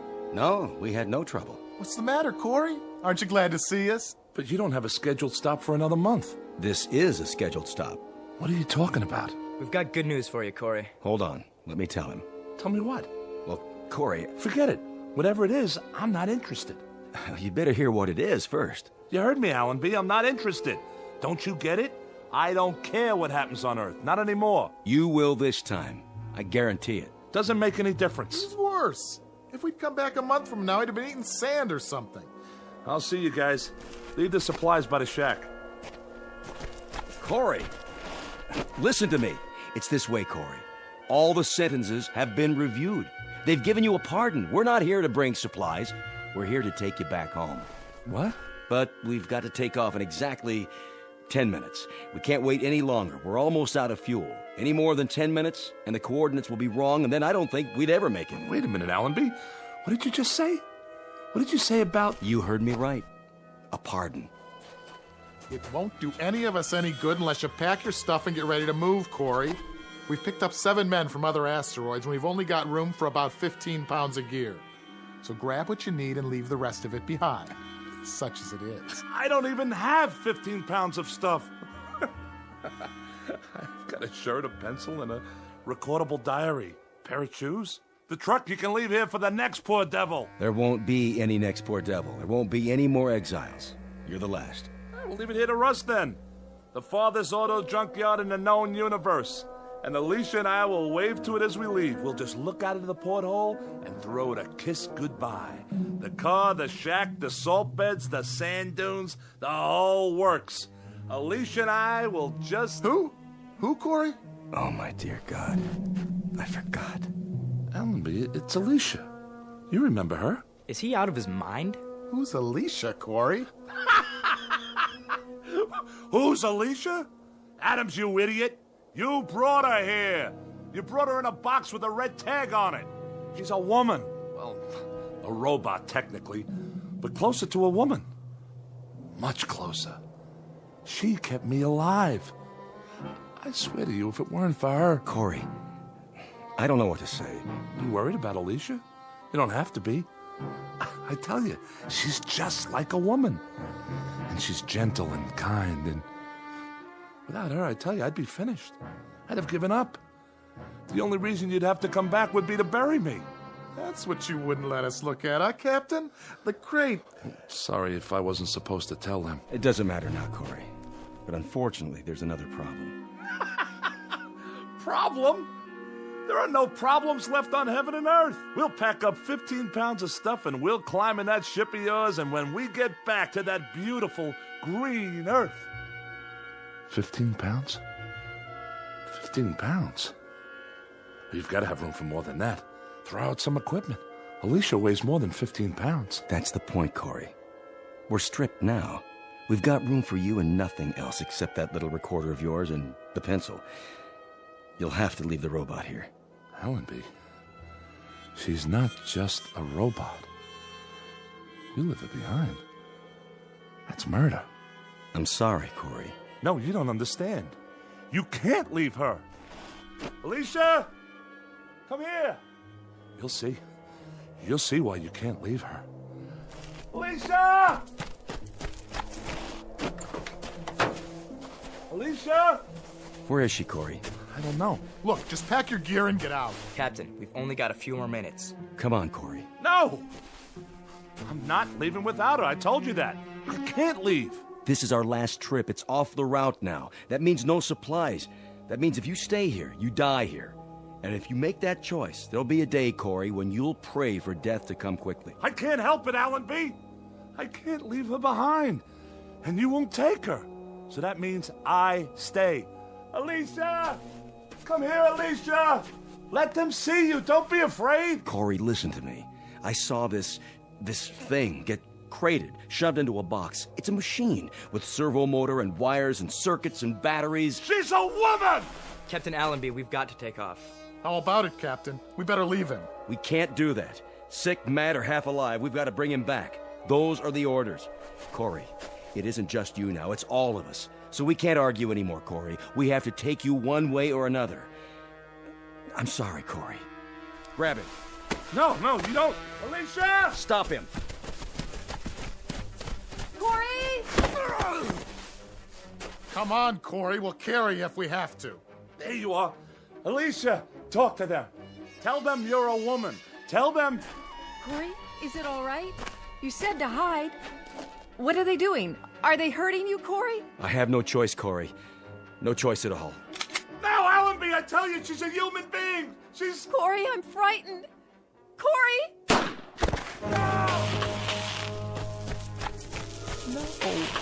You see, Corey? There's nothing behind that face except wires and circuits and visual receptors. Alicia! Alicia! Corey? Corey? Corey? Corey? Corey? Come along now. It's over. Yeah. It's over. It's gotta be now, Captain. Put it behind you, Corey, like a bad dream. When you wake up, you'll be on Earth. You'll be home. Home? That's right. All you're leaving behind is loneliness. I'll have to remember. Remember to keep that in mind. Let's go, Corey. Let's go home.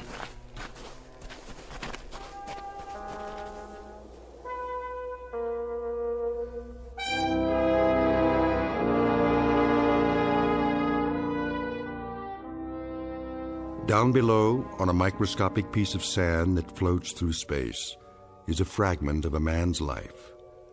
Left to rust is the place he lived in and the machines he used. Without use, they will disintegrate from the wind and the sand and the years that act upon them. All of Mr. Corey's machines, including the one made in his image and kept alive by love, but now obsolete, in the Twilight Zone.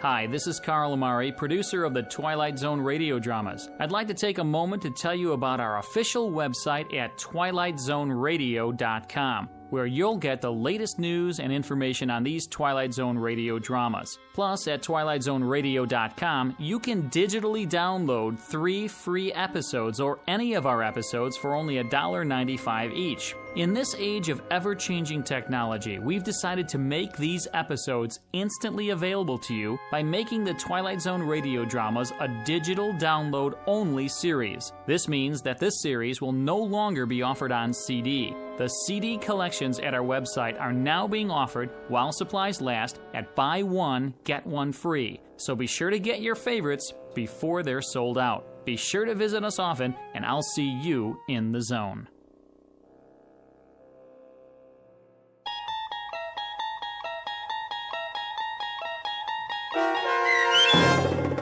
The Lonely, starring Mike Starr with Stacy Keach as your narrator, was adapted for radio by Dennis Etchison and based on a script by Rod Serling. Heard in the cast were Taylor Miller, Doug James, Carl Van Sickle, and Adam Blaine. To learn more about the Twilight Zone radio dramas and to obtain audio cassettes and CDs of these programs, visit our website at twilightzoneradio.com. This copyrighted radio series is produced and directed by Carl Amari and Roger Wolski for Falcon Picture Group. Doug James speaking.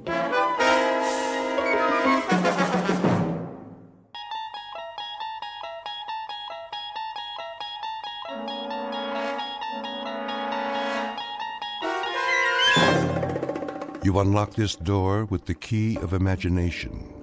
Beyond it is another dimension, a dimension of sound, a dimension of sight, a dimension of mind. You're moving into a land of both shadow and substance, of things and ideas. You've just crossed over into the Twilight Zone.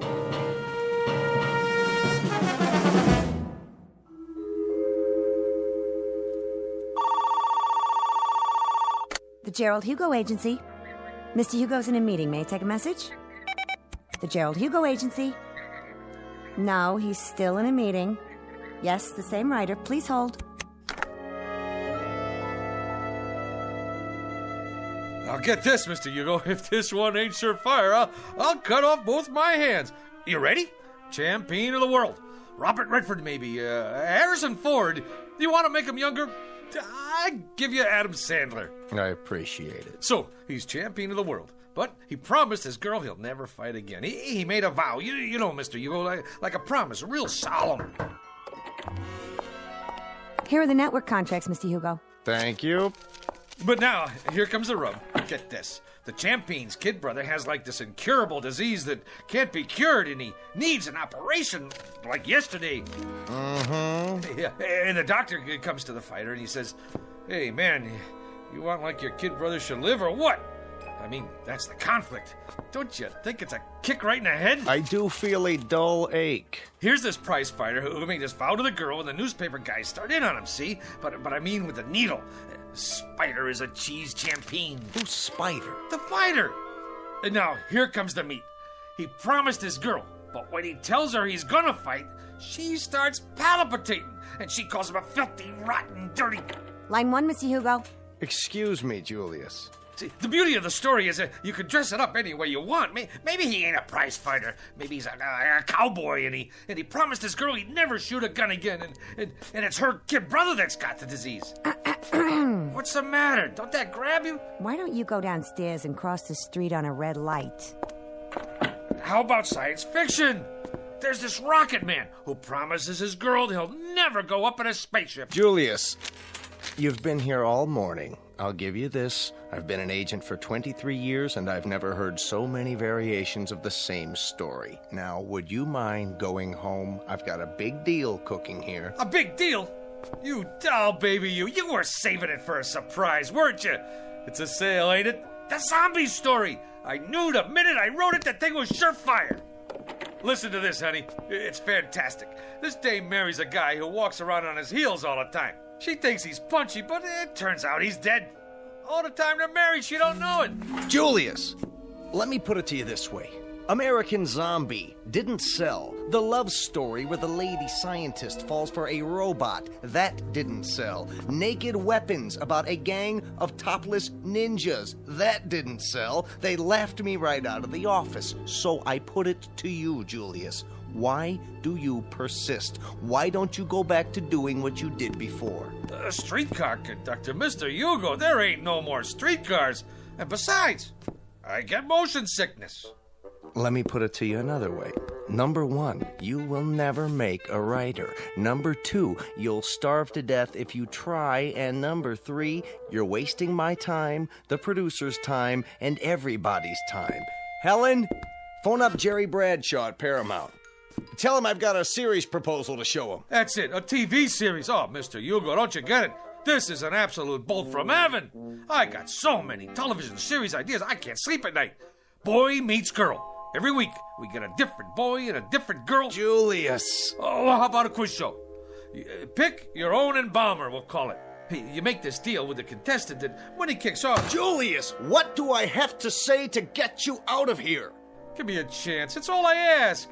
Let me write a pilot script. Julius, my boy, I'm not a hard man. The television industry today is looking for talent, and the writer is a major commodity. But for me, to try to sell you to a network is like trying to con the Queen of England into buying a salami. But I could give it a whirl, couldn't I? What's the series about? Maybe it's right up my alley. That's the point. This particular series and you go together like the black and tan at an IRA picnic.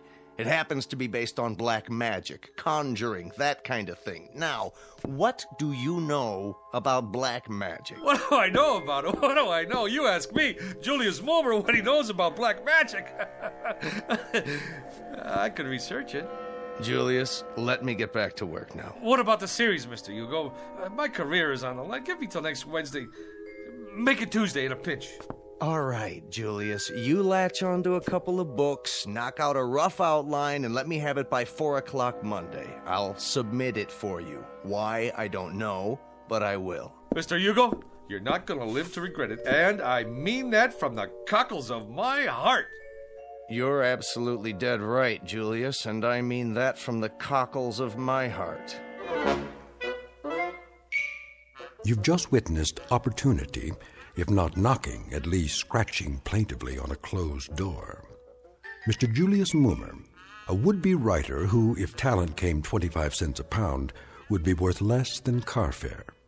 But in a moment, Mr. Mulmer, through the offices of some black magic, is about to embark on a brand new career. And although he may never get a writing credit on the Twilight Zone, he will soon become an integral character in it. And now, back to the Twilight Zone and our story, The Bard, starring John Ratzenberger and Stacy Keach.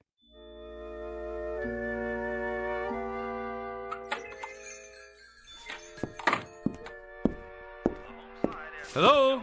Anybody here? Yes. Hey, what are you listening to? The ball game. Oh, this is the Minor Arcana bookstore, right? Sure is. What'll it be? I have a special price on first edition Keats. Okay, show me a Keat. That's a man's name, not a thing. And not a very uncommon name at that. There was a third baseman came up from Newark, played for the Yankees one year. They used to call him Beanball Keats. Yeah? Held the American record for getting beaned the most times. One time they were playing the Browns. That was when St. Louis had the Browns, and he got beaned 3 times the first 5 innings. Old Beanball Keats. You learn something new every day. Ever hear of a pitcher named String Bean Slattery? Well, Now there was a beanball artist. He could hit a batter when he was still in the dugout. As a matter of fact, he did one day. Hit a third base coach, played for the A's. Fellow named Lefty Mahoney. Old Lefty was just taking a drink when String Bean wound up and tossed one at him right on the noggin. It seems there was a feud going on between them when they played for Binghamton in the old NYP League. Mahoney used to wipe the spit off String Bean's pitches. Mahoney was catching at the time. String Bean's father used to be an outfielder for Syracuse in the International League. I don't need no book about baseball. You don't? Oh, how sad. It's a wonderful sport, you know. Where were we? I come in about... Well, what I had in mind was... Yeah? What do you got on black magic? You have an interest in the black arts? You bet I do. See, I'm Julius Moomer from television. Oh, I'm Sadie Polodny from Newark. I'm afraid I don't have very much on black magic. I have a great deal of information on the Black Sox, however. You probably know they threw the series that year. Terrible thing. Very discrediting to the game. And they could have taken the series 4 in a row, too. That's where that expression, say it ain't so, Joe, comes from. Now, what is it you wanted? Books. Black magic. I'm afraid that one eludes me, but I'll tell you something. If I could exercise a little magic, I'd see what I could do about getting the New York Giants back. Hey, look out! Don't worry, that shelf will stand anything. I'll get it for you.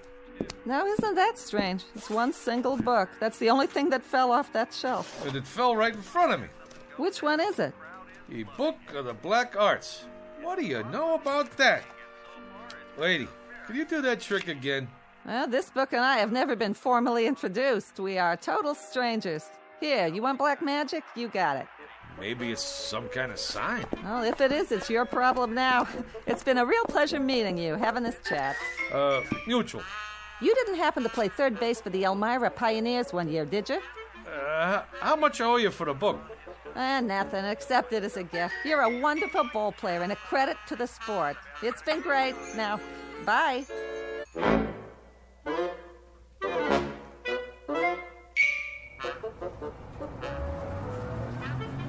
Make the sign of the pentagram and repeat 3 times. Let's see if I got this right here. In the name of the Prince of Darkness and the Black Sabbath, Beelzebub, Beetlejuice, Asmodeus of Astrogoth, Ozzy of Osborne. I can't say all that. Zaza zoom, ba ba boom, ipsy dipsy, ba ba boom. Hey, none of that on this bus. What? All right, buddy. This here is public transportation, and there's rules. Do you mean me, driver? Yeah, you. I don't need no crazies on my bus. But I was only... Out. Hey, you don't have to throw my book. It's a very valuable tome there. I never touched it. It got off with you. But I left it on the back seat there. Get out of here. Oh. What do you know? Just like a puppy dog that follows you around. Looks like this little book in me. We got a thing going on.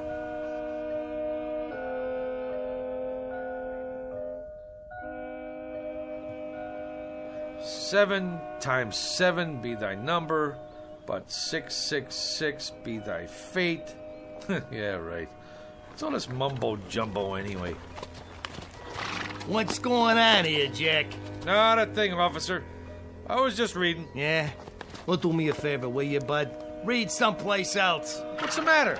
There's a law against sitting on a bench in Central Park with literature? There is if you make my horse nervous. He knows when somebody's up to something. He's got instincts. So whatever it is, do it someplace else. I don't get it. On account of why? Move it! Cossack. Stormtrooper.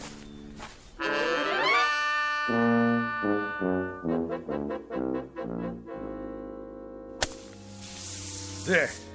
All right. Now I gotta draw a symbol in this here scene. Hey, Julius. What's the bit? What are you doing? Whatever it is, I wasn't doing it right. Magic schmagic. There's more here than meets the eyeballs. I've done everything it said, and nothing. Ye Book of the Black Art, being a step-by-step education in conjuring. So tell me, Faust, to what end? You don't dig? Cora, I'm standing on the threshold. I mean hovering. The only thing that stands between me and the secrets of the universe is 4 pages of Latin. Listen to this. The Black Art, consisting of necromancy, turgy, demonology, devilment, hoodoo, voodoo, conjuration, enchantment, spiritualism, manifestation, materialization, astral body and ectoplasm, mesmerizing, magnetizing, and fascinating. Like you name it, I got it. My mother isn't gonna like that sand all over the floor. You tell your mother she should pay me for the privilege of having me in this building. Yeah, you may also tell her that out of 10,000 writers in this town, they pick the absolute cream of the crop. And who's that? Who do they choose to write a big-time television series of black magic? Modesty prohibits. Not Julius Moomer. In the flesh. Big deal. Go ahead and scoff. But one of these days, you're gonna scoff on the other side of your mouth, Tootsie. There's gonna be a big, long limousine parked down below with 2 Lazarian coachmen. Liveried. Huh? Yeah, that's what I mean. In uniform. And they're gonna rap on your door and invite you and your old lady downstairs for a night on the town with their boss. And who will you find in the back seat smoking a Cuban cigar? Modesty prohibits. Just as a point of interest, Julius, what are you doing? I'm conjuring, baby. Conjuring. Conjuring who? Who knows? I just read from this here book and I got all the ingredients. Well, most of them anyhow. 3 tufts of feathers from a falcon. Yeah, I got them from a pigeon. Sand from Egypt. Yeah, I got some of my sneakers from Jones Beach. 3 legs of a spider. I found me an ant. Well, anyway, what with a few improvisations, I got a spell working here. At least I think I do. When my mother finds out what you're doing to the floor, you better conjure up the Marines. You're gonna need them. Anybody ever tell you you're a dirty, rotten teenager? Why don't you go and take a cold shower? Go ahead, get out or I'll turn you into a frog. Man, I don't know what's supposed to happen, but it better happen soon. Za-za-zoom, alikazam, va-va-voom. Nothing. Shazam, ipsy-dipsy, kakazoom. I need some help. By Monday, eh? Who do they think I am? Shakespeare? You called? Where did you come from? You summoned me, good sir. I did? Who are you? The face is sort of familiar, but hey, don't take this personal, pal. Like a guy should knock when he comes into a room, especially wearing tights and a collar like that. Hey, maybe down in the village, but not around here. Some folks take one look at you and have a coronary. Now me, I can handle this stuff. I'm hip, you know? Splendid. I'm pleased to hear it. Who'd you say you are? William Shakespeare of Stratford-upon-Avon in the flesh. William Shakespeare.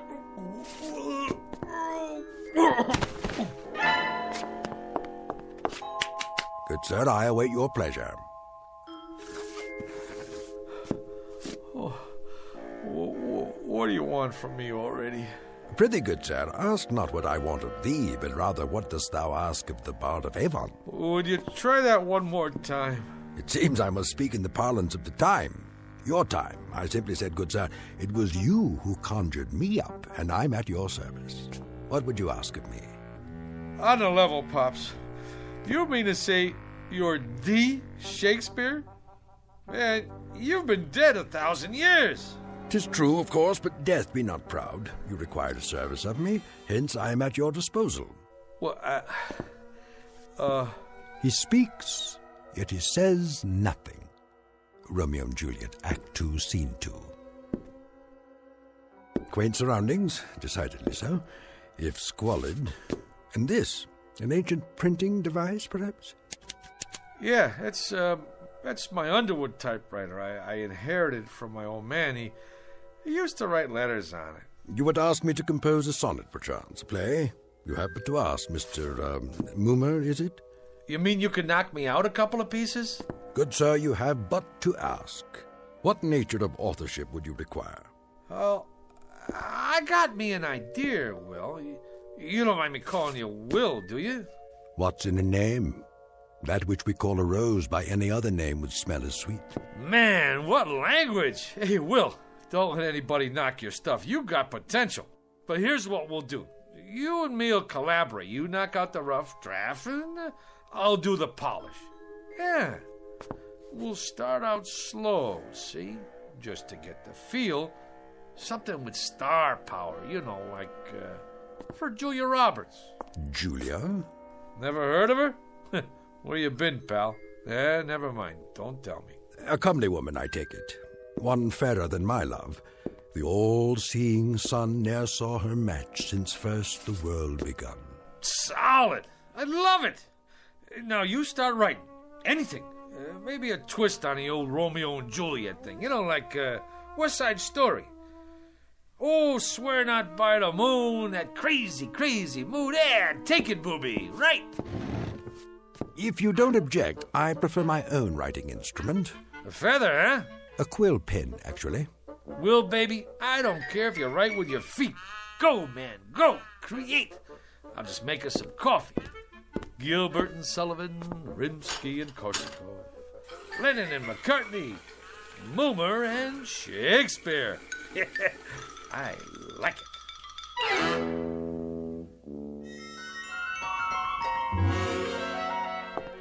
What are they saying? I presume they're talking about your script. That's the point, honey. What else is there to talk about? The stuff is poetry. I don't mean if you can keep your head when all about you kind of guff. This here is class. It's downright Shakespearean. Is Mr. Blumberg in there with Mr. Hugo? We're from the network. They're expecting you, sir. Go right in. Blumberg? The big shot producer? The two guys from the network? It's a shoo-in for the Emmy. Just a little something I knocked off for a couple hours. You know, I didn't know it was that good, but that's me, honey. Never did know my own worth. I mean, Monday I knocked myself, Tuesday I knocked myself, Wednesday... Have you got any openings for Thursday? I'd like to make an application. I'm Mr. Dolan. This is Mr. Nolan. We're from the ad agency. Go right in, sir. They're expecting you. Come in, gentlemen. What were you saying, Mr. Bloomberg? I don't know. That's our feeling too, Mr. Blumberg. Our take two. Sponsor-wise, the thing requires some noodling. That is, we can't afford to jump off a bridge with this one. I concur. It's so archaic. I mean, language-wise, it's... Well, it's still rough. Fresh as a bridegroom and his chin new reaped, showed like a stubble land at harvest home.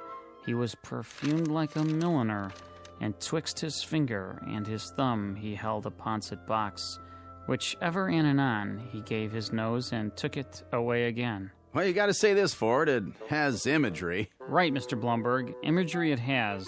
I was going to comment, the thing did possess at least a modicum of imagery. Right, Nolan? I concur. What's the time slot? Yes, what about the time slot? Thursday, 10 to 11. And what's the lead-in? The Indefatigables. Solid show. The private eye with insomnia never sleeps. Ratings-wise, it's a solid smash. May I? Please. And if the boy have not a woman's gift to rain a shower of commanded tears, an onion will do well for such a shift. Onion? Could be a sponsor conflict. I concur. Could we make it, turnip? Solid thinking. Everybody knows about turnips. You say turnip to the lady in Dubuque, she's with you. I like it. A shower of commanded tears. Shower. Suggest inclement weather, and people don't shop in inclement weather. Make it a sunshine of commanded tears. Solid. I concur. I think we could call the writer in now. A tremendous talent, prodigy of mine. What are his credits? He was a streetcar conductor, an observer of the passing scene, an incredible judge of human beings. You can see that in every line. A modern-day chronicler of human foibles. Solid. Send in Mr. How are you, Mr. Hugo?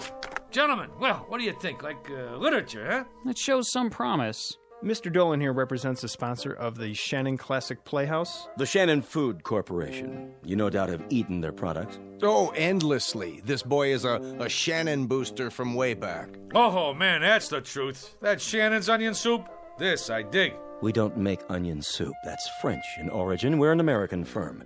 Red, white, and blue right down the line. I concur. Man, I'm glad you said that, because I always say, if it's good enough for the lady in Dubuque, it's good enough for me. Now, let's get down to some business here. The Tragic Cycle, written by Julius Moomer. Act 1, Scene 1. The camera fades in on a shot of the garden. You know, like with turnips.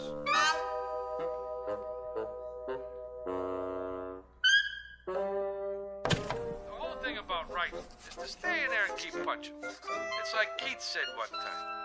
All the time, keep punching, or you're done for. Hey, how about that, Will? Taped this show last night. You like it? Verily, a most impressive performance. Ain't that the truth? Gentlemen, welcome to this week's interview. Our guest tonight, Mr. Julius Moomer, that rising young author whose tragic cycle will be seen next week on this network's Shannon Classic Playhouse. Mr. Moomer, I'm told you've been writing for some time. You've come a long way. Yeah, it's like progress. Wasn't one of your early works in the horror genre a story about a zombie? Yeah, how about that? The fellow with a heart that don't even beat. Did he find love anyway?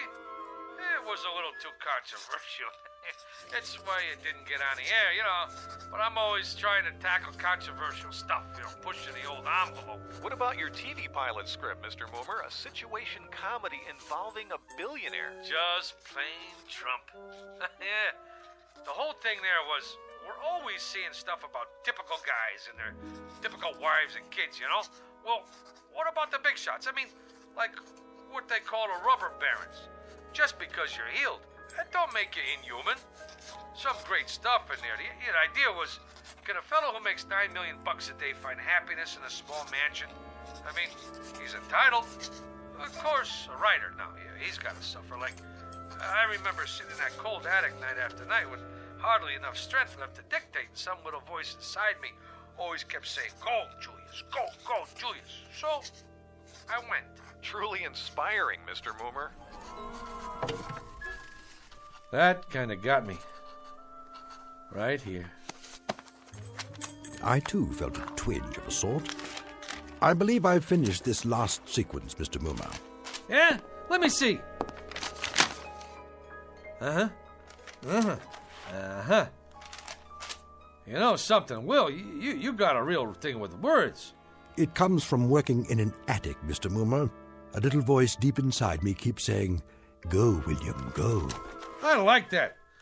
Anyway, can't you just see it? The Shannon Food Corporation, ta-da, presents The Tragic Cycle, written by, ta-da, Julius Moomer.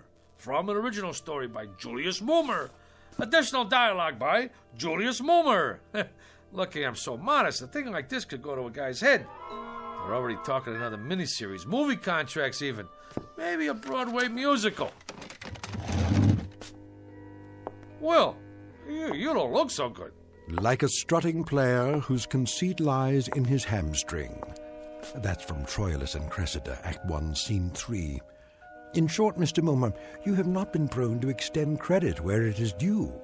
At no time, for example, have I heard the name Shakespeare, or for that matter, any suggestion of collaboration on our play. Well, baby, we gotta play this one by ear. I tell them a guy named Shakespeare helped me write this, they'd stick me in a straitjacket. Be that as it may, the point is, Mr. Moomer, I have finished my task. I will now take my leave. What, are you out of your mind? This whole thing is coming out velvet. You want to creep back in some crypt and get forgotten? Come on, man, you're big time now. I'm making you a household word all over again. With all due modesty, would the name of William Shakespeare have survived the test of time without the support of Julius Moomer? Yeah, but fame flits. Who remembers yesterday's champions? Sure, Root hit a lot of home runs, but who asked him for his autograph now? Nobody. Nijinsky, that's pretty good, but who remembers her last movie? You did some right, but out of sight, out of mind. Shakespeare's dead, long live Mickey Spillane. Get me? My good man. You can't desert the ship. Now, what are people gonna say? That Fink who didn't have no gratitude? We got projects to do. Go out to Hollywood. Hey, the babes go crazy for guys with beards. I shall ponder it, Mr. Moomer. Till when? Till the morrow. To date, you have not seen fit to invite me to any rehearsals. Tomorrow I shall survey the actors performing in it, and if justice is done to what I have wrought, perhaps I shall remain for a time longer. Now you're talking. Now I shall take a walk. I am that merry wanderer of the night, Midsummer Night's Dream. Act 2, Scene 1. To be or not to be, Mr. Moomer, that is the question. Oh, wait a minute. Rehearsal? How can he go to the rehearsal? Will, do me a favor, please. Don't rock the boat.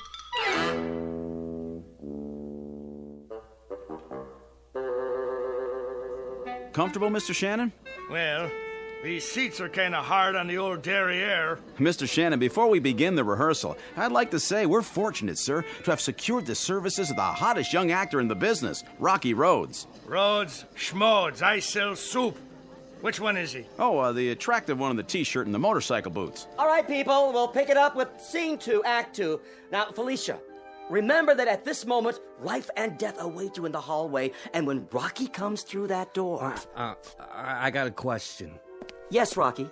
I mean, like, what's the tertiary motivation? Like, when I open the door, like, why? Why, Rocky? Exactly. Like, any slob can walk in the door, but he could do it any time. But I ask myself, would I walk through that door? How come? I gotta find my motivation. So the question is, where is my motivation? Well, I'd say you walk through the door to get inside. That work for you? Yeah. Wow. Great. Let's run through this and see how it plays. Shall we do that? All right, people. Come on, folks. From the top. I don't care what you say. If Jeremy comes here tonight, I have to go away with him. Oh, come, Olivia. Cast off those benighted colors of Benetton and gaze as a friend on the people of Greenwich Village. The village people? Here? She's got a point. Let not forever with your veiled eyes seek your noble boyfriend in the dust motes. I know it is common, but all that live must die. That's easy for you to say, sister. But outside this room, this tenement is a harbinger of the worst kind of fates. Is it Jeremy? Or his killer? Am I to be a correspondent of love or a recipient of hate? This is the real question, the biggie. Who awaits me out there, I ask you? Come on, cop out! I'm looking for Mr. Moomer. Shh! Quiet on the set!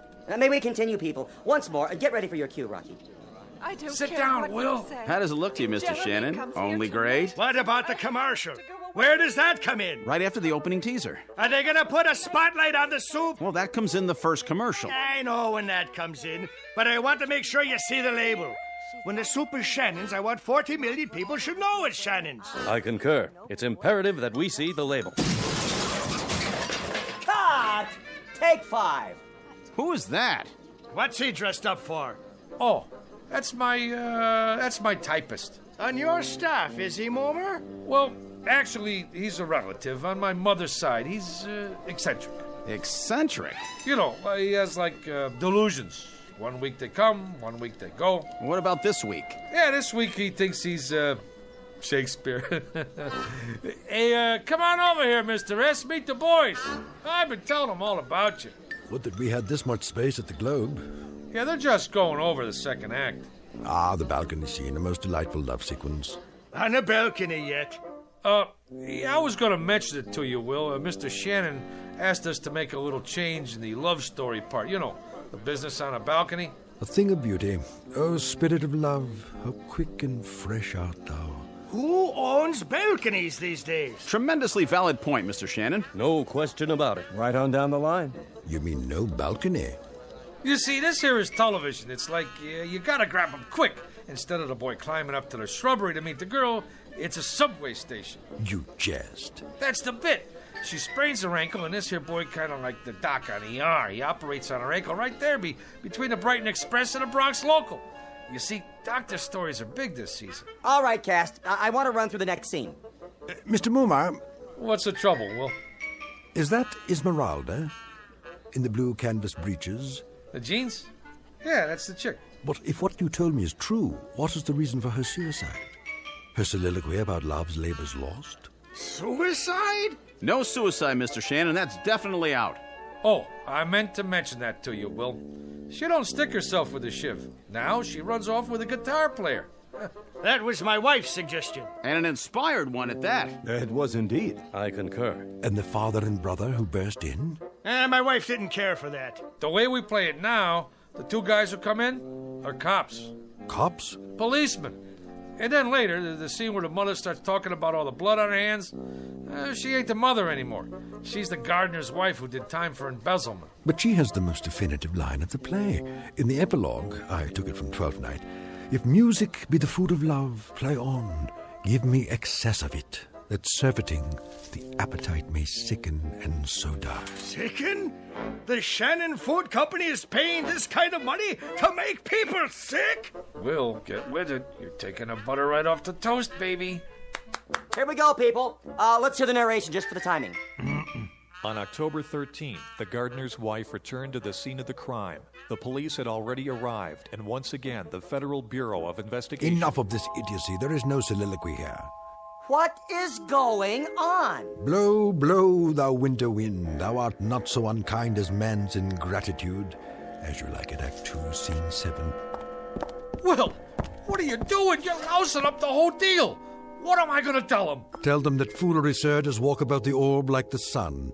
It shines everywhere. Act 3, Scene 1, 12th Night.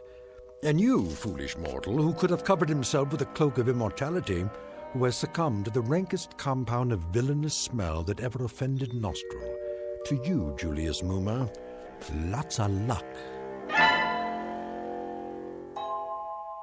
Hey, Julius, for a week now you look like somebody told you to go out and scrub a lizard. He finked out. The guy finked out. You want some advice? Knock off on The Conjuring. Get yourself a nice, clean, safe job on a streetcar.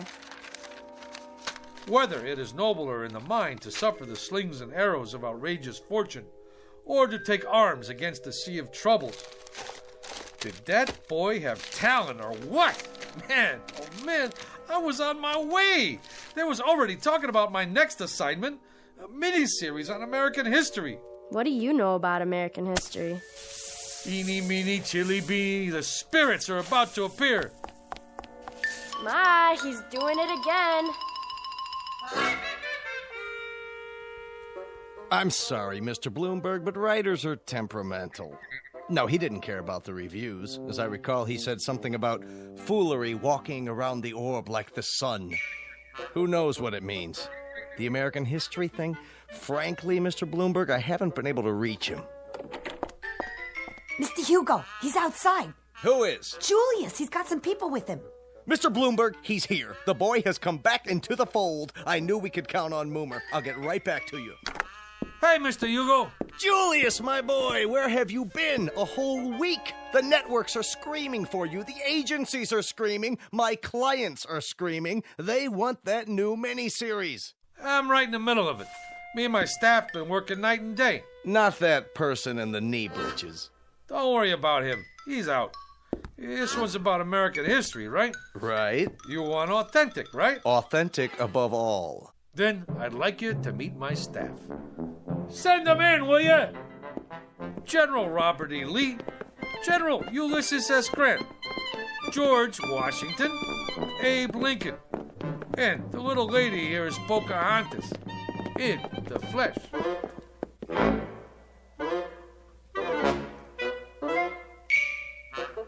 Mr. Julius Moomer, a streetcar conductor filled with desire for the special, if somewhat risky, rewards of authorship.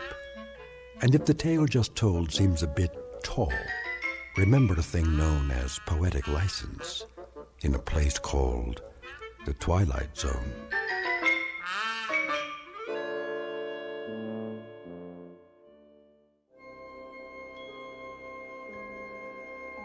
Hi, this is Carl Amari, producer of the Twilight Zone radio dramas. I'd like to take a moment to tell you about our official website at twilightzoneradio.com. where you'll get the latest news and information on these Twilight Zone radio dramas. Plus, at twilightzoneradio.com, you can digitally download 3 free episodes or any of our episodes for only $1.95 each. In this age of ever-changing technology, we've decided to make these episodes instantly available to you by making the Twilight Zone radio dramas a digital download-only series. This means that this series will no longer be offered on CD. The CD collections at our website are now being offered while supplies last at buy one, get one free. So be sure to get your favorites before they're sold out. Be sure to visit us often, and I'll see you in the zone.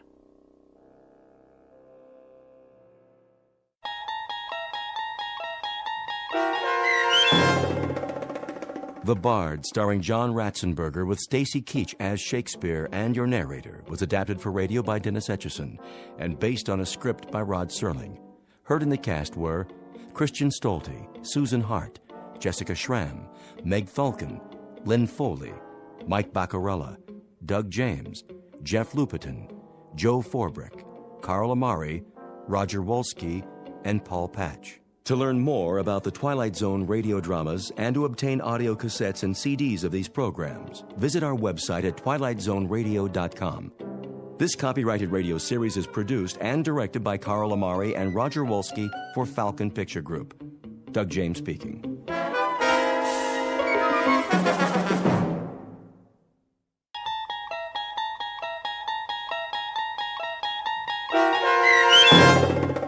The Mind and the Matter, starring Hal Sparks, with Stacy Keach as your narrator, was adapted for radio by Dennis Etchison and written for The Twilight Zone by Rod Serling. Heard in the cast were Rich Komanek, Lisa Joyce, Jeff Lupetin, Doug James, Vince Amari, Meg Thalken, Roderick Peoples, C.J. Amari, Roger Wolski, Karen Olson, Carl Amari, and Lynn Foley. To learn more about the Twilight Zone radio dramas and to obtain audio cassettes and CDs of these programs, visit our website at twilightzoneradio.com. The producers of The Twilight Zone wish to thank CBS Enterprises, Carol Serling, Dennis Etchison, Dick Brescia Associates, Claire Simon Casting, Terry Jennings, XM Satellite Radio, Sirius Satellite Radio, our sponsors, and our radio affiliates for helping make this series possible. This copyrighted radio series is produced and directed by Carl Amari and Jason Mallow for Falcon Picture Group. Doug James speaking.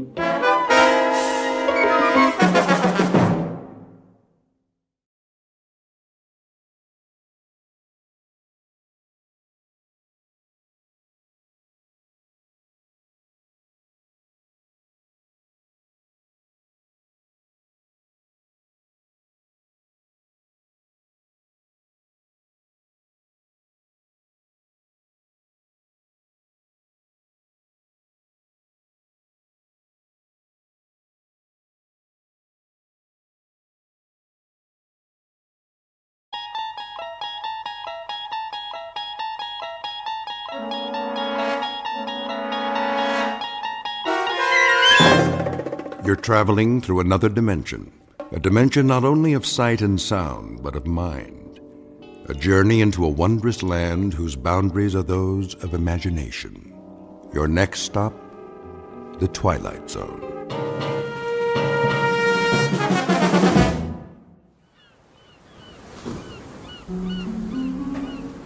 My name is Archibald Beechcraft, and to coin a phrase, welcome to my world. And a wonderful world it is. You might even call it paradise. To tell you the truth, I don't remember exactly how I got here, but I assure you I have no intentions of leaving. No intentions whatsoever. Why should I? Everything I need is here. The sand, the sea, the sky, as blue as a robin's egg, gently swaying palms, and absolutely nothing on the horizon. Nothing. And no one. Do you understand? Not a soul in sight as far as the eye can see. Only the occasional bottle that washes up on the beach. Like this one. They're all the same, with a note inside, some poor soul scribbling a message for help. Whoever reads this, I am stranded on a desert island. Please send a rescue ship at once. Stranded? A rescue ship? The fool! Doesn't he know he's finally found peace? He's escaped from the crowds, the rat race, from civilization. Obviously an imbecile. Who would want to go back to that world? Cars, subways, buses, and people. Everywhere you look, yammering away, pushing and shoving till you can't breathe, can't think. No thanks. I've had my fill of people. If you don't mind, I'll live out my days like this. Alone. Quite blissfully alone. Except, of course, for Chi-Chi, the perfect companion. Never a word of disagreement. In fact, never a word of any kind, because, you see, he's a chimpanzee. And a very intelligent one. If I'm hungry, he brings me a banana. When I'm thirsty, he climbs a tree and picks a ripe coconut. Have you ever tasted fresh coconut milk? Oh, you must. It's really quite refreshing. Hold on, Chi-Chi. What's this? A footprint? Well, that means we're not alone after all. But how can that be? This is my world. Wait a minute. Whoever made this footprint, do you suppose his name might be Friday? If so, he'll speak an entirely different language. No communication whatsoever, and plenty of room for both of us. He'll have his half of the island, and I'll have mine. Unless, of course, Friday's a female. You think it's possible? Why, I don't see why not. A lovely native girl in a sarong with big brown eyes like a Walter Keane painting, and a tray of finger sandwiches, poi, that sort of thing. Maybe some Mai Tais. Who can't speak, of course. No, why should she? She'll live in her grass hut and I'll live in mine, and we'll visit from time to time. An ideal arrangement, I'll give her a lei, a flower lei, whenever the spirit moves me. And when the spirit doesn't move me... Now where's that coming from? There aren't any telephones on my island. It can't be! A telephone booth? On the beach? Most ridiculous thing I've ever seen. Yes? Yes, who is it? Who in the... Hello, who's there? Hello? Who? Hello? Tropical Paradise, Beechcraft speaking. Hello? Hello? Oh, the alarm clock. I must have been dreaming again. What time is it? 6:30 already? This is my world, all right. And welcome to it. A brief, if somewhat jarring, introduction to Mr. Archibald Beechcraft, a child of his time, a product of the population explosion, and an unwilling inheritor of the legacy of progress. He has just begun his daily battle for survival in a world that cares not one whit for his happiness or sanity. But very soon, our hero will begin a one-man rebellion against this impersonal age, and to do so, he will enlist the help of certain unusual aids, of the sort found only in the Twilight Zone. And now, The Twilight Zone and our story, The Mind and the Matter, starring Hal Sparks, with Stacy Keach as your narrator.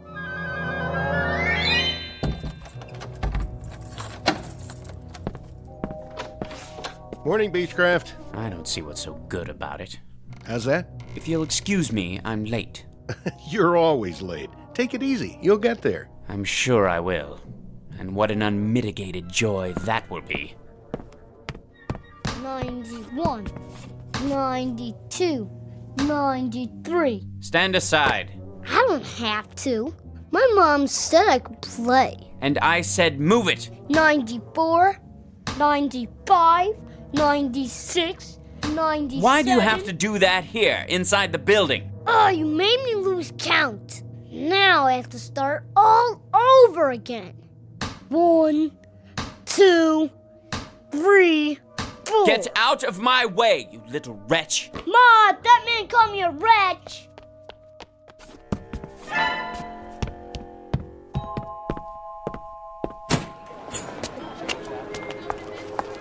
Hey, watch it, buddy. Sorry. Look where you're going. Beg your pardon. Hey, careful with the briefcase, huh? I'm late, you see.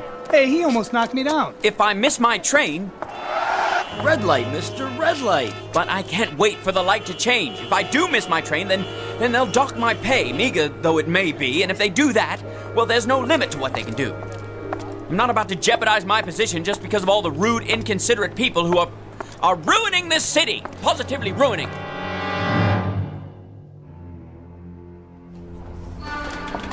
That's my train! Slow down, one at a time. But you see, officer, I absolutely must catch the 732 uptown. Keep your shirt on, pal.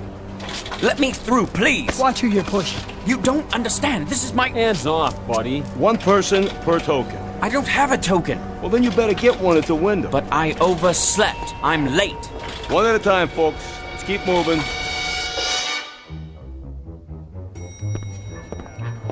Let me on, please. Hey, you stepped on my foot. Move to the back, please. This elevator's full. But I absolutely must get to the 15th floor. Why don't you wait for the next one? I can't wait. I'm late as it is. I said this one's full. Surely there's room for one more. Sorry, Beechcraft. If I could just squeeze in. Will you watch the elbow? I do apologize. Going up.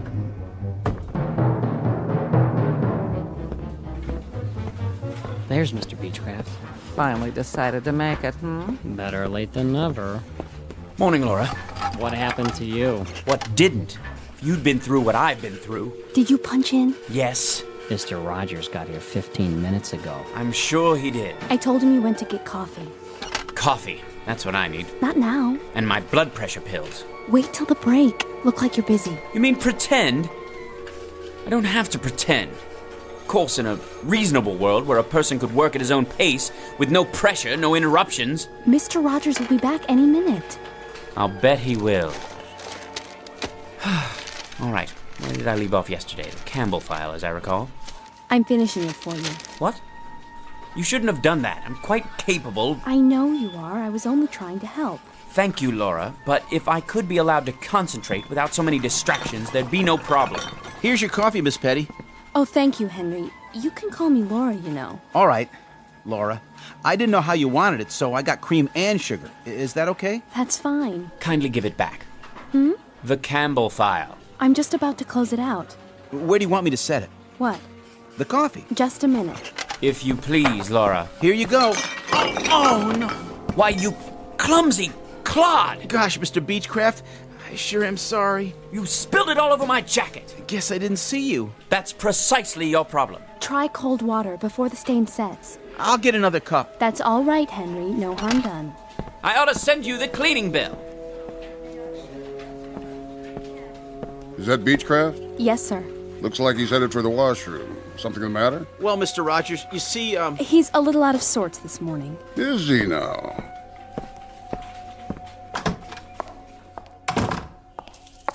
Feeling ill, Beechcraft? No, sir. Nothing like that. If you'll forgive an observation, you're not looking too well. I'm all right, Mr. Rogers. You look tired.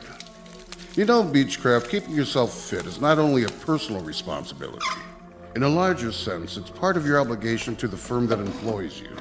Healthy body, healthy mind, and so forth. I'm not unaware of that. Then why don't you pull yourself together, man?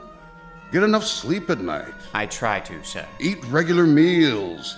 Lots of fresh vegetables, greens. Oh, you can't beat those greens for vitamins.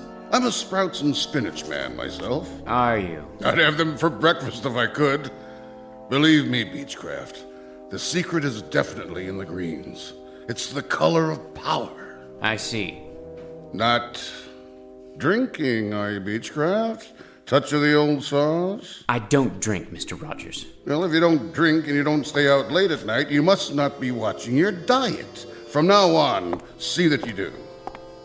If you'd really like to know, Mr. Rogers, if you'd really like to know precisely why I'm so dead tired, try coming to work on the 732 subway train every morning, then jamming into an elevator with a herd of cattle, then trying to work in that den of cacophony you call an office. Take hold of yourself, Beechcraft. Then standing in line in that so-called cafeteria during that so-called lunch hour, which is never more than 42 minutes. Oh, that's really good for the digestion. Then getting trampled to death in the subway again at 5:38 every night. Then standing in line with more people at a Greasy Spoon restaurant, followed by another line at a movie or a concert or anywhere else I care to go. But always standing in line, always getting shoved, always getting jostled, always getting pushed around by more People! For goodness sakes, man, take hold. I'll take hold, Mr. Rogers. I'll take hold when I can achieve that milestone, that millennium, that absolute perfection that only comes with solitude.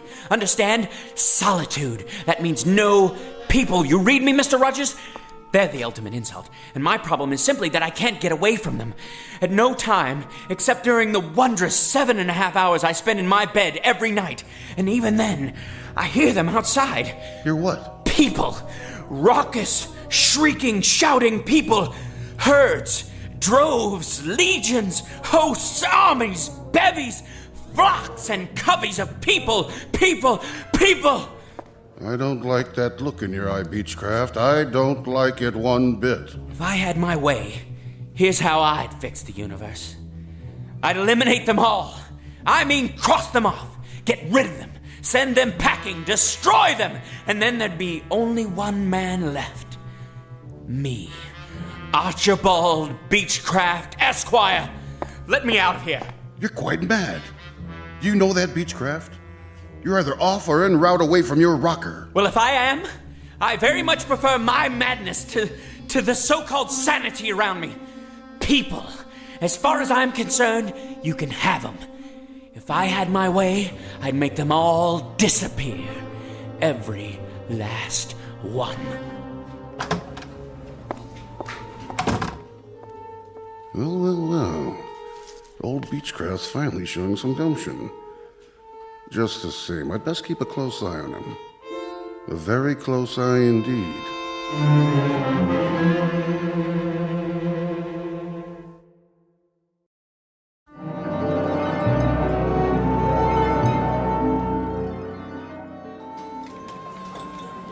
I'll have a baked fish. Yes, ma'am. Salisbury steak for me.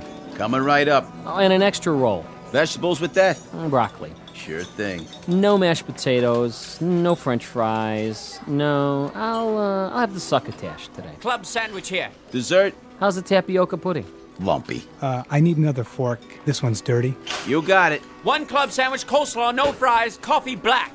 There you go.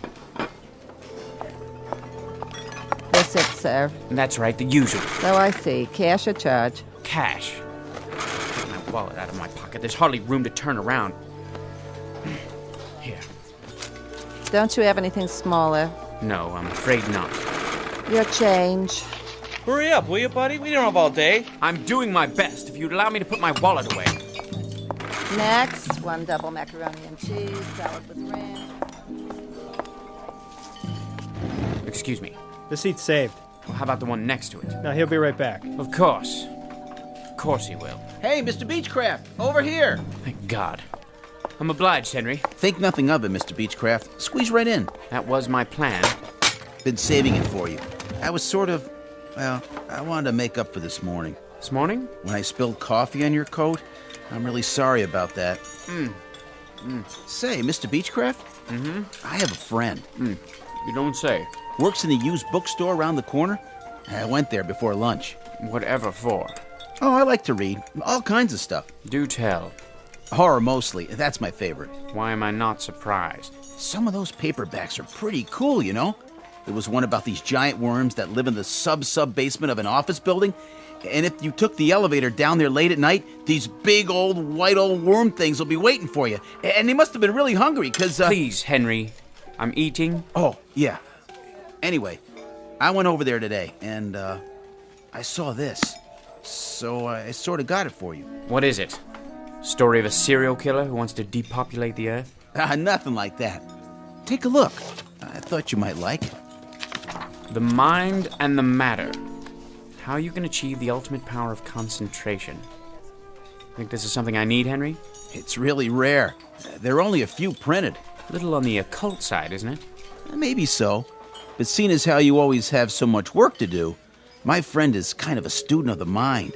He swears by this, says it's the last copy. The publisher was supposed to destroy all of them. For what reason? Too powerful. Tells you how to make people do things. Things? Would you believe it, Mr. Beechcraft? I've seen him. I've seen my friend cause a woman to do something fantastic. How's that? It's true. He was in a department store, and he saw this woman at the sale table. and he concentrated real hard on one particular thing, and Mr. Beechcraft, as sure as I'm sitting here in the cafeteria of the United Tool and Die Company, that woman, you won't believe this. What? Well, that woman picked up a chartreuse and orange scarf, paid for it and everything. She never would have bought it in a million years. Who would? But he made her do it, just like that. It's the truth, I swear. Will you please try to be more careful? Oops, there goes the coffee again. Sorry, Mr. Beechcraft. Thank you so much for the book, Henry. Now, if you don't mind, I think I'll be leaving. I've had more than my fill. Mr. Beechcraft, Chapter 3. Read that one first. Remember, Chapter 3. Right, Henry. Chapter 3. Initial phenomenon of intense concentration. Focus on a single desired outcome, then close your eyes, mental picture, repeat 3 times. Ready to go back? Not yet. I have to fix my makeup. Okay.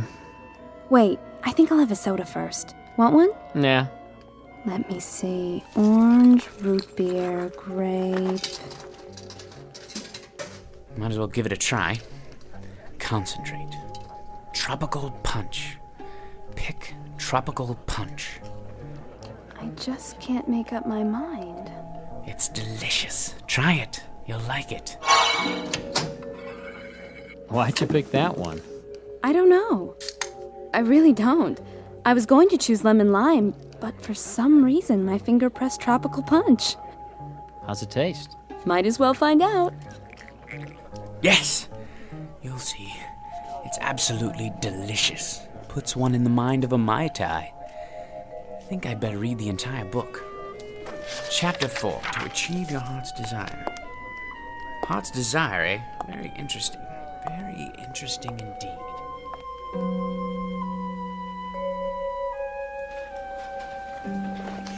The most important element is concentration. Blot out the quotidian irrelevancies that pollute your day. Quotidian? Nice vocabulary. Mr. Beechcraft? The science of the mind requires absolute adherence to the following rules. Mr. Beechcraft? What is it, Laura? Did you turn in the Campbell file? Campbell? John R. From this morning.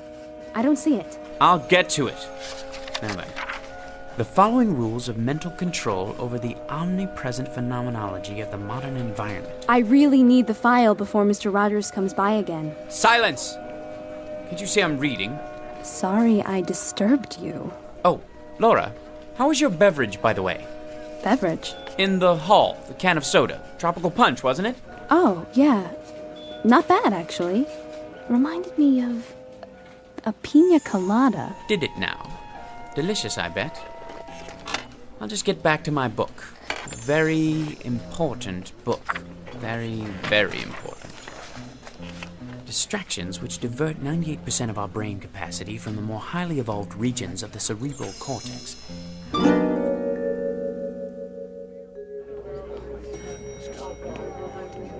Everybody going to the ground floor? Yeah. The source of the power is located in the pineal gland, or vestigial third eye. You, sir? Where the power of the all-encompassing life force. Sir, you going to the first floor too? He's talking to you, buddy. What's the matter, you deaf? What? Of course I'm going to the first floor. Where else would I be going? Watch your fingers. Going down. The more complete the mental picture, the more complete the result. Focus your mind and concentrate to the exclusion of all else.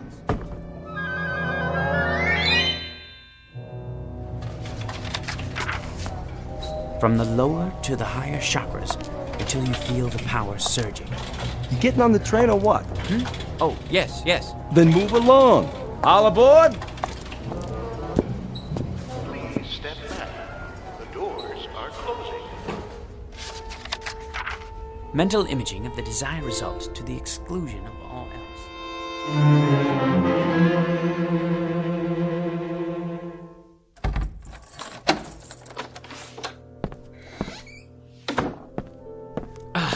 Now, where was I? Chapter 9. The energy generated by pure mind has an electrical coefficient of... Yes, The numbers are absolutely correct, unequivocally. That being the case, it stands to reason that the conclusions are correct as well. Why, the mind must be the most underrated power in the entire universe. Given the proper concentration, well, there's really no limit to what a man could do. No limit at all. Look at them down there. People. So many. I wonder, if I concentrated hard enough, could I actually get rid of... But why not? Why not? Concentration, that's all it takes. I have the power here, inside my head. Sheer concentration.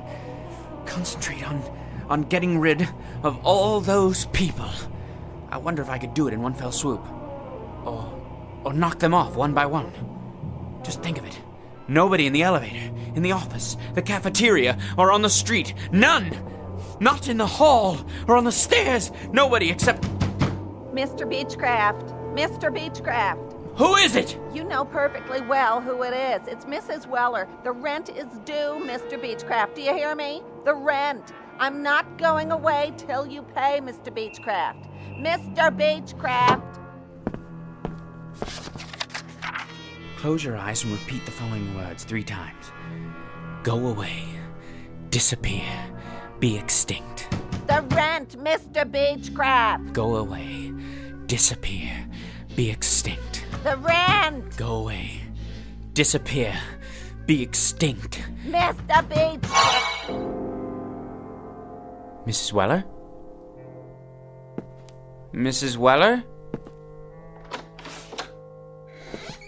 Mrs.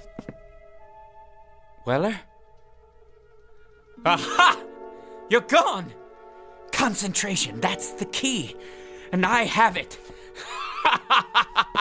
Today the landlady, tomorrow the world!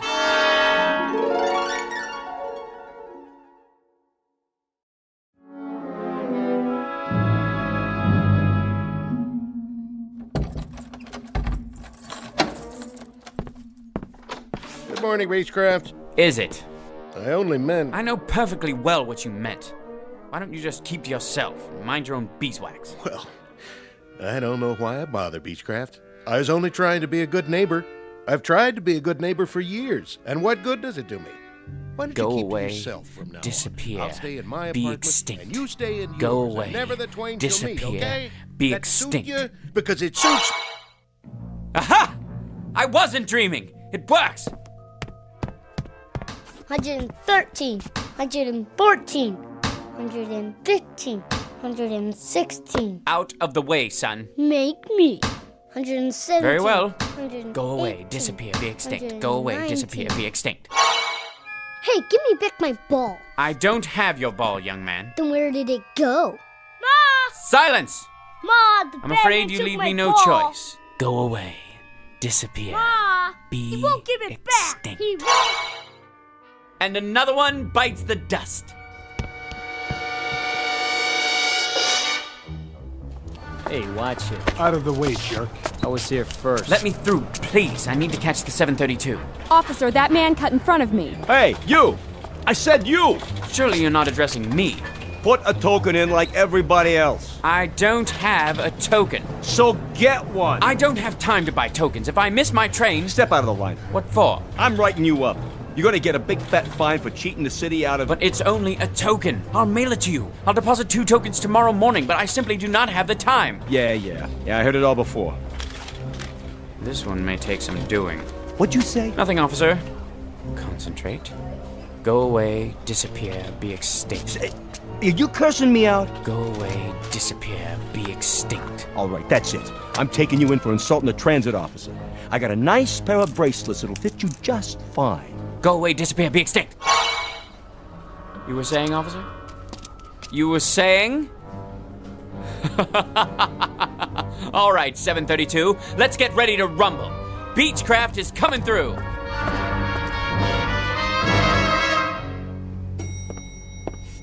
What? No line for the elevator this morning? No pushing? No shoving? My, that is unusual. Anyone else? No? All right then. Going up?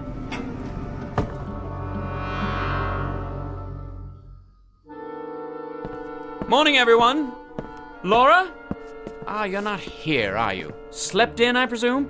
Like a great many people. Fine with me. I'll just sit down here and get to work without being rushed. Now, where was I? Oh, yes. Jones Stephen. A rather large export to the UK. I'll just see if everything's in order. At my own pace for once. Yes. Better finish this one before Mr. Rogers gets here. If he ever shows up. Now, let me see. Oh, well and good. A major improvement. Only, when I finish this and the other files, what else is there to do? With no one breathing down my neck, how should one occupy his time? Isn't it time for lunch yet?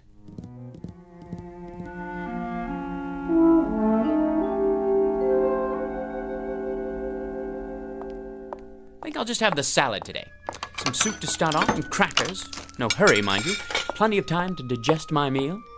Where to sit? Why, any table at all? The morning paper. What's new in the world today? White House.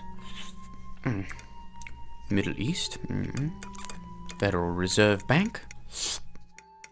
Oh, it's no use. I hate eating alone. And worse than that, I'm bored. If only I had someone to talk to. One person, that's all. Someone quiet, well-mannered, intelligent, someone like me, in other words. That's it. Concentrate, Beechcraft, concentrate. You called? It worked. Of course it worked. Don't you have any confidence in yourself? Pleased to meet you. The name's Beechcraft. I know. And your name is? Archibald. Call me Archie. You too. Call me Archie as well, if you like. I like it just fine. How's tricks, Arch, old man? Bit on the slow side this morning. Look here, Arch. This isn't working. Wouldn't you agree? Why not? Let's be frank. Too much of a good thing. Well, I wouldn't say so. But you're thinking it. Let's just say I'm temporarily accessible to suggestions about how to occupy my time. Face it, you're bored to tears. Solitude is one thing, but loneliness is quite another. Loneliness. I despise people, loathe them. And I, Archibald Beechcraft, have done away with them. For good and all, mind you, for good and all. I'm leaving. You haven't finished your lunch. I don't have much of an appetite. Thought about any alternatives? Alternatives to what? To this. It's like an empty movie set in here. I don't even want to think about what it's like outside. Look at yourself. You don't have idea one about how to fill the day. People are bad enough, but inactivity's even worse. You're talking nonsense. I'm content. I'm honestly and truly content. For the first time in my life, I have managed to rid myself of the worst scourge there is.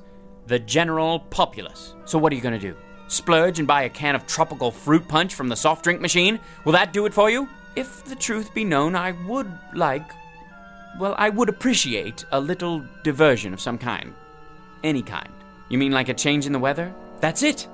Perhaps a little unseasonal rain. Or a lot of rain. Let's make it a tropical storm with thunder and lightning. The works. That should shake things up. All I have to do is concentrate. Not that exciting, is it? Maybe we need to add something spectacular. Like an earthquake. Sure you want to do that? Why not? Here goes. You mean there it goes? I can imagine what the office looks like right now. My desk! All your files on the floor. Gonna take some sorting. Enough! No earthquake and no storm either. Forget it! So now what, Arch, old man? I've had it for the day. I'm gonna take the rest of the afternoon off. And do what? Stroll down the street? Take a ride on the subway all by your lonesome? Boy, I'll bet the old apartment building's quiet as a tomb. It's starting to get to you, isn't it? The thing of it is, I don't care much for people, but it's difficult not having anyone. Present company excluded. I guess it's a trade-off. That's the crux of the problem. Frankly, there isn't a breed of human being that I can stomach. Ever think of a Cocker Spaniel? I never cared much for animals either. Most of all, though, I can't stand people. Thanks. Well, except for you, naturally. But that's because you're a higher class of individual. Wait a minute. That's it! That's what? Why didn't I think of it before? People I can stand. That's what I'll do. I'll create people who are just like me. A world full of Archie Beechcrafts.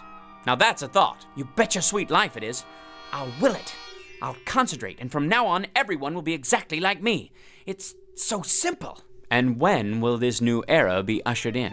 Tomorrow morning, I'll re-people the earth. Nothing but my kind of folks. In fact, why wait? How about right now? 15th floor, everybody off. Look at them, like sardines. Rude, thoughtless people. Worthless, every last one. Nobody has any manners nowadays. Late. Thanks to them. Listen to them. They sound just like me. You're not kidding. Take a gander at their faces. They look like us, too. A rather handsome lot, you must admit. Where are they headed? Back to work, I presume, those who chose not to dine in the cafeteria. A sight for sore eyes, eh, Archie?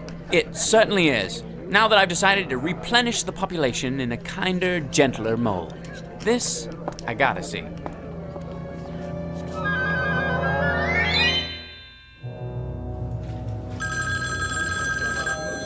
United Tool and Die, one moment, please. You son of a noise, miserable noise. I'll go out of my ever-loving mind. Keep it down, I'm trying to work. Can't hear myself think. People. Is there no respite? Herds, droves, legions, armies, hosts, bevies, coveys of people. Deliver me, please, deliver me. Hear that, Arch? I've heard more than enough. You asked for it, you got it. A sty. That's what it is. Nothing but a pigsty. A people sty. Had it? Undeniably. Finally getting through to you, huh? Without a doubt. A lot of me is just as bad as a lot of them. You said it. So, what's to do now? Nothing else to do but put it back the way it was. Just like that. Just like that. Mind over matter. Concentrate. Go away, disappear, be extinct. Go away, disappear, be extinct. Go away, disappear, be extinct.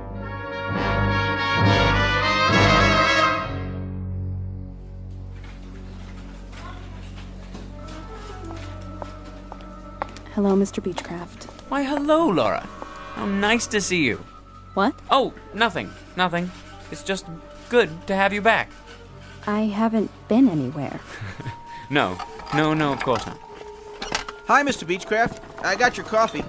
Miss Petty, Laura. You didn't have to do that, Henry. Careful now.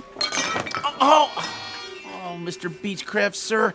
Please forgive me. You should be more... Forget it, Henry.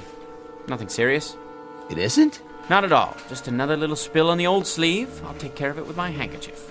Gee, thanks, Mr. Beechcraft, for being so nice about it. Tut-tut, my lad, tut-tut. Something else, Henry? I was just wondering, sir. Yes? That book I gave you? Did you get anything out of it? Not really. Why don't you take it back? You sure? Frankly, it's a lot of pap. Interesting, but totally unbelievable. And now, if you'll excuse me, I think I'll get back to work.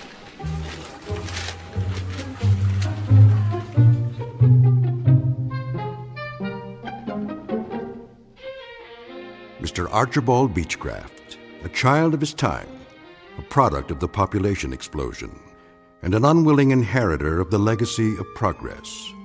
A man who has just found out through trial and error that with all its faults, this may well be the best of all possible worlds, people notwithstanding.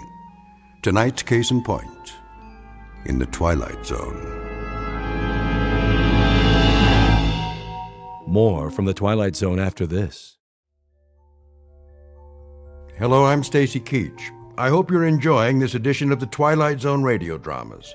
To learn more about this series, be sure to log on to our official website at twilightzoneradio.com. You'll find special discounts on our Twilight Zone audio collections, listings of our radio stations, links to other websites, and a photo gallery of our recording studio and some of our stars in action. Plus ways to contact us with questions or comments about the show. And for a limited time, when you log on to twilightzoneradio.com, you can send in for a free CD of the show. So be sure to visit us at twilightzoneradio.com.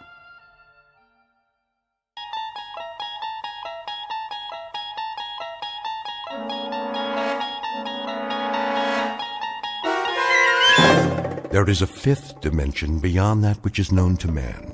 It is a dimension as vast as space and as timeless as infinity. It is the middle ground between light and shadow, and it lies between the pit of man's fears and the summit of his knowledge. This is the dimension of imagination. It is an area which we call the Twilight Zone.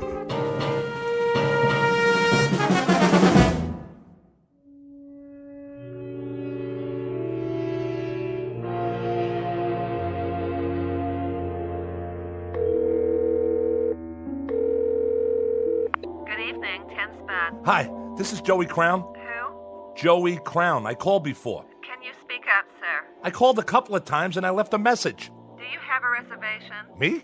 No, not exactly. I mean, this is Joey Crown, the trumpet player. I'm having trouble hearing you. Did Baron get my message? I don't know about any message. The band's on now. I can hear that.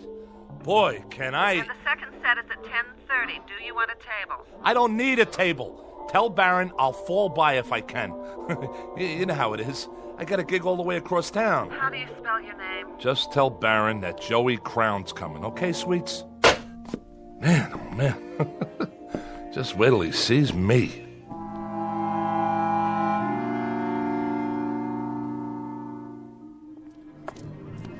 Hey, Bobby, what's happening? Name? You know me. It's... Wait a minute. Who are you? You have a reservation. Hey, pal. We've been waiting for a half hour. We got in line. How you doing? Sorry, folks, but I'm supposed to be inside. Hold on, I gotta check the list. I'm not on the list. See, I got a gig here tonight. Oh, you're in the band. Well, not in it exactly. Baron knows I'm coming. He'll let me sit in, I'm sure of it. First show's sold out. If you want to put your name down for 10:30... Just tell Baron, all right? He'll comp me. Hey, fella. Hang on. There's been a little misunderstanding. No, I mean, I know you. You do? Didn't you used to be Joey Crown? Used to be? What do you mean used to be? Crown. Sorry, man. You're not on the comp list. If you want to wait in line... Hey, hold on. See this? It's a trumpet case. I'm not some piker. I played with Baron lots of times.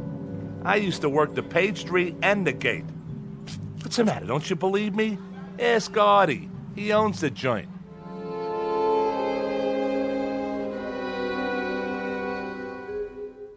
Meet Joey Crown, a man who made music, or used to. A little man with a funny rubber face whose life is a quest for decent billing and other impossible things, like flowers in concrete or trying to pluck a note of music out of the air and put it under glass to treasure. Because it is a treasure to him, and if the truth be told, to a lot of people who heard him play when he was hot, when he could take a tune and turn it inside out with a dented, beat-up golden horn. His solos were the stuff legends are made of, until he took a turn for the worse. For a while now, the only notes to come out of his trumpet have been, well, slightly sour and off-key. Joey Crown, who in just a moment will decide to leave the earth for a steady gig in another kind of club, one located in an out-of-the-way place we call the Twilight Zone.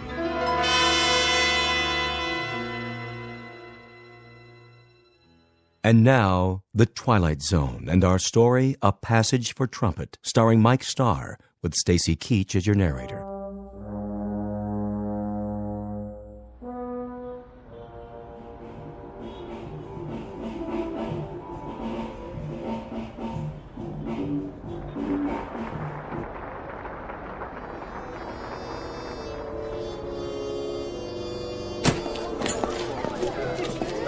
You could take 5 out here if you want, Mr. Barron. Sure thing, Artie. You guys just played a smoking set. Thanks. Yeah, thanks. I came in early on the bridge. You did all the changes. Nice set, boys. Was it okay? I couldn't tell. That sounded good to me, just the way I like it. Sure was. Man, you guys know how to swing. Who's that? Too dark to see. I think it's... Hey, Joey. What do you say, Baron? What are you doing here? Well, what do you think? I brought my axe. What for? I thought you might need somebody with a horn. I already got my sideman, Joey. Sure you do. But I was thinking I could sit in, for the second set. Not tonight. Just a few choruses. Maybe some other time. Why not? You know how good I can play. Easy, Joey. But why? The last time you played trumpet for me, you loused it up. I did? I had to share you with a bottle. Bottle? Me? Oh, you got the wrong guy. You and that horn don't belong together on the same stage anymore. You mean 6, 7 months ago? That was just a bad night. I forgot what it tastes like. I'm on the wagon now. Way up. That right, Joey. Who's your brass section? Right here. Meet my new trumpet player. Yeah? That was him? Yeah, that was me. Don't get me wrong. He sounded great in there. Really cooking. But what do you think I am, some kind of a lush? Listen, Baron, I know what that stuff does to me. I ain't an old man yet. Me and my horn got a lot of years left. I could be a #1 boy again. Club dates, sessions, the whole bit. Hey, take it easy. What do you think I'm gonna do? Chuck it all away in some bum habit? Be serious. Listen, man, this is one mellow horn, and I got sweet music in me. A whole lot of it. You know yourself, when I open the case and pick that thing up and blow, I can make 'em cry. That you can, Joey. I remember. So what's the big deal? I can come in behind your man on the bridge. Then I sit out while he takes his solo. Then we trade choruses, and I... You dropped something, Joey? That's not mine, honest. I never saw it before. It was in your coat pocket. I saw it the minute you walked up. Come on, boys. Let's go back in. No, you come on, Baron. What are you trying to do to me? All I need's a chance. Okay, it's showtime. Go on. I'll be right there. All I need's a chance. One shot. That's what you need, all right.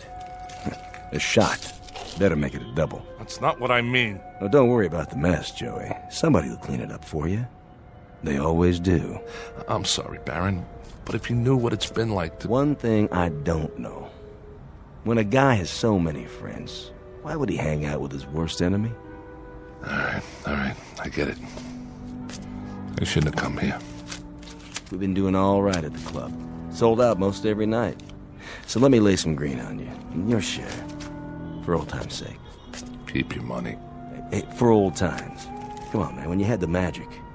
Remember? Harry James, Max Kaminsky, and Berrigan, and Butterfield, and Diz, and Miles. Man, you had a little bit of all of them. And you traded it for some bad booze. Well, you got took. That was no kind of a deal. You got the crummy end of the stick. I don't want your charity, okay? I got one question for you, Joey. Why'd you throw it all away? Maybe because I'm sad all the time. Because I'm nothing anymore, and I know it. Because from now on, I'll live and die in a crummy one-roomer with dirty walls and cracked pipes. I'll never have a girl because I'm an ugly little gnome. I'll never be anybody again because half of me is that horn. I can't even talk to people without it. That's my language. Go easy on yourself, Joey. Oh, but when I'm high, Baron, when I'm high, I can't see how dirty the walls are. I don't see the cracked pipes. I don't even know the clock's running, that the hours are going by. Then I'm Gabriel. I'm Gabriel with the golden horn. And when I put it to my mouth and blow, it comes out jewels. It comes out a symphony. It comes out the smell of flowers and summer nights. It comes out beauty. When I'm drunk, Baron. Only when I'm drunk. Take care of yourself, son. Oh, man. I got so much misery. I got so much sadness. I'm nothing. I'm just plain ordinary nothing. Oh, I'm so tired of hanging out.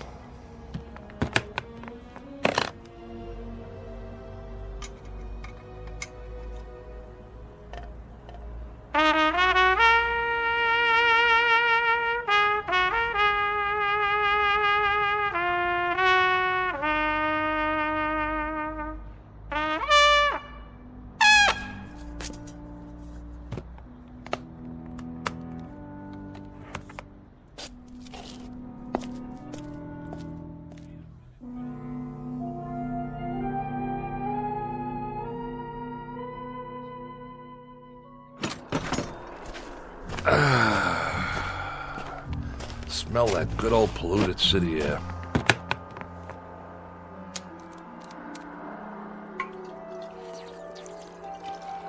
All right, Joey.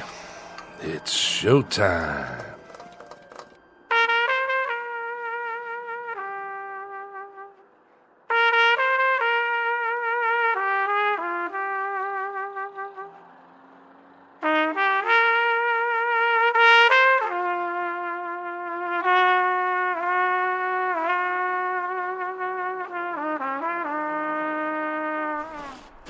Here, I got a right to sing the blues, all right?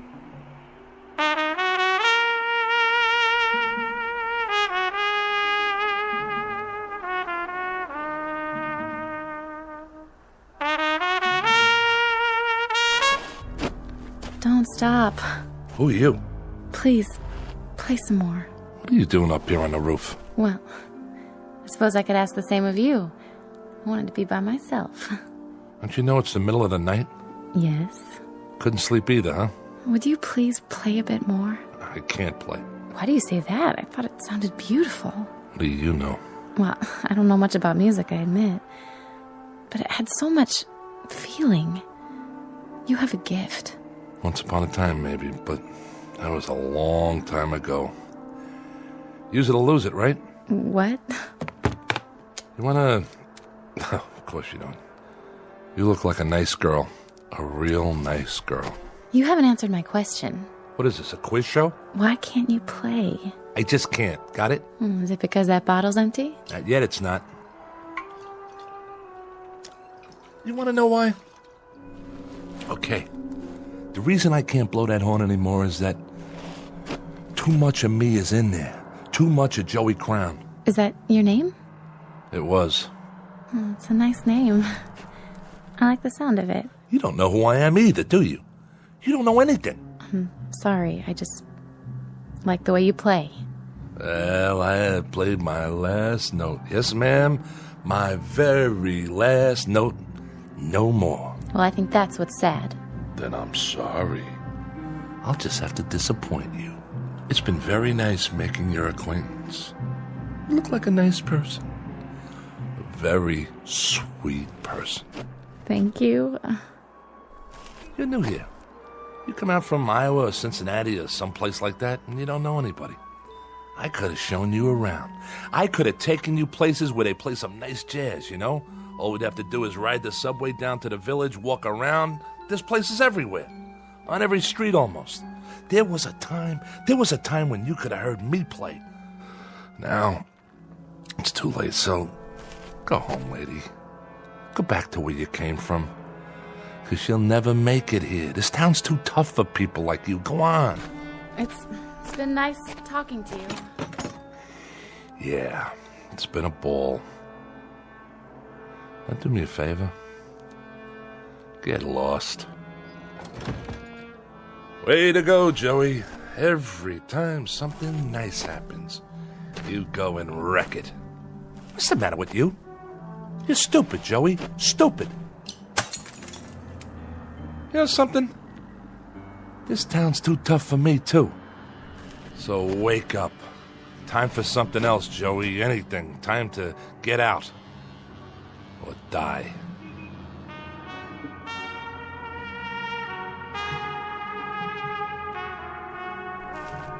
Oh. Wait a minute. The heck is that? Nobody ever played that good, not even Joey Crown. Nobody on this earth.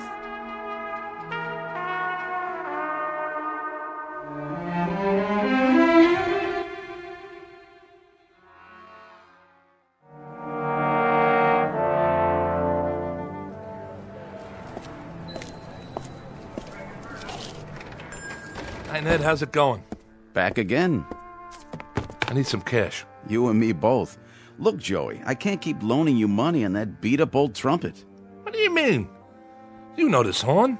It's got a tone you wouldn't believe. That's the trouble. They all sound great when somebody's playing them. Look around. I got enough instruments to equip Sousa's band. I need another bugle like I need my taxes raised. But this horn's been around. It's got character.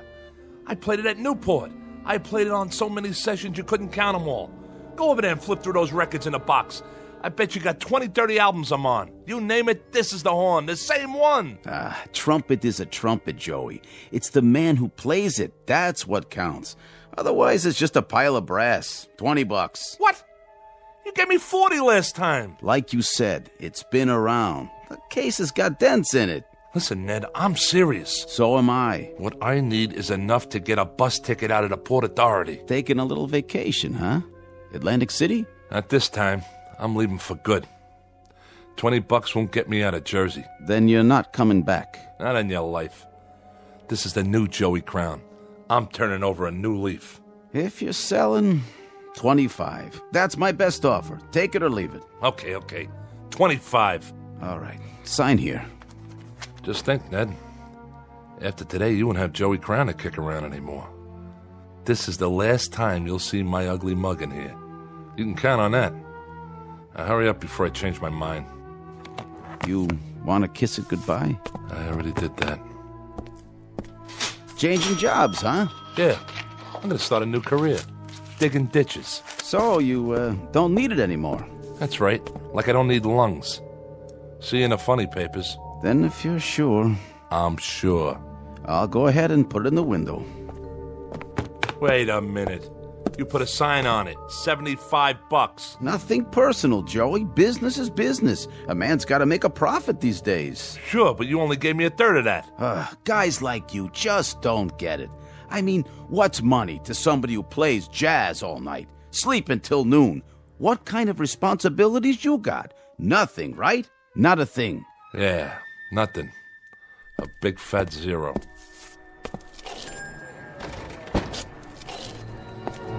Hey, mister, watch where you're going. Get out of my way.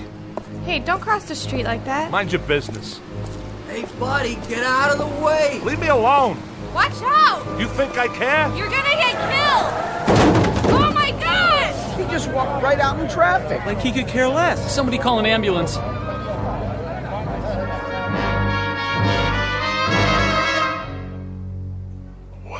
What? Stand back, folks. The paramedics are on their way. I'm sorry about that, officer.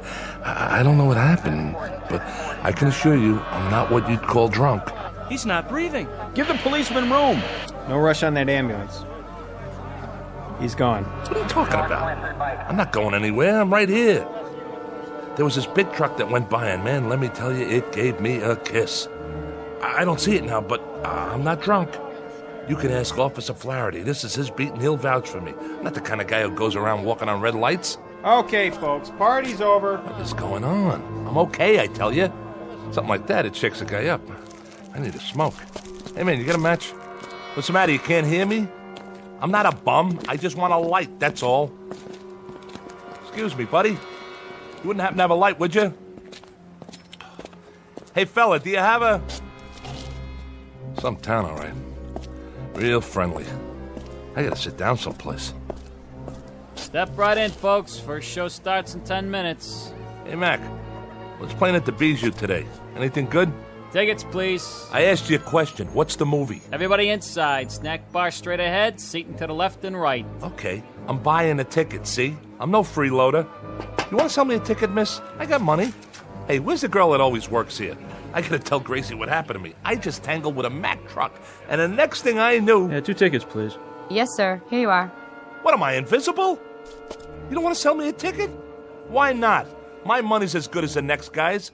If you don't want to sell me one, then I'll just go see the manager. What do you think of that? Where's Vincent? He's an old friend of mine. Vince? Where are you? Anybody? That's what's wrong with this town. Nobody's got manners anymore. You'd think I was someplace that nobody ever heard of, like I'm some kind of untouchable. I mean, at least when you talk to people, they could say a couple of words when you ask them for a match or a ticket or something.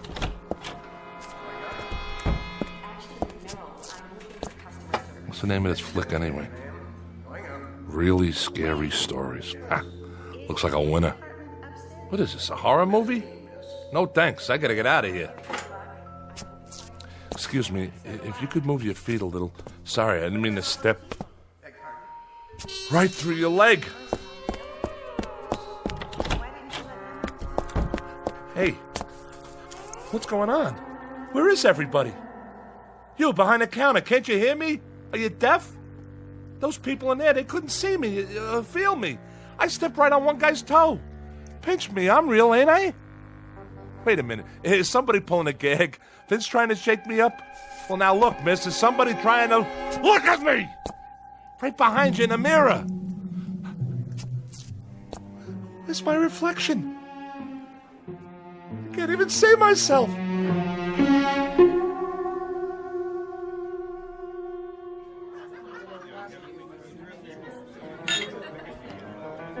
So, I'm dead. Can you beat that? I'm DOA. Just plain old deceased. 2 margaritas, Nick. Coming right up. And another round for table number 2. You got it. Could you pour one for me while you're at it? Guess not. How does that go? Water, water everywhere, and not a drop to drink. You get it, don't you? I'm a ghost, see? That truck must have done it after all. Understand? I'm haunting you. Ain't that something? At last, for the first time in the short, miserable life of Joey Crown, he was finally successful at something. Hey, Nick. Hey, how you doing, Mr. D? Yeah, how about a Manhattan transfer? No ice. You got it. Nick, huh? Charlie must be off. Of course, if he was here, he couldn't hear me either. None of you can hear me. And nobody can see me. I used to come in here a lot. I don't recognize any of you people. And you wouldn't have noticed me. I mean, I'm not the kind of guy anybody'd notice. Guess I'm kind of like a little blob or something. But Charlie used to give me a little drink now and then on the house. He was a real nice guy. You know what he did one time? You know what he did? He went out and got an old Buddy Rich record from way back when I was playing with him. And on the record, there's this long solo with me on the horn. And Charlie goes and orders it like a big surprise for me and puts it on the jukebox. Oh, would you believe it? Nice thing for old Charlie to do. When I was still alive. Thanks, Nick. My pleasure, Dollface. Funny thing, though. I mean, if this is it, what happens next? I just go walking from place to place till it gets dark? This could wear a guy down. I mean, nobody to talk to, nobody to listen to. Not even a horn to play. Not anymore. Oh, excuse me. Am I in your way? Not that you care, huh? You can walk right through me, because I'm just a ghost. Plain old nothing little man and a plain old nothing little ghost.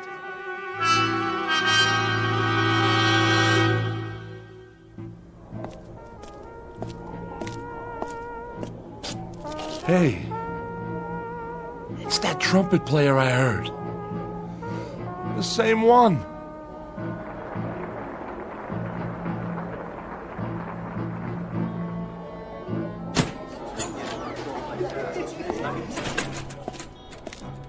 You're good. Real good. Thanks. I mean it. The tone's so clean and pure. You got some chops. Who's Baron? Oh, he took the night off. I see. Wait a minute. Yeah? You said thanks. That's right. Then, I can't believe this. You can hear me? Sure I can, Joey. I hear you just fine.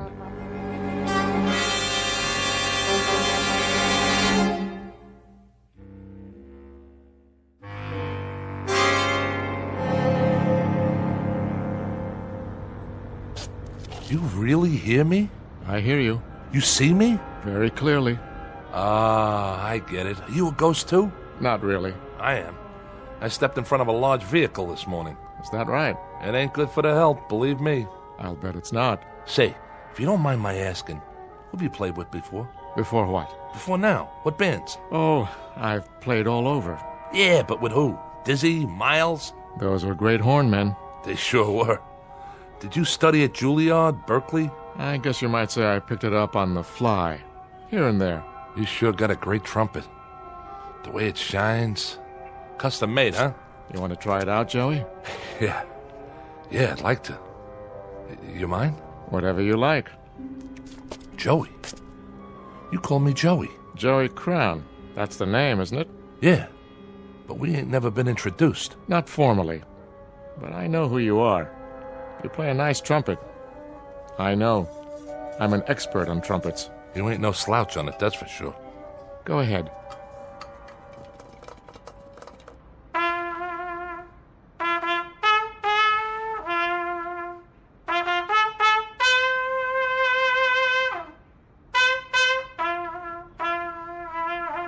Not bad, Joey. Not bad at all. Yeah, ain't that something? I can play again. Now that it doesn't matter anymore. What do you mean by that? Now that I'm dead. How come you know who I am? You say you're not a ghost, you're not dead? Nope. And neither are you, Joey. I'm not? By no means. But what about that truck? What about it? And what about The people in the bar, in the movie theater, the girl in the ticket booth, the people in the street. Oh, them. Well, you see, they are dead. But that doesn't make sense. How? They're the ghosts, Joey. They just don't know it. Huh? You're losing me. Sometimes, to make it easier, we have to work it that way. We let them go on in a life that they're familiar with, and they never know for a long while. But that's why they can't hear you. You're the one that's alive. But like I said, I stepped off that curb. That you did. And right now, Joey, you're in a kind of limbo. You're neither here nor there. You're in the middle. You're on a break between sets, so to speak, waiting to go on in the real world or the shadow world. Which do you prefer, Joey? Which? Well, just what do you think? I want another chance. Think it over, now. I have thought it over. I used to think I was getting dealt from the bottom of the deck, but you know something? I just forgot how much I had already. I forgot about the music I could make on the horn and how nice it sounded. I'd have to agree with you there. And going to Charlie's and talking to people, real people, and maybe going to the movies now and then.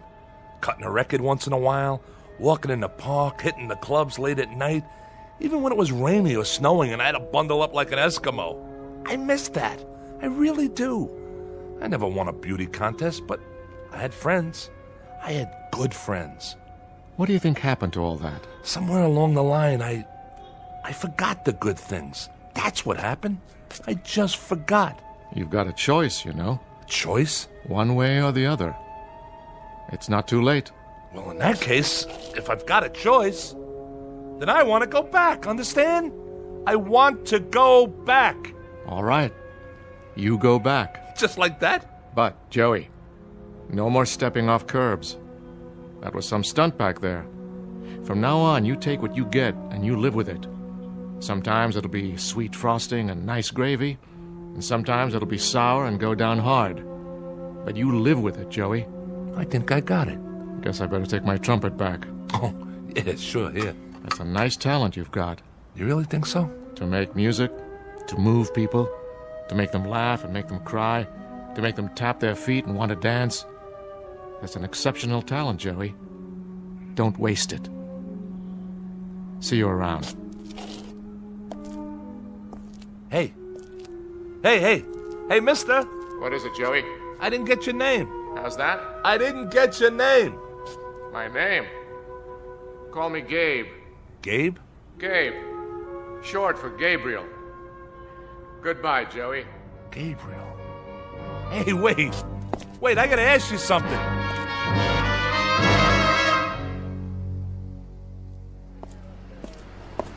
Hey, mister, watch where you're going. Get out of my way.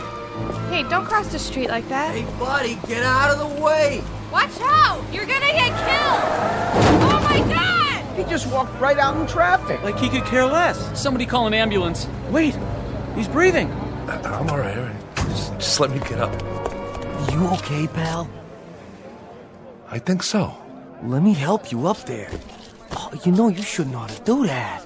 Stepping off the curb like that. It's lucky I just grazed you. Don't worry about it. No harm done. He's all right. Oh, thank God. He could have been killed. Well, look. I am 14 years without an accident. That right?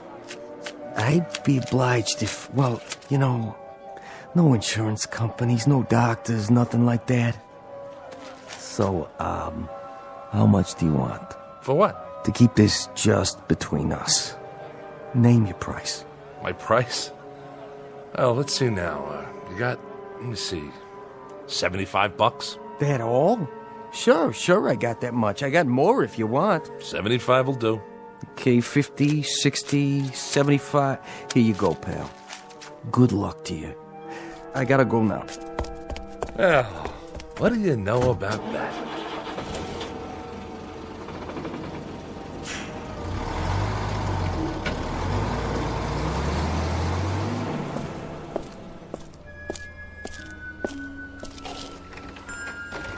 Hello, can I...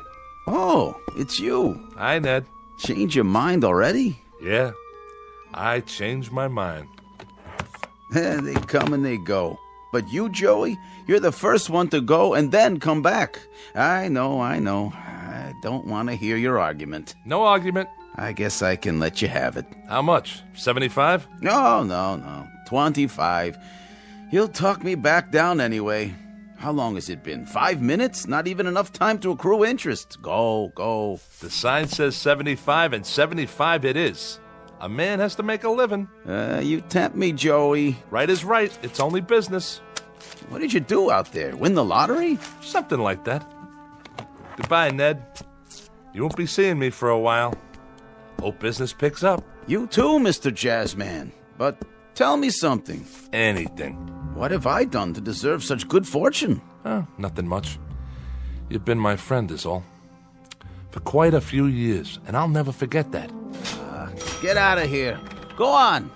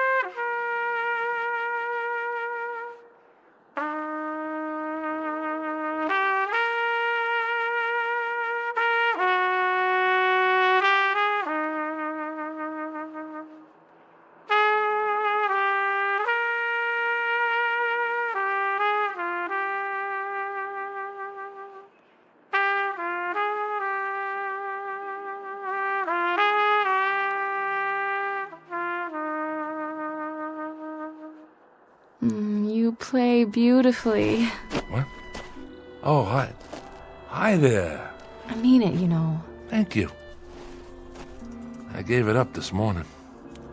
And I'm taking it back. Me and the bugle, till death do us part. I'm glad you changed your mind. So am I, you don't know. Still can't sleep, huh? I'm not used to the city. All the noise. I know. Like a regular symphony, isn't it? I guess so. I've never been to New York before. I just moved in. Yeah? You'll get used to it. It's an okay building. Better than the other ones I've lived in. Sometimes you have to bang on a radiator to get the heat going. Why do you do that? Why? Because the super hears you and then he fixes it. If he doesn't, just let me know. I'll talk to him for you. Name's Joey, by the way. Joey Crown. I know. How? You told me before. Oh, yeah. Listen, I'm sorry for that stuff I said. Don't be. My name's Nan. Pleased to meet you, Nan. I was hoping you'd come back. You are? You're the most interesting person I've met in New York. Yeah, sure. There's a lot of guys around here. Most of them ain't little apes like me. I mean it. The most interesting. And the nicest. I love your music. Honest? Honest. Will you play some more, Joey? Sure, I'll play some more. I'll play whatever you like, for as long as you like. What's your favorite song? I don't think I have one. Well, I know a couple you might like. Well, that would be nice. You know, you might get to like it here. It's not a bad town. I'm sure it isn't. Maybe you could show me some of it, Joey. If you have time. Me? Oh, I got time, all right. I got nothing but time from now on. I'll show you everything. The Battery, Central Park, the Village. I'll show you 52nd Street, and we'll hear some good jazz. I mean good. I'll take you to Charlie's. You'll like Charlie's. It's a great place. And you know what? You're not going to believe this, but he's got a record of mine when I was playing with one of the big bands. At least I think he still has it. If he doesn't, there's a little pawn shop I know that has all kinds of records in back. And we can pick up a copy and bring it home and listen to it.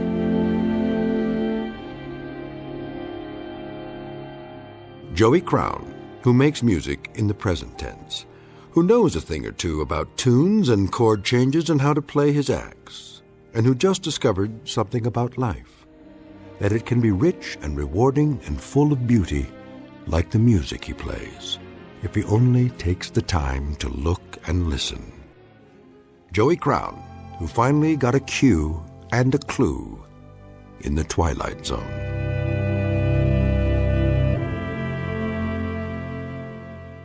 More from the Twilight Zone after this. Hi, this is Carl Amari, producer of the Twilight Zone radio dramas. I'd like to take a moment to tell you about our official website at twilightzoneradio.com, where you'll get the latest news and information on these Twilight Zone radio dramas. Plus, at twilightzoneradio.com, you can digitally download 3 free episodes or any of our episodes for only $1.95 each. In this age of ever-changing technology, we've decided to make these episodes instantly available to you by making the Twilight Zone radio dramas a digital download-only series. This means that this series will no longer be offered on CD. The CD collections at our website are now being offered, while supplies last, at buy one, get one free. So be sure to get your favorites before they're sold out. Be sure to visit us often, and I'll see you in the zone.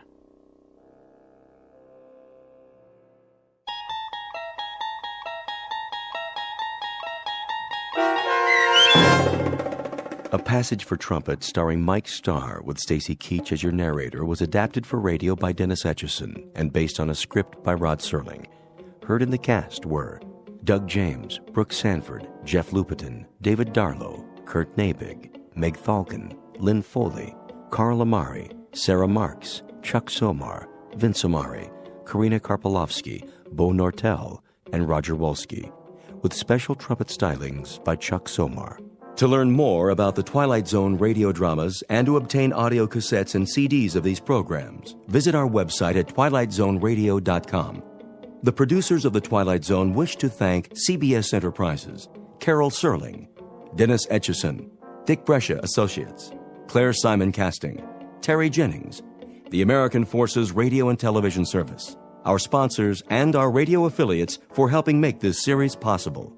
This copyrighted radio series is produced and directed by Carl Amari and Roger Wolski for Falcon Picture Group. Doug James speaking.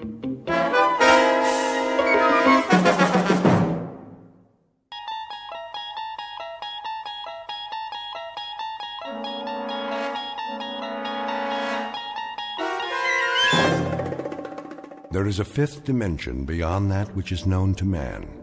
It is a dimension as vast as space and as timeless as infinity. It is the middle ground between light and shadow, between science and superstition. It lies between the pit of man's fears and the summit of his knowledge. This is the dimension of imagination. It is an area we call the Twilight Zone.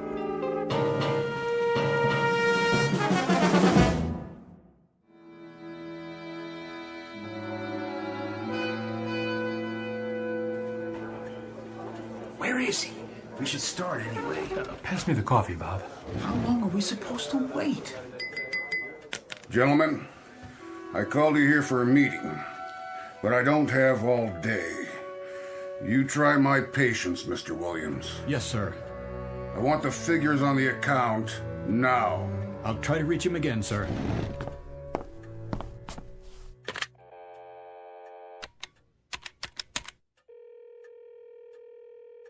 Put me through to Jake Ross's secretary. Yes, I'll hold. Williams, we're still waiting for your Mr. Ross. I'm trying to get him now, sir. Is this Jake's office, Joni? Yeah, I'm fine. Mr. Williams! I know he's out to lunch, but there was a conference called for 2 o'clock and it's 2:30. Yes, Mr. Mizrell's office. Where is he? All right, then check. Tell him to get his keister back here fast. Well, where is your protege with the multi-million-dollar automobile account? She's calling around the usual places, Sardi's East to Colony. Don't be an idiot. He's due any moment, sir. Probably stuck at a big client lunch or something. More likely a big martini, or 3, or 4 of them. Mr. Mizrell, I assure you He was too young to put on this account. I told you that, Williams. Much too young for so large and important an account. See? I knew it. Here's Jake now. Message regard Williams? Give me that. We have been here now for 34 minutes, Mr. Williams. This is a note from Jake Ross. Would you be so kind as to share its contents with us? I can tell you the sense of it very quickly, Mr. Mizrael. It's Jake's resignation. He's moving to another agency. And? And he's taking the automobile account with him. That account represented a gross billing of millions of dollars a year. And how many times have you promised it to me? This is as much a shock to me as it is to you, Mr. Mizrael. Don't con me. It was your pet project, yours. And it was your idea to give it to that little college greenie. Get with the program, Williams. Get with it, boy. I'm sorry. So what's left? Not only has your pet project backfired, but it sprouted wings and left the premises. I'll tell you what's left for us in my view.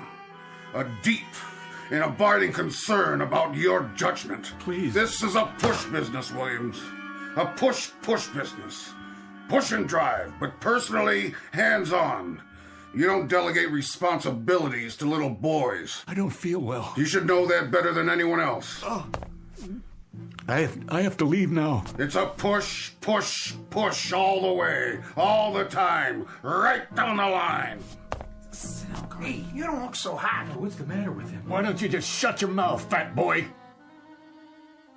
And who precisely are you addressing? Who do you think, you ugly, bloated, self-important old...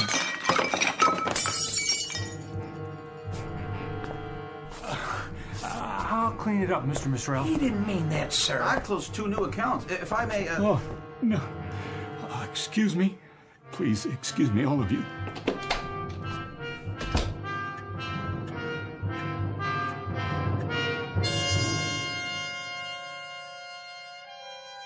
This is Gart Williams, age 38, a man protected by a suit of armor all held together by one bolt.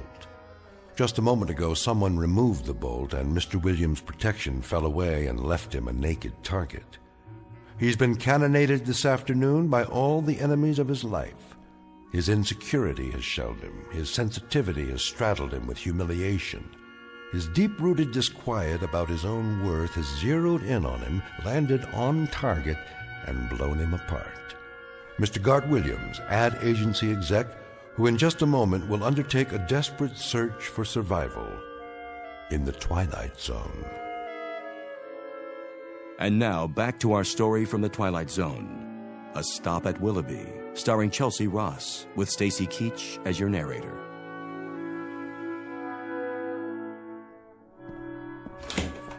Oh, hi, Mr. Williams. You have some messages. I put them on your desk. Thank you, Helen. Are you okay, boss? Just, let me sit down for a minute. You don't look so good. The ulcer's acting up again. Oh, no. Don't worry about it. I'll be fine. You should take it easy. I can get you some lunch. No, thanks. Sure? Something plain? I think I'll go home early today. Oh, good idea. Well, can I get you anything first? Yeah. Anything at all? A sharp razor. What? And a chart of the human anatomy showing where all the arteries are.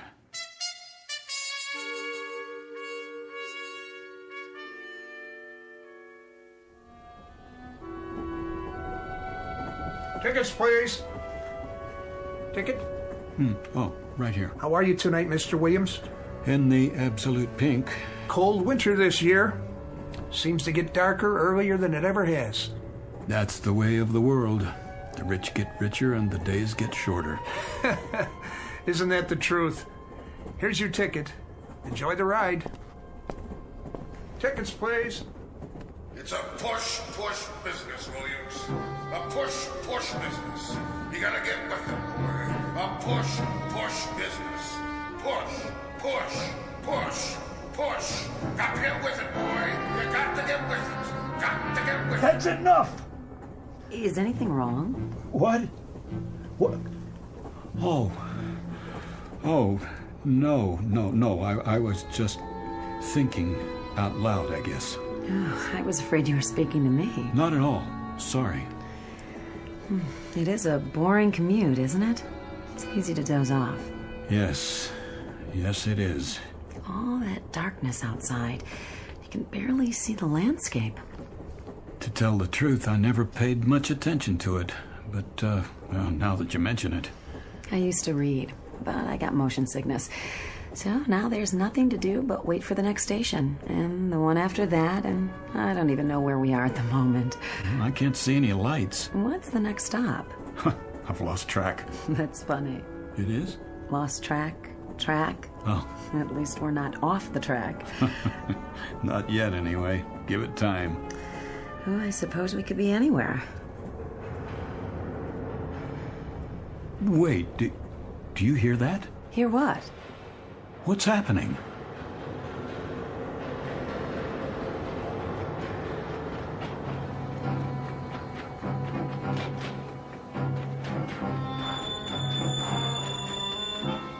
Miss? Where are you? Willoughby! This stop is Willoughby! What do you mean, Willoughby? Where's Willoughby? That's Willoughby, right outside. There's no place called Willoughby on this line. I've taken this train hundreds of times. Where's the woman I was talking to a minute ago? Woman, sir. This car's empty. And the light. Why is it so bright outside? Well, why wouldn't it be? Sun's out. The sun? It's summer. That's what she is. Mid-July. And a real warm one, too. No, it's not. It's November. What is going on? Why are you dressed that way? That ridiculous old hat, the uniform. Where's the regular conductor? Willoughby, 5-minute stop. Wait. What is this place? Already told you. Willoughby. But that's impossible. Take a look for yourself. But those clothes... The horses. What is this, a practical joke? No, sir. It's Willoughby, July 1888. Nice place, don't you think? And there's the woman I was talking to. Where did she get that parasol? You'd have to ask her. Getting off? Well, this isn't my stop. Miss, you there? Why, hello, Mr. Williams. Good day to you. Hold on. Can you tell me... Shall I open the door? No, You ought to take a look around sometime. Peaceful, restful, where a man can slow down to a walk and live his life full measure. If you're not getting off, you'd best take a seat. Yep, right on schedule. All aboard!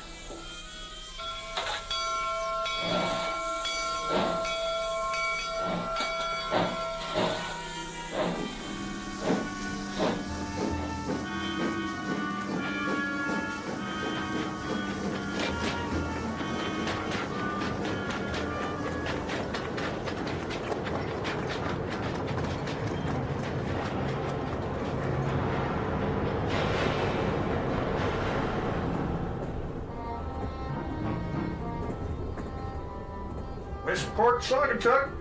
Pardon me, sir? What? Oh, what did you say? I didn't mean to bother you, but I didn't want you to miss your stop. Is this it? No, that's all right. You got back on. I did? Oh. I must have dozed off again. I don't blame you. At least you got a little rest. I guess I did. A little rest and an idiotic dream. Why do you say that? Ever hear of a town named Willoughby? I don't think so. Willoughby where? Willoughby, Connecticut, I guess, or Willoughby, New York. Not on this run. Are you sure? There's no Willoughby on this line. Westport, Saugatuck, next stop.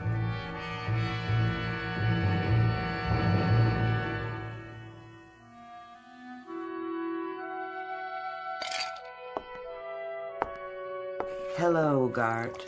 Jane? I didn't hear you come home. That's all right. I figured you'd notice sooner or later. Oh, I see. So that's how it's going to be.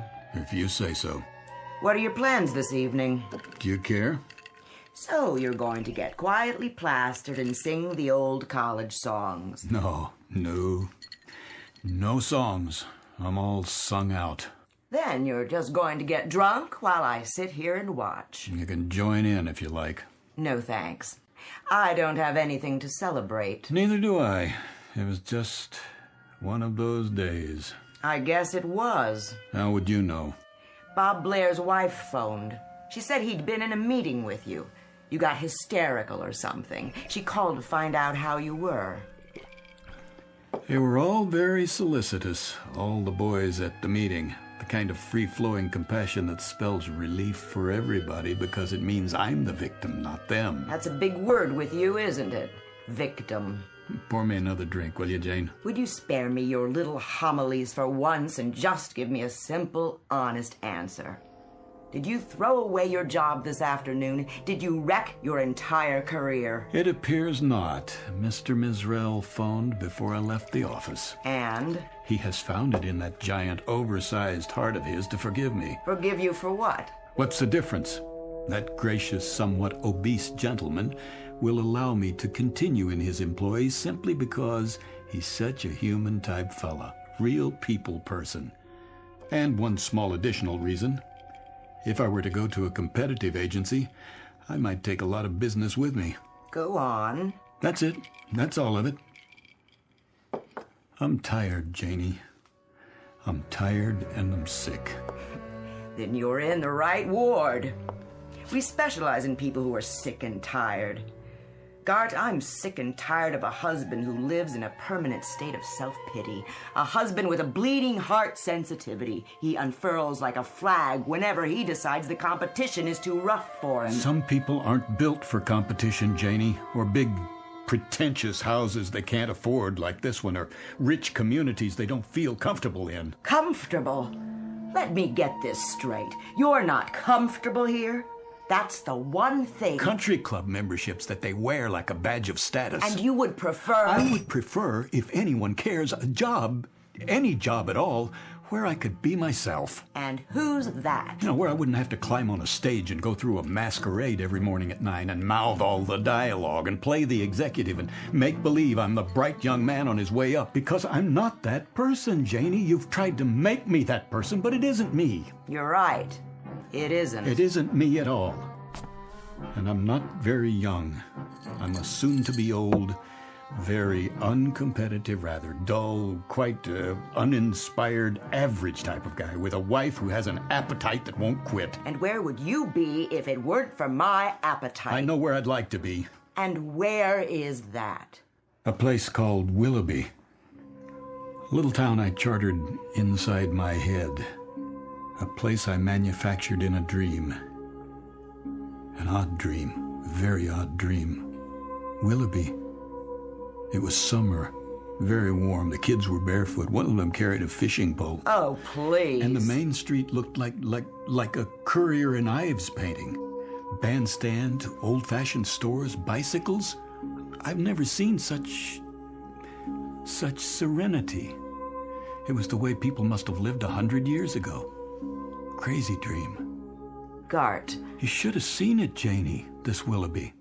It wasn't just a place or a time. It was like a doorway that leads to sanity. Nothing serious, Gart. It's just that you were born too late, and your taste is a little cheap. You're the kind of man who could be satisfied with a summer afternoon and an ice wagon pulled by a horse.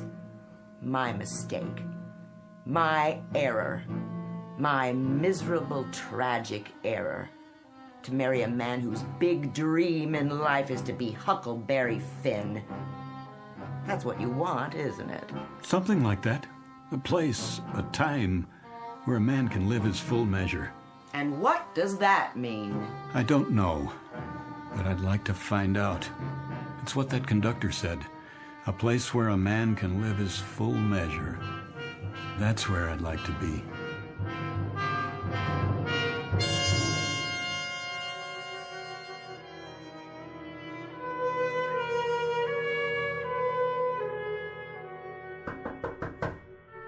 Yes?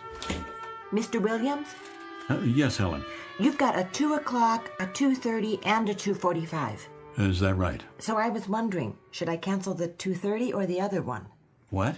The 2:45. Which? Oh, the 2:30 is the man from the baby food company. He's got an idea for an ad campaign, remember? And the one after that is about the frozen fish account. Uh-huh. Tough call, huh? No. Well, I mean, it is. No, I was just wondering. Which one to cancel? Not that. What would happen, do you suppose, if I weren't here? When? For the meeting. Either one. Take your pick. Me? Or both. You want me to cancel both meetings? It's a hypothetical question, Helen. Oh, but you are here. Of course I am. But what if one fine day I just wasn't? Well, I guess they'd have to wait around till you got back. And if I didn't come back? Then they'd reschedule. And if I never came back? Never? Ever. Not in 100 years. Well, in that case, somebody else would get the account. Is that all that would happen? And I'd miss you. You would? We all would. It's almost 2, so should I tell them you're not back from lunch yet? Who? The 2 o'clock and the 2:30. No, I'm here. You have their files? Somewhere. I brought them in. I'm sure you did. But if you haven't had time to look at them yet, maybe I should tell them to reschedule. That would be a lie. Not exactly. I can say you were at a long lunch. No more lies, Helen. Not in this office. I don't have the stomach for it.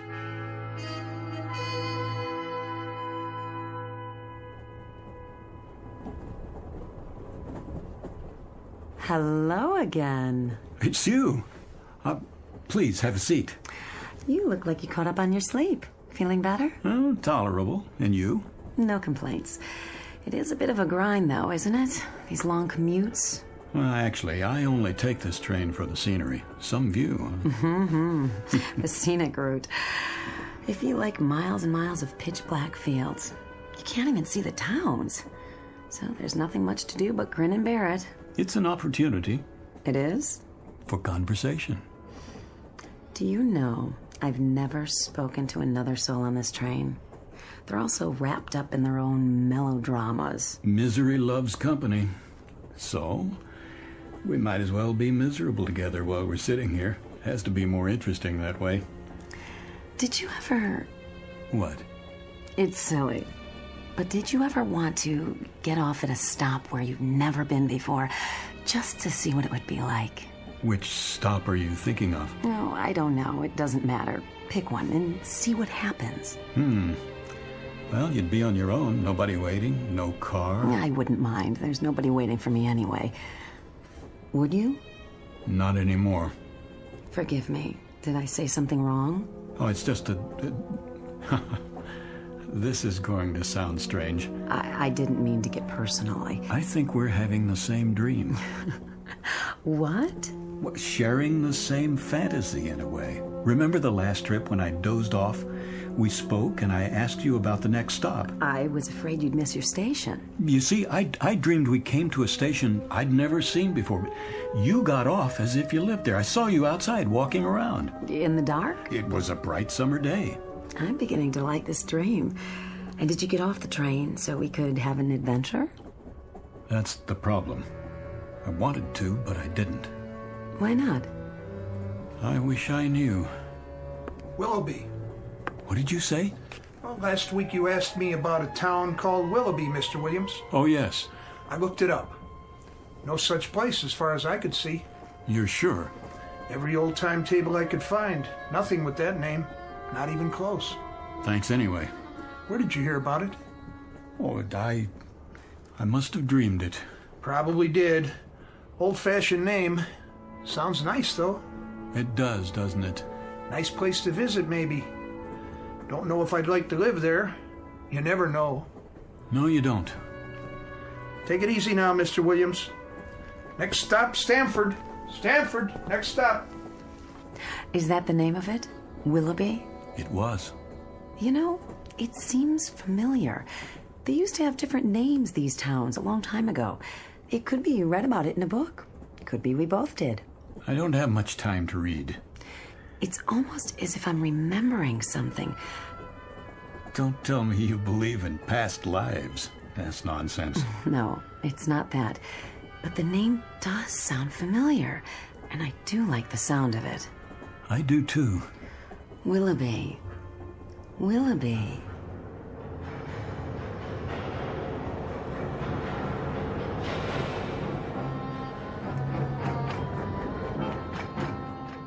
Willoughby.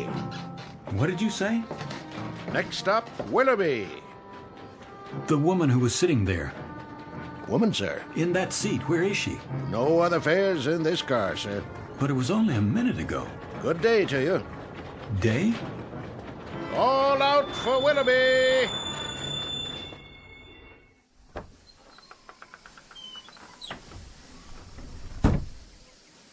It is day. Getting out, sir? Quick, what year is this? Why, 1888, sir. What else would it be? I don't know. I've been away for a while, have you? Lost track? Yes, in a sense. How long is the stop at this station? Long enough to drop off and pick up. You have a ticket for Willoughby? No, Then you'd best take your seat, though it is a fine, balmy day. A place where a man can live his life full measure. Yes. Hello there. Hi. You did it. You got off. Of course. This is where I live. It's such a lovely afternoon. And I do believe I'll take a walk in the park with some of my friends. You're quite welcome to join us if you'd like. All aboard! Wait, the train started moving. Goodbye, Mr. Williams. If I can jump to the platform... Oh, no, don't do that. I can make it. Too late. I can make it. Don't. It wouldn't be safe. Another time. Yes, another time. We'll make a day of it.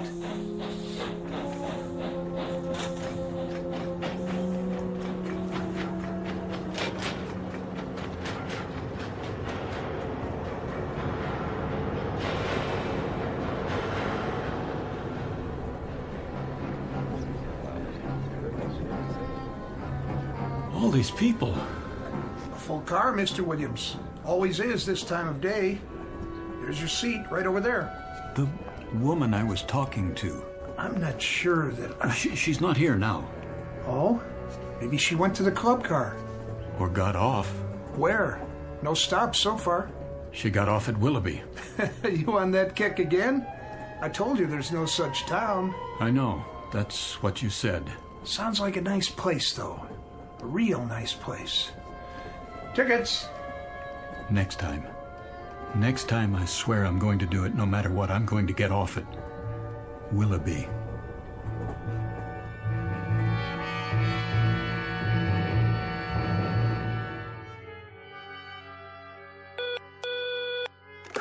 Yes, Ellen. It's the big man on line 1.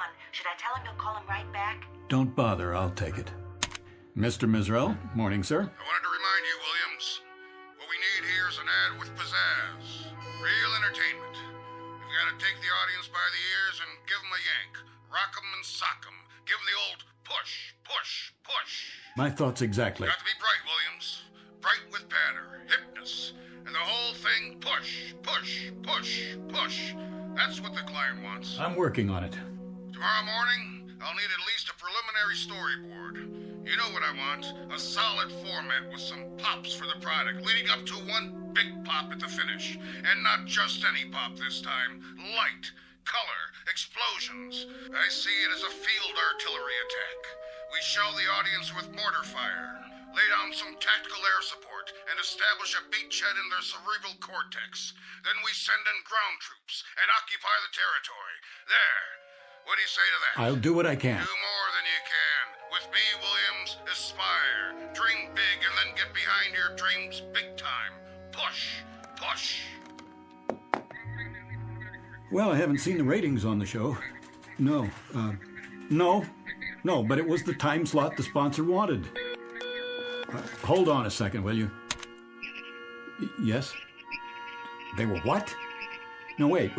Helen? Yes? What film outfit did the commercials on the Bradbury account? The negatives are all scratched. They're screaming bloody murder at me. I'll send a fax. Oh, and Mr. Mizrell would like to see you in his office. I'm gonna have to check it out for you, okay? Mr. Mizrell, sir, he got disconnected. He seemed rather insistent. Are you all right? You look so pale.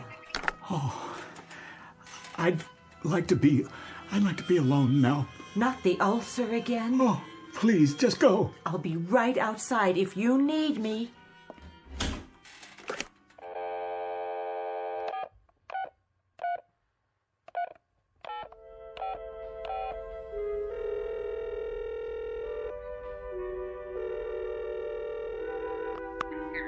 Janie, this is Gart, honey.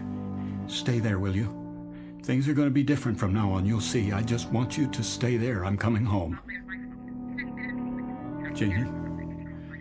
Janie, please listen.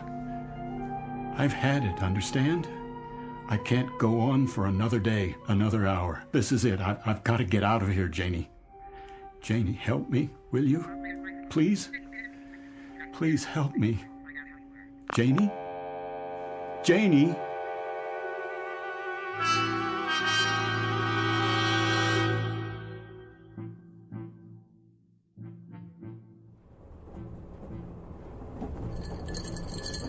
Another scotch, Mr. Williams?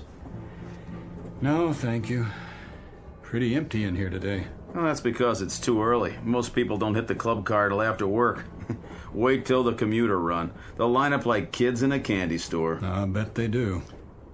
You going home early today, Mr. Williams? Yeah, my wife's waiting for me. Oh, she is, huh? That's nice. At least I think she is. You call her and tell her? That I did. I just hope she got the message. Oh, I bet she did. Gonna take her out for dinner and everything? If she's there. Well, if she's not, you can just kick back and watch the game. Have the place to yourself. You win either way. That's right. I'm the winner, not the loser. That's the way to look at it. Let me ask you something. You know that woman? Which one? She rides the train the same time I do. Except today because I'm running ahead. Uh-huh. What does she look like? Well, she wears an old-fashioned long dress and she carries a parasol. In here? Oh, no. No, I'm sorry. Not in here. That's not what she wears on the train. Only in Willoughby. Willoughby? Where's that? That's just it. I don't know. Oh, forget about it. I don't know what I'm talking about. I just thought she might have come in here. Just till she gets to her stop. Not many women in here today. So I see. You okay, Mr. Williams? A1. Top drawer. See you next time. Sure thing. If there is a next time. Oh, you changing schedules? I might take some time off. Good deal. Vacation, huh? That's right. A vacation. A long one.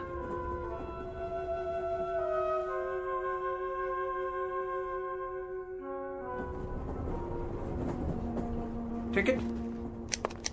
Hey, you're early, Mr. Williams. What? Decided to call it a day, huh? Yes, yes, you could say that. Well, enjoy the trip. Oh, conductor. Something else? You wouldn't happen to have a light, would you? You want a cigarette? They have matches in the club car. No worse than a drink, I guess, if that's your poison. But you can't light up here. You have to wait till we stop at a platform. Of course. I was just wondering if you could bend the rules this time. It's been quite a day. I need to unwind before I get home. I used to smoke 2 packs a day. Had to give it up, though. Doctor's orders. Right. Said it was cutting years off my life. So I decided to stick around. You want to do that, don't you? Yes. As a matter of fact, I do. That's why I'm going home. There you are, then. I have another question for you. Yeah? That woman, the one I talked to.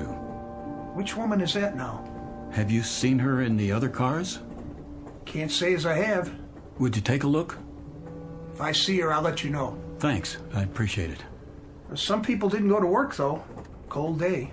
Yeah, maybe that's it. Be colder tonight. That's what they say. Looks like snow. You keep warm now. I'll try. Next stop, Stanford. Stanford.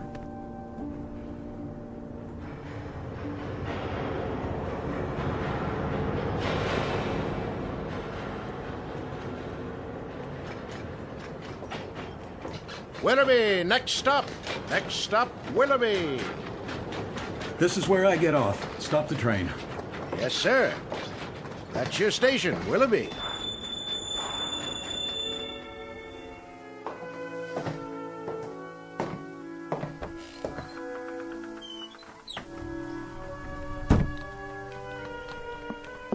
Need a hand with your baggage? I don't have any. Nothing at all? Not a thing. A good day to you, then. Yes, it is. It really is. A beautiful day.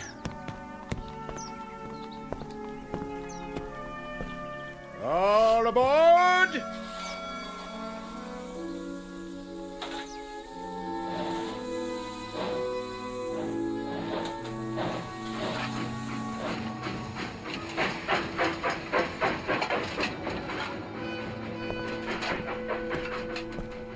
Hi, Mr. Williams. Hi. We're going fishing. I can see that. Catch some big ones today, huh? The biggest you ever saw. Wanna come? Maybe some other time. It's pretty hot today. Yeah, we're gonna get a sunburn, then go swimming. That'll be fun. Come on, we got an extra pole, and there's plenty of fish. I'll bet there are. Bye, boys. Catch one for me, okay? Sure.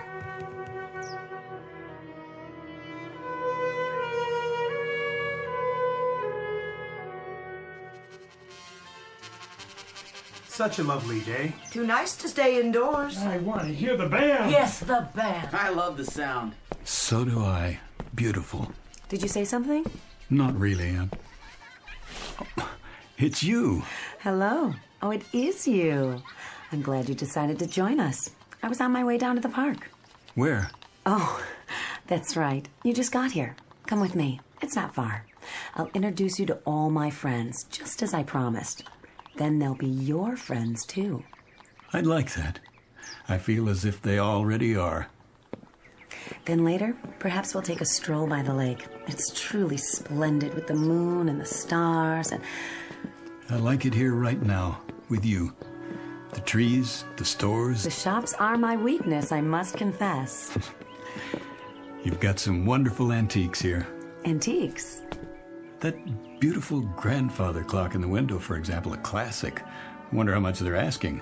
It's quite reasonable, I'm sure, even though it's new. But it can't be. Come along now. We'll be late.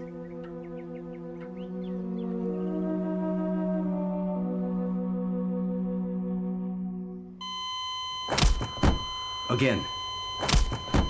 Again. It's no use. There's no pulse. It's a crying shame. He wasn't very old. You say he just jumped off the train? Right here, in the snow, in the middle of nowhere. Never saw anything like it. Poor Mr. Williams. He shouted something, ran out, opened the door, and that's the last I saw of him. Thought he went to have a smoke or something. Now, a heart attack, probably. Yeah, if the fall didn't get him. Well, he must have died instantly then. At least he didn't suffer. Look at his face. Like he's at peace. Yeah, that's the way to look at it. All clear. Let's move it out. Where should we take the body? Out of the local mortuary for now. Willoughby's funeral parlor? That's the one. They'll hold him till somebody contacts the family. All right, let's put him on the stretcher. Okay, you ready? 1, 2, 3, lift!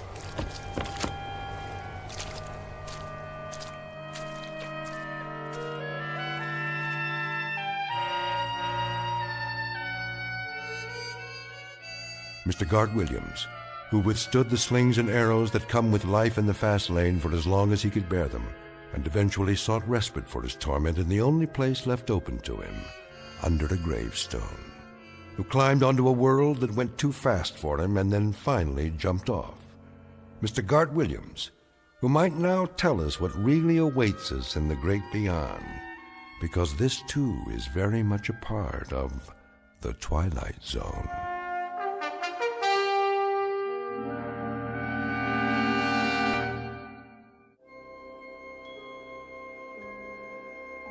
Hi, this is Carl Amari, producer of the Twilight Zone radio dramas. I'd like to take a moment to tell you about our official website at twilightzoneradio.com, where you'll get the latest news and information on these Twilight Zone radio dramas. Plus, at twilightzoneradio.com, you can digitally download 3 free episodes or any of our episodes for only $1.95 each. In this age of ever-changing technology, we've decided to make these episodes instantly available to you by making the Twilight Zone radio dramas a digital download-only series. This means that this series will no longer be offered on CD. The CD collections at our website are now being offered while supplies last at buy one, get one free. So be sure to get your favorites before they're sold out. Be sure to visit us often, and I'll see you in the zone.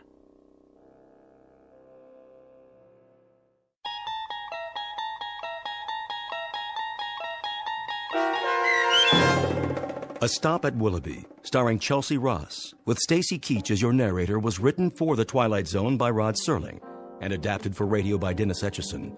Heard in the cast were Rich Komanik, Peggy Roeder, Turk Muller, Lynn Foley, Laura Russell, Tony Castillo, Roderick Peoples, Linda Ryder, Jeff Lupetin, Mike Aljadeff, and Adam Tangway. To learn more about the Twilight Zone radio dramas and to obtain audio cassettes and CDs of these programs, visit our website at twilightzoneradio.com. This copyrighted radio series is produced and directed by Carl Amari and Roger Wolski for Falcon Picture Group. Doug James speaking.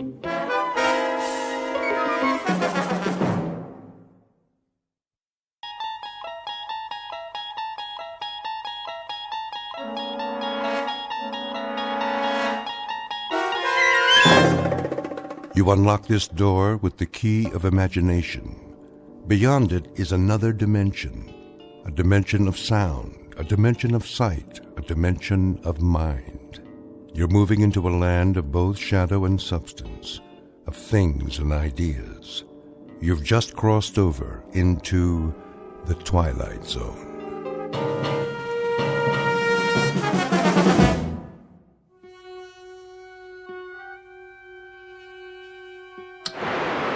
See me, Harvey? And hear you, loud and clear. How's the monitor picture? Still distorted. And we've got a few minutes left. Check your controls. Make sure the red switches are all on. Check. Now the blue ones. Check again. Any overloads? Well, your amperage is steady, voltage and input. You sure you want to go through with this? You sound positively funereal, Harvey. I sound the way I feel. I'm helping you because you asked me, Paul. I can give you my support as an engineer. But enthusiasm is something I just can't dredge up. No sense of adventure? A sense of wonder, perhaps. And a sense of concern for a friend who's placing himself in jeopardy unnecessarily. You could just as well test the process with a lab rat or a monkey, but with yourself. Why? A monkey can't take field notes. But if you're so sure it works... I know it works. The challenge now is to use it, to better the world if possible. Otherwise, it's just a machine that moves atoms from one temporal location to another. Sort of like a shuttle bus between centuries. Take it to the physics department, then. Publish your work officially. Do you know how much funding you'll have? You'll also have a Nobel Prize, if that means anything to you. It doesn't. In fact, it's what I don't want. If it's possible to change the past for the better, then it's equally possible to do the reverse. I can't take that chance. The world can't. Put this invention in the wrong hands, we're all through. If it is possible, I'll eliminate some of the suffering. If not, I'll know I tried. But, either way, I'll destroy this machine as soon as I get back. You're in focus now, Paul. Good. That gives us 3 minutes to countdown. You've entered 3 sets of coordinates. Check. Paul. And I've got what I need. 1 tube of Dramamine, 1 Japanese pocket dictionary, 1 hunting rifle, disassembled with a telescopic sight, 1 long-range hollow point round. I'll only have the chance for a single shot. Anyway. Wait a minute. Harvey, where is it? Paul. Where's the cartridge? I have it. Well, give it to me. All right.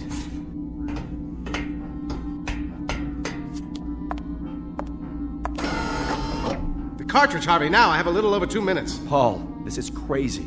It's too dangerous. Dangerous? Did you drink milk this morning, Harvey? What's that got to do with... What was the strontium-90 content in the glass? Did it occur to you that the things you've been eating and drinking might turn your bones to sawdust? Or guarantee that a child of yours might come into this world without arms or legs? But what you propose to do about it, to change history, is incredible. There is a logic and a paradox about time travel, you know. Haven't you read any science fiction? Granted, there's no guarantee, but if I fail, you simply cross off one insignificant human. One frail, protesting member of the race. Look at it this way. If I fail, if I wind up in hell, or limbo, or cemetery, the responsibility is exclusively mine. Now do me one last favor, Harvey. Get back to the console and start the countdown. I should know better than to argue with you, Paul. I hope you make it. You know that. See you soon. Time will tell, Harvey. Time will tell.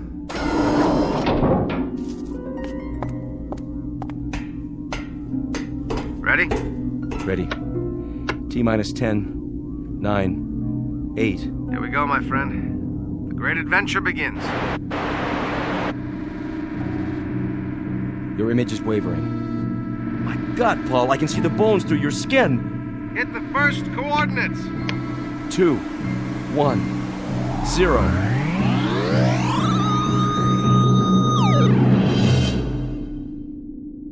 Godspeed, Paul. Godspeed.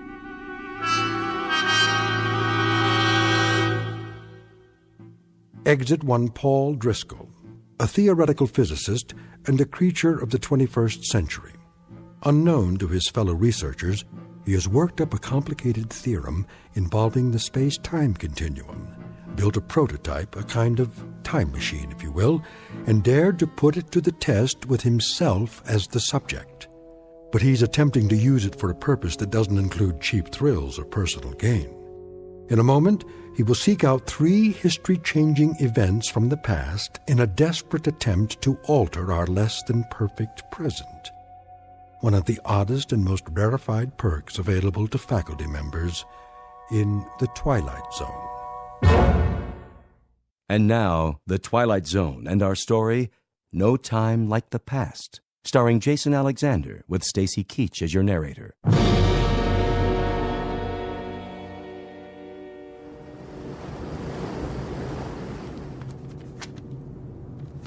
There, I've finished my captain's log for tonight. So, you said that this is a matter of some urgency, Mr. The name is Driscoll, but that's not important. Perhaps you will be good enough to tell me, sir, what this is about. I'm due on the bridge in a few minutes. Captain, is there any possible way you can alter your course? I beg your pardon? The course the ship is taking, can it be changed? Since my country is a belligerent, and these waters are a zone of combat, I would prefer to consult with higher authority before taking such a step. Suppose I were to tell you, sir, that if you hold your present course for 5 more minutes, this ship will go down. Just who are you, Mr. Driscoll? You won't find me on your passenger list, Captain. Oh? And you got on board how? That's not important. But I'm not sailing for my health this trip, Captain. You might say I'm sailing for your health, and that of the crew and all the passengers aboard. I happen to know that this ship is going to be torpedoed, right off the old head of Kinsale Island, May the 7th. That's today. How do you know this? If I were to tell you, you'd say I was a lunatic. I can't alter the course of the Lusitania simply on the word of one man. All right, Captain, say I am a lunatic. Say that everything I'm telling you is just the product of a deranged mind. What would you lose by altering course now? How many minutes? That's not the point. That is the point, Captain. There'll be over 1,100 people drowned. That will be enough, Mr. Driscoll. And if you should be one of the fortunate few, Captain, remember when that court of inquiry convenes. I must ask you to leave, sir. I'm not asking you to scuttle this ship. All I'm suggesting is if you change course 1 degree, just 1 single degree. Steward, come in here. Yes, Captain. Escort Mr. Driscoll from my quarters. Yes, sir. Come along if you would, sir. Captain, there's still time. And still time to confine you to your cabin. Take him away. Sailor, take a look at the water off the bow. What do you see? Sir? Something under the water coming this way. Do you see it? Captain!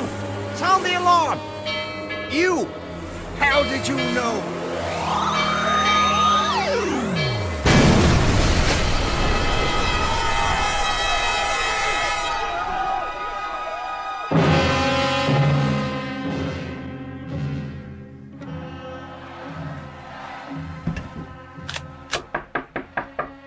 Yes?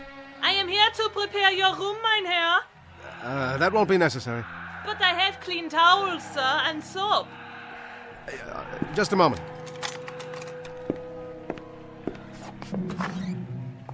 Ach, you have the loveliest room in the hotel, mein Herr. Yes. It's a lovely view. More than a view, sir. In a minute from that window, you will see history unfolding. Why do you know that this whole side of the building has been rented? Every floor. All because of the Führer, so they can see him. Down in the street is a madhouse. That's what I was told. You are not German? I'm an American. An American. And what do they think of our Führer and the new Germany in America? We're quite neutral. You say neutral, but you mean something else. No, I don't mean anything. You hear? That is the new Germany. Something you will never understand. That, madam, is the old Germany. Something you'll never understand. We will see.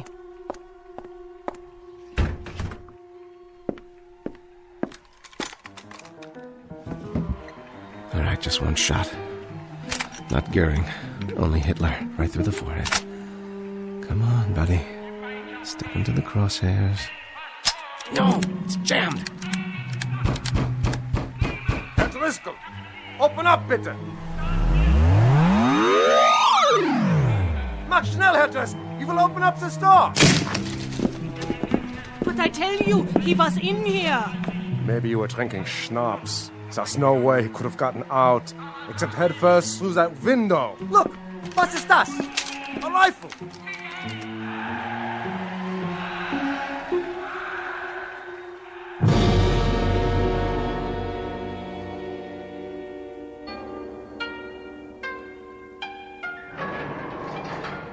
America, come.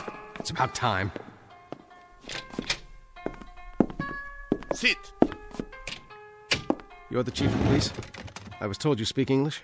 I venture to say that I speak it better than you speak Japanese. I hardly speak any Japanese, but what I'm about to tell you is the most important English you've ever heard. Mr. Driscoll, is it? You happen to be an enemy alien, which is the reason... Which is the reason I've been kept in a cell for 6 hours, and the reason you may have cause to regret this particular arrest. Go on. What I tried to tell your guards is that inside of an hour, this city is going to be destroyed, and upwards of 100,000 human beings will be destroyed along with it. Indeed. You're about to be bombed out of existence, but there's something you can do. You can begin some kind of an evacuation of women and children. You can save a few thousand lives. By who say so, Mr. Driscoll? Who do you represent? I don't represent anyone. Only the voice of history. That's extremely poetic, Mr. Driscoll.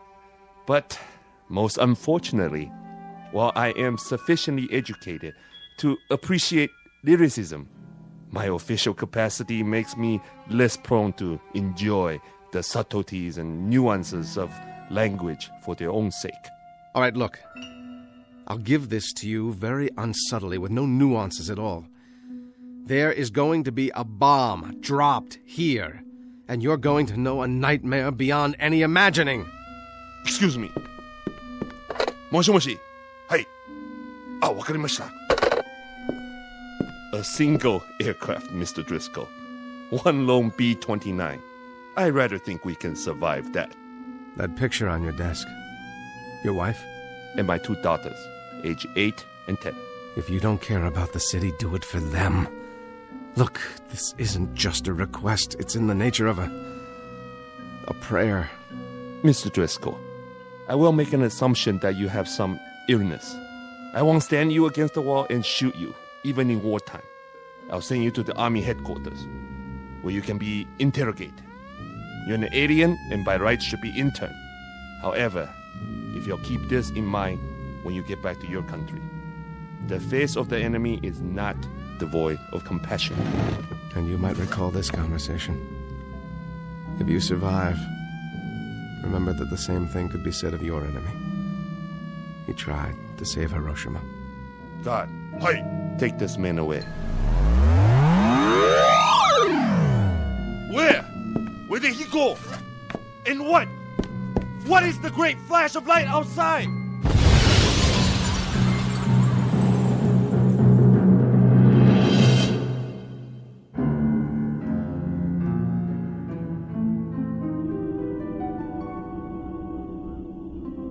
Go on, Paul. Then what? Then nothing. The SS Lusitania, 1915, one of the causes of the First World War. Attempt number 1. Failure number 1. Then August 1939, the Hotel Berlin. Another blow for law and order. Hitting nothing and accomplishing the same. Finally, Hiroshima, August 1945. 3 tries. 3 misses. Then you have to admit it now, Paul. The past is inviolate. What's happened must remain as it was. You can't change anything. Yes, I believe you. And so it follows that there isn't anything we can do about the present. See that small brown book on the shelf? Bring it over to me, Harv, would you? The Study of 19th Century Midwest America. This one of yours? Particular favorite. Open it up to page 14. Talks about a certain place, Harv, a place called Homeville, Indiana. There are pictures showing what it looked like in 1881. Charming. Parasols, bicycles, all very serene. Apropos of what? Apropos of the fact that I'm going back there. One last trip in the machine. I thought you were going to destroy it, whether you succeeded or not. I'm going back there not to change anything, but simply to become a part of that world. A world of band concerts and summer nights on front porches. A world that hasn't heard of atomic bombs or germ warfare or anything else. That's where I'm going, Harvey. I've already packed my bag. The only book I'm taking with me is this one. Of course you are. And there's no one who could hold you back. But remember this, everything is cause and effect. You go back in time to this Homeville, and you inadvertently change one event, alter it minutely. You might start a chain reaction beyond anything even you could imagine. I'm going back there to live, not to change what doesn't need to be changed. Now, Harvey. Here are the coordinates. How about it? All right. God help me, Paul. And God help you. Then let's do it.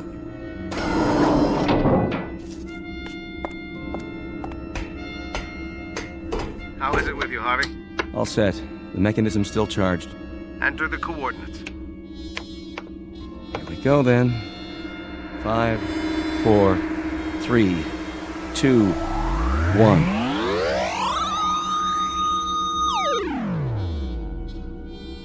How is it with you, Paul Driscoll? Wherever you are. No television sets, no nuclear arms, but just the same. How is it with you?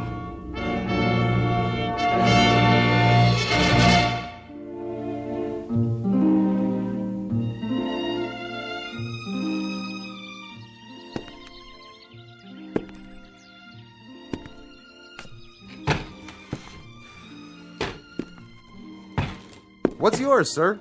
I think, a beer, please. That'll be a nickel. A nickel? That's the price tag. You got 5 cents? I think I might. That's a $5 gold piece. You from around here? No, from out of state. Just passing through? Well, as a matter of fact, I was thinking of settling down here. It's exactly as I thought it would be. Know anything about the boarding house across the square? Ma Chamberlain's. Real nice accommodations. Runs a clean place. Well, then I guess I'd better drink up and check it out.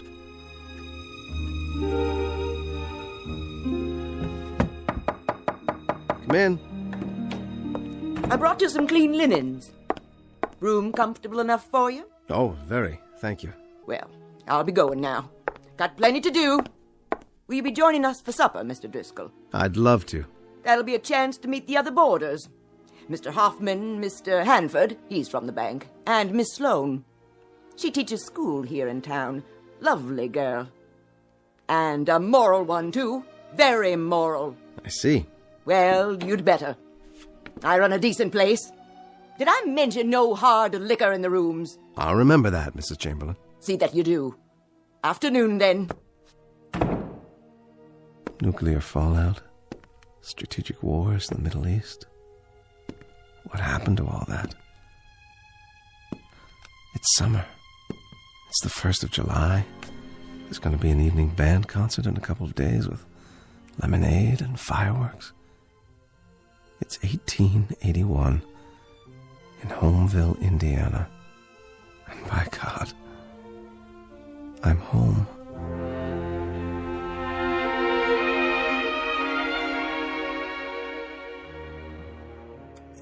But I tell you, Mrs. Chamberlain... More apple pie, Mr. Hanford. Until this government assumes its rightful place in the world, we will remain an isolated, provincial community of states. You know what we should do? Oh, no, Mrs. Chamberlain. I couldn't eat another bite. We should take the American fleet, send it over to the Orient, and plant the American flag.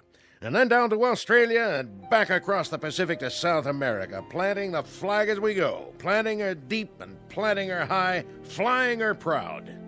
You ought to run for office, Mr. Hanford. Believe me, Mr. Hoffman, I've thought of it. My friends have urged me to make my opinions known on some official plane, but finance comes first. It's the lifeblood of the nation. The bank needs me. You there, Mr. Driscoll, what are your views?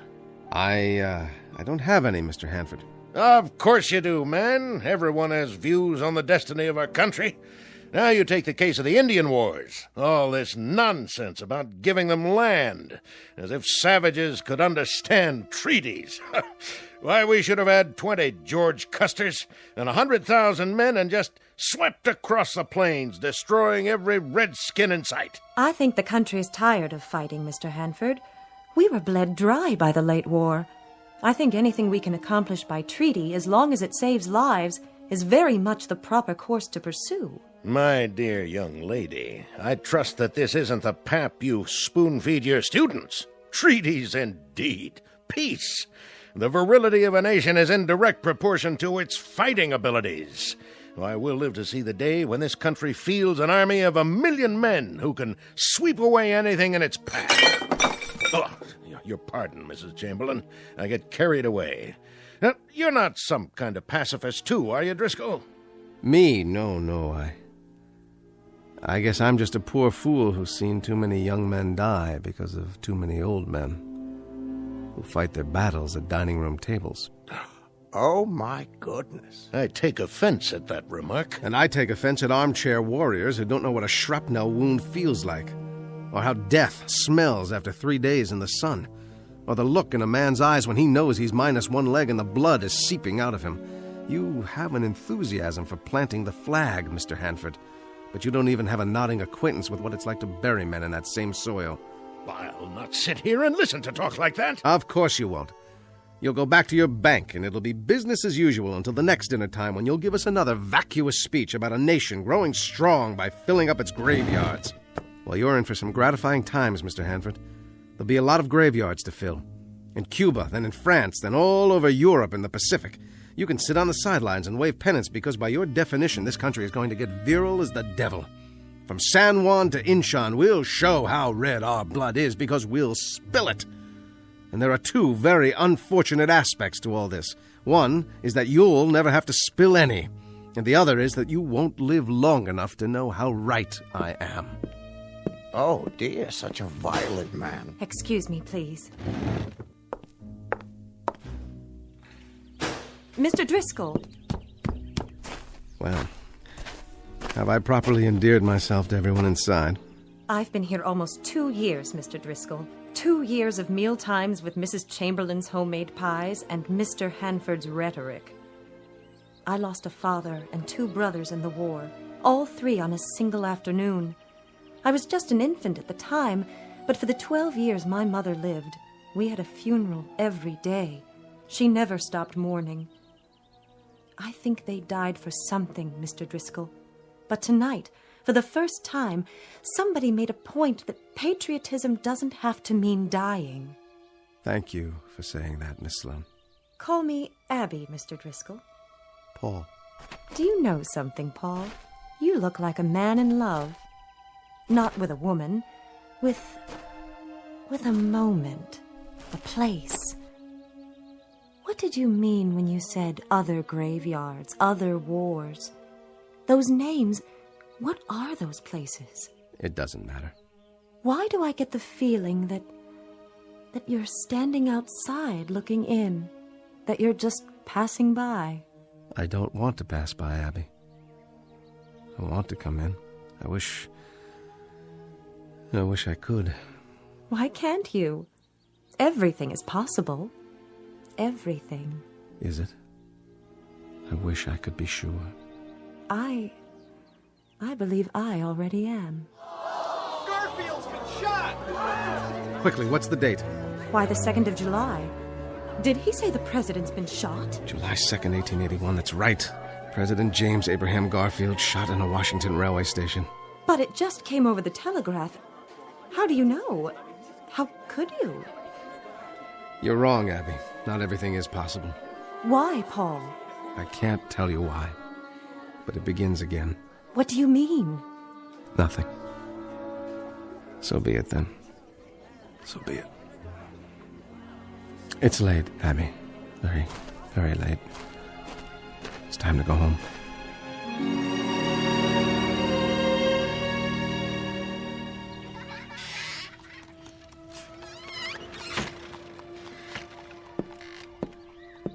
Oh, good morning, Paul.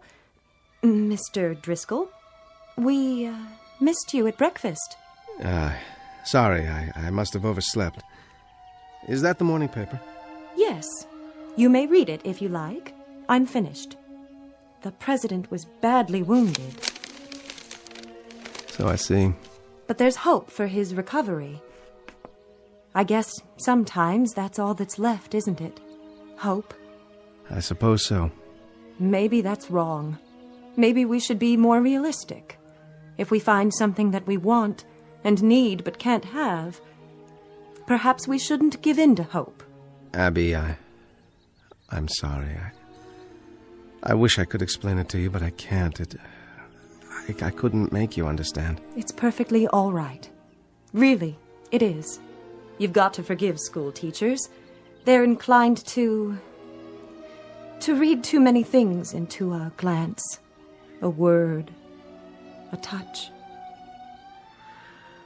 Well, I've got a busy day today. So much to do preparing for tomorrow. Parade at 9, square dancing at 11, games from noon to 5, picnic supper, and then fireworks. And my children, of course. Your children? 27 flat little voices. 14 boys, 13 girls, who will entertain you with their rendition of Columbia, the Gem of the Ocean, sung in 27 different keys. I wouldn't miss it for the world. All right, then. We'll leave it at that.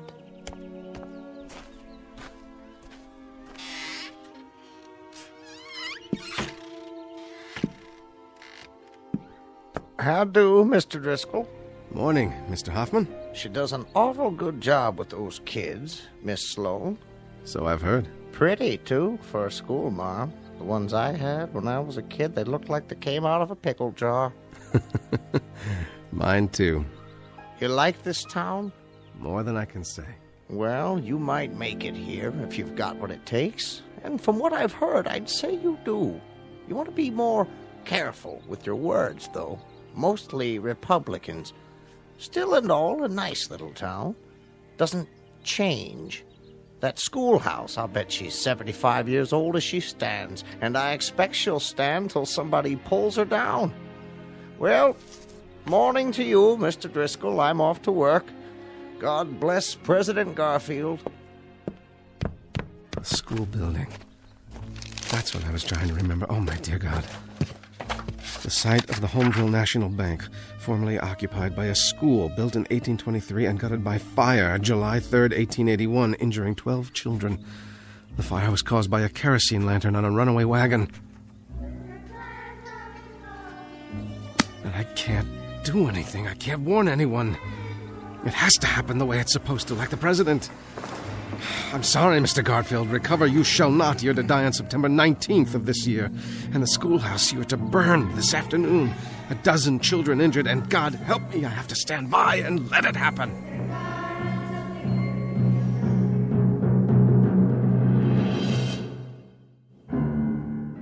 The site of the Homeville National Bank, formerly occupied by a school built in 1823 and gutted by fire July 3rd, 1881, injuring 12 children.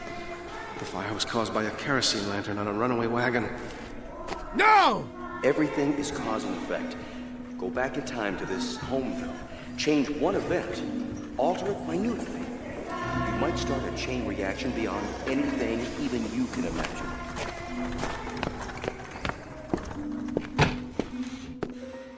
How are you today, Mr. Driscoll? Whiskey, please. Bother you, does it? What? Those kids trying to sing. Well, they won't be at it long. What's that? Hard to keep them in during the summer, but Abby's doing a good job of it. Give me another one, will you? Sure thing. Something wrong? I ain't trying to butt in on your personal affairs, but you drink like a troubled man. What time is it? 10 minutes or 2? I give him another 10 minutes or so. I've got to try. How's that? Why the devil doesn't she let them out of there? How's that? Nothing, just a runaway wagon with a kerosene lantern. That's all it takes.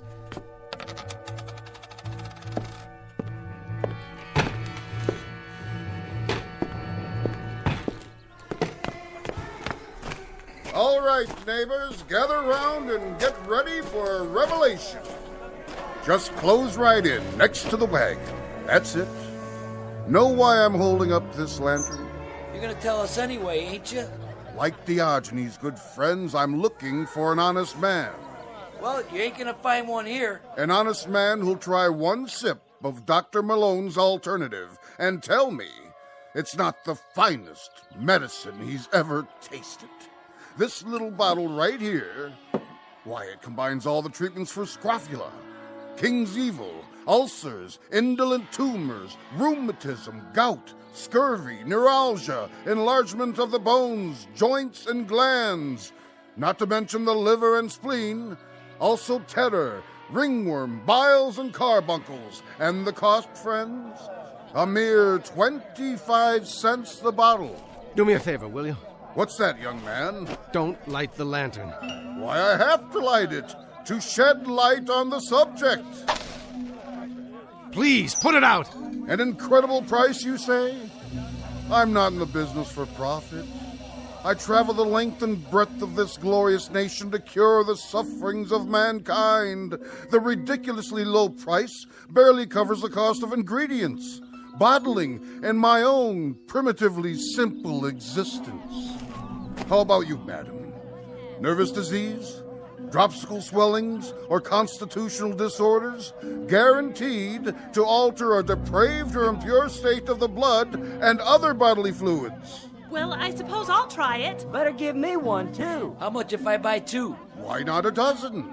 Take them home to your family and your neighbors. One 25-cent piece each. That's all. How about you, young fella? One swallow, and you'll feel more manliness coursing through your body. Unhitch the horses. What's the trouble? Dyspepsia? Liver complaint? Here's what you need. I need those horses unhitched from the other end of your wagon. Now you listen here, young man. They've stopped singing. That means they're almost finished. Look, I can't argue with you anymore. You've got to unhitch those horses. This wagon mustn't move from this spot. You get out of here now. Go on. You hear me? All right, then. I'll do it myself. Get away from my horses!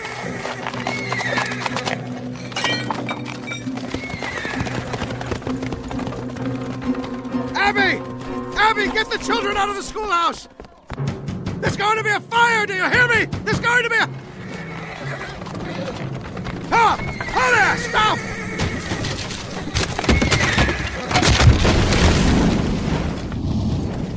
Look, it's the whole schoolhouse! Get the fire wagon! Oh my God, the children! Get out, children! Run! Run!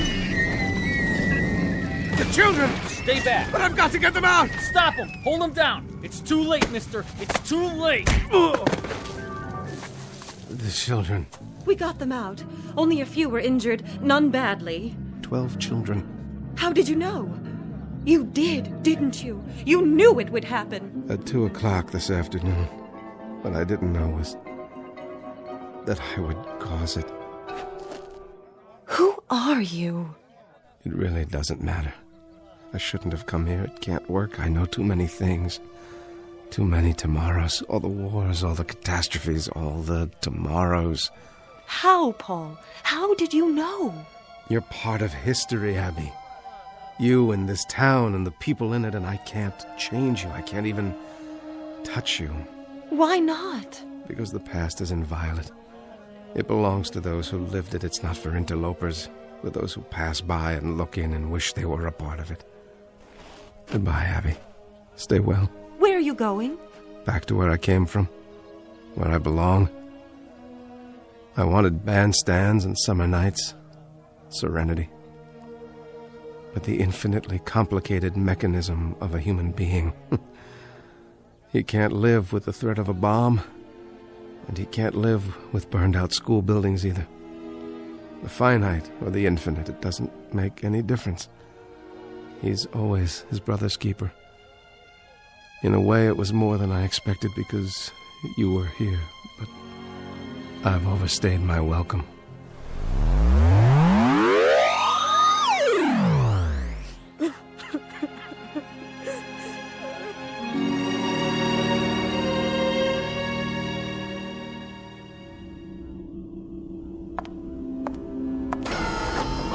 Hello, Harvey. Back so soon? As it happens, back a little late.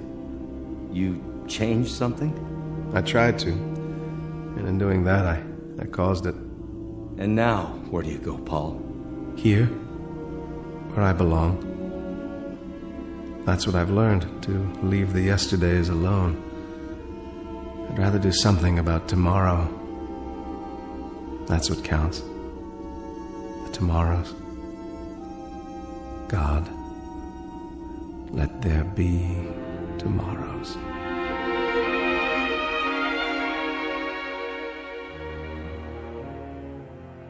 Incident on a July afternoon, 1881. A man named Driscoll who came and went, and in the process learned a simple lesson, perhaps best said by a poet named Lathbury, who wrote, "Children of yesterday, heirs of tomorrow, what are you weaving, labor and sorrow? Look to your looms again, faster and faster fly the great shuttles, prepared by the master. Life's in the loom, room for it, room." Our tale of clocks and calendars in the Twilight Zone.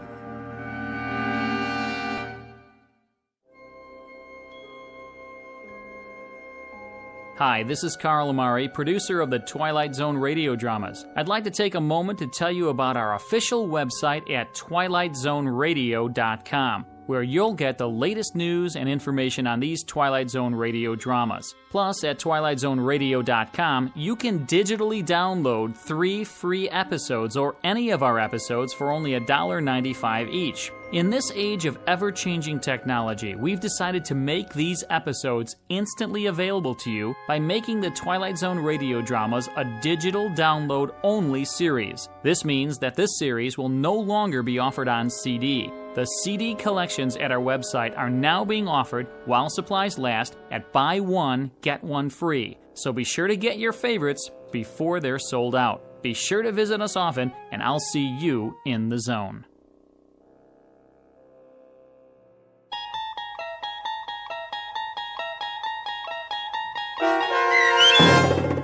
No Time Like the Past, starring Jason Alexander with Stacy Keach as your narrator, was adapted for radio by Dennis Etchison and based on a script by Rod Serling. Heard in the cast were Doug James, Michelle Graff, Nicholas Ruddle, Christian Stolte, Micah Jacoby, Owen Yen, Linda Ryder, Roderick Peoples, Rich Komanek, Carl Amari, Roger Wolski, Vince Amari, Paul Patch, and Richard Shavzin. To learn more about the Twilight Zone radio dramas and to obtain audio cassettes and CDs of these programs, visit our website at twilightzoneradio.com. This copyrighted radio series is produced and directed by Carl Amari and Roger Wolski for Falcon Picture Group. Doug James speaking.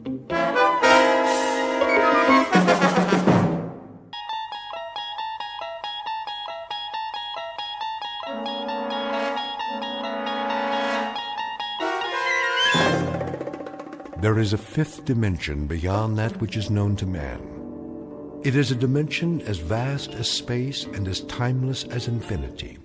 It is the middle ground between light and shadow, and it lies between the pit of man's fears and the summit of his knowledge. This is the dimension of imagination. It is an area which we call the Twilight Zone.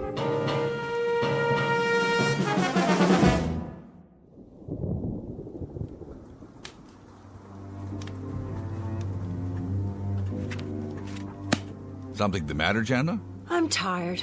You are, dear? Tired and cold. It's getting chilly in here. On the contrary, the temperature's perfect, as it is throughout the house. 72 degrees, isn't it, William? Isn't it 72 degrees? I'm sure it is, quite sure. Of course, it's the optimum temperature. And the chairs are designed for maximum comfort. The fire for perfect heat radiation, and the windows for the most efficient light and ventilation, and the ceilings for the most desirable acoustic qualities, everything built to perfection, Father. But just the same, I'm cold. Well, then come away from the window. Yes, dear, sit by the fire again. That way I can see you. I'm not doing anything but reading. I like to look at you no matter what you're doing. It's almost 6. I think I'll ask Nelda to come in now and massage my shoulders. Good idea, Margaret. My muscles get so stiff sitting here. Let me do it for you, Mother. That's Nelda's job. Yes, Jana, dear. Nelda knows exactly the way I like it. Why don't we have dinner first? Oh, no, after is better. The massage always stimulates my appetite. Well, then if we can't eat earlier tonight, how about a little bit later? I know, why don't we go out and eat in a restaurant? A restaurant? Jana, now why in the world would we go out and eat in a restaurant when we have everything we need here? Gretchen is already preparing something in the kitchen. I know, it's just that, well, it would be different. I've no doubt it would be different. First, we'd walk through the rain and get sopping wet. Jensen could bring the car around. And then we'd eat some kind of unhealthy, unpalatable mess on dirty, half-washed plates. By then, it would be a moot question as to whether we'd succumb to ptomaine or pneumonia. Yes, Father. Ah, Nelda, you must have read my mind. It's 6 o'clock, Mrs. Lauren. You always have your neck rub at 6 o'clock. Isn't that right, ma'am? Of course it is, Nelda. And you never forget, do you? You never, ever forget. No, ma'am.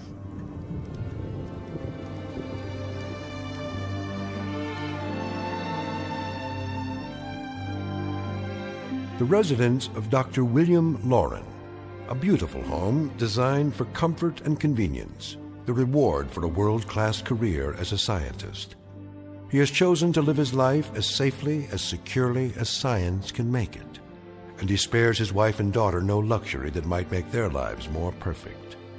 But in a moment, the good doctor will discover that perfection is relative, that a life of controlled ease has a greater price than he imagined, a price maybe more than he is willing or able to pay. Because very shortly, he's about to be shown what exactly is on the bill, one that has suddenly and unexpectedly come due in the Twilight Zone. And now back to our story from the Twilight Zone, The Lateness of the Hour, starring Jane Seymour and James Keach, with Stacy Keach as your narrator.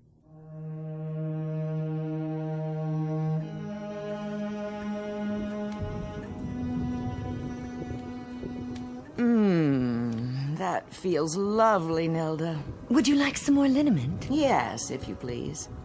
You have such strong fingers. Perfect for massaging my neck muscles. Jana, are you here? Yes, Mother. Enjoying your book again? A different one this time. Which is it? The family photo album. That's nice. When was this picture taken? Let me see. This one. Oh, look, Nelda. That's a lovely picture of you. Yes, ma'am. What year? Let's see. Oh, this was taken the year after your father retired from the lab. And look, there are those yellow roses that Jensen planted for us. How they grew. And Nelda looks exactly the same. Must be a wonderful thing not to age, Nelda. Isn't it? It has its advantages, I guess, Miss Jana. Nelda will put that away for you. That's all right, Father. I'd like to put it back in the bookcase myself. You seem nervous, dear. I'm just going to stand by the fireplace. You're not still chilly, are you? A bit, Mother. You do that, then. I don't like to see you pacing. Please continue, Nelda. Oh, yes. That feels so very nice. I think I'll go to the kitchen, see if the cook needs any help. That won't be necessary. I'm sure Gretchen has everything under control. I'm sure she does, but just the same, I'd like to see what she's doing. Well, I suppose that's all right. Now, don't be long, dear.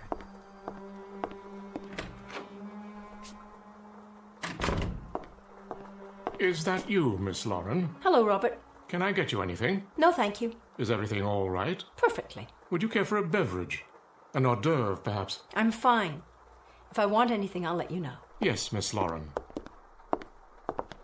Robert, why are you following me? In case you need assistance. I don't. I told you I'm perfectly fine. The stairs to the pantry can be a bit tricky. I know that, Robert. I grew up in this house, remember? I've always lived here. I know every square inch of it as well as you do.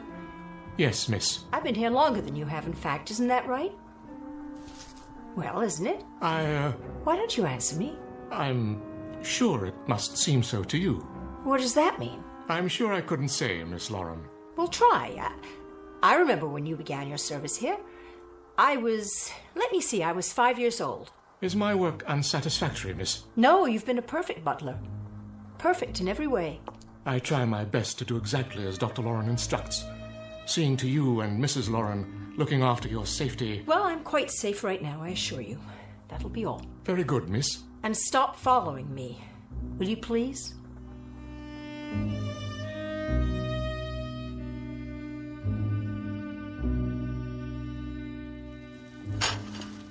Miss Lauren, is that you? Hi, Gretchen. How's dinner coming? Right on schedule. I'm preparing your choice of a garden salad with baby greens or cold gazpacho, skinless chicken breasts. Of course. If it's Tuesday, it must be the chicken. Cooked in olive oil, steamed vegetables, and a selection of fresh fruit. Would you like something different? It doesn't matter. I'm not very hungry. Dr. Lauren programs the meals in advance, but if you'd prefer an alternate selection... That won't be necessary. I just thought you might like some help. Everything's under control. I know, but I want to. Here, let me get the plates down for you. As you wish. Gretchen, I was wondering... Yes, miss? Call me Jana, please. And that's my name, isn't it? Yes. Well, I was wondering, do you ever get tired? From so much work, I mean? Not tired. Stiff in the joints. Oh, Gretchen, and yet you've never missed a meal, never refused to come when I called you. You've been here for me more than mother and father at times. I want to thank you for that. I want you to know how much I appreciate it. You're welcome, Miss... Jana. The chicken's done. Let me get it. Don't touch the pan. It's hot. Oh, you've burned yourself. It's nothing. Your hand. Oh, you must let me see to that. Robert! What's wrong? Oh, Miss Lauren. Don't worry about me. It was just a little spatter of grease, that's all. It doesn't hurt. Nevertheless, we must take care of it at once. I'll get the first aid kit. Honestly, I don't even feel it. This way. What's all the commotion, Jana? Are you hurt? No, Father. I am perfectly fine. She burned her wrist on the stove. And you let this happen? I told her not to touch it. This is unacceptable. It wasn't Gretchen's fault. Of course it was. You all have one prime directive in this household, and that is to be certain that no harm comes to my wife or to my daughter. Do you understand? Yes, sir. Really, Father, you're overreacting. I'll make that decision. Where were you, Robert? Miss Jana dismissed me, sir. What about the rest of you? I was making the bed, sir. And I was adjusting the central heating, sir, as you requested. We'll talk about this later. Come with me, Jana. It may be time for an entirely new staff around here. Don't blame Gretchen, blame me. I said, come along now.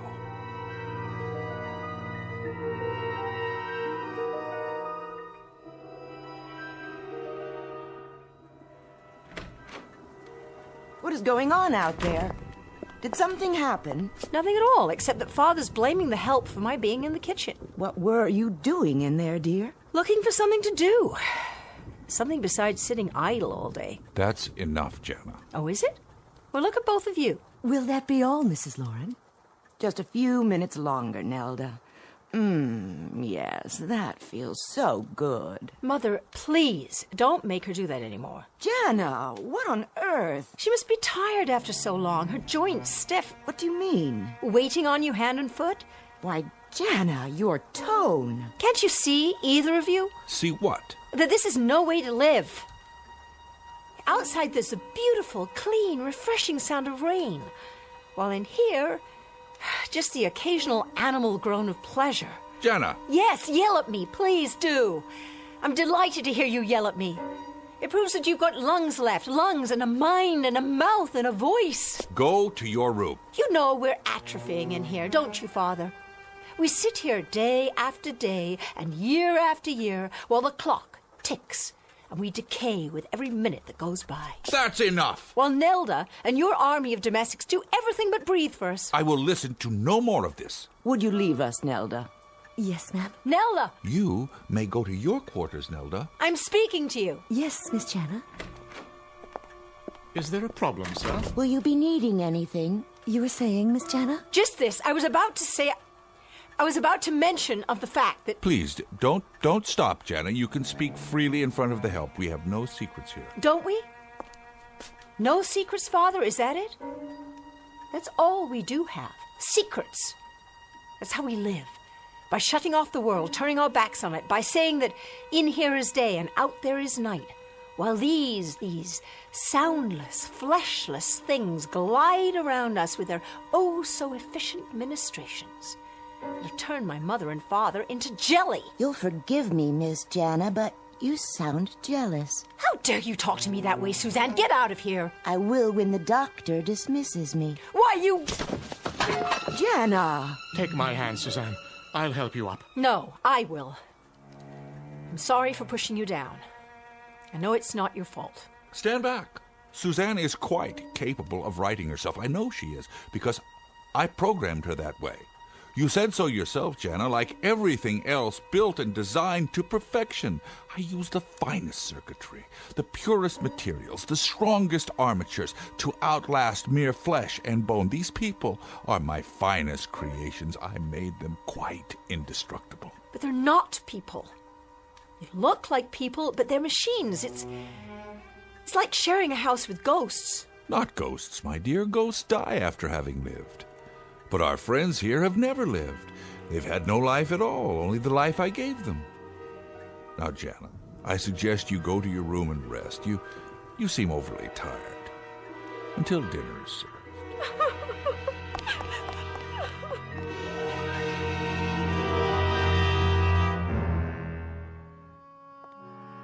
Was the dinner satisfactory? Yes, it was, Gretchen. Thank you. I'll help you clear the table if you like. No need. I know there's not, but I'd like to. I'll put the silver platter on the card.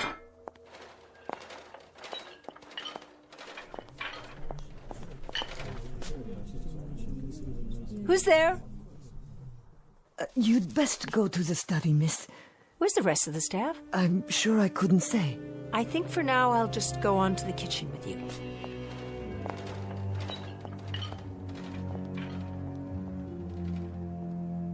There she goes. With Gretchen. No harm must come to the girl. None will. But we must act before he replaces us. Dr. Loren would never do that. You heard his words. Call the others. We'll arrive at a consensus.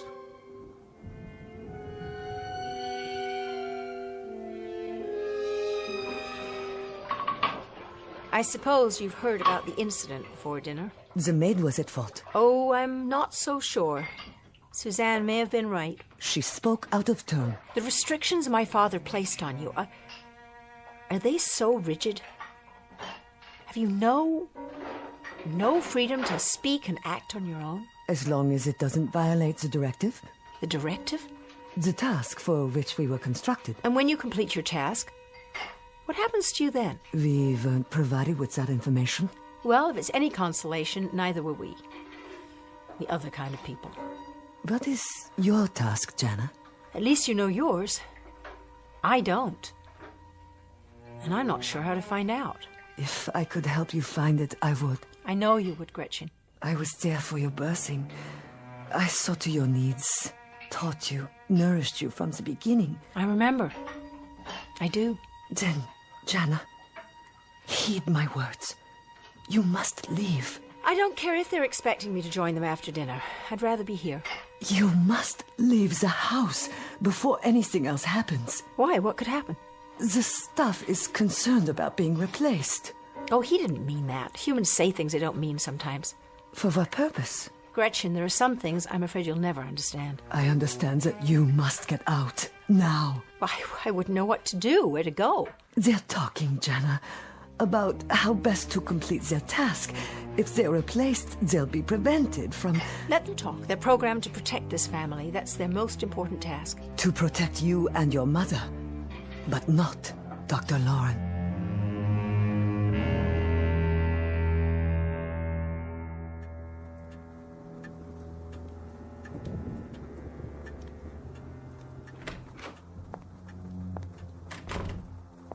Well, Jana, shall we talk now? Shall we talk of what? I think it's obvious. Suddenly and quite inexplicably, your mother and I find that you're discontented, even rebellious.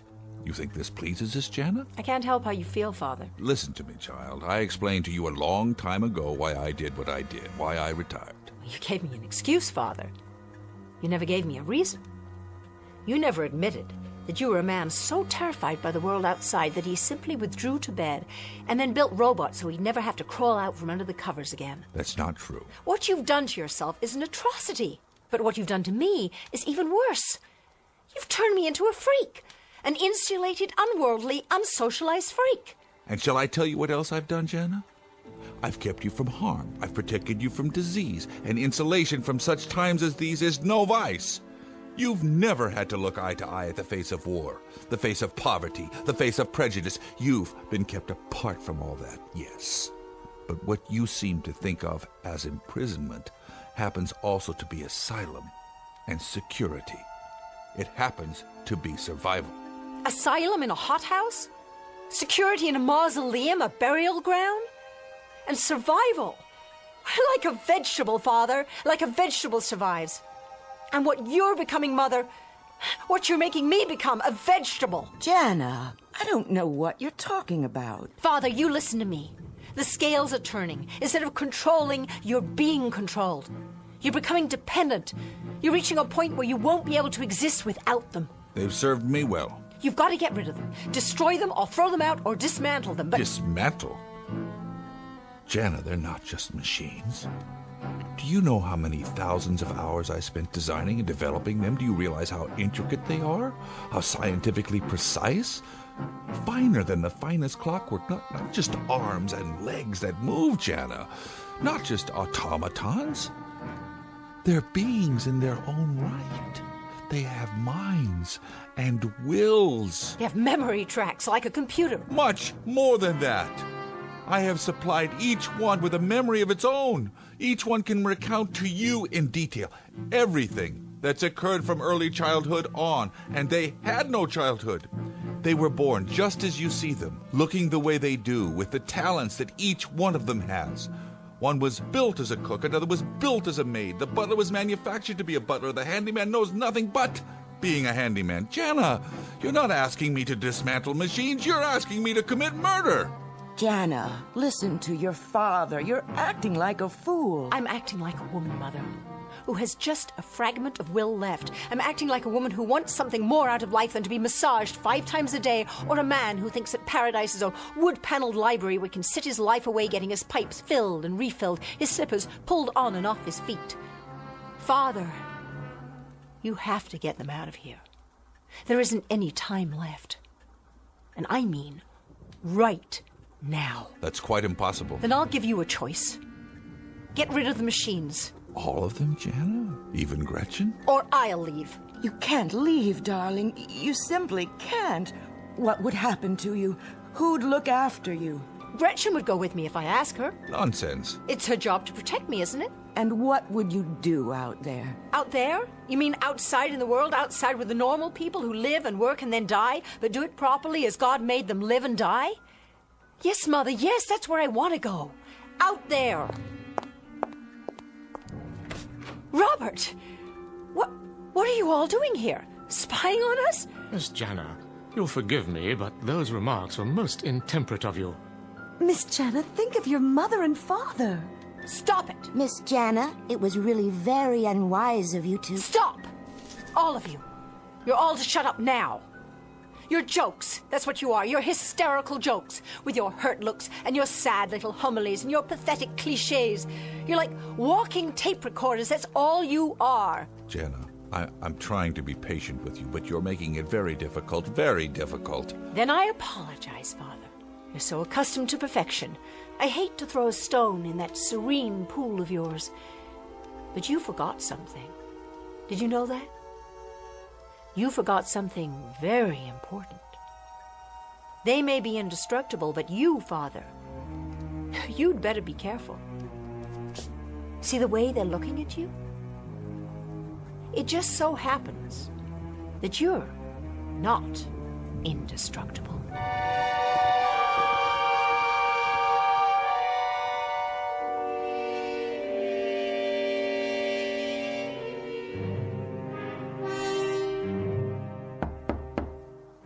Come in.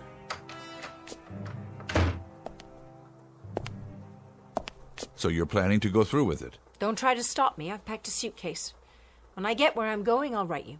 Jana, what is it you want from us? I thought I made that quite plain. I want you to open the windows, Father, and let the air in. Let the world in. By destroying a life's work? Before they destroy you. They would never harm any of us. Don't be so sure. Haven't you listened at all to me?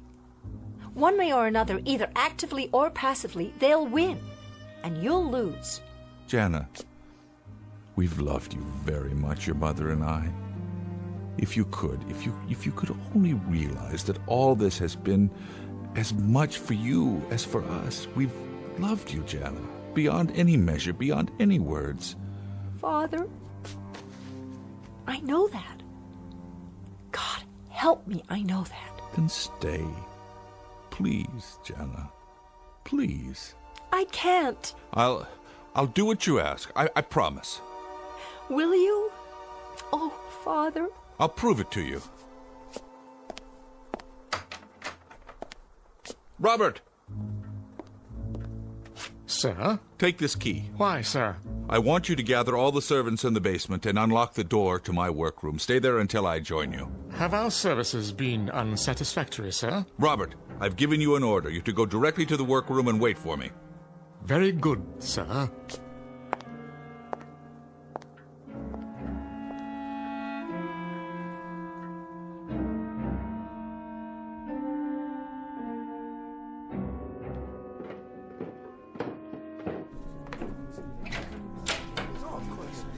I see you're all here, except for Gretchen. She'll be along, sir. Then I'll go ahead and begin. What are you doing, sir? I'm setting out my tools. May we ask for what purpose? Just some minor adjustments. What kind of adjustments, Dr. Lauren? Call it a tune-up if you like, so that the household will run more smoothly.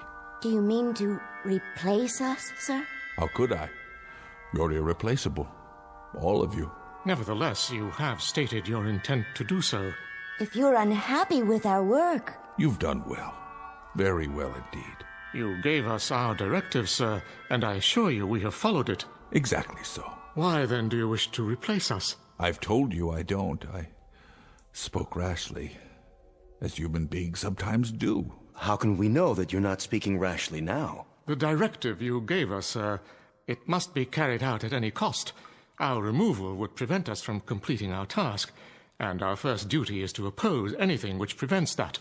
Here, Robert, sit in this chair and lower your head. Not if you mean to deactivate me. I'm going to perform a simple adjustment to your control module. In that case, I refuse. As do I. And I, sir. We all do. This is ridiculous. Stop gathering around me. We won't allow it, sir. We simply won't until our task is completed. Listen to me. Have you ever known me to lie, to deceive? No, sir. Then you have no reason to think that now. I'm not rash. I'm very calm. Am I not? Yes. Then how can you doubt me? What is your logic? I created you. I implanted the directive in your circuits to protect my wife and daughter at all costs. Therefore, I would not obstruct that purpose. Isn't that so? Yes. You speak of your performance. What about my performance? Have I been a fair and just employer? Quite, sir. Have you done anything to contradict my orders? No. Then what cause would I have to fire you? Why, none, sir. Would a just employer replace you without cause? That would not make sense. Of course it wouldn't. Now sit in the chair and lower your head, please. I'll go first. If you wish, Jensen.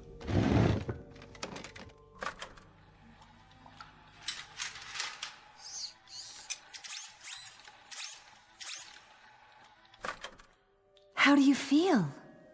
Perfectly normal. Oh, perhaps a little tired, but it's not unpleasant. Right. You will rest now, Jensen, and awaken to a sense of peace, a greater peace than you have ever known. Is it true? A most peculiar sensation. I feel drowsy. Very drowsy. Very drowsy. And his strength will return? In even greater measure. He will know a oneness with all things. Oh, then let me go next. Of course, Nelda.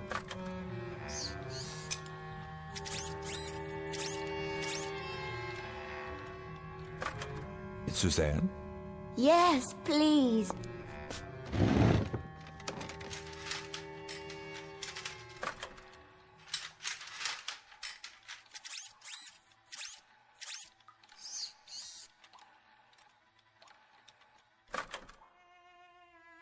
And now for you, Robert. Thank you, sir. I'm eager to know this new sensation. You have served me well. For many years. Many good years, Robert. I don't know what I would have done.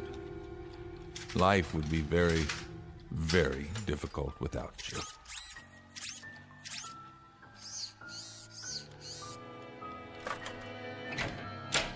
You wanted to see me, sir? Gretchen, come in. Are they sleeping? Yes, at last. And they feel no pain? How could they? You know, sir, What, Gretchen? everything I've done was for her benefit. The times she was alone in the night, the times she was unsure how to make you happy, the times she needed advice. I did my best, always. And for that, I'm profoundly grateful. But now, it's time for a change. The old ways can't help her anymore. No. You have a directive of your own, don't you, Dr. Lauren? Whatever is best for your daughter. That takes precedence over all else. You'd even lie, wouldn't you? If that's what it takes. You understand me too well. Then I won't resist. If you're sure it's what's best for the girl. I'm sure. In that case, I'm ready. Give me my turn. If you would, sir. Please make it quick. You have my word. Good night, Gretchen.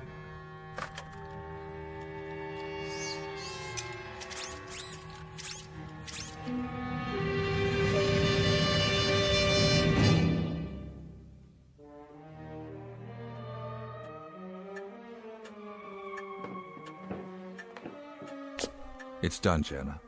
It is. We're alone in the house now. Gretchen? Gretchen, too.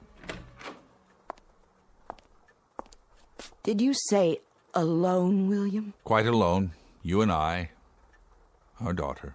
I've become so accustomed to them. It will be a little hard at first, won't it, William? Perhaps, my dear, a bit hard in the beginning. Mother, we'll lead normal lives from now on, do you understand? Normal lives. We'll have parties and we'll take trips. We'll invite people over. We'll make new friends. I'll even find a young man, and before you know it, you'll have grandchildren. Jana. What's the matter? What is it? It's what you said about grandchildren. What your mother means, Jana, what she means, well, after all, isn't it pretty normal and natural that parents always think of their children as children, and suddenly they grow up and they talk of having children of their own, and well, this is a bit difficult for parents to digest all in one lump like that. Something's not right, is it? There's something between us, something in this house that... Mother? What is it? What are you doing? The family album, the photos. Why isn't my picture here? Why are there no pictures of me at all? Why, Jana, dear, there are loads of pictures of you. Remember in the garden last summer? Remember the Easter pictures? And then there were the pictures of you last Christmas decorating the tree. But not as a little girl. No pictures of me as a little girl. None at all. You and Father and the robots 10 years ago, 15 years ago, 20. But no pictures of me. Why? I want you to tell me why. Oh, my dear. It's not true. It couldn't be. You're our daughter. I'm begging you. I need you to tell me it isn't true. Look at me, Father. I'm on my knees. You know you're our daughter, and you remember everything that's happened to you since you were a child. You remember the schools you went to, the children you played with. You remember all the places you've been. Jana, you remember all these things. You've got to remember them. Why should I remember them? Because you fed them to me, didn't you? You fed them to me. A memory track, a created memory that you inserted into my mind. What am I? Please, tell me, what am I? It doesn't make any difference. Stand up. Let me hold you. Don't touch me! Jana, it truly doesn't make any difference. We were childless. We had nothing of our flesh to leave behind, nothing of our hearts, Jana, nothing of our love, and so, we got you. Got me how? We created you, just like any parents. I created you with these hands. I'm a robot! A robot! Oh, Jana. Oh, you're our daughter now. I built you as a daughter, as a thing of love. It doesn't make any difference how you came to be here. You have to understand, Jana. You are our daughter. I can't be. I don't have the capacity to love in return. I can't be a real daughter. I'm a machine, a thing.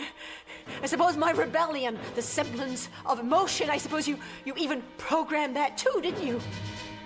But it was all false. I feel nothing. No pain. Jana, don't. You'll hurt myself? But that's impossible.